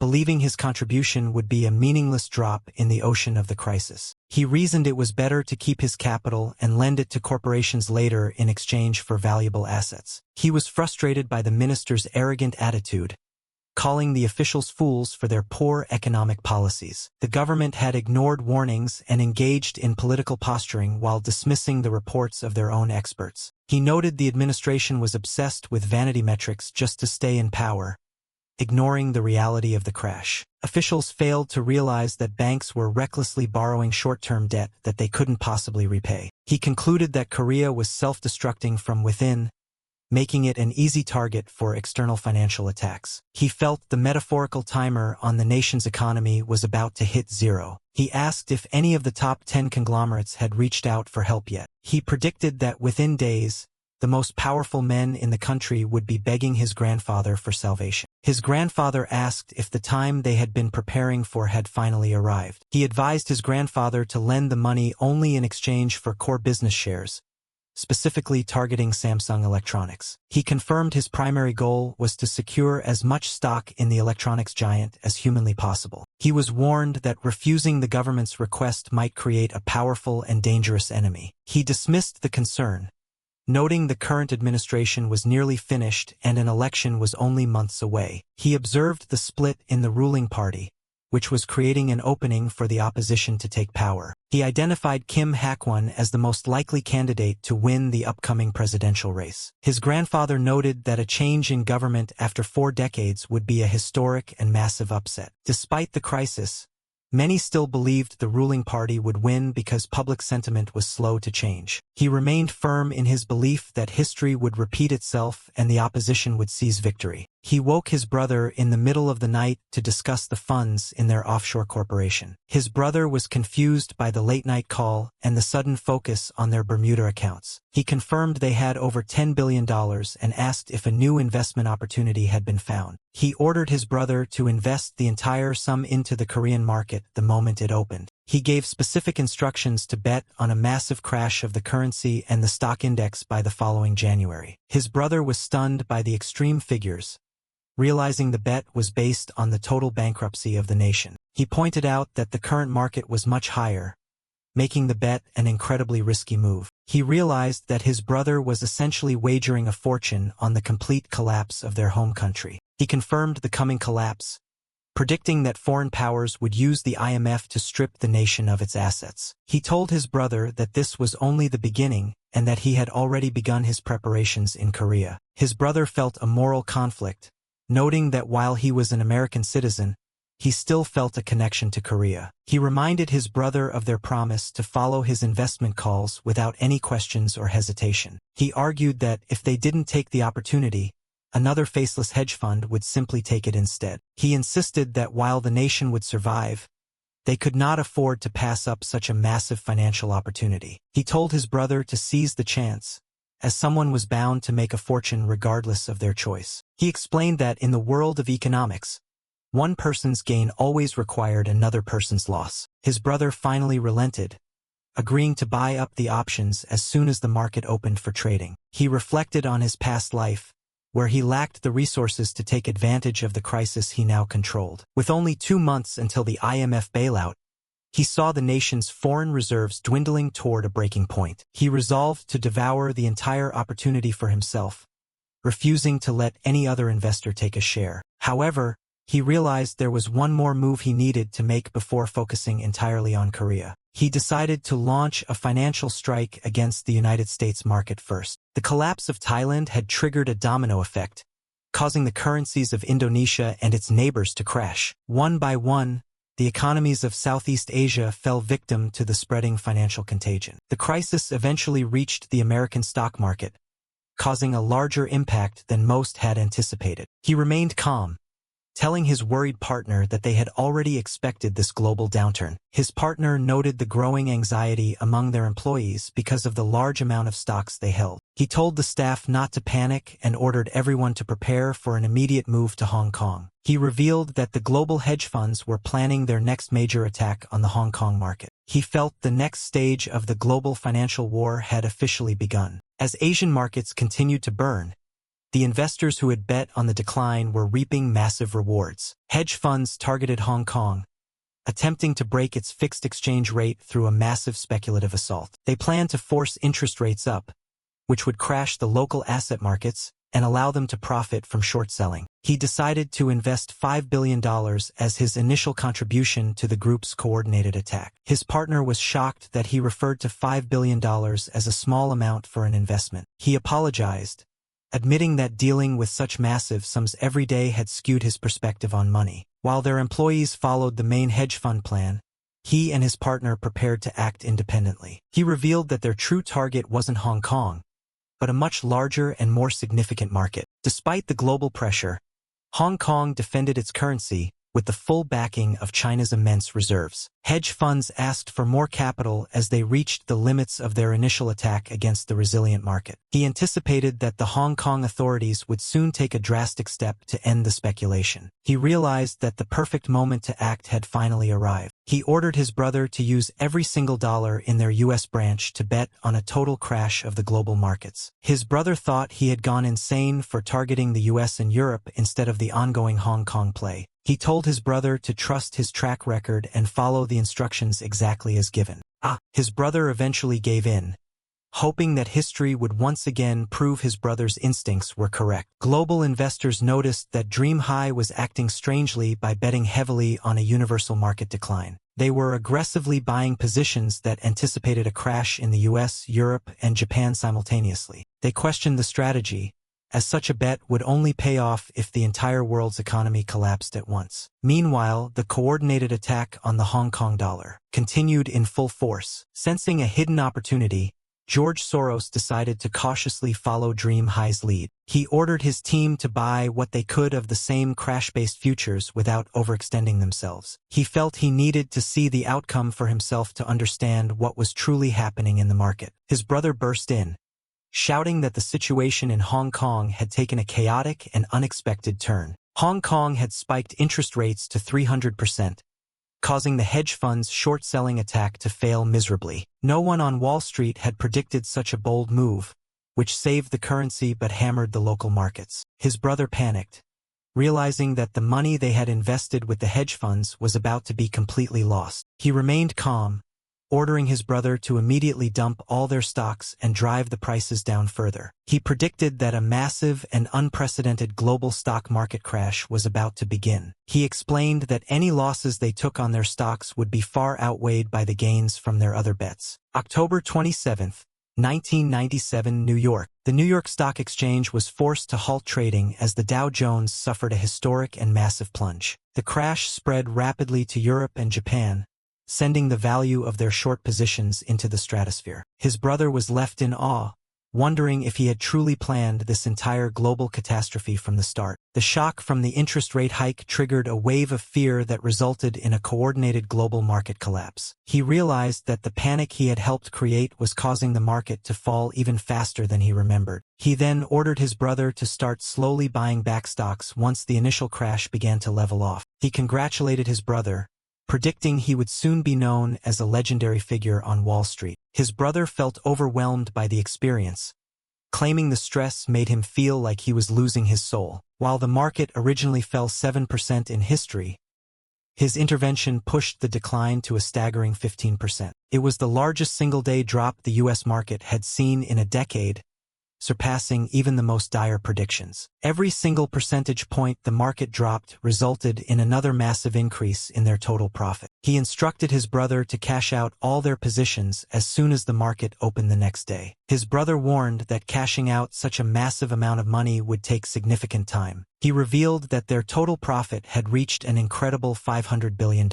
His brother joked that with such a sum, they could practically buy a whole country if they wanted to. He felt a sense of triumph, knowing he was the ultimate winner of this high-stakes financial round. He envisioned a future where his overwhelming financial power would place him above all others in the world. The President of the United States was informed of the estimate regarding the mysterious investor's massive profits. His advisors were stunned that a single individual had managed to outmaneuver the entire Wall Street establishment. The President questioned if one man was truly responsible for the global market crash. It was confirmed that the individual responsible was a citizen of South Korea. The name Charlie Kim was brought to the President's attention as the primary suspect behind the move. Charlie Kim? It was noted that while most of Wall Street had suffered during the crash, Charlie Kim was the only one to profit. The President sat in silence after hearing that the profit totaled nearly $500 billion. He expressed a touch of envy at such a massive windfall, even as the leader of the free world. His advisors warned that it was a serious issue for a citizen of a small country to possess so much American wealth. The President pointed out that if no laws were broken, there was no legal basis to challenge the earnings. He insisted that the U.S. should not punish someone for making successful and legal investments in their market. However, the concern remained that an individual with the power to destroy an economy was not under American control. The President suggested a simple solution. They should find a way to make the man an American citizen. Meanwhile, Wall Street investors were desperate to recover their losses and were looking for a new plan of action. He decided to accelerate his original plan to take advantage of the growing desperation in the financial world. He believed that if they were going to strike, it was better to do so quickly and decisively. He was unaware that his massive profits had actually become the catalyst for an even faster crisis in Korea. He agreed to move forward with the next stage of his ambitious plan. The chairman was informed that the opposition candidate, Choi Chang-jin, had arrived for their meeting. The candidate greeted the chairman warmly and asked about his well-being. The chairman inquired about the progress of his presidential campaign since their last meeting. He thanked the chairman for his help in forming the party, expressing his deep gratitude for the support. He promised to repay the favor after winning the election, but was interrupted before he could finish. It was announced that the ruling party's candidate, Sung Dae-gyu, had also arrived at the same location. The candidate was shocked and confused to see his political rival appearing at the chairman's residence. The chairman questioned Sung Dae-gyu about the lack of support he was receiving from the sitting president. He admitted that the lack of presidential backing was an unfortunate reality for his campaign. Turning to the other candidate, the chairman pointed out that his new party's support was also failing to grow. The candidate admitted the struggle but insisted he could still work harder to win over the voters. The chairman warned that if they continued to fight each other, the Progressive Party would easily seize power. He argued that their current division reminded him of the same political tricks used to defeat the opposition in the past. He then commanded that the two men unite their campaigns under the leadership of Sung Daegu. One candidate was outraged, questioning why the chairman had helped him form a party just to force him to quit now. The chairman silenced him with a cold look, asking if he was actually daring to talk back to him. Terrified, the candidate immediately backed down and apologized for his impulsive outburst. He was told to stand up, as a man with presidential ambitions should not kneel so easily before others. The chairman then asked for Sung Daegyu's thoughts on the proposed unification of their campaigns. He admitted to being confused by the chairman's decision to split the party and then force it back together. The chairman explained that near an election, only results mattered, and offered his full support in place of the president's. The candidate asked what would be required of him in exchange for this massive political assistance. He was told to take the win, but to grant the next term to his rival and perform a few specific favors for the chairman. He readily agreed to the terms, seeing it as his only clear path to the presidency. The chairman noted that even with unification, winning would be difficult given the current state of the economy. He pointed out that the nation's dollar reserves were almost gone and disappearing at an alarming rate. He promised to arrange a massive loan from Japan if the man became president, effectively saving the nation's economy. He painted a picture of a hero president who would rebuild what the previous administration had destroyed. The candidate expressed his deep gratitude, feeling as though his political future had been saved. Reports confirmed that foreign exchange reserves had suffered another devastating drop of $15 billion. He realized that at this rate, the reserves would be gone by October, bringing the IMF bailout sooner than expected. He observed that Wall Street was already in the process of pulling all its capital out of the Korean market. He saw that his own actions were causing history to change, as the Korean economy was crashing much faster than it should. Despite the total collapse of banks and major companies, the government still stubbornly refused to seek international aid. Eventually, with only $2 billion left, the government was forced to officially request an IMF bailout. The address to the nation came a full month earlier than it had in the original historical timeline. The harsh conditions imposed by the IMF led to a stabilization of the crisis but resulted in mass unemployment and inequality. The IMF required all presidential candidates to promise in writing that they would follow these strict conditions. Then, a sudden political shift occurred as one candidate announced he would unite with the Conservative Party. He promised to work at the forefront of the campaign to ensure a conservative victory for the sake of the nation. The crowd erupted in cheers for the newly unified Conservative Front. He was surprised by the sudden alliance, noting that in the original timeline, the two men had remained bitter rivals. He realized this new unification could fundamentally change the outcome of the election and the future of the country. The candidate promised to restore the economy, using the sacrifice of his party to justify the national-level compromise. He boldly claimed that once elected, he would secure a massive loan from Japan to stabilize the country. He recognized that this move was the work of the secretive Azure Wind Society. He knew they were the only ones capable of bypassing the government to make direct deals with foreign powers. He realized that both his own actions and those of the society were rapidly rewriting the course of history. In the original timeline, the opposition had barely won, but now their victory was no longer a certainty. He viewed this change as a worst-case scenario, as a conservative win would only make his rivals stronger. He decided that if they were going to use political maneuvers to change the president, he would use his money to stop them. The nation's credit rating plummeted to junk status as foreign capital fled the country following the bailout request. The exchange rate surged past 1701 as the market hit its upper limit of fluctuation. An international official arrived in Korea to confirm if the nation intended to keep the promises it made for the bailout. To confirm whether Korea actually wants to keep the promises it made, Michel Kamdesis, managing director of the IMF. He criticized the Korean government for its unhealthy and overly close relationship with major corporations and banks. He demanded that failing giants be restructured and that banks be sold off to foreign investors to fix the system. Further demands included the privatization of public enterprises and the implementation of harsh new labor policies. He warned that if these strict conditions were not met, the IMF would withhold the necessary aid. The official was scheduled to meet with the president and the major candidates to discuss the nation's performance. He viewed the bailout not as a rescue, but as a calculated attempt by foreign powers to take over the entire nation. He contacted his brother, telling him he needed to return to Korea immediately to discuss their next moves. He instructed his brother to make his arrival as public and dramatic as possible to capture the media's attention. He ensured that the news of the legendary Wall Street prodigy's visit would be spread across all major media outlets. Reporters swarmed the arrival, desperate to know the secret of his success and his plans for investing in Korea. He brushed off the initial questions, claiming jet lag and promising a formal press conference at a later time. Reporters continued to shout questions about his thoughts on the nation's dire economic situation. They asked if he had a specific message for the people of Korea given his unique background as a Korean American. He paused and simply stated that it would take 3 years for the nation to recover. He expressed his belief that the current crisis would be short-lived and that the nation could rise again. He claimed his return was based on his faith in the potential of the people who had created the miracle on the Han River. He argued that opening the capital markets was a necessary step for the nation's growth, despite the harsh IMF conditions. He encouraged the government and the public to reflect on the crisis so they could emerge as an even stronger nation. Suddenly, a group of men approached and requested that he come with them immediately. He was confused and startled by the sudden appearance of the mysterious men. They identified themselves as officials from the Blue House,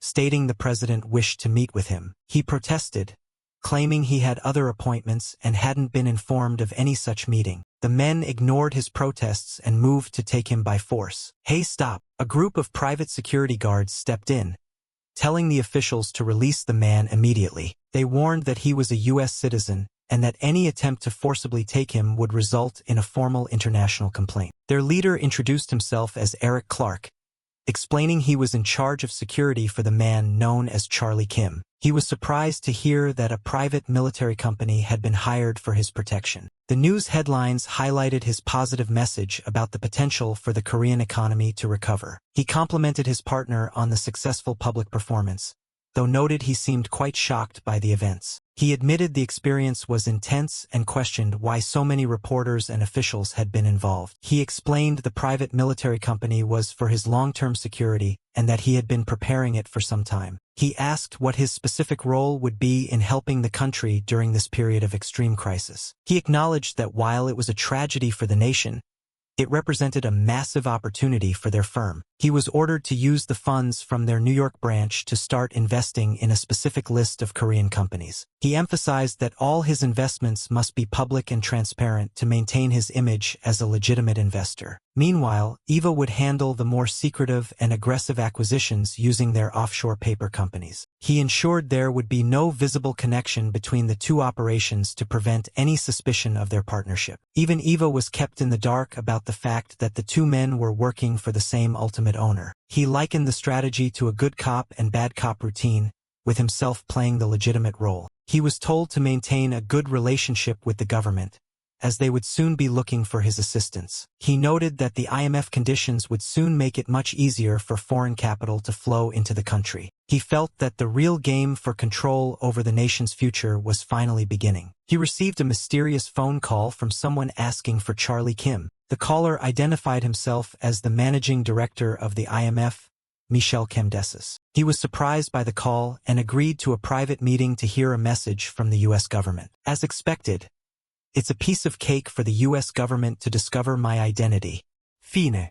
I can't avoid this anyway." He decided to face the international official head-on to see what he wanted. The official expressed his satisfaction at finally meeting the mysterious and powerful owner of Dream High. He recognized the man as the commander of the forces sent to take control of the Korean economy. The official presented a handwritten letter from the President of the United States. He declined to read the letter immediately, suggesting they get straight to the purpose of their meeting. The official agreed and prepared to deliver a direct message from the American government. He was explicitly told that under no circumstances should he help Korea with its foreign exchange crisis. The official warned that if he chose to help the nation, he would be held personally responsible for the consequences. So, he revealed that the message had been specifically relayed by the U.S. Finance Minister, Robert Rubin. The official claimed that the U.S. could easily uncover his offshore companies if they were given a reason to look. He threatened that the government could freeze or seize his assets at any time. He knew that if he showed any weakness, the global financial powers would swarm in to destroy him. He coldly asked if the man was making a direct threat against him. The official laughed it off, claiming it was merely a reminder that helping Korea wouldn't benefit him anyway. Minister Rubin may sound blunt, but he only means that you don't need to help Korea. Helping wouldn't benefit you either, would it? He mused on the fact that he was being told not to help the Korean government. While he had no original intention to help, the arrogant attitude of the official made him want to reconsider. He agreed to the terms for now, though his mind was already working on a counter-strategy. I won't intervene in Korea's foreign exchange crisis. In return, the U.S. government should stay out of my affairs in Korea. The official jokingly asked if he planned to share the profits or take everything for himself as he did in Hong Kong. He defended his past actions, stating he simply read the market and chose a different path than others. The official realized that the young man before him was far more formidable than he had initially expected. He dismissed his previous comment as a joke and acknowledged the aggressive nature of Dream High's investments. He bid the official farewell, promising to relay his conditions to the American government. He found it amusing that the head of the IMF was acting as a mere messenger boy for the United States. He realized that the global powers understood his true strength,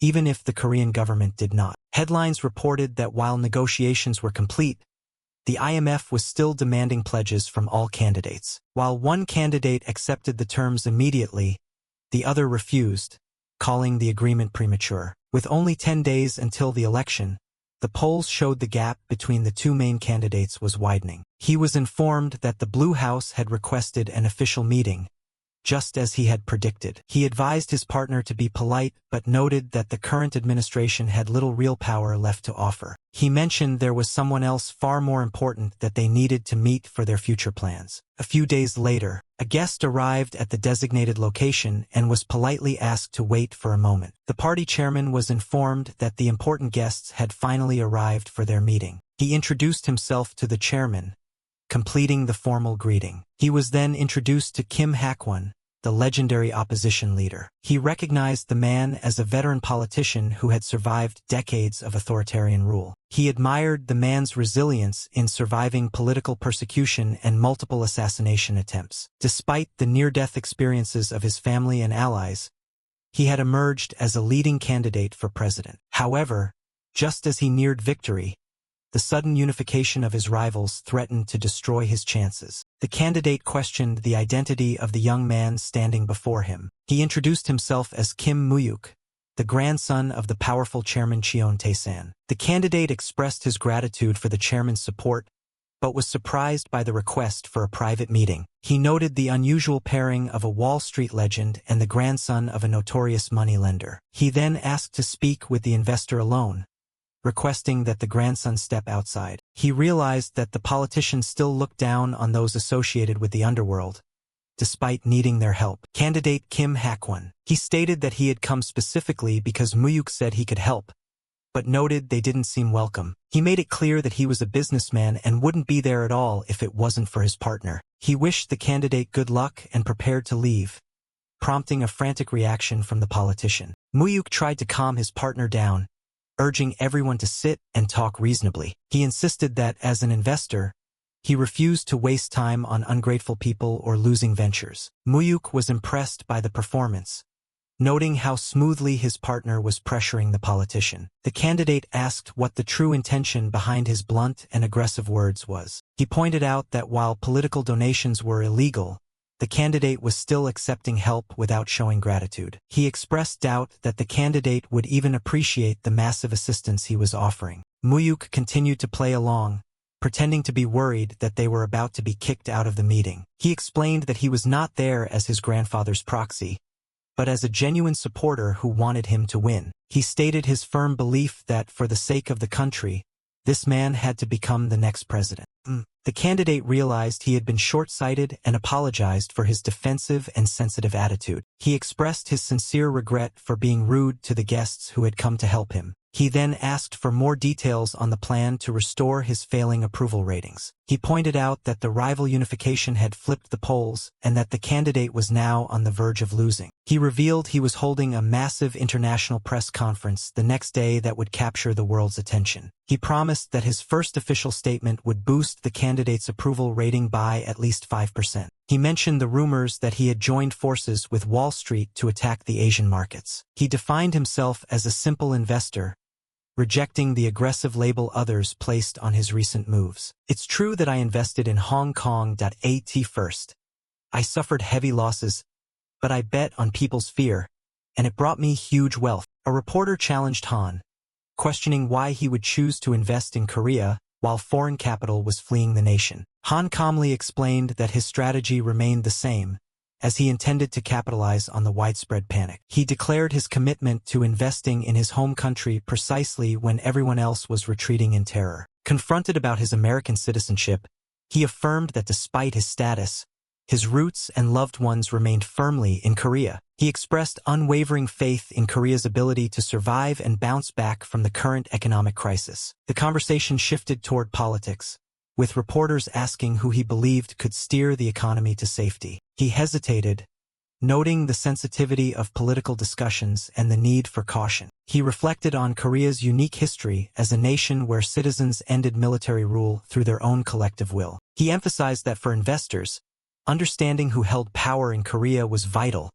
given the country's unique path to democracy. The reporter pressed him directly, demanding to know where his political allegiance lay. He spoke candidly, suggesting that a victory for the progressive candidate would make Korea far more appealing for foreign investment. The candidate, stunned by the unexpected endorsement, questioned the impact of Han's support. Han solidified his offer, promising to publicly back the campaign with a massive, concrete investment plan. The candidate could barely believe his ears, seeking confirmation of such a generous move. Han knew that, in the current climate, his financial backing would be the most powerful signal the candidate could receive. He criticized the opposing candidate's plan to rely on foreign loans, comparing it to the restrictive nature of an IMF bailout. He argued that the nation needed to demonstrate its viability to the world instead of drowning in debt. The candidate agreed, seeing the immense potential in Han's strategy. Han laid out the necessary terms, insisting that the IMF's requirements must be strictly upheld. The candidate faltered, weighing the gravity of those demands. I run an American company. I can't defy Washington and recklessly invest in Korea so. Please promise to honor the IMF agreement. All right. I can't avoid their demands anyway. I only hesitated to leave room for renegotiation since their terms are excessive. Han pledged his full investment on the condition that the IMF's terms were met, reminding them of his Korean heritage. The news spread like wildfire, and with the endorsement of the investment legend, momentum shifted decisively toward Kim Hak-won by late 1997. With a narrow but clear majority, Kim Hak-won ascended to the presidency. Mu-hyuk's grandfather questioned if the election results had been part of his elaborate design. He confronted Mu-hyuk, revealing he knew the truth about the investment firm's ownership. Mu-hyuk was caught off guard, realizing his grandfather had seen through his scheme from the start. His grandfather admitted to tracking Mu-hyuk's moves, including the funds sent to America, even if the exact strategy remained unclear. Mu-hyuk confirmed he had used the capital to turn Han into a Wall Street giant, ultimately swinging the election. His grandfather praised his competence, though a hint of curiosity remained. Mu-hyuk teased his grandfather, wondering if he wanted the full details of his machinations. His grandfather waved it off, suggesting Mu-hyuk would have triumphed regardless, noting he only helped save time. Mu-hyuk acknowledged that his grandfather's support had been the decisive factor in speeding up his success. His grandfather agreed to offer one final piece of assistance before stepping back from the fray. He issued a grave warning about a powerful, hidden organization that had infiltrated deeper into Korea than Mu-hyuk suspected. He ensured that Mu-hyuk understood the seriousness of the looming threat. The transition team prepared to take the reins. The committee began its work under the president-elect. Chairman Park Dae-ho approached the president-elect, offering his congratulations and influence. The president-elect welcomed the chairman's support, acknowledging his expertise in economic matters. Concerns were raised about the wave of corporate failures sweeping the nation. Chairman Park brushed off the panic, claiming his group was stable due to its global reach. The president-elect voiced the anxieties of his staff,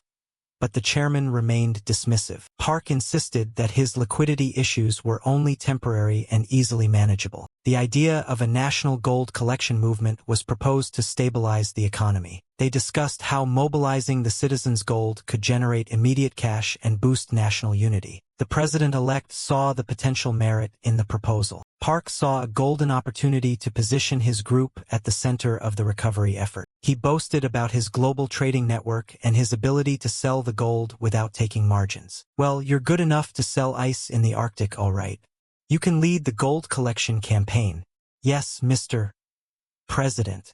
I won't disappoint you." Park revealed his true motive, requesting government financial backing in exchange for his services. The president-elect agreed to prioritize Youngwoo Group for support once the IMF funds were secured. Park celebrated his successful manipulation of the situation to secure government favors. The meeting with the prosecutor general was a strategic chess move. They exchanged pleasantries while acknowledging the shifting power dynamics in the business world. The conversation pivoted quickly to the real agenda. The request was direct and cut straight to the point: the total destruction of the Youngwoo Group. The grateful recipients of Cheon's capital during the crisis praised his intervention. Cheon observed how quickly the once arrogant conglomerates had changed their tune. He noted with satisfaction how the heads of massive groups were now desperate for his approval. He chuckled at the audacity of some who still failed to read the room. He reviewed the strict terms he had imposed for the financial aid he provided. He listed the valuable assets he had secured as collateral from the desperate companies. Cheon admitted that the thrill of the deal had made him feel alive and powerful again. They noted with interest that Youngwoo Group had yet to seek their help, suggesting they had other sources of support. Cheon reflected on how Park's attitude had soured as he grew in power. He reassured his grandson that the situation was under control. He declared his bold intent to absorb the entire conglomerate. The order to dismantle Youngwoo was reiterated clearly. The scale of the target was confirmed. He reasoned that the era of unsustainable corporate growth had to end, starting with them. Concerns were raised about Park's strong political connections. The weakness in Park's defense was highlighted. "Ha! I can't fool you that I can't even act in front of you." A mountain of criminal charges, from fraud to embezzlement, made the group vulnerable to legal action. It was noted that systemic corruption extended far beyond just this one group. They recognized the industry-wide nature of these practices. The dilemma of targeting such a large entity during a time of crisis was debated. He argued that urgent surgery was needed to remove the rot, regardless of the optics. The risk of presidential intervention was considered a primary obstacle. He took charge of the political cover, leaving the legal execution to the authorities. He framed this mission as the prosecutor's chance to secure his place in history. The timing was discussed, acknowledging the delicate nature of the current transition period. The decision was made to proceed with the operation. Cheon's financial maneuvering continued to have wide-reaching effects. Beneficiaries of the funds expressed their thanks for his timely intervention. He maintained a humble yet calculated facade. He acknowledged Mu-hyuk's intelligence, admitting his previous underestimation of the young man's talent. The president-elect sought more advice on how to handle the corporate debt crisis. Mu-hyuk cautioned against reckless bailouts, emphasizing that the investors needed convincing. The president-elect leaned on Mu-hyuk to set a trend that others would follow. Mu-hyuk agreed to facilitate the process if the terms were right. The president-elect confessed the heavy burden he carried after years in politics. Mu-hyuk requested permission to speak a difficult truth. The president-elect invited the critique, tired of the empty reassurance from his staff. Mu-hyuk predicted that the people's resilience, not government policy, would lead the nation through the crisis. The president-elect chuckled, finding the honest assessment refreshing. Mu-hyuk pointed out the injustice that the benefits would likely go to the elites instead of the common people. He warned that the conglomerates stood to emerge stronger than ever from the public suffering. He urged the government to be selective and force structural change within the companies. The president-elect raised the common fear of unemployment during restructuring. Mu-hyuk argued this was the singular chance to break the cycle of corruption between business and politics. The president-elect pondered the legacy he wanted to leave behind. Mu-hyuk painted a vision of a restored, innovative Korea if the president seized this moment. He advised leveraging the IMF's authority to push through necessary, unpopular reforms. He offered a polite apology for his bold counsel. The president-elect admitted that Mu-hyuk's advice was far more insightful than his own aides. The interruptions signaled the end of their private consultation. The president-elect extended a warm invitation for future meetings at the Blue House. Mu-hyuk accepted the offer with professional respect. Mu-hyuk checked in on the progress of his secret recruitment and property acquisition. He gave explicit orders to move aggressively without budget constraints. He pressed for speed and asked for an update on his previous request. Eva confirmed the rumors regarding the impending collapse of Peregrine. The backstory of Peregrine's rapid rise and current vulnerability was outlined. Mu-hyuk gave her the green light to pursue a massive acquisition in Hong Kong. Eva reacted with shock and excitement at the scale of the trust placed in her. Narratively, this acquisition marked the beginning of her dramatic comeback to the financial world. Daniel, surprised by her reappearance, asked about her time away. He voiced his concern over her sudden departure and absence. Eva brushed off the personal concern, focusing purely on the high-stakes mission at hand. She urged him to speed up the intel gathering, as time was of the essence. Daniel could only wonder about the powerful forces she was now working with. She realized she had aligned herself with a truly formidable mentor. He looked up in shock, immediately recognizing the man standing before him. He questioned if this was indeed the high-ranking director from Peregrine Investment Bank, and the man confirmed his identity with a hint of confusion. Eva introduced herself with a smile, leaving the director baffled as to how a total stranger could recognize him. She noted that his reputation preceded him, as his name was legendary within the elite financial circles of Hong Kong. Flattered by the attention of such a striking woman, he admitted that being recognized by her was quite humbling. She extended an invitation for a drink, which he readily accepted, intrigued by her sudden appearance. They discovered a shared connection through their Korean heritage, finding common ground in their family backgrounds. Settling in, he curiously asked what business brought such a beautiful woman to seek him out. Her tone shifted as she mentioned the dark rumors currently haunting the halls of Peregrine regarding their impending downfall. She confronted him directly, naming him as the one whose reckless investments in Indonesia had pushed the firm to the edge of ruin. He reacted with sudden hostility, cursing and accusing her of being a prying journalist. She observed with a sharp wit that his proficiency in Korean swearing was just as impressive as his financial record. He threatened her with further insults, demanding that she leave his sight immediately. Unfazed, she suggested he listen to her proposal first, hintingly offering herself as the only lifeline left for his failing career. She acknowledged his past brilliance in building the firm, yet pointed out that the unforeseen currency crisis had left Peregrine on the brink of total collapse. He narrowed his eyes, wondering if she had only come there to gloat over his misfortune. She clarified that her intentions were strictly professional, shocking him with the news that she intended to acquire his bankrupt company. She explained that her interest lay solely in the brand name, offering him a chance to walk away with compensation rather than losing everything. She laid out a starting offer of $1 million to seal the deal. Stunned by the amount, he began to waver, asking what strings were attached to such a sum. She demanded full access to the firm's internal secrets, including debt records and the owner's vulnerabilities, promising even higher pay for high-level intel. Handing him her card, she told him she would be waiting for his decision. He shouted at the intruders, demanding to know who dared to interrupt them. The men identified themselves as members of the Tae-san faction, making their presence known with aggressive confidence.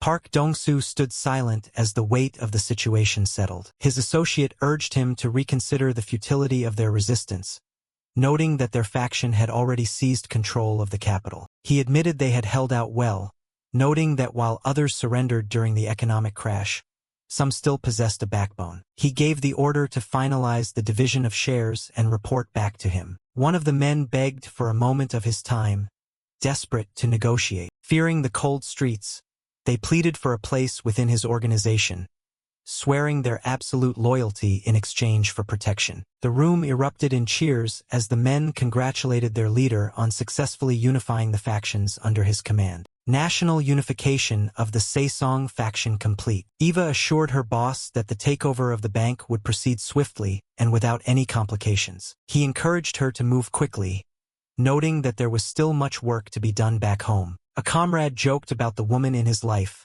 offering his expert eye to vet her whenever they met. When asked if he would ever settle down, he dismissed the idea, content to live and die by the karma of his current lifestyle. They marveled at the fact that no organization in the country could now oppose them, though he noted a few small groups still remain. He learned that his loyal men involved in a past incident were being released early, thanks to his careful intervention. He inquired about a specific old friend named Yang Soo-hyung, wondering if he should be stationed in Busan upon his release. He confirmed his absolute trust in his childhood friend, stating there was no one better suited to manage the southern territory. He warned that the Yakuza would soon be making a move, making Busan a vital strategic point for their defense. He explained that Japanese financial entities, backed by the Yakuza, would use the city as a gateway to infiltrate the Korean market. He expressed confidence in his lieutenants, even as rumors circulated that he was merely a figurehead for his talented subordinates. He praised Lee Sang-yoon's diplomatic skills, crediting the peaceful unification of the factions to his quiet but effective mediation. When asked if he minded the rumors, he simply stated that the success of his men was all that truly mattered to him. He admitted he felt undeserving of the title of boss, longing for a simpler life watching over a single territory in Busan. His associates scoffed at his humility, reminding him of the sheer difficulty of dominating the nation's underworld. He mused that the world had changed, where money now spoke louder than weapons, a process accelerated by the national financial crisis. He observed how the lack of money had stripped men of their pride, forcing them to crawl toward whoever held the purse strings. They agreed that the era of raw violence had ended, replaced by a world where capital dictated power. The new president addressed the nation, acknowledging the heavy burden of leading the country through its greatest trial. He spoke of the national currency crisis as a historical challenge but expressed unwavering faith in the people's potential to rise again. He emphasized that democracy and a market economy must grow together to ensure true social justice and progress. He vowed to sever the corrupt ties between politics and business as the prosecutor general prepared for a major operation. The signal was given to begin the investigation into the Youngwoo Group,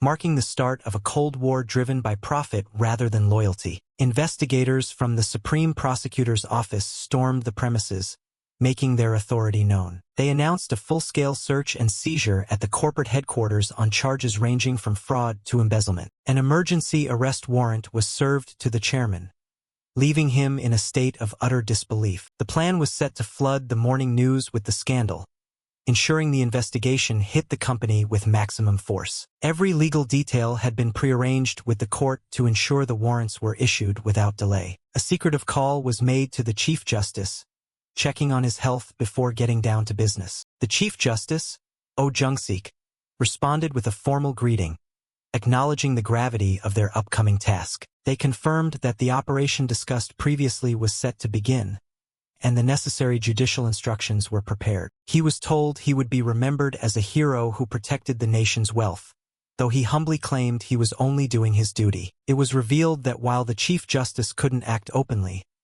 his network of judges would be placed in key positions within the acquired companies. The chairman reeled from the sudden dual attack of a tax audit and a criminal investigation, realizing it required high-level approval. He struggled to understand why the president would target him so ruthlessly, wondering who was truly pulling the strings. A young prosecutor named Oh Hyun-woo introduced himself, signaling the start of the formal interrogation. The chairman scoffed at the greenhorn before him, demanding to speak with someone of higher rank. The young man remained composed, stating that he would be the one handling the case from here on out. He listed the staggering laundry list of crimes against the chairman, noting that the scale of this corruption dwarfed any previous scandal. The chairman tried to use his status as a threat, demanding a phone to call his office and shut down the investigation. The prosecutor informed him that his legal team was already paralyzed by simultaneous audits across all corporate affiliates. Realizing the gravity, the chairman desperately tried to contact the powerful Yoon and Jang law firm. The prosecutor mockingly offered his assistance, calling the head of the firm and revealing a surprising personal connection. He handed the phone over, identifying the attorney as the representative of the very firm the chairman hoped would save him. The chairman pleaded for help, shouting about the ruin of the country and the plundering of his empire. The attorney apologized, stating that a conflict of interest prevented them from taking his case. He hung up on the desperate chairman, leaving him completely isolated. The attorney then turned to his actual client, inquiring about her meeting with the representative of future investment. He laughed, noting that the foreign capital played in a much larger league than anything they had seen before. They planned to bury the Youngwoo Group in endless lawsuits, ensuring the firm remained tied up in legal battles for as long as necessary. They discussed how difficult it was to consume Korea's massive conglomerates with money alone without utilizing indirect methods. He cited past examples where foreign firms succeeded only by lobbying and working through local connections to navigate the Korean system. He claimed to have a superior advantage because he not only knew the Korean market but also held the secrets of the future. With the pieces in place, he declared that it was time to begin their final move. His associate acknowledged the command, ready to proceed. The president questioned why such a massive investigation wasn't reported to him first, expressing his displeasure. The official apologized, claiming the media had leaked the internal investigation prematurely, forcing their hand. He argued that the scale of the fraud was a ticking time bomb that could sink the entire national economy if left unaddressed. The president sighed, feeling the immense pressure of the situation. He weighed the necessity of an arrest, noting the high risk of the chairman tampering with evidence or fleeing the country. He asked if there was any other way, reluctant to move so harshly against a man who still held significant power. The official agreed to adjust the pace if ordered, but warned that the political fallout of showing leniency would be severe. The president decided to delay the arrest for the sake of political stability, asking for the investigation to be slowed down for now. An aide rushed in, urging the president to watch the breaking news immediately. Eva G., the CEO of Future Investment, appeared on screen, announcing a hostile takeover of the Youngwoo Group's core companies. She declared a tender offer, inviting shareholders and investors to join her in removing the corrupt leadership. The news shocked the nation, reporting the sudden and aggressive move by the foreign investment firm. It was noted as the largest hostile takeover attempt in the country's history, sending tremors through the entire economy. Reports flooded in that international banks were demanding clarity from the government, threatening to cancel the national bailout. Panicked, the president demanded an immediate meeting with the Minister of Finance. He decided to let the investigation proceed as planned, realizing that the situation with the chairman was now beyond his control. He asked for the exact scale of the financial fraud they were dealing with. The answer was chilling. 25 trillion won had been uncovered so far, and it was only the beginning. He was nearly speechless at the staggering number. The official described the fraud as a textbook example of expert manipulation, stating it would take a long time to uncover the full truth. He realized that saving Youngwoo with public funds would be impossible and could even lead to a total economic collapse. He warned that any intervention to save a corrupt leadership would destroy international investor confidence in the nation. He inquired about the background of Future Investment and its mysterious CEO, Eva Ju. They identified her as a former Hong Kong banker backed by massive capital from the UK and Hong Kong. They discussed the difficulty of a hostile takeover due to the complex cross-shareholding structure of Korean conglomerates. However, they admitted that the current structure had many weaknesses that foreign capital could eventually exploit. It was noted that while other corporations might want the healthy parts of the company, the massive debt made a full acquisition unlikely for anyone else. The president lamented, wondering if there was truly no way out of this crisis. A suggestion was made to seek help from the only person capable of acting as a black knight for the government. They realized who the only investor was that could possibly balance the scales in their favor. A phone call was placed to Han Kyung-yong,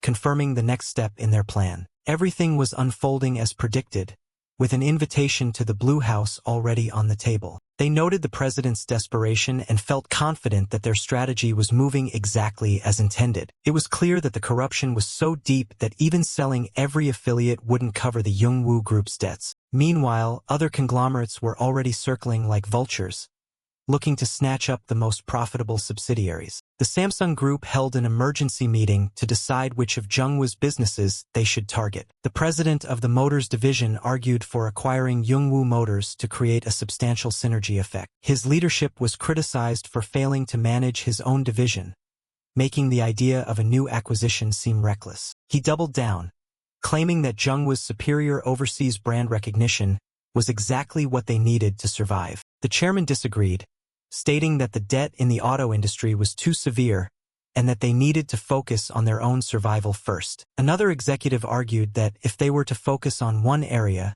it had to be Jungwoo's electronics division. He pointed out the value of Jungwoo's global production plants, especially in Eastern Europe, as a massive strategic advantage. He insisted that the growth of their core electronics business must be prioritized even if the rest of the group had to downsize. The chairman gave the green light, tasking the executive director with drafting a plan to take over the electronics division. Plans for a massive restructuring were revealed, including laying off 30% of the workforce across all affiliates. The chairman ordered his team to act boldly and ignore public opinion, treating the crisis with absolute emergency measures. He demanded total obedience to the new orders, ensuring everyone understood the stakes. They discussed the strategy for restructuring the governance layout of the entire group. They realized the economic crisis allowed them to reorganize the company in favor of the heir at a very low cost. However, a major obstacle remained in the form of a rival chairman's stake in a key district. They had put up core shares as collateral for urgent loans,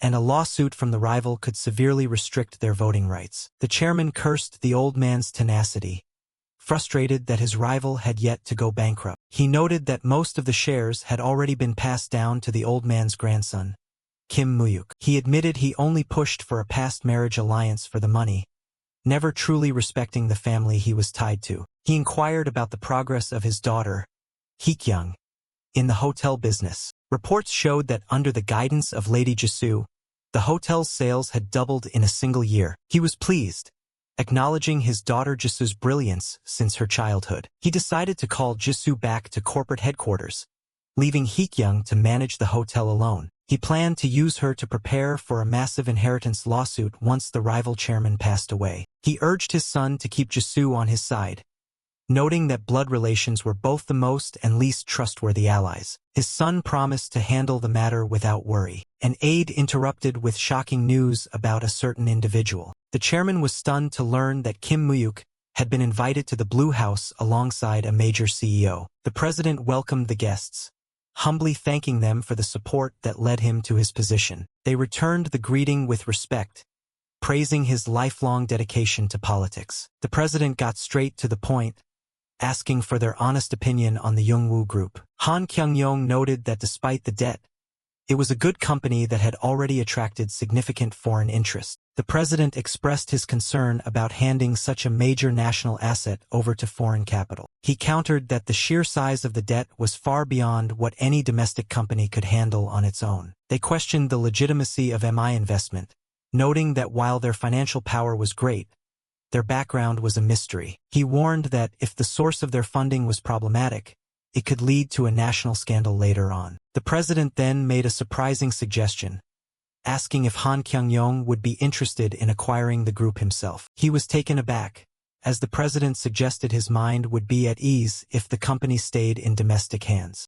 A silent warning was shared to remain cautious and avoid giving a definitive answer to the president's request. The president pleaded for help as a favor, promising government assistance to ensure a fair acquisition price. Han Kyung-yong pointed out that the risk of the embezzlement and fraud within Jungwoo was simply too high for any rational investor. The president suggested he only take charge temporarily until the company was stabilized and could be sold back to another domestic firm. He declared that if he were to step in, it wouldn't be for a temporary fix, but with the intent to make Jungwoo a world-class leader. He reminded the president that he was an investor, not a philanthropist, and that Jungwoo currently lacked the appeal of American blue-chip stocks. He demanded an attractive proposal that made financial sense, stating that patriotism alone wasn't enough to justify the investment. Kim Mu-hyuk stepped in, asking for permission to speak during the high-level meeting. He argued that while Jungwoo was important, There was no logical reason to reject foreign capital just because of its origin. The president acknowledged his point but reiterated his personal preference for Han's involvement. Mu-hyuk pointed out that the current crisis was the result of excessive state control, and that further government intervention would only act as poison. When asked if they should just let foreign funds take over, he argued that it was currently the most logical and best option for the nation. The president asked if the acquisition was truly too difficult for Dream High to handle. Han noted that their investors would never agree to such a debt-ridden deal, though the president offered to wipe out domestic debts in exchange. I cannot give you a definitive answer right now. I will contact the U.S. and give you an answer as quickly as possible. The president left them with a final plea, placing his trust in their decision. He ordered his team to find out the exact debt of the group to see how much could be written off to entice Dream High. He expressed his distrust of other investment firms whose owners were hidden behind layers of tax havens. He worried about where the money was coming from and decided to wait for Dream High's answer while preparing for all contingencies. He also ordered a full investigation into Kim Mu-hyuk's background, sensing something unusual about the young man. He noted that Han Kyung-yong seemed to be taking cues from the boy, which raised his suspicions. He wondered if Mu-hyuk held some kind of leverage over the CEO or if he was secretly related to the owners of the investment firm. He demanded to know everything about Kim Mu-hyuk, from the beginning of his life to the present. Han Kyung-yong questioned why they should even consider buying a debt-ridden Korean company. He noted there were far better opportunities in the U.S. market than the struggling Korean conglomerate. Mu-hyuk explained that in Korea, being a chaebol meant holding a level of power that went far beyond mere wealth. Han argued that the international community wanted to dismantle that system, but Mu-hyuk insisted it was impossible to destroy. He declared his intention to claim that legendary status for himself, seeing the crisis as the perfect opportunity. Han agreed to follow his lead, trusting in his vision despite the risks. They planned to retain the talented staff within Yongwoo, ensuring a smooth transition of power. Han wondered how much of the 50 trillion won debt the government would actually be able to forgive. Mu-hyuk shocked him by saying they wouldn't need any debt relief at all in the final negotiations. Instead, he proposed an acquisition price of a single 100 won. Han was skeptical, wondering if such a ridiculous offer could actually work. Mu-hyuk assured him that the desperate Blue House would have no choice but to accept. Han could only laugh, calling him a brilliant lunatic for coming up with such a bold plan. Supreme Prosecutor's Office. The chairman asked for an update on the situation from his prison cell. His aide reported that every major fund was circling their company, but the Blue House had gone silent. He learned that his chances for bail were slim, as the prosecutors were being unusually aggressive. He lamented his downfall, having believed that his connection to the president would ensure a bright future. He grew frustrated as his legal contacts refused to meet with him, realizing he had been abandoned by his former allies. The prosecutor entered the room, ready to begin the final phase of the interrogation. The chairman tried to beg for leniency through the prosecutor's father, only to be reminded that the old man no longer held any power. He was told that while he sat in a cell, his life's work was being torn apart by his rivals. The prosecutor noted that while the chairman built the empire, his own corruption was what ultimately brought it down. The full scale of the fraud was revealed to be over 50 trillion won, an amount so large it was nearly impossible to uncover. He was told that not even a miracle could save him now and that he should simply give up. In the wake of the scandal, many foreign investors paused their plans, waiting for the dust to settle. The company's stocks plummeted daily, spreading panic as investors desperately tried to sell off their shares. The president grew frustrated, demanding they give in to the investment firm's demands to stop the bleeding. An official warned that such a move would look like blatant favoritism. The president snapped, asking if they should let the cherry pickers destroy the company or hand it to the foreigners who already backed out. He reminded his staff that they served his government and that his patience for their hesitation was running thin. He gave the final order to begin the process of handing the entire Yongwoo group over to Dream High. He warned that any further delay would cause the entire national situation to spiral out of control. The news of the government-approved takeover broke, immediately drawing heavy fire from the domestic press and rival conglomerates. Journalists attacked the deal, claiming that the nation's wealth was being handed over to foreign interests on a silver platter. Yes, I won't deny that it's American capital, But can any domestic capital acquire the entire Jungwoo Group? They questioned why the healthy parts of the company couldn't be saved by domestic firms instead. Han Kyung-yong countered that while others wanted taxpayer money to save themselves, he was willing to take everything without debt relief. He coolly stated that he was only there because the government asked, and he could walk away at any moment. The official bristled, asking if he was being threatened by the investor. Han warned that rejecting him would only force him to act like a ruthless predator instead of a helpful partner. He noted that the city was full of foreign funds waiting to shop for Korean industries at a bargain price. He made it clear that Dream High didn't need the government's permission to launch a hostile takeover if they chose to. He acknowledged the deep-rooted power of the Korean elite but stated that the rules of the game had changed. He warned that in the world of capital, the weak are devoured, and Korea was currently seen as easy prey. The official asked what made him any different from the other vultures. He claimed his motivation was his birth country, stating he was prepared to take personal losses to help repay the nation's debts. He announced a public tender offer at a premium price to minimize the damage to ordinary shareholders. He issued a final challenge: either bring a better alternative or stop complaining about his involvement. He told them to watch closely if they wanted to see the true meaning of financial power. Eva jokingly complained that she did all the hard work while he received all the public praise. He reassured her that there was plenty more work to do, asking if she was successfully buying up the assets his rivals were selling. She confirmed she was snapping up prime real estate and redevelopment sites from the nation's top companies. She reported that they had nearly cornered the land market and asked what his next target was. He set his sights on the banking sector, noting that several major banks were looking for foreign investors. He was surprised by the suggestion, learning it came from a talented former official who was now working for them. He recognized the man's background immediately, which impressed his associate. He warned her to be careful with former government types,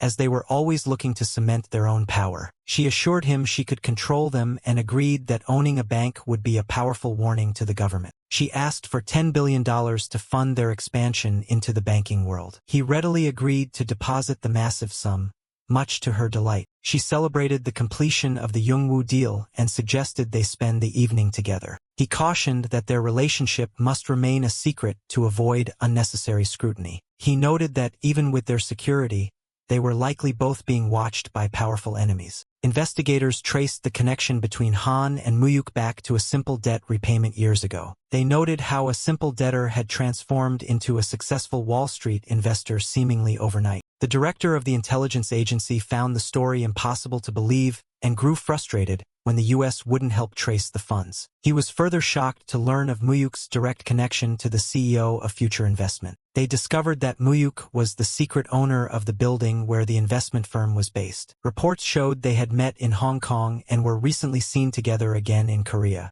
Most shockingly, he had even met privately with the head of the IMF before the official negotiations. The director was baffled as to how a young man could secure such high-level meetings. While the connection was unknown, the meeting had reportedly been quite extensive. He realized that Mu-hyuk was the puppet master, playing both sides to ensure he came out on top regardless of who won. He inquired if there were any other dark secrets in the boy's past. He learned of Mu-hyuk's involvement in a major gang dispute the previous year. They identified the defeated gang as a subsidiary of the powerful Azure Wind Society. It was deduced that Mu-hyuk supported the president only to obstruct his enemies in the rival faction. The president realized the support wasn't for him, but a calculated move against a shared enemy. He mused on the boy's audacity to fight against such a powerful secret society. He asked for any dirt they could use as leverage, only to be told the boy's record was surprisingly clean. He decided to let the deal with Dream High proceed for now. However,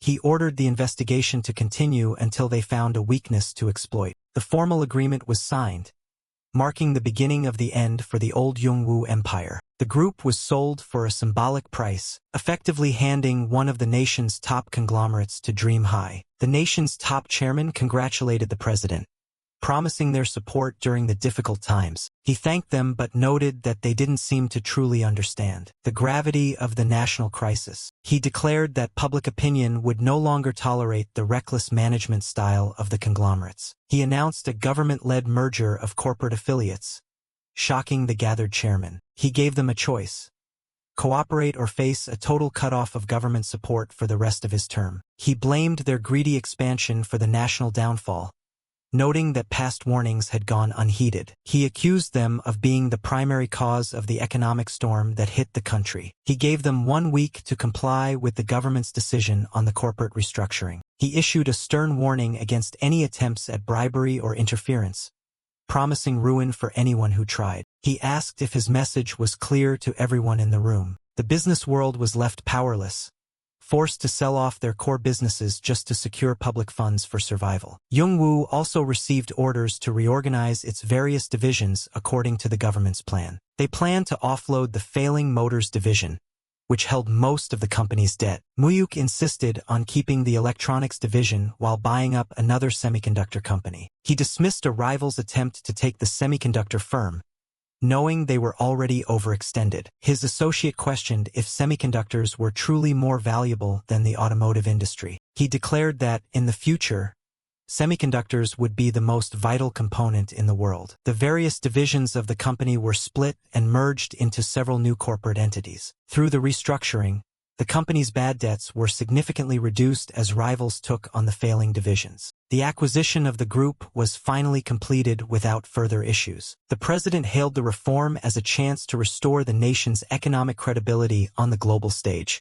Observers noted that the president was taking a very aggressive stance against the conglomerates from the start. A chairman was interrupted with news of a high-profile guest from Japan. "A guest has arrived from Japan." He welcomed the young master of the Kobe organization, surprised he had come in person. The visitor emphasized the seriousness of their business move into the mainland. He demanded that the Azure Wind Society mobilize everything they had to support the new venture. The chairman bowed, swearing his full cooperation to the powerful visitor. He planned to exploit the removal of interest rate caps to dominate the Korean lending market. He detailed a ruthless plan to use high interest rates to crush competitors before changing the law again. He then turned his focus to the society's failures, questioning why a single old man was still a problem. He wondered if they had expected too much from their local allies. The chairman apologized, unable to offer any excuse for his lack of results. He was warned that his organization's patience was wearing thin. The gravity of the warning was made clear. He promised to keep the threat in mind as they moved forward. The visitor decided to take matters into his own hands. He ordered the chairman to negotiate with the government to smooth the way for their expansion. He warned that another mistake would destroy their long-standing alliance. The chairman acknowledged the command with a respectful bow. An old loan shark noted how much had changed since he began withdrawing his capital from the black market. He had established a legal parent company and several entities to stabilize his position in the market. He observed that his director looked much healthier since stepping away from the shadows. The director admitted he enjoyed the peace,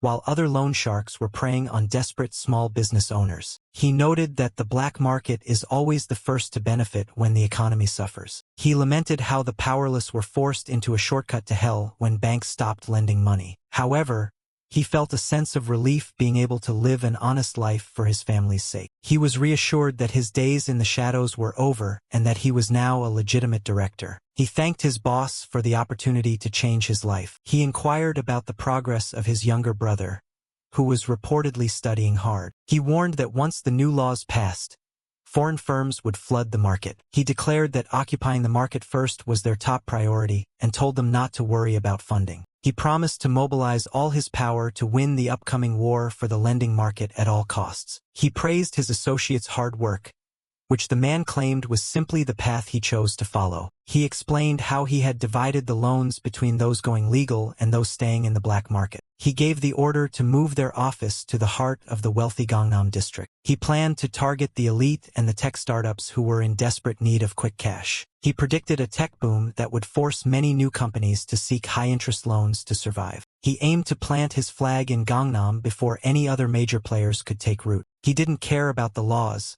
knowing there would always be people willing to pay any price for immediate capital. The director agreed to follow his lead, expressing his gratitude. He visualized the future where desperate moguls and startups would have no choice but to come to him. He decided to head home for a rare meal with his grandfather. An uncle moved to check on something outside, but he was told to wait. A mysterious man approached him, calling him by name. He asked for the stranger's identity. The man introduced himself as Watanabe Satoru. He immediately recognized the name from his past life as the successor to Japan's largest criminal organization. He recalled the man's brutal reputation as the Kobe killer, who had ruthlessly cleared his path to power. The stranger claimed he was there because of a new business venture starting in the area. He was confused, as their paths had never crossed in his previous life. He greeted the legendary figure, admitting he hadn't expected to meet the heir to the Japanese underworld. The visitor modestly stated that his position wasn't officially decided yet. Mu-hyuk noted that the tide had already turned in the man's favor and asked him to get straight to the point. The man revealed his intent to enter the Korean lending market, having come to Mu-hyuk instead of his grandfather. Mu-hyuk corrected him, stating that his grandfather was still very much in control of their affairs. The visitor mentioned that their local allies had been disrespectful in the past. He suggested that, as a businessman, Mu-hyuk should keep personal matters separate from their potential deal. Mu-hyuk realized the man was demanding he hand over his territory. He countered by asking if he would be allowed to enter the Japanese market in return. The man laughed, noting that the Japanese market was already too tightly regulated for an outsider to find any profit. Mu-hyuk pointed out that while Korea still had prey, he had no reason to share a cake he could eat alone. He challenged the man, asking if he would ever give up his own territory if their positions were reversed. The visitor acknowledged his stance but stated that he always seized whatever he set his sights on. Mu-hyuk welcomed the challenge, telling him to use every trick he had as he prepared to fight back. The man lamented the failed negotiation, finding Mu-hyuk even less reasonable than his grandfather. Mu-hyuk scoffed at the idea that such a thing was even up for negotiation. The visitor bid him a polite farewell, noting that they wouldn't be smiling the next time they met. Mu-hyuk returned the sentiment. As the man departed, he immediately ordered his team to go on high alert, sensing that trouble was imminent. He commanded the recruitment of security personnel to be accelerated, preparing for a physical confrontation. He declared that war had been started and the battle would begin shortly. He received an urgent call from his associate in Busan. The news was dire. Every branch in the city had been raided by the Yakuza and local crews. He realized the enemy was using Busan as their first move and prepared to head south immediately. Boss, he learned that his grandmother had been targeted in the attack. He rushed to the hospital, desperate to see her. Minhuk, he comforted her, while she insisted she was fine and that he shouldn't have worried about her. She told him she would be home soon, trying to put his mind at ease despite the trauma. Grandma, he learned that one of his guards had sacrificed himself to save her from a speeding car. The news that the man was still unconscious hit him hard. He ordered that the guard's family be given everything they needed as a token of his gratitude. He decided to move his grandmother to the safety of Seoul until the situation was under control. He lamented the loss of his brothers, stating the human cost far outweighed any financial damage. He was devastated by the brutality of the killings, wondering how he could ever face his fallen comrades in the afterlife. He learned that the city was swarming with enemies and that many local crews had already defected to the Yakuza. He vowed to return the favor to those who had dared to strike at his family. His men shouted a warning as another raid began. The enemies were spotted, and the fighting erupted once more. Street war. Local gangs and Yakuza engage in massive violent clash. He coordinated with high-level prosecutors to handle the aftermath of the violence in Busan. He planned to ensure the Yakuza were treated with much harsher legal consequences than his own men. He ordered his forces to focus on defense for now, as causing a major disturbance would be a headache for the authorities. His associate agreed to the defensive stance but asked for permission to personally settle the score for their fallen brother. He gave his approval without hesitation. The associate admitted he wanted to retire once the war was over, no longer having the heart for the lifestyle. He learned about the internal power struggle within the largest Yakuza syndicate in Japan. He was told that a specific faction from Nagoya held all the power, causing deep resentment in other groups. He realized that the other factions were feeling cornered and looking for an opportunity to rebel. He noted that the primary muscle of the ruling faction was a group known for its ruthless assassinations. He decided to place a staggering 100 million yen bounty on the head of the syndicate's boss. He planned to leak the news to the rival factions, and ensure the Japanese government wouldn't interfere in the internal war. A few days later, a representative of Dream High introduced himself to a group of major financial players. They welcomed him, honoring his reputation as the Asian tiger who had taken Wall Street by storm. I know that the heads of the top Wall Street firms are busy people, so I won't take much of your time. Let's get straight to the heart of the matter. He announced a full-scale financial offensive against the Japanese market. He argued that the scale of Japan made all their previous successes in other countries look small by comparison. He offered them a chance to recoup their recent losses by following his lead. Some were skeptical, questioning why they should trust him after being stabbed in the back previously. He promised to handle all the high-level political negotiations with the U.S. administration himself. They laughed at his confidence, doubting his ability to sway Washington. He told them they were free to stay out of it, but they would miss out on all the profits if Dream High acted alone. Others argued that Japan was the ultimate prize and that they shouldn't let personal feelings get in the way of profit. They agreed that in their world, money was the only thing that truly mattered. They justified their ruthlessness, stating they owed a moral debt to no one but their own interests. They asked a major figure to lead the operation while they provided the massive capital needed. The deal with the Wall Street power players was finalized. Han wondered if the U.S. government would truly allow such a massive attack on a major ally. Mu-hyuk reminded him that they were simply returning a favor after their past cooperation. He declared that once the currency crisis hit Japan,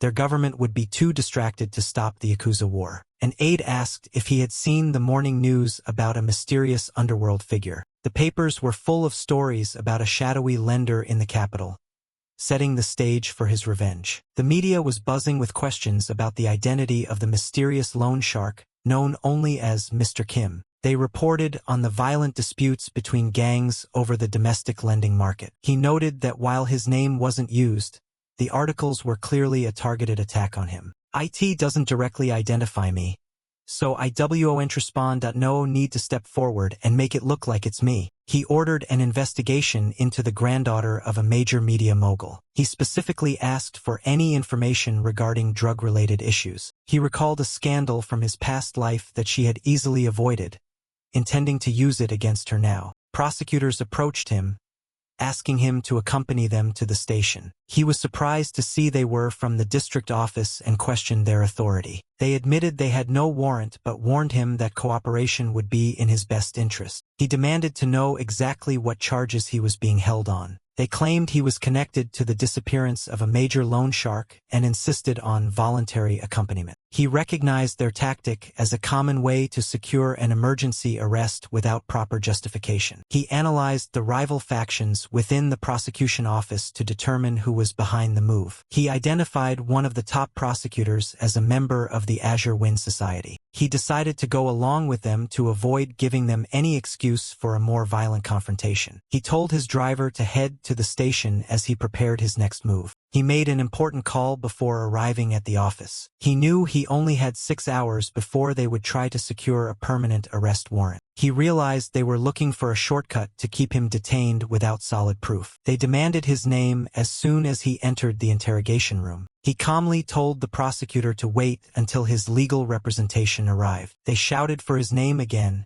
trying to intimidate him. He remained silent, waiting for his lawyer to appear. The prosecutor grew angry, accusing him of being arrogant and forgetting where he was. He questioned whether he was being held as a suspect or merely as a witness. The man snapped, claiming that anyone who entered that room was a suspect in his eyes. Mu-hyuk realized the man was incompetent and was simply trying to test his resolve. He grew bored, asking them to send in someone who actually knew what they were doing. The prosecutor lost his temper at the insult. A higher-ranking official entered, dismissing the younger man and taking over the questioning. He introduced himself and asked Mu-hyuk about his relationship with the missing loan shark. Mu-hyuk admitted he had met the man a few times through his grandfather's business. The official scoffed, noting that Mu-hyuk had effectively inherited the man's entire business operations. He pointed out the violent clash on the day the man disappeared, suggesting Mu-hyuk's involvement was more than a coincidence. Mu-hyuk realized they had no evidence and were simply fishing for information. He admitted he heard the news but argued that linking him to a disappearance was a massive stretch. Wait, his attorney from the prestigious Yoon and Jang firm arrived,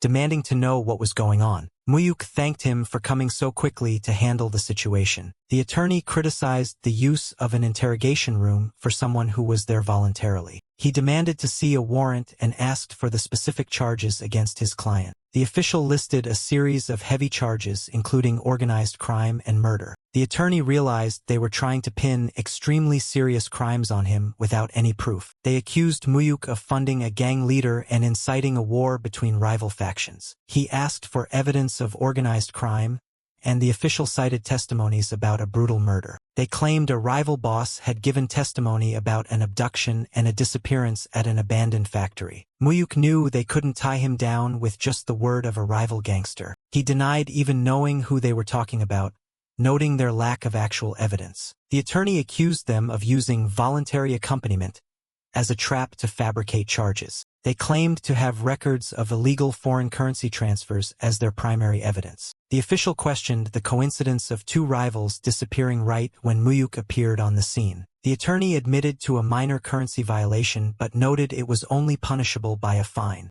The official insisted that the severity of the crime was for them to decide. The attorney countered that a court would decide and demanded that his client be allowed to leave. The official stated they still had 4 hours of legal detention time remaining. They realized the prosecutors were stalling while they desperately waited for a warrant. The attorney reminded them that they could choose to leave at any moment during voluntary questioning. The prosecutor shouted that they weren't finished with the investigation yet. The attorney mockingly asked if they could stay for the rest of the questioning. A high-ranking partner from the firm arrived, surprising the chief prosecutor with his presence. He revealed that he had come personally because his son was a close friend of the client. So? He demanded the charges be repeated as a legendary prosecutor-turned-lawyer entered the room. The district prosecutor arrived, trying to shut down the conversation. Mu-hyuk recognized him as another prominent member of the Azure Wind Society. The two powerful men exchanged a tense greeting as the lawyer congratulated him on his promotion. The prosecutor noted that the lawyer's presence confirmed they had arrested the right person. The lawyer claimed he only came to protect his son's friend, but the tension in the room was palpable. The prosecutor suggested they speak privately in his office instead of in front of the client. Mu-hyuk asked if there was any more to investigate, and if not, he prepared to leave. He was told to wait a little longer. The lawyer informed the prosecutor that the court would never issue the warrant they were waiting for. He told him to give up on his attempt to detain Mu-hyuk. Mu-hyuk revealed he had already used his own connections to ensure the court would reject their request. Chief, an aide confirmed that their application for a warrant had been rejected with unusual speed. The lawyer told Mu-hyuk it was time for them to go. The prosecutor shouted for them to stop, refusing to let them leave. He declared an emergency arrest on the spot, using any legal loophole he could find. The attorney argued that there was no evidence for the murder charge, and that the currency violation didn't justify such an arrest. The prosecutor arrogantly stated that whatever he said was the law in his office. He threatened Mu-hyuk with handcuffs, ordering him to sit down as a formal suspect. The attorney refused to accept the illegal detention, vowing to raise an official objection. The prosecutor didn't care, knowing he could legally hold Mu-hyuk for 48 hours regardless. He ordered the seizure of Mu-hyuk's personal belongings, determined to find some evidence. Mu-hyuk realized they would use the next 24 hours to raid his home and office. The prosecutor insulted him, demanding he empty his pockets and accept his fate. He turned his anger toward the lawyer, surprised he was personally defending a loan shark. The lawyer responded with a calm wit, mocking the prosecutor's oppression of a businessman. The prosecutor questioned if the lawyer truly knew the kind of man he was defending. He claimed he didn't know much about the boy, but he knew exactly who was pulling the prosecutor's strings. He openly named the Azure Wind Society as the ones who ordered the arrest. He noted his own past relations with them, but stated he couldn't stop his son from helping a friend. The prosecutor grew frustrated, admitting the secret society wanted Mu-hyuk locked up for at least 3 months. He suggested it would be a cleansing period for the boy's shady dealings. The lawyer flatly refused the deal, stating they wouldn't negotiate on such terms. The prosecutor warned him about the power of the people behind the society. The lawyer acknowledged their power but said he couldn't ignore his own instincts. However, he declared that Mu-hyuk was a far more valuable client who would bring much greater profit in the long run. District Prosecutor Bay. The prosecutor general suddenly appeared, shocking everyone in the office. The district prosecutor stammered in surprise as his superior confronted him directly. He issued a sharp warning, telling the man to be precise if he intended to target someone so powerful. He revealed he knew the society was behind the move and ordered Mu-hyuk's immediate release. "I can't do that. He's a serious criminal suspect, involved in a crime syndicate and suspected of instigating murder." He scolded the man for dragging the entire reputation of the prosecution down for his own petty ambition. He handed over a phone, telling the prosecutor to take a call from someone very important. The man answered the phone with a trembling voice. On the other end was Mu-hyuk's grandfather, greeting the man with a cold familiarity. The old man revealed he held a list of every prosecutor who had taken bribes from the secret society. He noted with a chill that the prosecutor's own name was at the very top of that list. He reminded the man that the bribe money had actually come from his own pockets and that he kept perfect records. He issued an ultimatum: either release his grandson immediately or face total ruin. The prosecutor was left with no choice but to comply. "Yes, sir," he cursed under his breath, finally telling Mu-hyuk that he was free to go. The attorney gave a final warning to the office before they departed. The lawyer asked if Mu-hyuk was okay after the ordeal. He wondered what Mu-hyuk's next move would be now that they had openly declared war. Mu-hyuk vowed to repay the debt he owed to those who tried to silence him. He checked on the progress of his counterattack against the media mogul's family. His associate confirmed they had enough evidence, but noted they had uncovered something even more scandalous. Go daily. He met privately with the CEO of the major newspaper, who was curious about the meeting. Mu-hyuk claimed he had a scoop that would be of great interest to the media boss. A scoop? The CEO was visibly shaken by the information Mu-hyuk presented. He shouted in anger, realizing he was being backed into a corner. Mu-hyuk smiled, promising to return every blow he had received with 100 times the interest. An indignant voice demanded to know what kind of scoop this was, dismissing it as insufficient. The other party confidently confirmed its value, stating they had obtained it before anyone else, complete with both pictures and videos. They warned the chairman that if this information fell into the wrong hands, even he would be powerless to stop its widespread dissemination.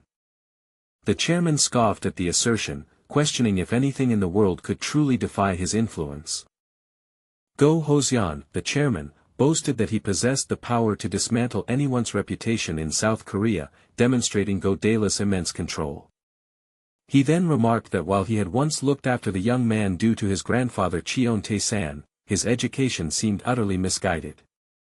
He continued, sarcastically commenting on Cheon Tae-san's supposed guidance for his grandchildren. The chairman revealed that the young man's granddaughters were also avid partygoers, citing their activities at a Gangnam hotel where drugs were reportedly involved.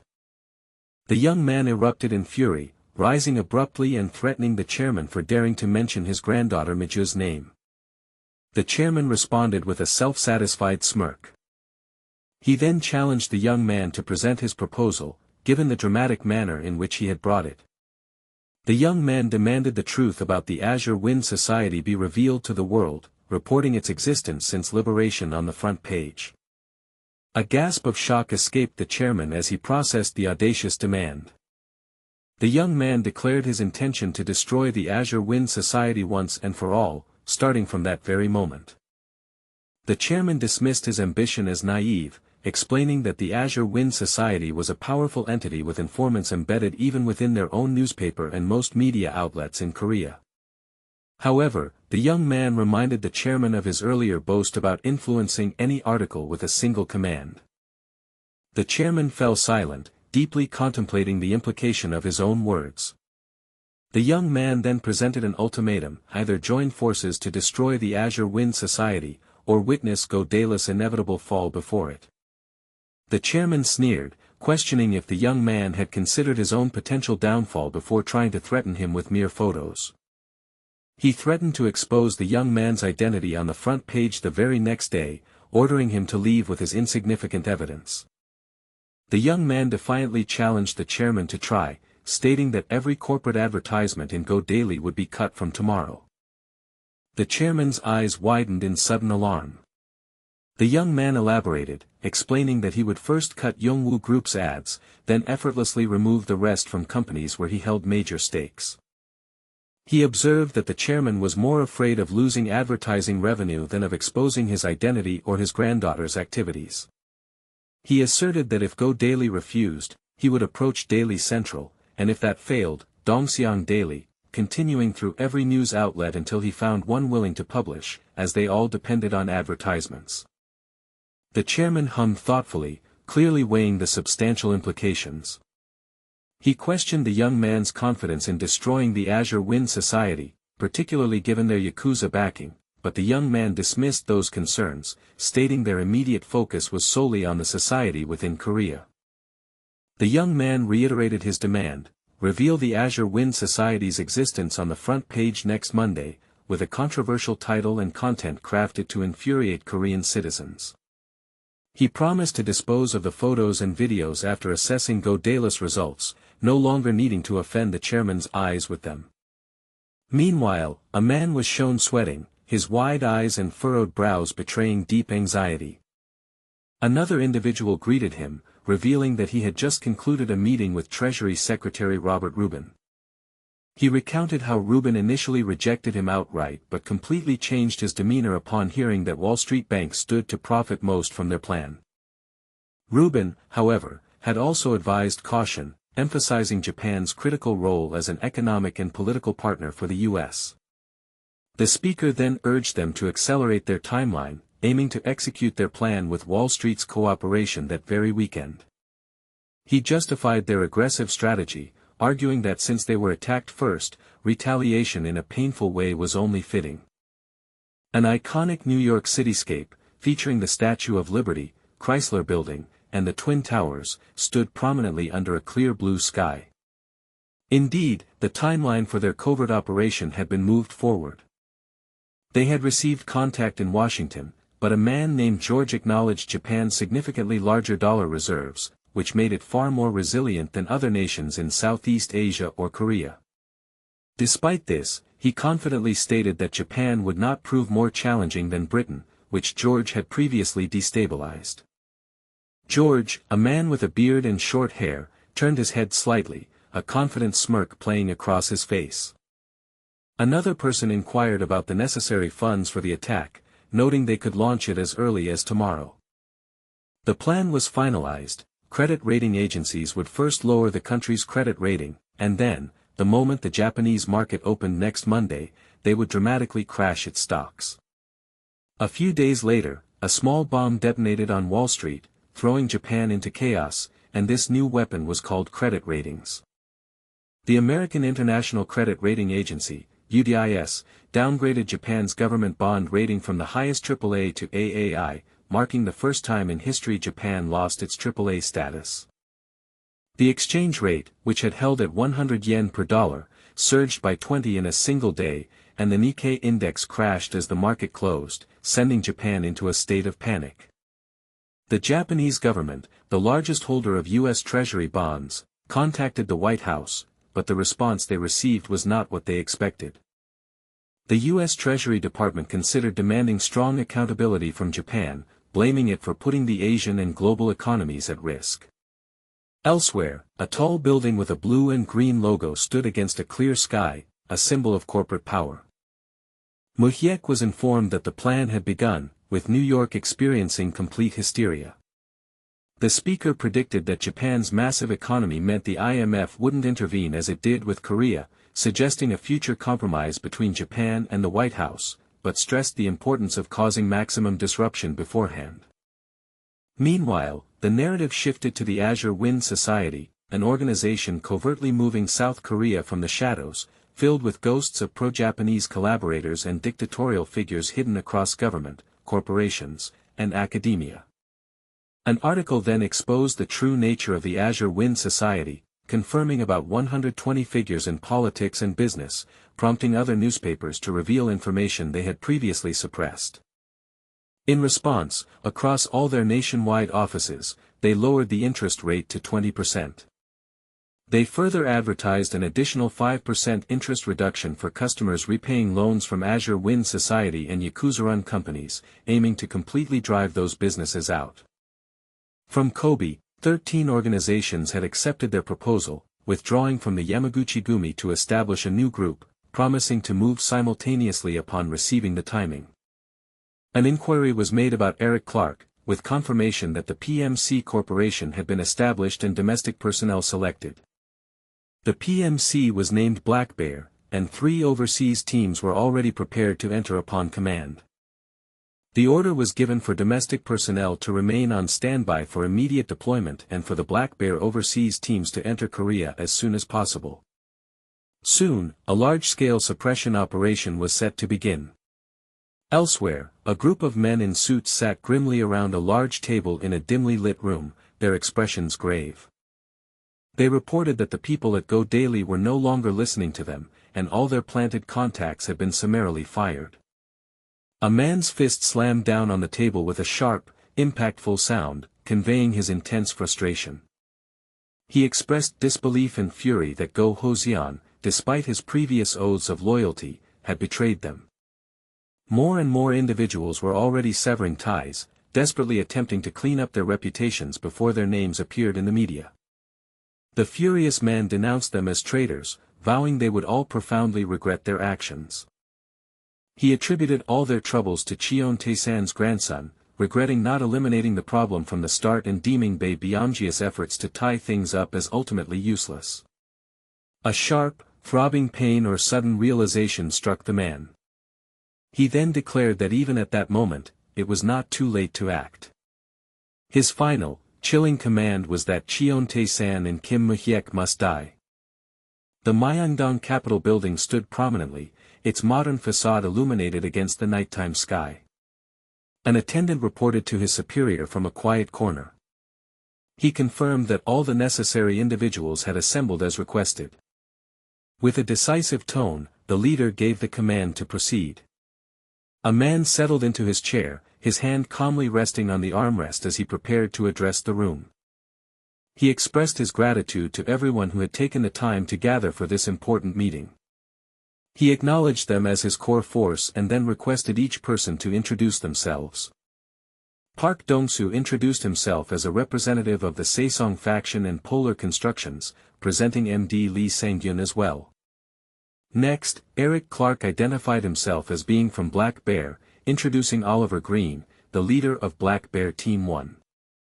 Kim Ha-shik then stated his affiliation with Myeongdong Capital, and mentioned Park Hyun-sung as well. With the introductions complete, the host declared his intention to reveal the purpose of their urgent assembly. He then unveiled his audacious plan, to finally bring an end to the Azure Wind Society.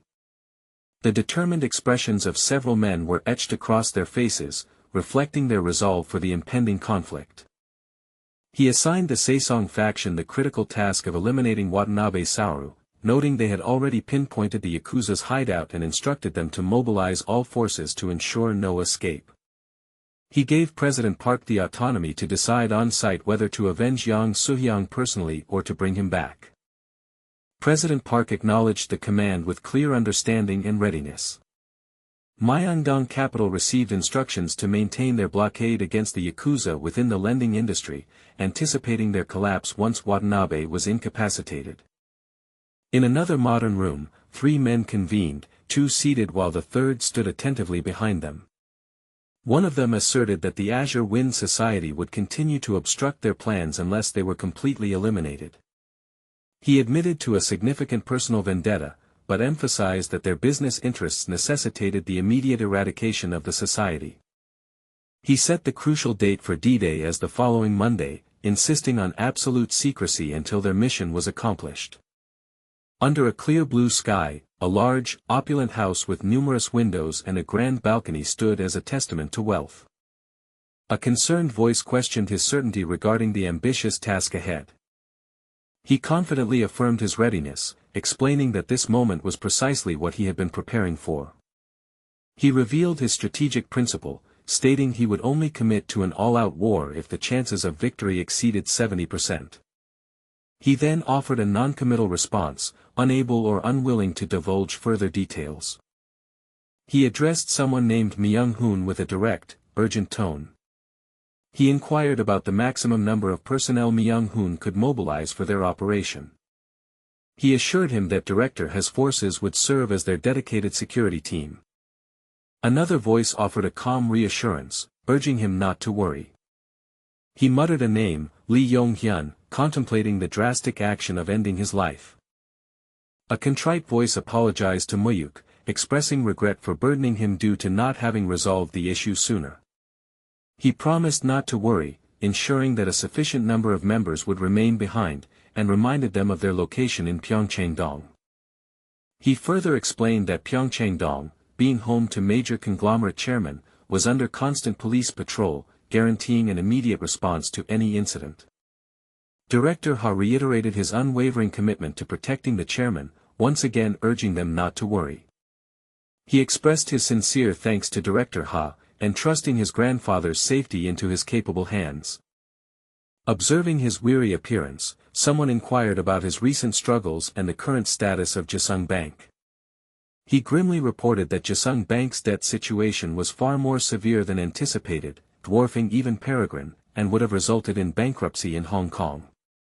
He noted that finance remained government-controlled for now, but anticipated gradual changes, especially since they had successfully secured public funds. The government had consented to purchase their bad debt, agreeing to exchange 51% ownership for $500 billion. The merger with Aehuan Bank was proceeding smoothly, attributed to his assistance, as the government enthusiastically supported the idea of consolidating them into a single corporation. He assigned Yoon and Jang the responsibility of managing the intricate merger ratios and specific details. Someone eagerly interjected, insisting on handling the merger personally, finding the prospect thrilling and a unique opportunity to sign such a monumental contract. He proudly envisioned the merger of Jisung and Aehuan, once Korea's largest banks, resulting in a colossal financial institution, unmatched even across Asia. A question then arose regarding the chosen name for this formidable new entity. The decisive answer was revealed: Tae-san Bank. He explained it was a personal gift for his grandfather, a gesture that held profound significance given his grandfather's lifelong career as an underground loan shark. He connected the two goals, revenge against the Azure Wind Society and establishing a bank bearing his grandfather's name, declaring the gifts were now prepared.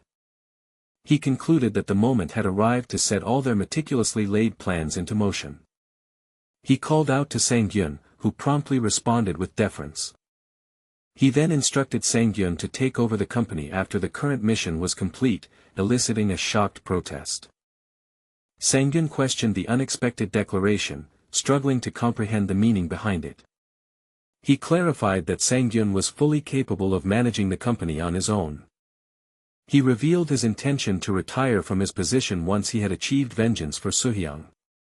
Someone confirmed to Mu-hyuk that they were fully prepared and awaiting his command. A sharp, impactful sound echoed, signifying a decisive action taken. The message was relayed that the leader had given the final order to commence. A man stood before a formidable assembly of men in suits, all meticulously lined up in ordered rows. He addressed the group, emphasizing that a successful outcome today would mean an end to all future conflicts. Another voice vehemently declared their refusal to allow the Yakuza to encroach upon their territory. The city skyline shimmered at night, showcasing a tall building with numerous illuminated windows amidst other urban structures. Outside a building, two men in suits stood, one of them grasping a key, ready for entry. A truck, its headlights blazing brightly, raced with considerable speed along a dark street. With violent force, the truck slammed into a building, the impact so severe it sent a person hurtling through the air. A command was shouted, urging them to ram the vehicle with aggression. The final, emphatic order rang out, instructing them to smash everything down with relentless force. He reported that 13 Kobe groups had defected from their Yamaguchi syndicate to form a new organization based in Kobe.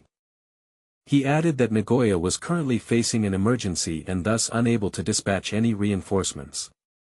Suddenly, a hand slammed a short sword into the green table, making another man flinch in surprise.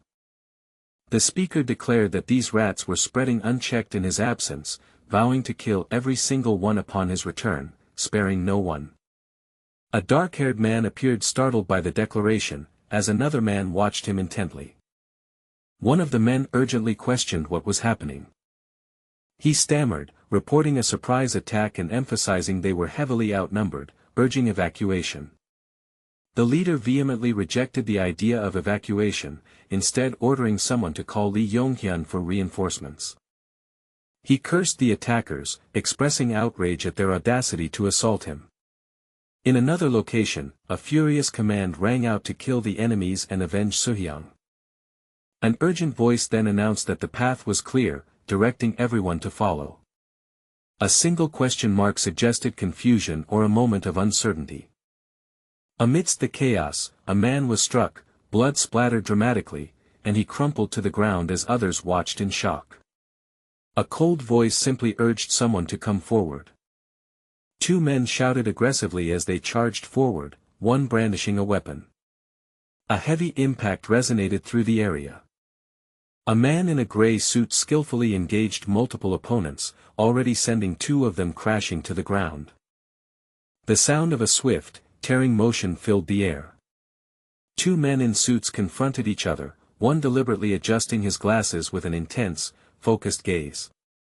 A dull thud indicated someone had collapsed. A bloodied man, clutching a knife, glanced over his shoulder with a chilling smirk. A sharp gasp of fear escaped someone's lips.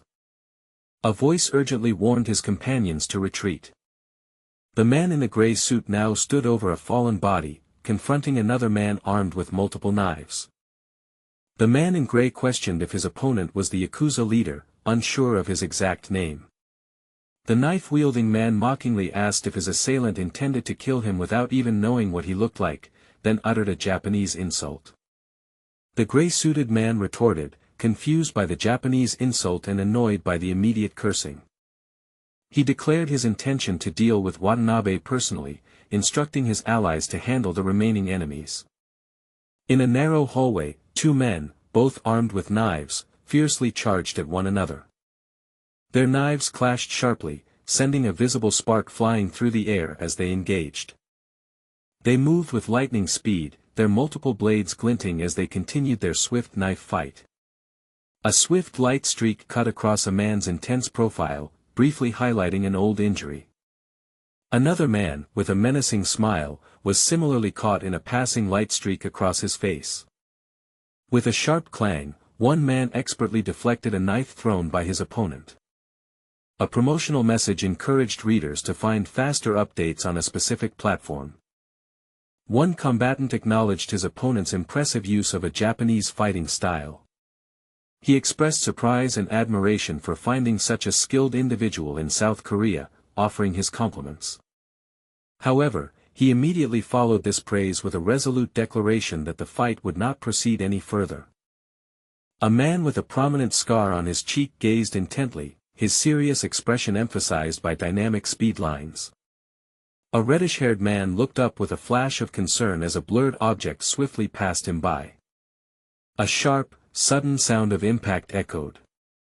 A piercing, tearing sound followed immediately. One fighter conceded it had been a good fight. But then, with finality, he asserted his victory. The faces of two men were captured in an intense, close-up shot, almost touching, surrounded by speed lines. A bleeding man in a suit stood victorious, holding a knife, over a tattooed man who lay defeated on the ground. A guttural gasp of pain escaped the fallen man. A sickening squelching sound confirmed a decisive, fatal blow. The grim sound of dripping blood followed. The victor mused aloud that the human body was remarkably honest. He observed how easily it could collapse from just a single, small puncture. He elaborated that a vital injury didn't just kill, but forced a collapse in the most miserable manner. He then directed this cold observation specifically at his defeated opponent. The defeated man, barely conscious, managed to curse him and tell him to shut up. A sharp, final thrust sound punctuated the grim scene. The tattooed arm of the fallen man went limp, his bloodied hand dropping to the floor. Nearby, the man in the suit slumped to the floor, collapsing next to the now lifeless, bloodied body. One of his subordinates urgently ordered that the boss be taken to the hospital immediately. The boss dismissed the concern, instead instructing them to tend to their injured first, then eliminate any remaining enemies, saying he would rest and just needed a cigarette before they left.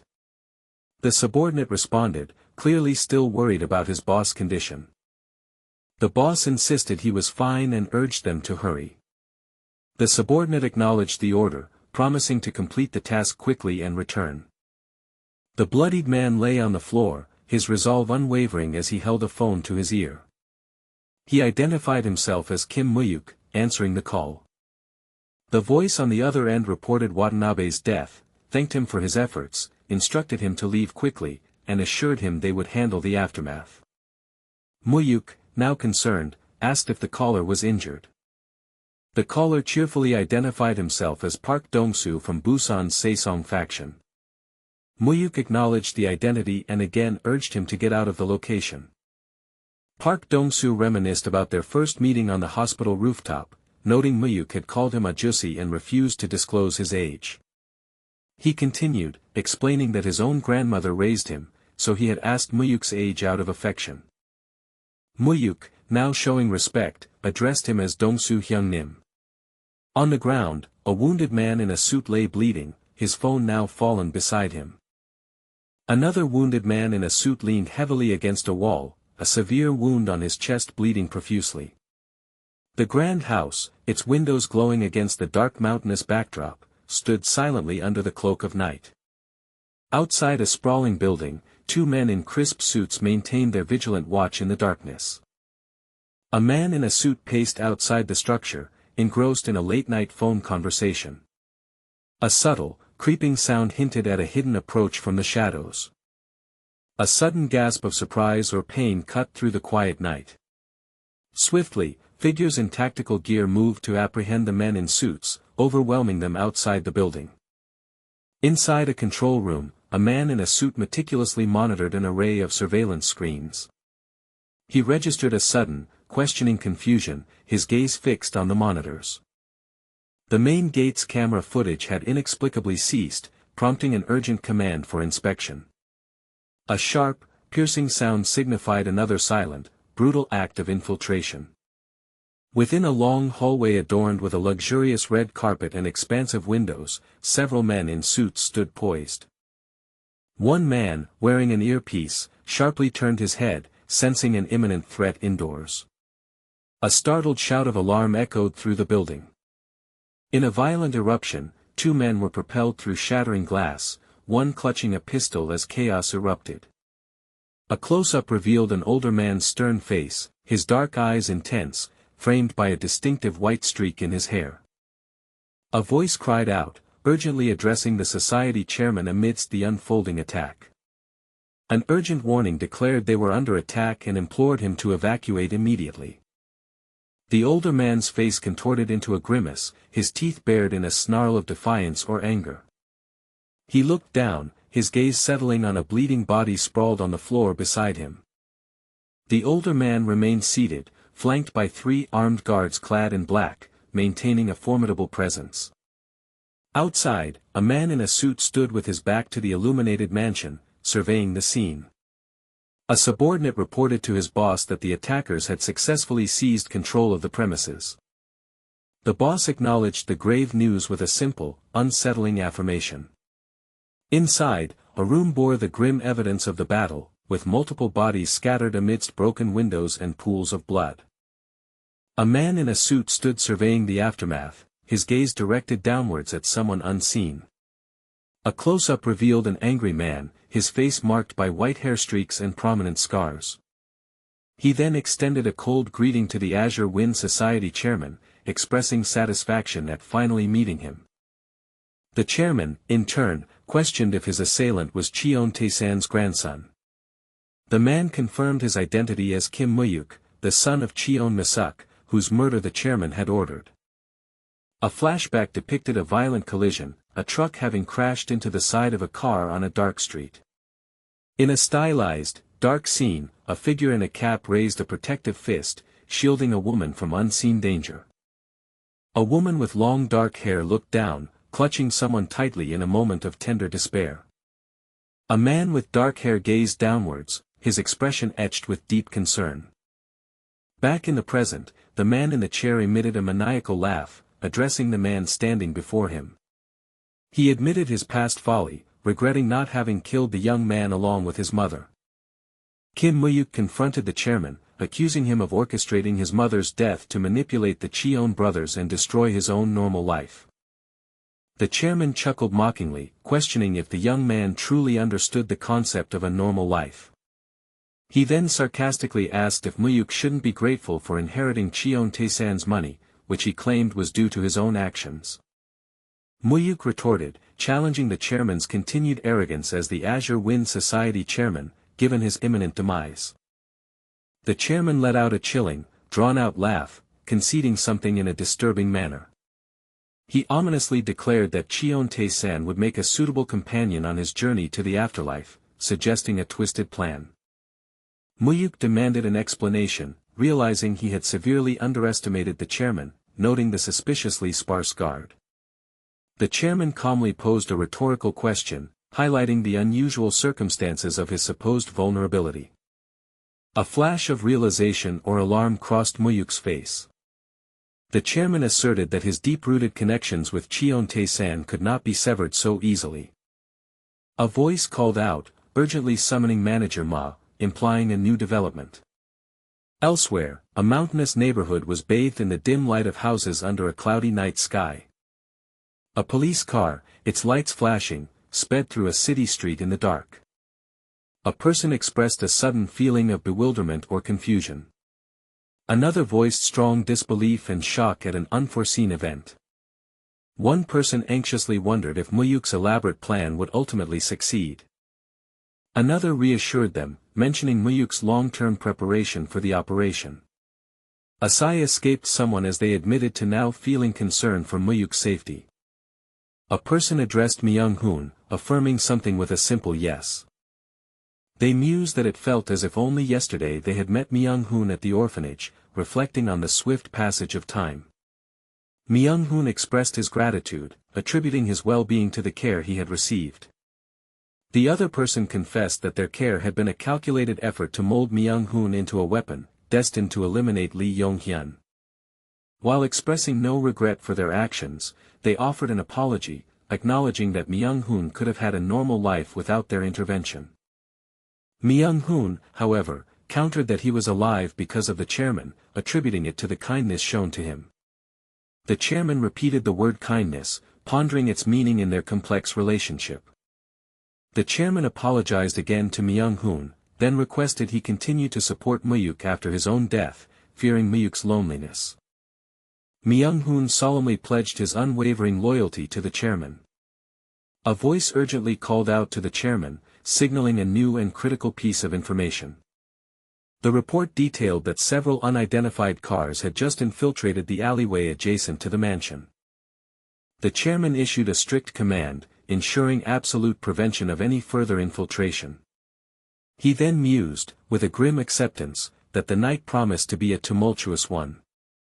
Outside the grand mansion, men in suits engaged in a fierce brawl under the cover of night. Inside, a tragic scene unfolded as a man in a suit lay dead, a pool of blood expanding beside him near a staircase. A determined voice declared that this night would be Cheon Tae-san's last, signaling a climactic confrontation. Outdoors, under the cover of night, men in suits engaged in a fierce brawl, exchanging powerful punches. Amidst the unfolding chaos, a promotional message for the series appeared. Nearby, two masked figures, clad in dark attire, stood guard with their weapons near a vehicle. Suddenly, two men in suits were struck, their bodies recoiling violently as blood splattered from the impact. An urgent warning echoed through the night, declaring the attackers were armed and demanding all personnel immediately move to the front. Inside, a man holding a knife peered through a window, observing the scene, while an older man sat with his back casually turned away. Someone expressed profound disbelief at the gunfight erupting in such an exclusive neighborhood, lamenting its transformation into a war zone. A man in a crisp suit ran swiftly, his legs a blur of motion, his shoes pounding against the floor. He continued his frantic dash through a dimly lit, grand interior hall, past elegant classical columns.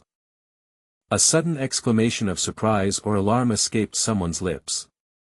Another sharp, urgent sound punctuated the tense atmosphere.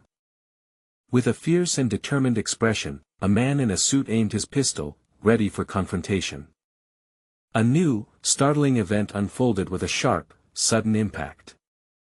Nearby, a man lay tragically dead on the floor, a growing pool of blood surrounding his head. A dismissive sound escaped someone, followed by an annoyed utterance at the unfolding complications. A query was raised, wondering if Cheon Tae-san was indeed hiding within the building. A gloved hand reached deliberately for a door handle, its keyhole hinting at locked secrets. A masked man's intense eyes narrowed in a close-up, a blurred weapon clutched tightly in his hand. He then cautiously approached a closed door, his movements precise and silent. A voice wondered aloud what could possibly be inside the house, sensing a powerful presence. He felt a palpable anticipation, as if something was specifically waiting for him to cross the threshold. Concealed behind a chair, a man crouched low, his pistol steadily aimed. A report reached the chairman, informing him of the unexpected arrival of the police. The elderly chairman, seen in profile, closed his eyes, his expression etched with pensive thought. A creaking sound echoed through the room, followed by a sharp, startled exclamation. 2 distinct gunshots rang out, shattering the fragile quiet. A surprised and questioning sound escaped someone in response to the gunfire. A masked man stared intently, firmly holding another person captive from behind. Another sudden, sharp sound of impact or alarm resonated through the space. A man in a suit reeled back violently, blood splattering from his chest as he was struck by gunshots. A muffled thud echoed, indicating another impact. A firm, gripping sound suggested a struggle or a tight hold. A series of loud, crashing sounds indicated powerful destruction or collision. One man expressed surprise, questioning if he had actually missed his intended target, claiming he had aimed for the head. He then addressed the other man, identifying him as Mr. Ha and acknowledging his reputation. He admitted anticipating their meeting, knowing it was inevitable given Mr. Ha's protection of Cheon Tae-san, but remarked on the violent nature of their encounter. Mr. Ha warned his opponent that the police were imminent and offered a chance to retreat without further pursuit. The opponent responded with a mocking laugh, scoffing at Mr. Ha's words as those of a dying man. A sudden, sharp sound indicated another surprise or an abrupt movement. A masked man suddenly collapsed to the floor, as, from the background, an old man aimed a gun. The elderly man, his expression serious, held his gun pointed directly forward. He then expressed a twisted sense of pity, stating his intention to personally kill both the daughter and the father. A surprised and confused query broke the tense silence. He challenged the other's surprise, questioning if they truly believed the chairman would entrust such a critical task to mere subordinates, despite anonymous figures pulling the trigger. With a cruel farewell, he mockingly asked the man to convey his regards to his daughter in the afterlife. A close-up revealed the old man's eyes wide with terror, as blood splattered violently around him. The man was shot in the head with extreme force, blood splattering profusely, while another man lay wounded nearby. Another man collapsed to the ground, bleeding, as his assailant stood over him, still pointing a gun. An urgent shout of alarm called out for the chairman. Frantic commands were issued to immediately call an ambulance and procure medical help. Outside, the grand house with its illuminated windows stood silhouetted against the dark mountainous backdrop of the night. A report confirmed that Pyeongchang-dong had been attacked, the situation now stabilized, but noting Mr. Ha had sustained a gunshot wound. A concerned voice inquired about the grandfather's well-being. Nearby, 2 men stood in close proximity, one looked down in contemplation, while the other averted his gaze. 2 men stood over a third, who screamed in agony on the floor, his hand outstretched in pain or desperation. A voice expressed disbelief, finding it absurd that after decades of conflict between Lee Yong-hyun and Cheon Tae-san, the confrontation culminated in Myung-hoon's injury. Kim Mu-hyuk declared that the chairman had sealed his fate by murdering his parents, proclaiming the end of both him and the Azure Wind Society. The chairman defiantly warned against underestimating the Azure Wind Society, asserting that even if he died in Korea, his Japanese allies would avenge him. Mu-hyuk countered by stating that if the chairman relied on Watanabe, he was already in a place to prepare a place in hell for him. Mu-hyuk revealed that he was responsible for orchestrating the civil war within the Yamaguchi-gumi syndicate, asserting that even the chairman's Japanese government connections could not save him. The chairman expressed shock and disbelief, questioning if Mu-hyuk, a mere Korean loan shark, had truly crippled the Japanese economy. Mu-hyuk retorted that the chairman's belief wouldn't alter the truth, stating that his fate was sealed the moment he involved the prosecution in their affairs. A close-up captured the scarred man's intense and visibly angry face. Mu-hyuk commanded Manager Ma to hand him the gun. Manager Ma offered to take care of the situation himself. Mu-hyuk firmly stated that he was the one who needed to deliver the final blow, believing it was his right to finish it. Manager Ma hesitated, attempting to voice a concern. Mu-hyuk acknowledged Manager Ma's concerns but reiterated his command for the gun. Manager Ma then offered an apology to Mu-hyuk, presumably handing over the weapon. A sudden, surprised utterance was cut short.